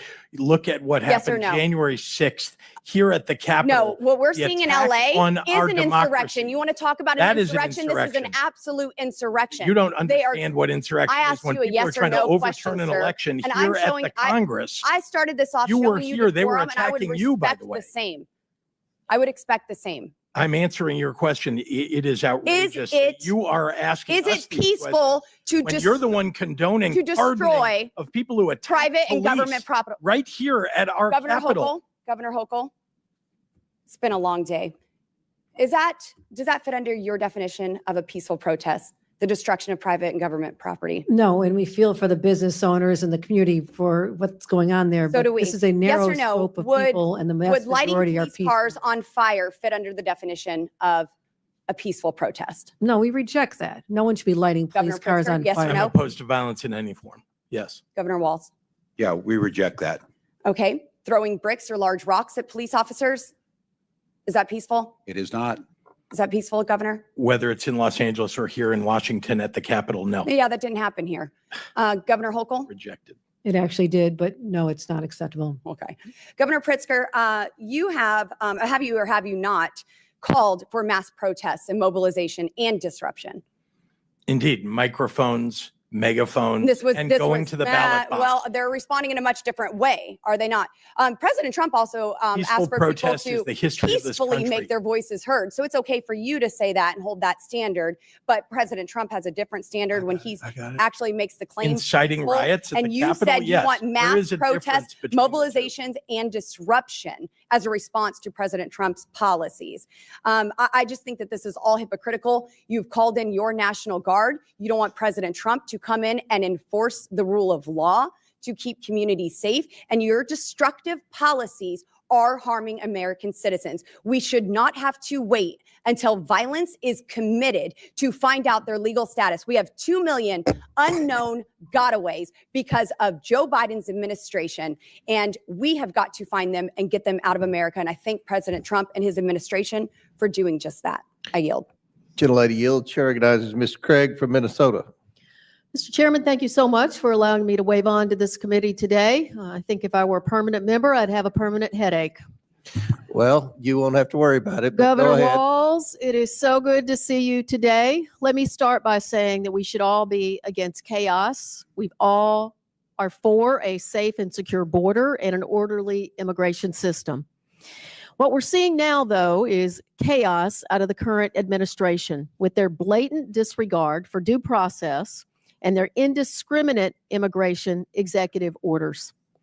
In fact, the Trump administration's Department of Homeland Security had to take down its posted sanctuary jurisdictions list because it created mass confusion in Minnesota for local officials and was opposed by local law enforcement. And so, Governor Walz, let me just start, just so we know the record is correct. I didn't think Minnesota was a sanctuary state. Is Minnesota a sanctuary state, Governor? We are not. The legislature has passed no such law, and I have signed no such law, and we follow all federal law. Thank you, sir. That list included 20 counties when it came out across Minnesota without any rhyme or reason, including LeSueur County, which I represent. I've inquired into why they are listed from DHS, but still absolutely no answers. Governor Walz, I thought it might be helpful to point out that according to the FBI's own 2023 data, Minnesota has fewer violent incidents per 100,000 than states such as Tennessee, Louisiana, Missouri, Texas, Alabama, Georgia, I'm going to repeat that again, Georgia, and Ohio. Why do you think that our state has been able to maintain a lower crime rate than other states? Well, thank you, Congresswoman. And we are at a 30-year low on serious crimes. And as you said, we consistently rank below. And I think that's because we invest, as we have, historic investments in law enforcement, but law enforcement works with the community. There's a process in place. We know who they are. They work hand in hand.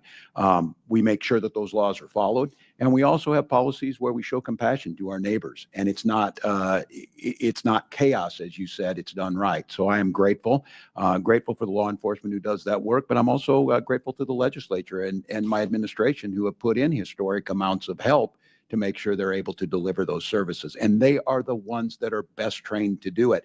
And the case that you brought up of listing these, in Minnesota, counties can go above the federal floor. If they want to issue detainers, they certainly can. Many of those counties that were listed on there would fit the definition of everyone on this side of the aisle is asking for, and they're doing that. Nothing prohibits them in Minnesota from doing that, and yet they ended up on the list. It caused great chaos, and law enforcement themselves, and as you heard earlier, Sheriff's Association issuing, that they can't be done this way.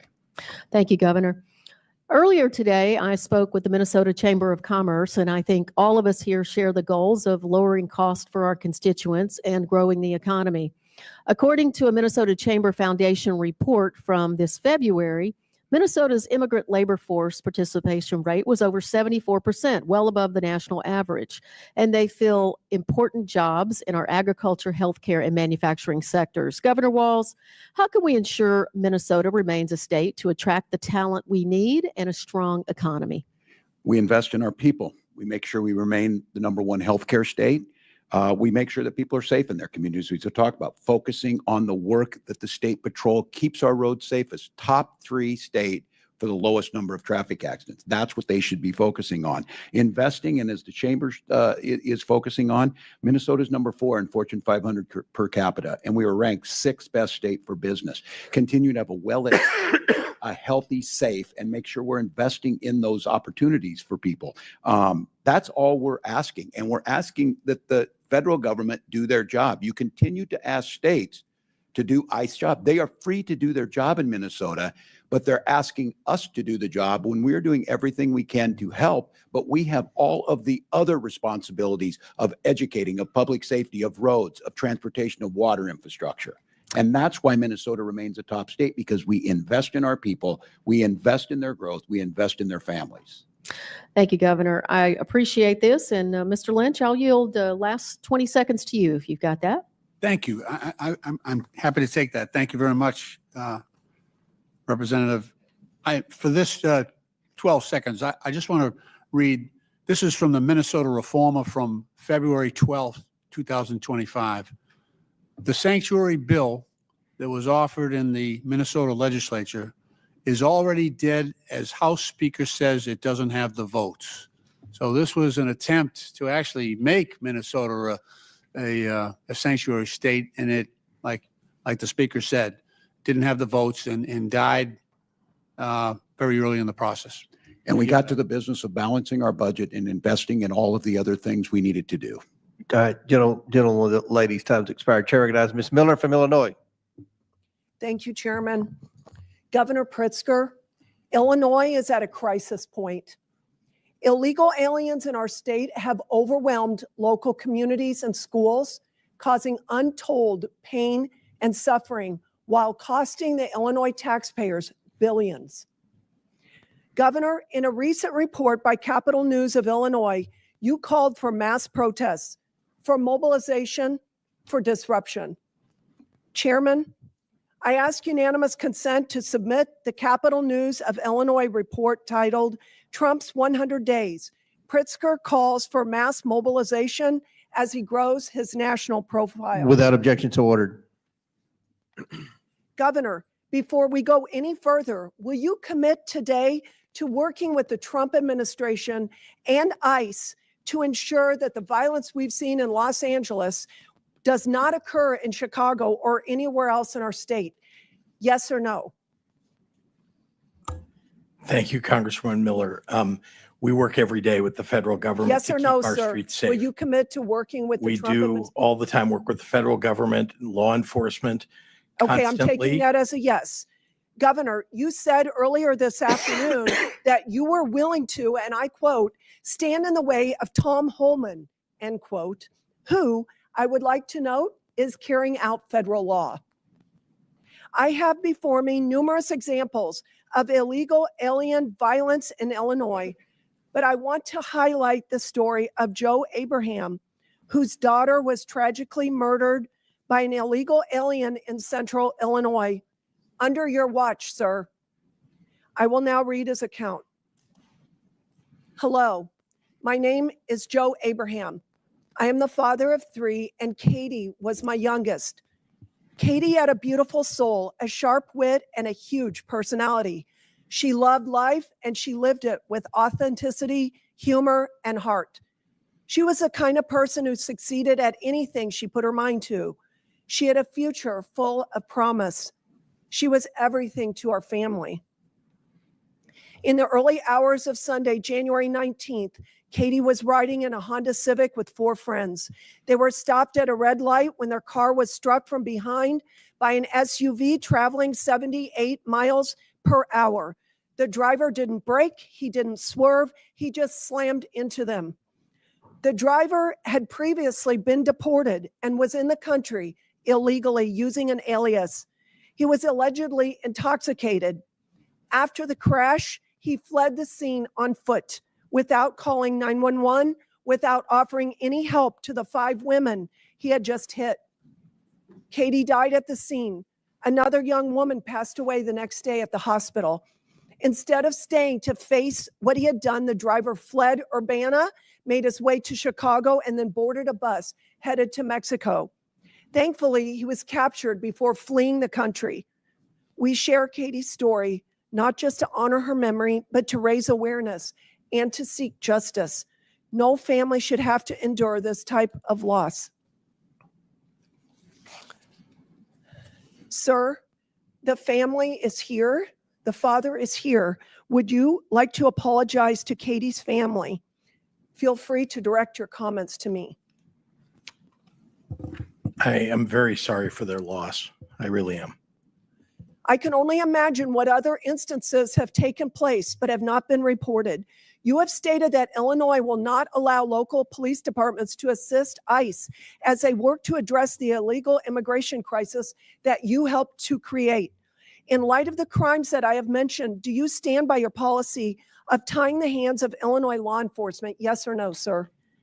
You know, Congresswoman Miller, I am Yes or not no, going sir? to be lectured to by somebody I'm who extols reclaiming the my virtue time. of I'm reclaiming Adolf my time, Hitler, Chairman. of somebody In who has allowed the 2024, pardoning of January I'm 6th. reclaiming my time. In 2024, after the presidential election, you stated on MSNBC that, and I quote, "I am going to do everything that I can to protect our undocumented immigrants," end quote. Mr. Chairman, I ask unanimous consent to submit a Fox News report into the record titled, "Dem Governor J.B. Pritzker vows to do everything I can to protect our undocumented immigrants." Congresswoman, I was These talking about policies the people who are have not lived in our only state for deadly, decades These now. policies are not only deadly, but they have cost Illinois taxpayers billions to the tune of $3 billion since 2022. Governor, your state budget doesn't balance without massive yearly tax increases. This year, you hiked taxes by $800 million. Your budgets fund the services of illegal That's aliens, inaccurate, while Congresswoman. Americans Again, are left behind. inaccurate. with many Nearly everything choosing is to flee our mischaracterized state. in your statement. Governor, I judge you based on your actions, not on your words. And from what I can tell, you are doing everything in your power to roll out the red carpet for illegal aliens to protect them, all at the expense of working people of Illinois. Your policies have been disastrous for our state, and they would be disastrous for our country. And with that, I yield back. Your failures are a Gentlelady disaster for this Yields country. back. Gentlelady yields back. Chair recognizes Mr. Superman. Thank you, Mr. Chair. I first want to say that what happened this afternoon, this afternoon's manhandling of Senator Alex Padilla after he sought to speak at a public press conference was wrong and should be condemned by both parties, by every member in this chamber. But it follows a pattern in this administration of weaponizing law enforcement and using excessive force to attack peaceful protests and political opponents. And it's terrible. I mean, you know, we're talking about what's going on in sanctuary states, quote unquote. But you know, I live in Virginia, and we're not a sanctuary state. But what is happening is that our sheriff's office has made a decision to participate in the 287G program and basically working with ICE to show up in schools, show up in businesses, and try to basically attack kids, right? Detain kids. And this is wrong. And this is not what our country is about. And so I do not want us to be supporting these types of actions. Yesterday in Sterling, Virginia, we had masked men show up to a courthouse and detain people and arrest people. And a lot of this is peaceful. And this, again, follows this pattern of weaponizing law enforcement and weaponizing the DOJ and other places to attack political opponents, attack peaceful protests, and to go around trying to make a political point. And because I think that's what this is really about. This is about politics. And this is about using law enforcement to show strength. But that's not strength. That's not strength. And so the other thing about this is none of this is making our communities safer. And none of this is good for our country. And so I want to ask Governor Walz, do these raids and do these actions and this use of law enforcement, is it making the folks in Minnesota safer? Well, thank you, Congressman. In my opinion, no. It's causing chaos and fear amongst folks and characterizing folks who are waiting on asylum claims, who are trying to become naturalized. It causes chaos. And the other thing it does, it causes local law enforcement. They lose trust in the community. It puts them at risk. And the lack of coordination that we hear, that no calls are coming in, we always coordinate. And in the past, Democratic and Republican administrations have coordinated with us. We're not seeing it. It's creating chaos and fear. And yes, get these stories of these violent criminals. We hold them. We call DHS, but those violent criminals aren't at a preschool. That's what we have to get right. Go after why you're doing this. Get us a bipartisan bill that makes sure that folks can process and be documented. And let's make this country prosperous and continue to have a country. Exactly. Because that's a great point. Because if we really want to solve immigration, why don't we do a bipartisan immigration reform bill? We can strengthen our border. We can find a path for those who've been here for a long time. We can actually solve this problem in Congress. But instead, we're going around with masked men, intimidating people, throwing U.S. senators to the ground and not solving any problem. And Governor Pritzker, I've talked to a lot of businesses in my community who are really concerned about what's going on. And this is not good for our economy either. And so I'd ask you, Governor Pritzker, what do you feel, is this good for your state? Is this making folks in your state safer or well off or better off? Congressman, thank you. And no, this is making us worse off. It's actually harming public safety. It's frightening our communities. And frankly, if you're one of the people, the U.S. citizens that are getting taken off the streets, or people who are here in this country legally taken off the streets, I mean, imagine what effect that has on the rest of the population. And in my state, we reject that. I mean, the values of the people of the state of Illinois reject that. And I just want to say, because Congresswoman Miller would not allow me to, I just want to say very importantly that anyone who is condoning the $400 million airplane going to the president of the United States from the Qataris, who would spy on us in an instant if they were able to do this. Anybody who's condoning the president of the United States accepting the Chinese Communist Party money to his family through his meme coin. I mean, that is corruption. And yet that is what Congresswoman Miller is condoning. She's the one who thinks it's okay to pardon people who attack police right here at the Capitol. Thank you for giving me that moment. I yield back. Gentleman's time's expired. Chair recognizes Ms. Fishback from Minnesota. Thank you very much, Mr. Chair. And I just want to say thank you so much for allowing me the opportunity to be waved on today, Mr. Chair. And I will just say that oversight is far livelier than Ways and Means.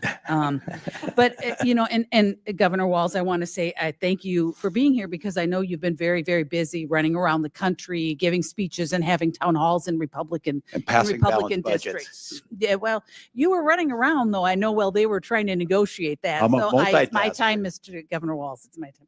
But there has been a lot of discussion and questions about policies that provide benefits for illegal aliens. And I understand, Governor, that you're going to say, Minnesota is not a sanctuary state per se because the legislation was not passed.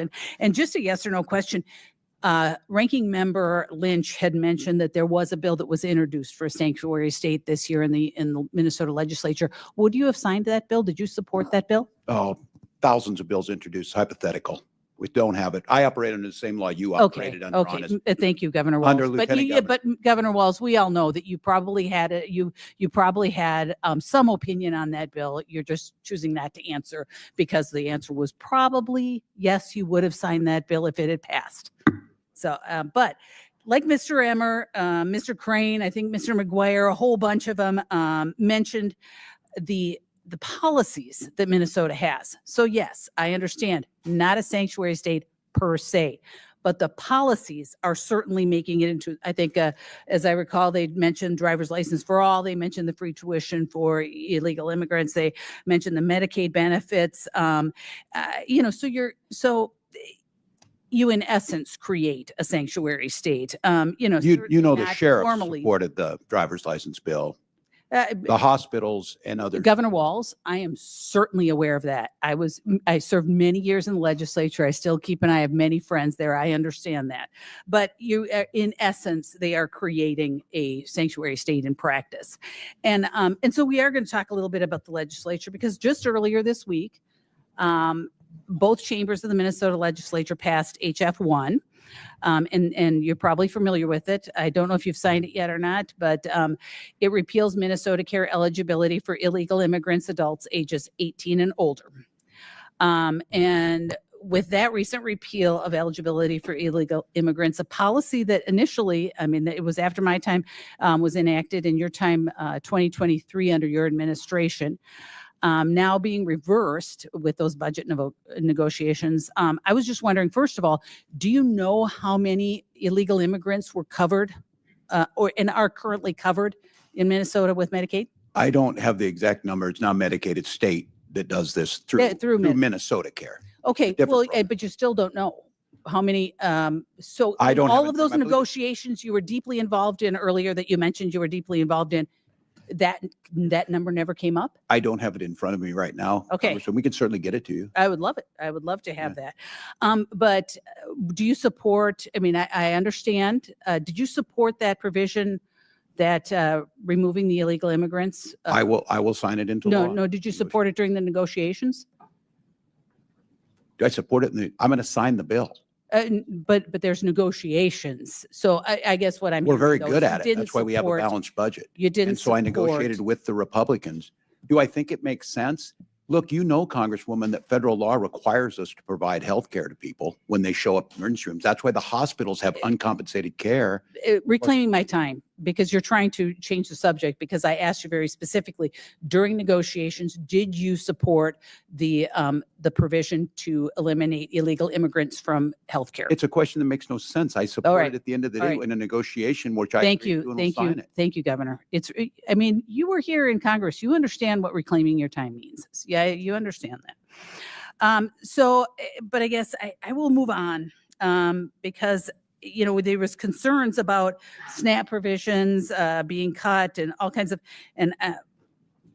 but you supported that. You supported that over the, over government, over the healthcare to illegal immigrants. I guess I'm confused about because you had other cuts you had to make. So what did all of the things that you guys have been talking about with law enforcement, education, school breakfast and lunch, did you cut that during the budget negotiations this year? Because my understanding is you had quite a deficit. We don't. We have a budget surplus, as you know, Congresswoman. Well, long term, but you had to make cuts this year. We had a balanced budget. It's something we can help you all with. We have a balanced budget we agreed on. We left over $1.9 billion on the bottom line for this biennium, and even But your structural budget. Structural had to make balance cuts. was reduced by 50%. You had to make cuts.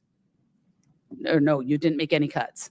We balanced a budget. We moved and we invested. All right, what Governor, we I'm do. going to move on because I have one more thing and I'm running out of time because I really do want to talk about, you had mentioned civility, or someone had mentioned civility. There was a discussion earlier about civility. But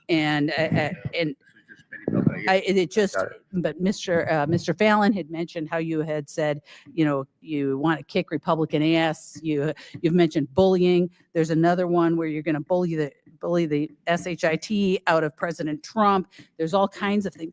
And then you had a discussion about civility. And I'm embarrassed because you say you're an educator and you're the governor of my state that I'm supposed to be proud of. And this is the kind of garbage, the example you're setting for our children, that you're telling people to bully each other. And I try very hard not to say those kinds of things because I understand that it is meaningful. When you hold a position like this, you should not be saying things like that. But you support the president's language? Hey, gentlelady's the expired. president is not in front of me right now, Governor. Gentlelady's time's I expired. have- He should be. Chair recognizes the ranking member for Kind of unanimous consent. Thank you, Mr. Chairman. I have here a statement from the distinguished Representative Betty McCollum from Minnesota that notes that Minnesota's crime is declining, 30-year low. Companies are hiring. It's one of the best places to raise a family in America, and it is not a sanctuary state. Without objection, so ordered. Chair recognizes Mr. Lawler from New York. Governor Hochul, under your watch, New York has spent billions of dollars of taxpayer money providing free housing, clothing, food, education, and health care to illegal immigrants. Meanwhile, you're charging hardworking New Yorkers $2,500 annually just for the privilege of driving to work. Speaking of driving, when you ran for Congress, did you oppose giving driver's licenses to illegals? Yes or no? No, that was previous to that. It was in 2020. You had a commercial running for Congress touting your No, position. but the position about goes back earlier than that. driver's That's my point. license. My point, Did you oppose giving driver's licenses to illegals when you were running for Congress? Yes or no? at the time I did, Yes and I'll or no? tell you Governor, why. yes or no? I had a yes or chance to go out and see a very rural district. Reclaiming my where time. Mothers were being denied the chance. to Governor, drive yes their or no? kids Do to you the support doctor's illegal office. immigrants getting People were being denied the taxpayer-funded chance health to go to their care? jobs, and I understood. the Governor, merit please of answer having the it. question. I'm Governor, not sure there'll ever be a real question. you were asked a question and you chose to I try to gave an deflect. answer. The fact is you did support giving illegals driver's It was licenses, a- oppose giving illegals driver's licenses. Now you support it. Mhm. Governor, yes or no? Do you support illegal immigrants getting taxpayer-funded health care? Yes or no? We provide health care to people in need, including moms with new babies. Do you support giving illegal immigrants taxpayer-funded health care? Yes or no? We support giving money, support The for answer is healthcare yes. You expanded healthcare access in Yes, I 2024 did. under Medicaid. for senior Governor, citizens after and the moms with election, new you babies. said, I would do it all reclaiming over my again. time. Governor, after the election, you said, someone breaks the law, I'll be the first one to call up ICE and say, get them out of here. Governor, yes or no? Have you personally called up ICE and asked them to get anyone out of New York? As the governor of New York, I have an entire state police force Have you that personally carries on called my anybody up directions. and asked ICE to get anyone out of New York? Yes or no? My state police acts as my agency. And You my have surrogate. not, correct? When I say me, I'm referring to my entities such as the state Oh, police that you're handle like that. Governor Cuomo. I am the government. That's your position? characterization, not mine. Yes or no? Should ICE have been called on Sebastian Zapata Cali? Can you refresh me as to the circumstances of the case? He's the individual who burned the woman alive on the train. Of course, Should they ICE have been called on him? NYPD was handling that situation. Should ICE have been called? That's my question. Yes or no? If there was an arrest made, he should have been deported after conviction. Yes. Okay. So, Governor, when you were sworn in 2021, you signed an executive order keeping many of Governor Cuomo's executive orders in place, including EO 170. Interestingly enough, you did not include EO 170.1. Are you familiar with EO 170.1? I don't have it in front of me. I have thousands of executive. I have orders. it right here, I'm Governor. sure you do. And what you did, you waited several years until this year, January 16th of this year, in which you finally signed it and reinstated it into law. Why did you wait until just 4 days before Donald Trump was sworn in as president to sign EO 170.1 into law? And to refresh your memory, it basically mandates that federal immigration authorities cannot enforce civil arrests in New York State buildings. Why did you wait several years to reinstate that? Because we had a high level of confidence that under the previous administration, that people going into the courthouses, whether they're victims of crimes, witnesses of crimes, would have their rights protected. I had no In other assurance words, that that would you happen. believe they would not enforce federal immigration law, and you were concerned that President Trump and his administration would enforce federal immigration law? We thought it was important for victims of crimes and witnesses to murders, for example, that they have access to courts without being threatened or intimidated. Yeah. Speaking of crime, more than 3,200 illegal immigrants have been arrested in New York City for committing crimes while living in taxpayer-funded housing under your watch, Governor. Governor, are you aware of any law or executive order that would prevent a citizen of New York, a citizen of the United States, from facing criminal or civil enforcement in a state building? I'm not aware. So you think that citizens should be treated less than and have less protections than illegal immigrants? No, we Is that what refer- you're saying? Our state laws say we cooperate in all criminal cases. I've made that very clear over the last. Yeah, but you're not doing that. 7 That's the hours. reality. Governor, do you Truth is, support we do you don't support help the New them with York civil for All enforcement Act? because civil Governor, enforcement reclaiming my isn't- time. Do you Go for it. support the New York for All Act? I'm not speaking about hypothetical No, bills. Governor, this isn't a hypothetical. There was a sit-in in the state legislature today by activists blocking state senators from coming into the chamber. Do you support the New York for All Act? It's yes or no. I will tell you this, I get about 1,000 bills put on Do my you desk support probably the by New York midnight for All tonight, Act? which is, this is keeping me from doing the work of the people back home.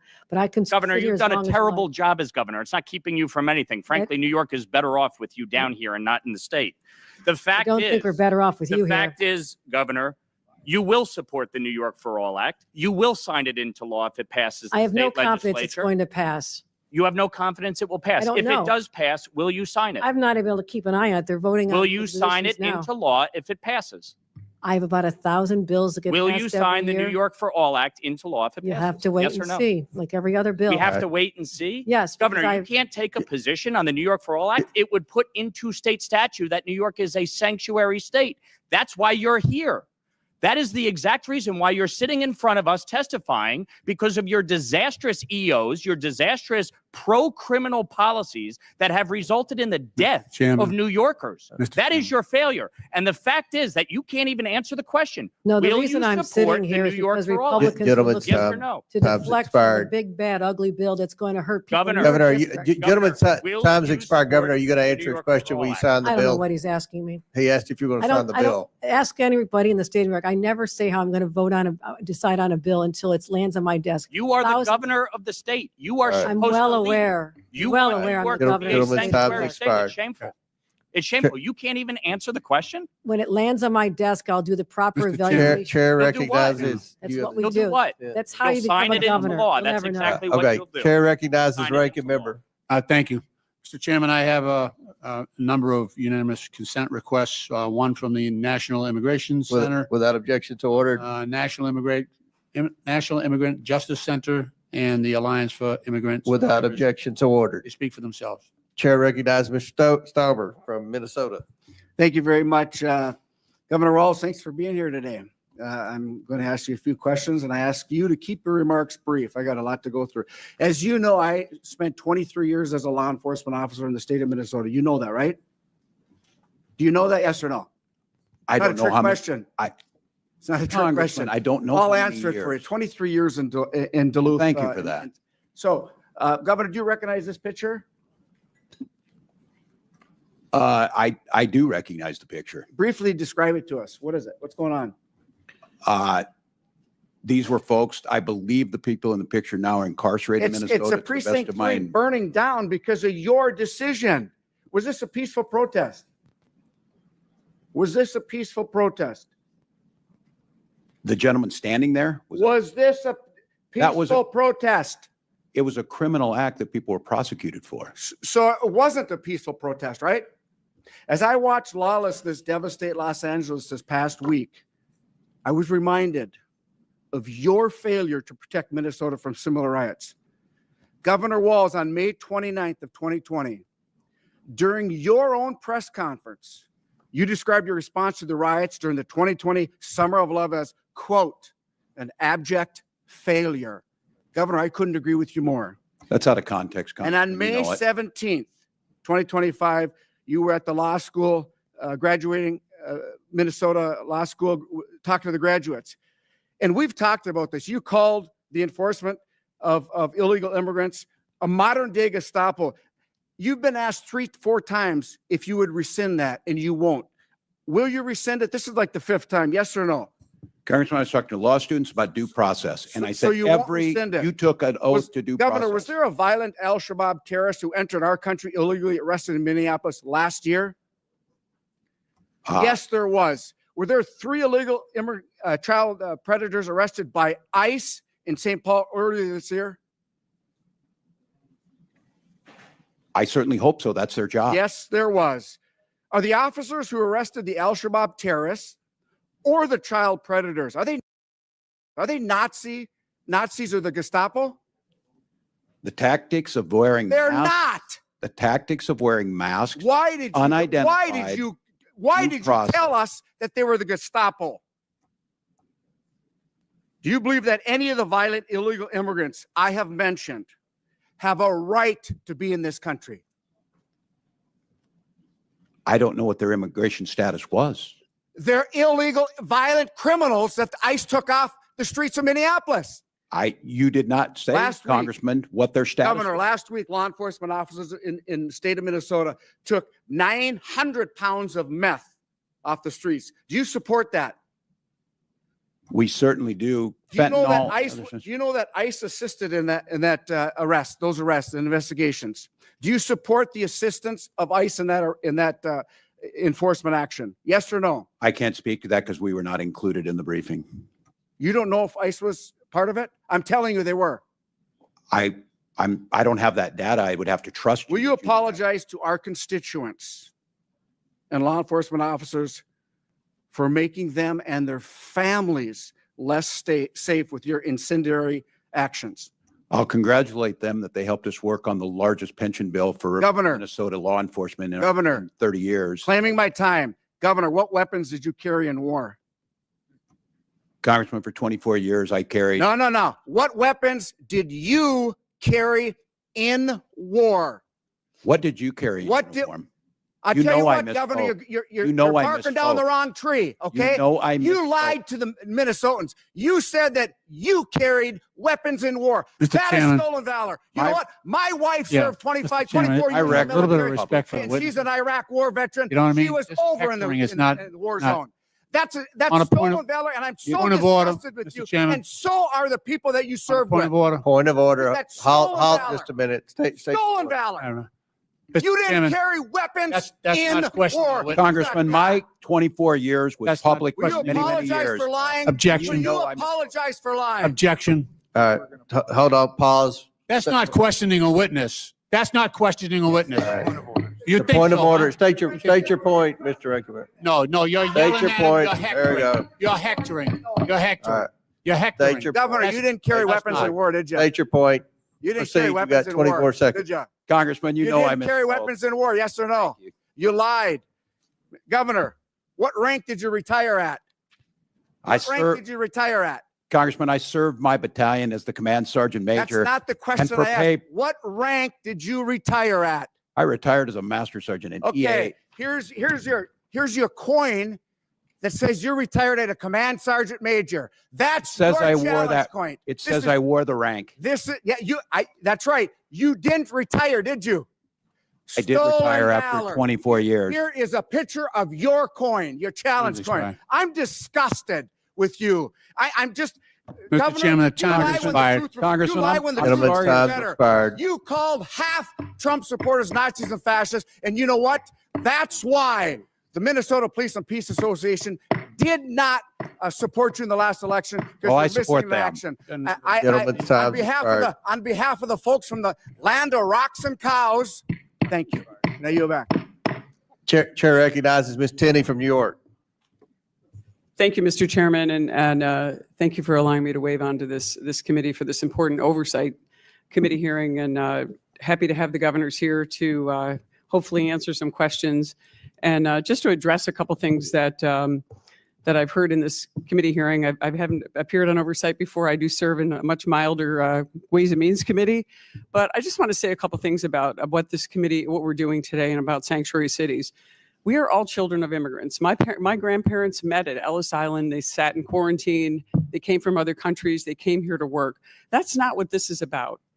This hearing is about people who have taken advantage of our borders and our country, who have come in as illegal cartels, who have overrun our northern border, which is part of my district in upstate New York, in New York 24. And these people have taken operational control of our southern and our northern border. And we need our governors to make sure that they're providing the law enforcement backup to our ICE agents and others, and not assisting and aiding and abetting in such a way to these illegal immigrants, particularly the cartels. And I think one of the most important things, I'm sick of hearing everyone defaming my constituent, actually, Tom Homan, who's doing an excellent job and who served our country honorably. His big concern, and I think it's a big concern for me, because when I served in the state legislature, Governor Hochul wasn't there as either the lieutenant governor or the governor, but I was one of the leaders on human trafficking. And one of the important questions that Tom Homan talked about repeatedly is, where are the 300,000 children who were human trafficked by people who are profiting off of this human trafficking, not just drug trafficking, human trafficking, innocent children all through our interior. We don't know where they are. Those are the people that I'm concerned about. And what ICE is trying to do is get to those people who are taking these children and profiting off them and having no regard. And that's what worries me the most, is we've gotten off track on a number of things. And what concerns me is we have this defund and demoralize the police movement brought to a level where we're defunding and demoralizing ICE agents who are simply doing their job to protect our borders. And what concerns me is, and I know Governor Hochul, and obviously I'm going to address you because you're my governor, people have addressed the billions of dollars that New York State taxpayers, by the way, the highest taxed taxpayers in the entire nation. Now we're always in a struggle with California, who's more, who's less, and I think we're winning out this race now. Not a good distinction, by the way. Not a good distinction to have a northern border that's overrun by people who are human trafficking, bringing illicit drugs into our communities. I've had three parents in my community, my own home community, where their sons died of overdoses because of illegal fentanyl. So these are real issues that are coming from people that are coming across our borders. So we know we've spent billions of dollars on all kinds of illegal immigrants in New York State. It's the estimate is between New York City and New York State, it's about $7 billion. And that's New York taxpayer dollars. Those are my tax dollars. People constituents I serve who go to work every day. And all we're trying to do is keep these communities safe. And you mentioned that, Governor Hochul, that you were talking about keeping these communities safe. But I'm going to ask you a question. And I've got a series of questions, and some of them have been asked by my colleagues. But I want to ask you right now, because you're the governor of our state and you've been presiding over a pretty disastrous situation with our prisons. And many of those prisons, including one of the maximum security prisons, is actually in my district, and a number of other facilities. Are there any criminal, illegal gang members in the New York State prison system right now? Just if there are. No, Congressman, I know want how many, and if you can't get me the answer, can your staff provide us with a general information on that? No, I'll tell you this. I totally agree with you, Congresswoman, that more needs to be done to protect our border. We've asked for support from the federal government for the border that you represent, that I know so well. I've had to deploy $8 million of my own state dollars to amp up. Well, there are state dollars, but let me just take this back. But Let to me help ask with you human about trafficking. let me get to the prisons, because I want to get into another thing.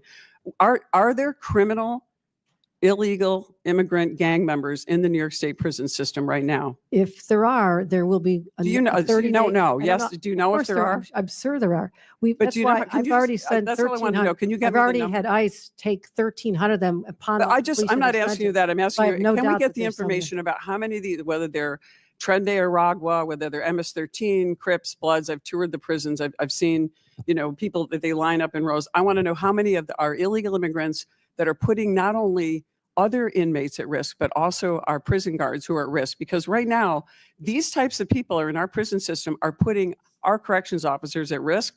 And by you shutting down and cutting off the ability of our corrections officers who are trained to deal with these kind of people there, we're losing the ability of having The trained people there and our National Guard are wonderful people who serve our communities, but they're not trained to be able to do this, and many of them are underage in that. Can I get the information from you on that? Certainly. And again, I just want to reaffirm that if there's someone convicted of a crime in our prison, they will be deported. We let ICE know 30 days before the end of their sentence. And that's why I've sent 1,300 people already just since I've been governor out of our country. I don't want them here any more than you do. Okay, can I just ask you one last, because you talked about you don't support a sanctuary city. Right now you were lieutenant governor when this was signed into law under Governor Cuomo. We have the green light law. It prohibits the local DMVs, gives driver's licenses to illegal aliens, which you once didn't support, but now you do. You've admitted that today. Under the green light law, would you support repealing the green light law so that we could allow ICE agents to work with our DMV to find out when these people drive across the Canadian border and they have a carload full of innocent children and they can't find any information on them because they get a legal license? Can you just give me that information? Last question, but feel free to answer it. We Governor. absolutely share information on such situations with ICE. That is our job. Do you We support provide- repealing the green Get a light lady's time's expired. Chair recognizes Mr. LaHood. Thank you, Mr. Chairman, and I appreciate your indulgence for letting me wave on the committee today. I know it's been a long day. I want to welcome our governors here today. Thank you. Governor Pritzker, on behalf of my constituents and myself, I have serious concerns about the current state of Illinois and the continued direction your administration is taking when it comes to sanctuary policies. And I know we've talked a lot about that today. And I want to be clear, your sweeping sanctuary policies are not just misguided in my view. I think they're dangerous.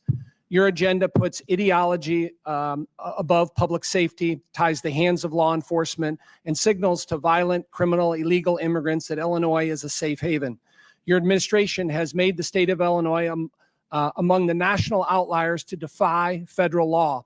And you've doubled down on policies like Illinois Way Forward Act, which is legislation you proposed and signed that prohibits local law enforcement from cooperating with ICE, even in cases involving violent criminals. And I think hearing you today, I think you honestly believe that refusing to turn over convicted felons to federal authorities makes our community safer. And I'll tell you, Governor, it doesn't. And as a former federal and state prosecutor who's worked very closely with law enforcement, none of that makes us safer or makes law enforcement feel comfortable. Instead of working with federal law enforcement to remove dangerous individuals from our streets in Chicago and across Illinois, you're creating bureaucratic roadblocks and political cover. And in my view, that's not leadership, it's government malpractice. Illinois families are already struggling with the highest combined state and local tax burden in the country. And they should not be forced to subsidize over $2.5 billion in Illinois taxpayer money that's been spent on illegal immigrants over the last 4 years under your sanctuary policies in Illinois. I want to mention two specific cases, although I could talk about a lot more. A tragic case involving the family of George Levin, a 63-year-old man who was murdered by a pair of illegal immigrants who were arrested in Chicago in January. He was found bound with duct tape and his legs tied with an extension cord. The title of an article was "Two Migrant Men Beat Chicago Businessmen to Death, Left Him Bound, Gagged," prosecutors say, dated February 1st, 2025. Again, under your sanctuary policies in the state of Illinois. I'd like to submit that for the record, Mr. Chairman. Without objection to order. Second one is a case of two families, and I want to highlight Chloe Polzon and, of course, Catherine Abraham, two girls in their early 20s that were killed in a fatal hit and run by an illegal immigrant in Urbana, Illinois. And again, the title from that article, Glenview family seeks justice after migrant suspect kills daughter and friend in Urbana, hit and run. I'd like to submit that for the record. Without also. objection to order. And so, Governor, I guess a question for you. As you hear these stories, and there's many others, does it cause you to rethink your sanctuary city policies or regret some of the policies you've taken as it relates to sanctuary cities? Thank you, Congressman. I'm glad to see you here. I know you were unwilling to meet with your constituents about the Medicaid cuts that So you answer voted the for. question. I thought you might not answer the question whether reclaiming I'm going to your reclaim my time because you did not answer the question, which I thought you would. When I asked, when you hear about victims that suffer violence because of illegal migrants in a sanctuary city state, you said no, it hasn't caused you to rethink. Reclaiming my time. Now, That is Governor not what I said. Pritzker, These you are mentioned heinous crimes. reclaiming my time. A I have the judicial time. I warrant have is the time. all the federal Earlier, government. You all have the ability to earlier, fix this. Governor Pritzker, Do your earlier- job. Do your job, earlier- Congressman. Yeah, I would deflect too instead of answer those questions. Now, you said earlier, you in a response to a question from Chairman Comer, that you have been critical and had been critical of President Biden and his border policies. And you cited a letter, October 2nd, 2023, that you authored. So I pulled the letter and I was looking for this criticism of the Biden border policy. 3 pages, nothing in there. Now, I'm going to submit for the record so everybody can see it. October 2nd, 2023, letter from J.B. Pritzker to President Biden. Not one mention of being critical of the border. Without objection to order. Thank you. Now, Public I wanna- statements on national again, programs it's about not your this. time. Governor Pritzker, it was mentioned earlier, all these rosy statistics about Illinois, but I want to mention a couple that weren't mentioned. Illinois is the leader in outmigration of people leaving the state of Illinois.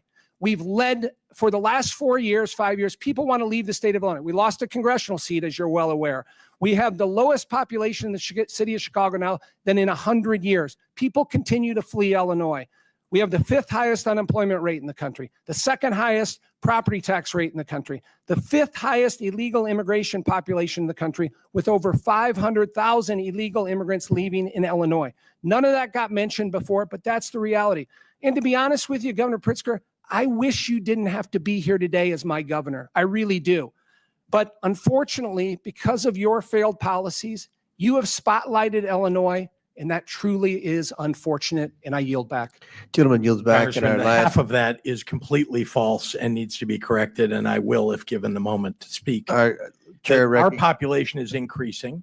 We have a higher population as a result of the gentleman- whoa, whoa, whoa. census that was done in 2020. It was your Republican yeah.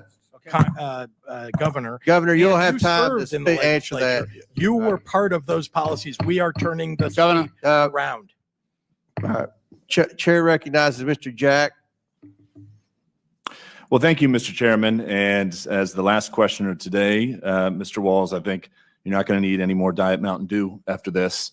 But do you, just one thing, just to kind of bring this entire hearing back into the perspective, just to help us understand and this committee understand the policies of your administrations.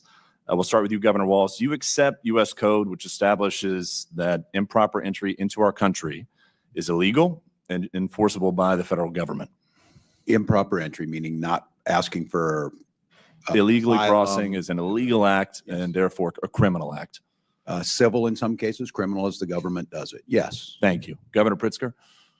I'm sorry, can you repeat the question? Sure, no question. Just establishing that your administration respects that U.S. code believes, U.S. code affirms, and your administration believes that improper entry into our country is an illegal act and therefore criminal. As the federal code says, we believe it. Yeah, and we follow it. Thank you, Governor. And Governor Hochul? Depends how the federal immigration authorities enforce it. Sometimes it's civil, sometimes they do it on the criminal side. It's up to them to make that determination. Thank you.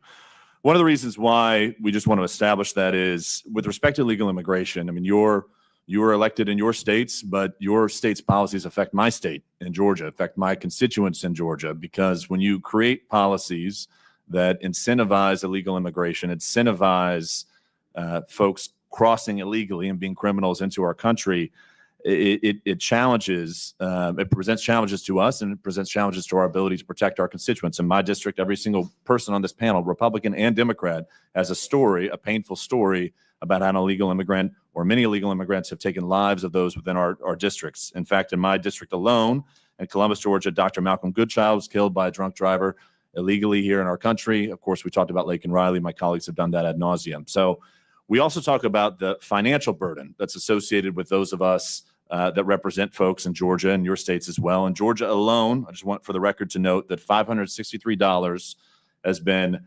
associated with the increased costs and increased burdens of my constituents because of illegal immigrants within our state. In our closing time, Governor Pritzker, we had Mayor Brandon Johnson testify before us, and I know you've at times expressed concerns about how he's run his administration in Chicago. I'm just curious if you support one of the things we talked about in this committee, perhaps you prepared for it, was a directive that he sent to Chicago police directing them not to cooperate with federal law enforcement enforcing immigration operations. Do you support that action from Mayor Johnson? I support actions that follow the law of the state of Illinois and the federal law. Do you think Mayor Johnson has done a good job with respect to law enforcement in his city? Law enforcement has improved markedly since the choice of Larry Snelling as the superintendent of police in the city of Chicago. What grade would you give A to F Mayor Johnson with respect to law enforcement in a city? I wouldn't grade the mayor. I will say that Larry Snelling is doing an excellent job as superintendent. Thank you. Governor Walz, I think you bring an interesting perspective to this conversation because you were just a candidate for national office on a ticket that lost. Exit polls from 2024 show a clear bipartisan majority of Americans trust President Trump to effectively handle immigration.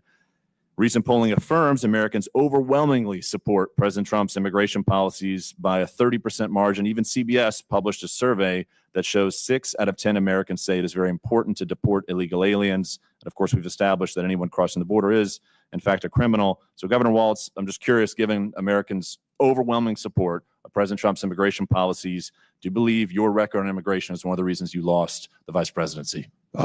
Congressman, I'm not familiar with the polls you're talking about. I can only speak to Minnesota that there's an anger about how it's being carried out. No one disagrees that we need an immigration reform and we need to fix it. What they don't see is whether it's a United States senator being taken down for asking a question or whether it's a 4-year-old girl with cancer being sent out of the country. Well, that's the frustration. Put another way, I'm just curious. I mean, you were on a national ticket that lost, and I'm curious, what issues do you believe you failed to litigate properly with the American voters? Oh, I'll let history relitigate that. Fair enough. And I'll just close, Governor Walz, if I could.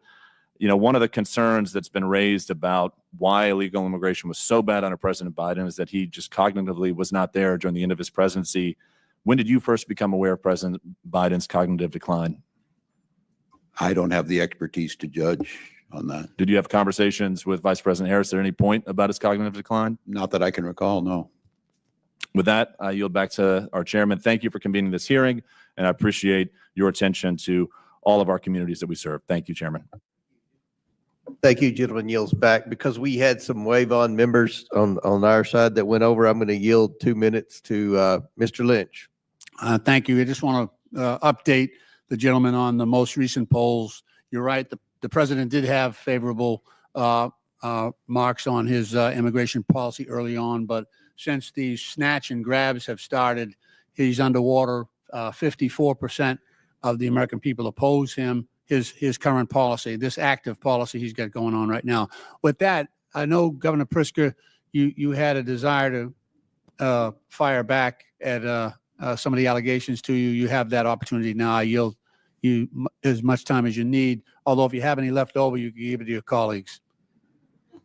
Appreciate it, and I am a sharer. I will thank you very much, Congressman. And let me just say that I'm so proud of my state and the way that we have operated, particularly in the last 6.5 years, to protect people. Public safety, so important in our state. I've increased the number of state police in Illinois, actually to highs that didn't exist even before my predecessor, the Republican governor. We also have done a lot to invest in violence prevention. And you've seen the result of that and the fact that we have banned assault weapons, that we have banned ghost guns. I would ask the members of Congress and the members of this committee to work to ban assault weapons across the United States. It worked back in the 1990s. It would work again if you pass it to lower the crime rate, lower the homicide rate. We have so much work to do as a country on immigration reform. And I don't understand why at about 50-50, this Congress is about 50-50 between the two parties. Isn't it about time that you got together and got comprehensive immigration reform done? We've seen it over the last 40 years, attempts along the way. It always fails. Every time it's because of Republican members walking away from the table. You all are in control of the Congress and the presidency. You can get together with Democrats and get something put together that will secure our border and have a big door that allows people to come who are working hard, who will raise families in the United States and help our economy. Governor Walz, I know you took some incoming today. You got any Yeah. closing remarks? That's part of it. I would just say, Chairman Comer, acting ranking member, thank you to you. And I would like those folks sitting behind you and along the wall, thank you to all of you for accommodating this. Chairman, thank you Thank you. specifically for accommodating our state Thank you. schedule on budget. I'm Thank you. grateful. Thank you. Governor Hochul? No, thank you for the opportunity again, Chairman Comer, Ranking Member Lynch. Not sure what to say after today's experience, almost 8 hours of sitting here and not doing the work of the people of the state of New York. But here's what I want to say. My number one priority has always been and always will be keeping New Yorkers safe. I believe our policies and our laws as implemented do. Second point I want to make, I want to express my absolute outrage on what we've seen happen to a U.S. Senator in the United States of America, regardless of what anyone does, to have someone like that treated like a common criminal as if he was a threat and throw him down and have to handcuff him with 3 people shocks the conscience. And as a former member of this body, I hope we'll all stand up and condemn this and say, we can do better. This is a great country. Let's make sure we ensure that it stays great. Thank you. And Ms. Sky Perriman, I just want to say thank you to you for your help here today. Thank you. Thank you, ranking member. And I'm going to assume you all haven't seen the entire tape at the beginning. I'm sure MSNBC or whoever sent you the clips has only shown you the end, but I think it'll be interesting when you see the entire clip of the incident with the senator. Before we close, I want to thank the Abraham family again for attending today. The purpose of this hearing is to try to get the illegal immigrants, the criminal illegal immigrants out of this country. And I think that's a goal that an overwhelming majority of Americans have. The governor said under oath that they were not sanctuary states and they would cooperate with the federal government. We'll see if that happens. That's good to hear, but we'll see if that happens. So with that, and without objection, all members have 5 legislative days within which to submit materials in addition. Forwarded to the witnesses. If there's no further business, again, I want to thank. And that's so, folks. I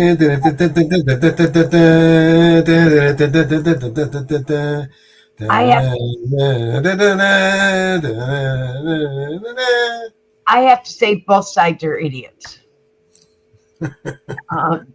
Both sides are Bunch of fucking morons. I have to say both sides are protecting illegals. Both sides are in many ways protecting them. Both sides are not working together. In all ways, they are not working together. That's all, folks. They are not working together at all. At all. If we're playing that, Iranian missiles have struck Tel Aviv. Iranian missiles hit Tel Aviv. They fired on Israel. Last night, Israel fired on Iranian, and today, Iranian missiles hit Tel Aviv. They hit in the heart of Tel Aviv. So, they have struck back, and they hit in the heart of Tel Aviv.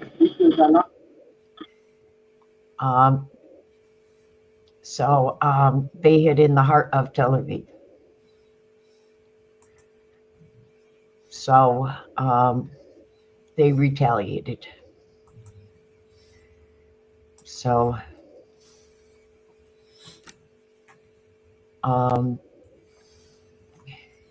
is this the beginning of World War III? We're right in the middle of it. 3 of the top military leaders of Iran were killed last night. Yep. So. And that's so, folks. Did you hear one of the top TikTokers who didn't speak in his TikToks? He's one of the big TikTokers, was deported out of the U.S. Did you hear about that? TikTok megastar Kaved Lane, who's a millionaire. He was a self-made millionaire off of YouTube.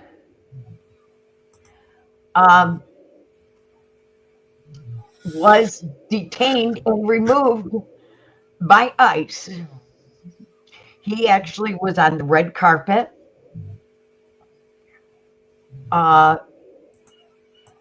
He was actually detained and removed. He had 200 million followers, didn't speak on his TikToks, and he was removed by ICE, a successful creator at TikTok. Didn't talk. Private plane, bought them in cars, and he got removed by ICE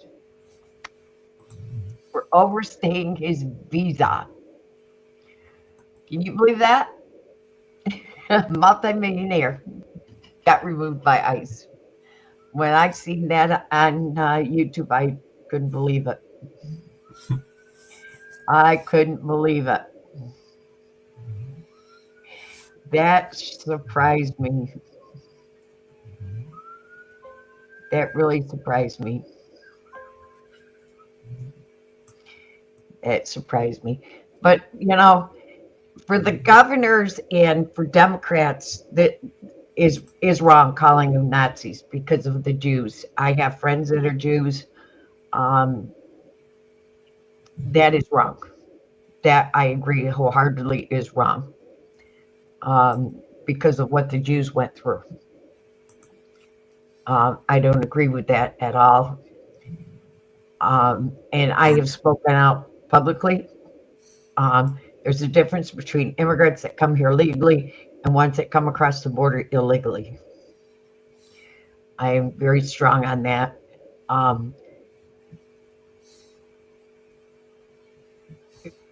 Do your paperwork and come here legally. I don't believe in coming here illegally. Also, the Karen Reed trial, they've gone to closing arguments.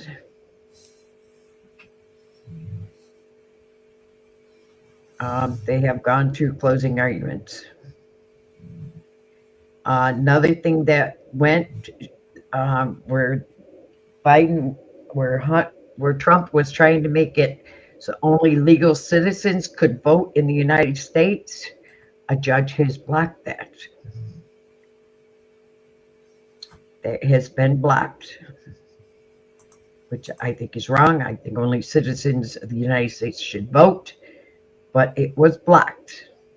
A judge threw it out. So I think that is wrong, but that was blocked. I think you should be a citizen in order to vote, just like your country. Mellows, you have to be a citizen there to vote, correct? Yeah, of course. Yeah, citizen, a judge blocked that here. It was blocked. So it was blocked. So ain't that interesting?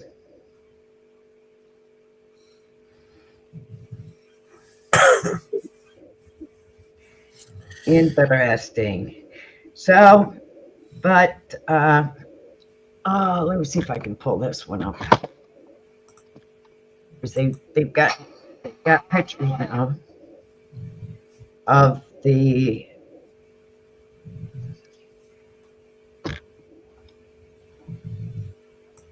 let's see if I can pull it up. I don't like pulling up. You know, I don't like pulling up news reports.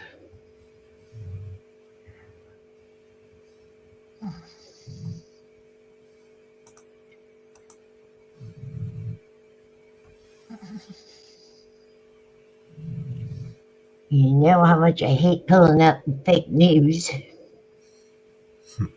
But we're going to pull up fake news station.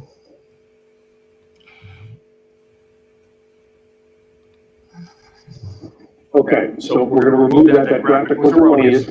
These are missiles from Iran into Israel where it is about 9:14 p.m. It just got dark. And that is the Israeli defense response, the so-called Iron Dome, shooting anti-missile rockets into the air to intercept and hopefully knock out the incoming Iranian Remember, missile. just a short time ago, the Israeli military had told the public to enter a protected space and remain there until further notice. So they were aware that this was coming. There was a TV broadcast also that was interrupted. The military said they were working on intercepting launches from Iran. And I believe what we're seeing here is them doing exactly that. We've heard air raid sirens sounding in Tel Aviv and in Jerusalem as this is underway. This is the second time we've seen this, of course, in recent months. There was that very similar barrage of missiles from Iran over Israel months ago that were also largely intercepted. And as you just heard Michael O'Hanlon describe, the success of this interception will go a long way towards figuring out what further response Iran might feel that it needs in order to show its strength and its response and the caliber of what it's ready to do contra Israel, which launched that surprise attack on Iranian assets last night. I don't think this would be a surprise to Israel. I think Israel knew that Iran would be, as Michael O'Hanlon said, sort of forced to respond, if anything, Kelly, just to save face, because let's be honest, the Iranian people, they were humiliated. I mean, the Iranian leadership, not people, the Iranian leadership were by this attack. They lured the defense ministers and all the military into a fake meeting and took them out via missile. They hit people in their homes. They hit nuclear sites as well. No oil infrastructure, which is why the price of oil is up, but it's not up 13% like it was this morning. But Dom Chu, that is a live look right now at Tel Aviv, where hopefully the Iranian attack on Israel is indeed ending, over. All right. So as we watch the video right now, might be Hebron, not Tel Aviv. I'm gonna help narrate what the market overlay is, if you will, over what we're seeing in terms of live shots out of Israel. We are moving towards session lows. Okay. We're not going to show the chart. We're going to keep this graphic up here right now, the video. The Dow is down about 720 points, which would represent probably near the lowest the point of the session so far. The other point that's interesting to make in all of this, vis-a-vis the conversation that we just had with Michael O'Hanlon, is just where you are not seeing some of the more market reactions. They're typically in these scenarios, situations where you see a flight to safety for the US dollar. The dollar index would go higher. One of the reasons why is people go to the safety of treasuries. You buy treasuries with US dollars. What we are seeing right now, believe it or not, in the 10-year yield is still a tick higher than what it was before the actual airstrikes happened earlier in the day. Commentators, Mohammed El-Arian and others are pointing out that's highly unusual. Highly unusual. And I would also Normally, point out treasury yields should be falling 10 basis points or something on it. That's not. And they did. And they bounced back up again. I would also point out just the gold trade. That's another one of those safe havens that typically moves decently to the upside. It is still up 1.5% gold prices, but you would expect them to be up markedly more so in this kind of a scenario. Let's go. That is, folks, and we're all getting this real time. That is Tel Aviv, where you saw an incoming strike of Iranian missiles that looks like, hopefully, all or almost all of them were intercepted by Israeli defense and that so-called Iron Dome. There's a lot of smoke, not exactly sure what is causing that, but we do know that the market is reacting to Dom's point. Oil closes, and I hate to even talk about the market in a time like this. This is, though, what we do. This is why you're watching and listening right now, folks. Let's tell the price. We're going to put that up or keep that up. The price of oil has spiked back up. It is not where it was this morning, Kelly, but it was up 6%. About 10 minutes ago, it is now up almost 8% or $5 to $73.27. Brent crude is up about 7.5%. Natural gas up 2%. And the stock market has, I don't want to say sold off. No, it's moved back towards session moved lows, back towards session lows. Absolutely fair. I mean, the hope is always that what we've seen is contained. And every time there's now a new round, is the Iranian response over? Is it successfully intercepted or not? Of course, we're waiting to see further headlines about what exactly has happened over Tel Aviv and some of the other cities where these explosions have been heard and the public has been told to shelter in place. So the market is doing what it does. It's going to discount now the ongoing rounds into the weekend and beyond. We've heard from Macron weighing in on this, a bevy of global leaders who are more or less saying that they understand what Israel is doing here, but they still wish for peace. Yes.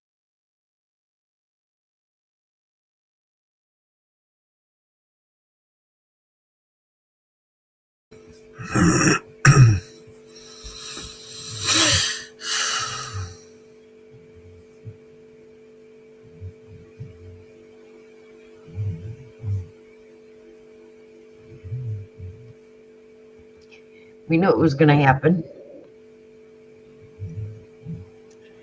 And what will tomorrow bring? More of the same. More ping pong. What is tomorrow going to bring? San Francisco did a news conference. Portland did a news conference. New York has done a news conference.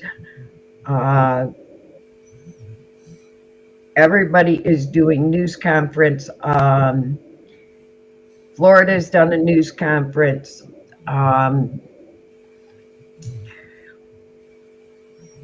The tanks are already in the streets of DC.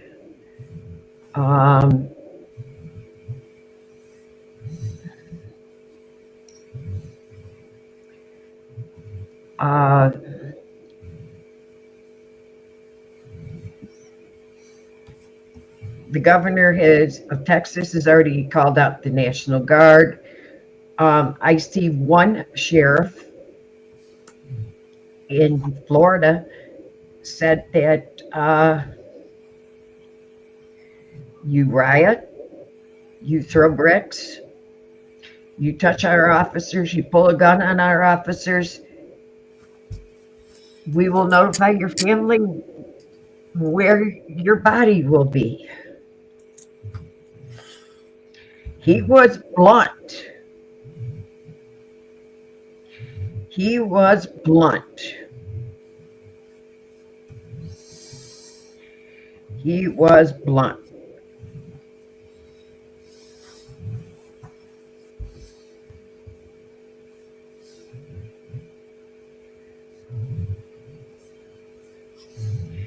He was very blunt with his statement.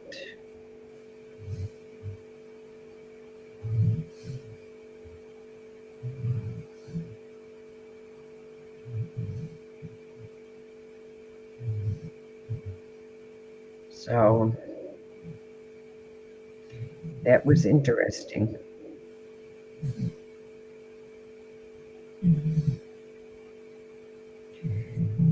So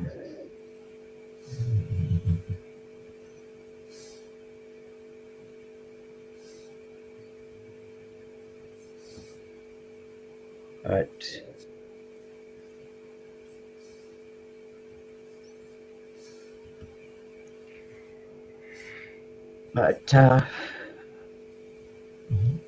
what did New York City Mayor?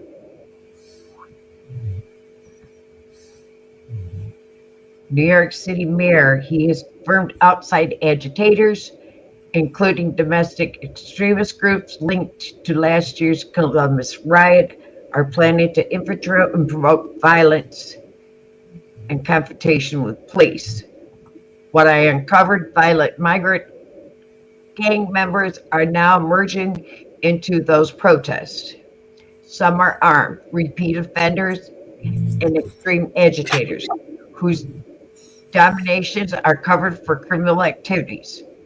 Let's not forget, I believe some of these outside agitators were involved in firebombing of the New York City police vehicles in Bushwick just days ago. While violating is mixed with local agitators and migrant gang members, there is more than just this is more than just a protest. It's a ticking time bomb. Peaceful protesters are being dragged into chaos they didn't sign up for.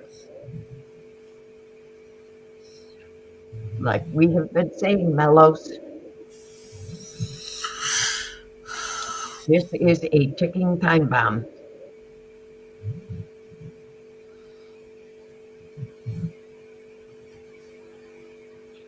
This is a ticking time bomb for tomorrow, and they're going to use it for everything they've got.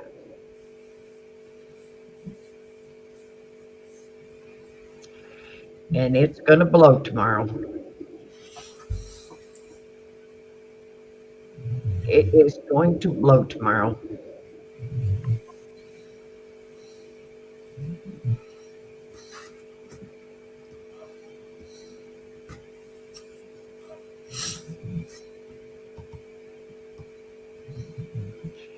It is going to blow tomorrow.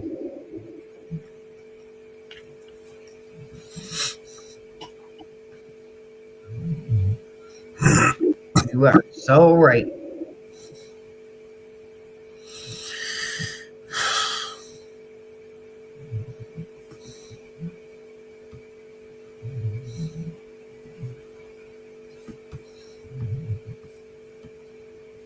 We begin.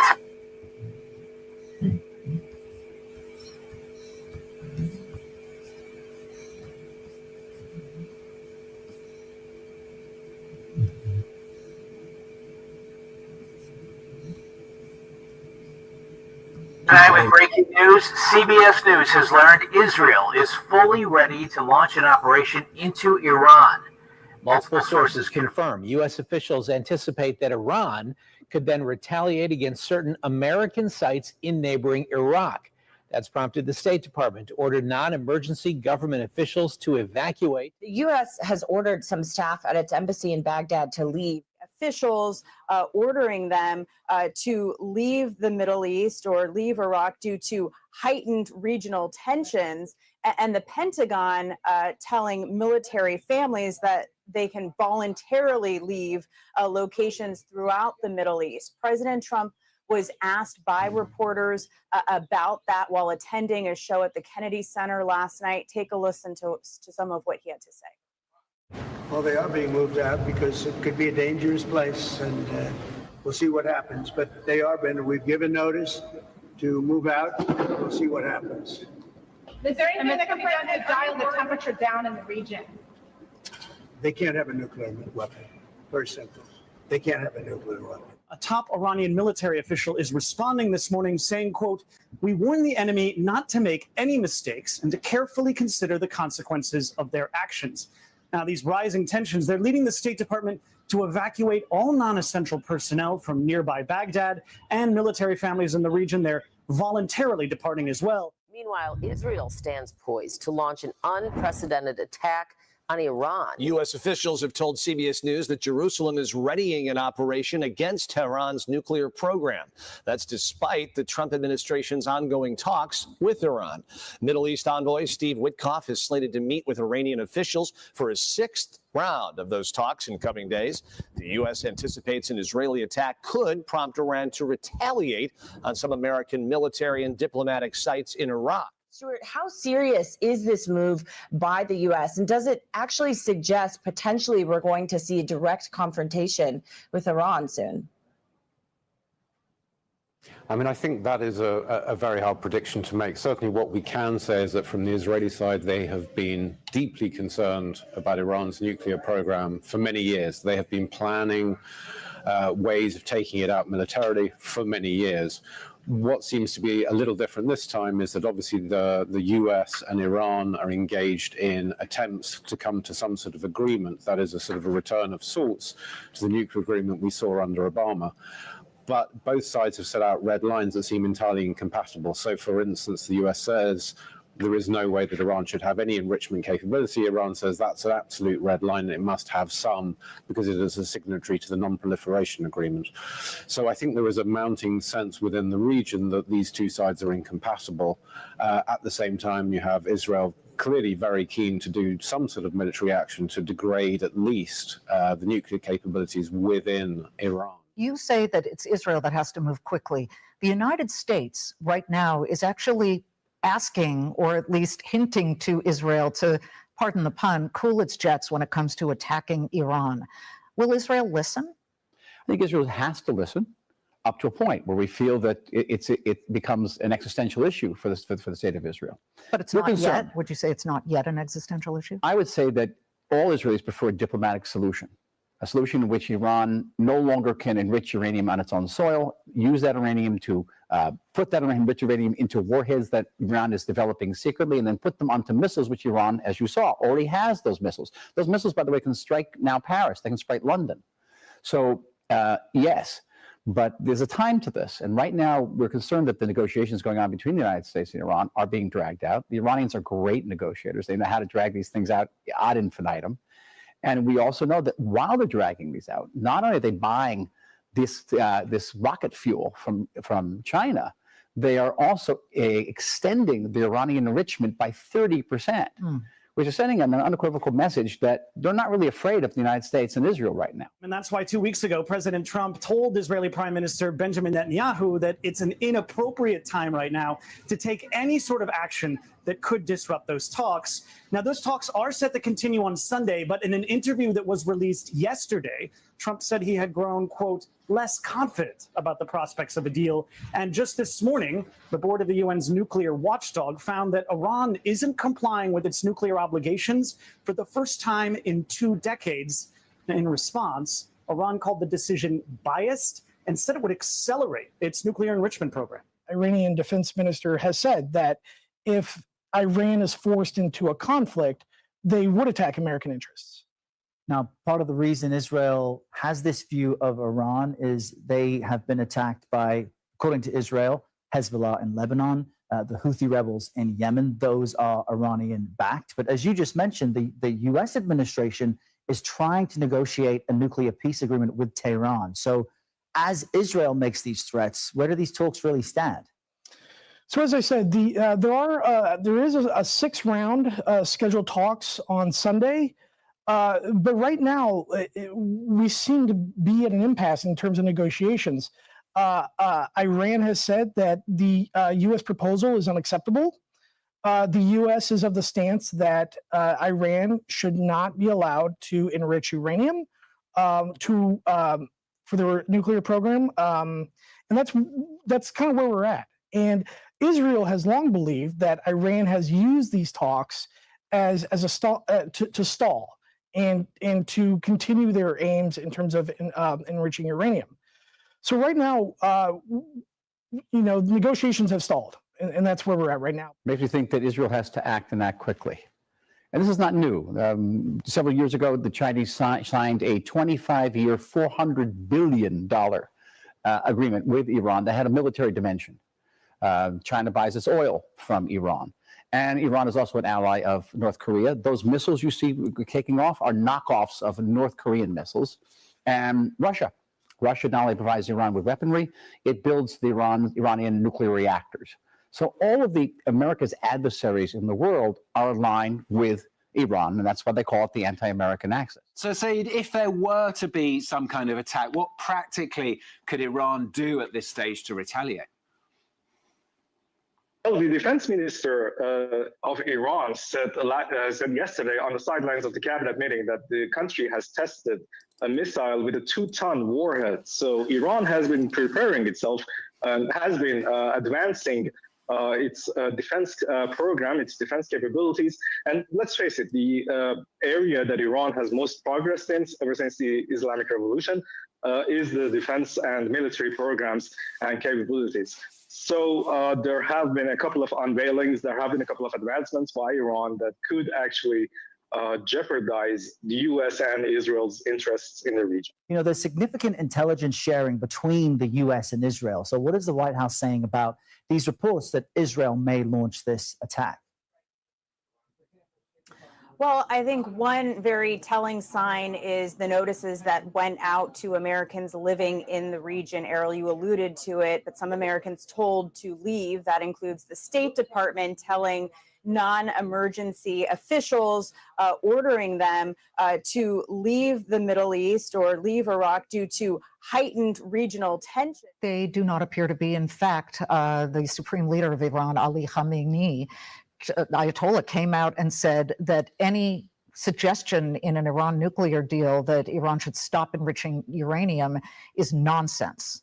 his words. So they're not going to back down from this.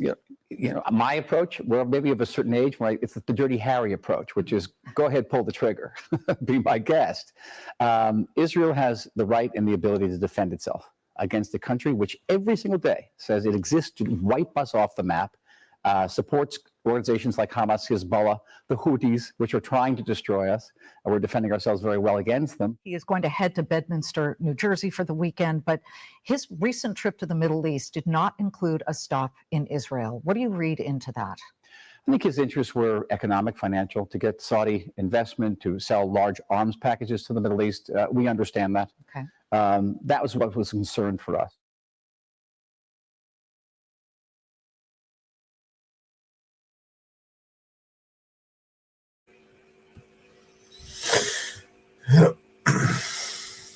It's coming up to that time over there.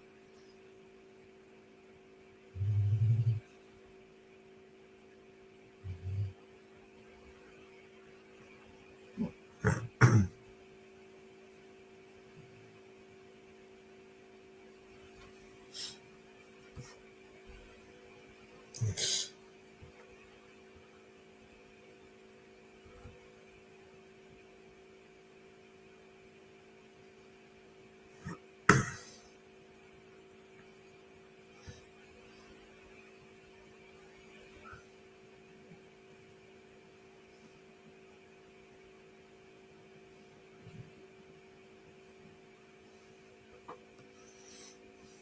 All right.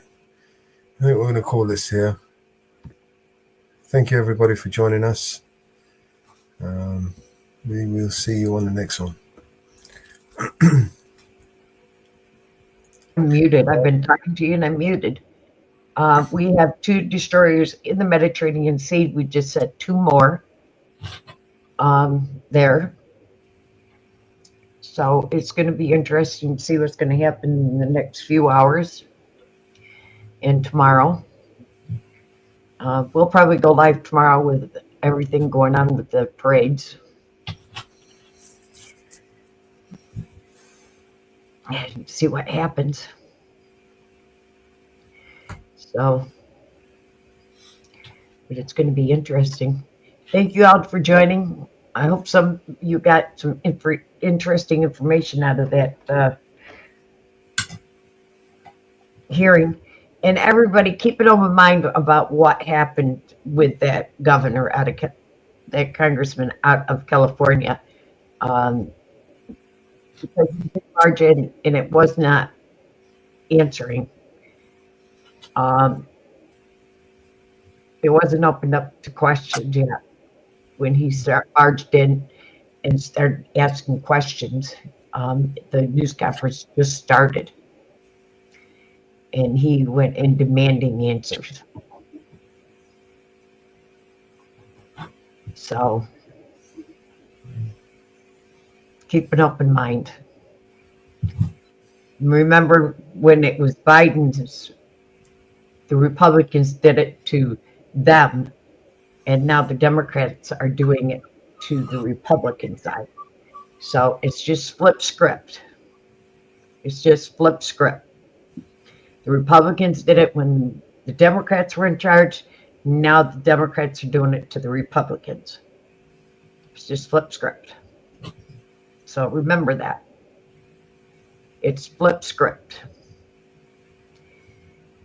Flip script. Flip script. And we've got lucky. They can do that here. We're over where Mellows is in the UK. They can't do that stuff. They immediately get sent to prison. So they're lucky you can do it here, because over where Mellows is, they'd be in prison. You can't do it over there. They don't have free speech. That's an immediate prison term. They'd be locked up. So be thankful we do have some free speech here in the US, because they don't have it over in the UK. You go to prison. So thank you all.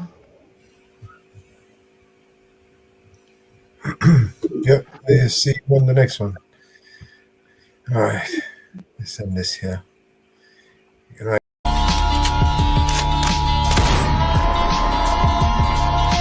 This is your emergency broadcast system. All civil unrest has gone global. All Capitol buildings and cities are under siege by the United States government to quell the domestic terrorist threat. All residents of urban neighborhoods and cities are being ordered to stay in their homes until the threats are eliminated. If you disobey orders, you could be shot on sight by rogue agents, federal forces, and domestic terrorist militias. This is your emergency broadcast system. This is a national alert. Imminent threat is nationwide. You must stay inside of your homes or risk being shot on sight. The conspiracy is upon you. Your conspiracy friends were right all along. Now you must learn to survive. If you hear this, you are the resistance. This is your emergency broadcast system. End of broadcast. War never changes.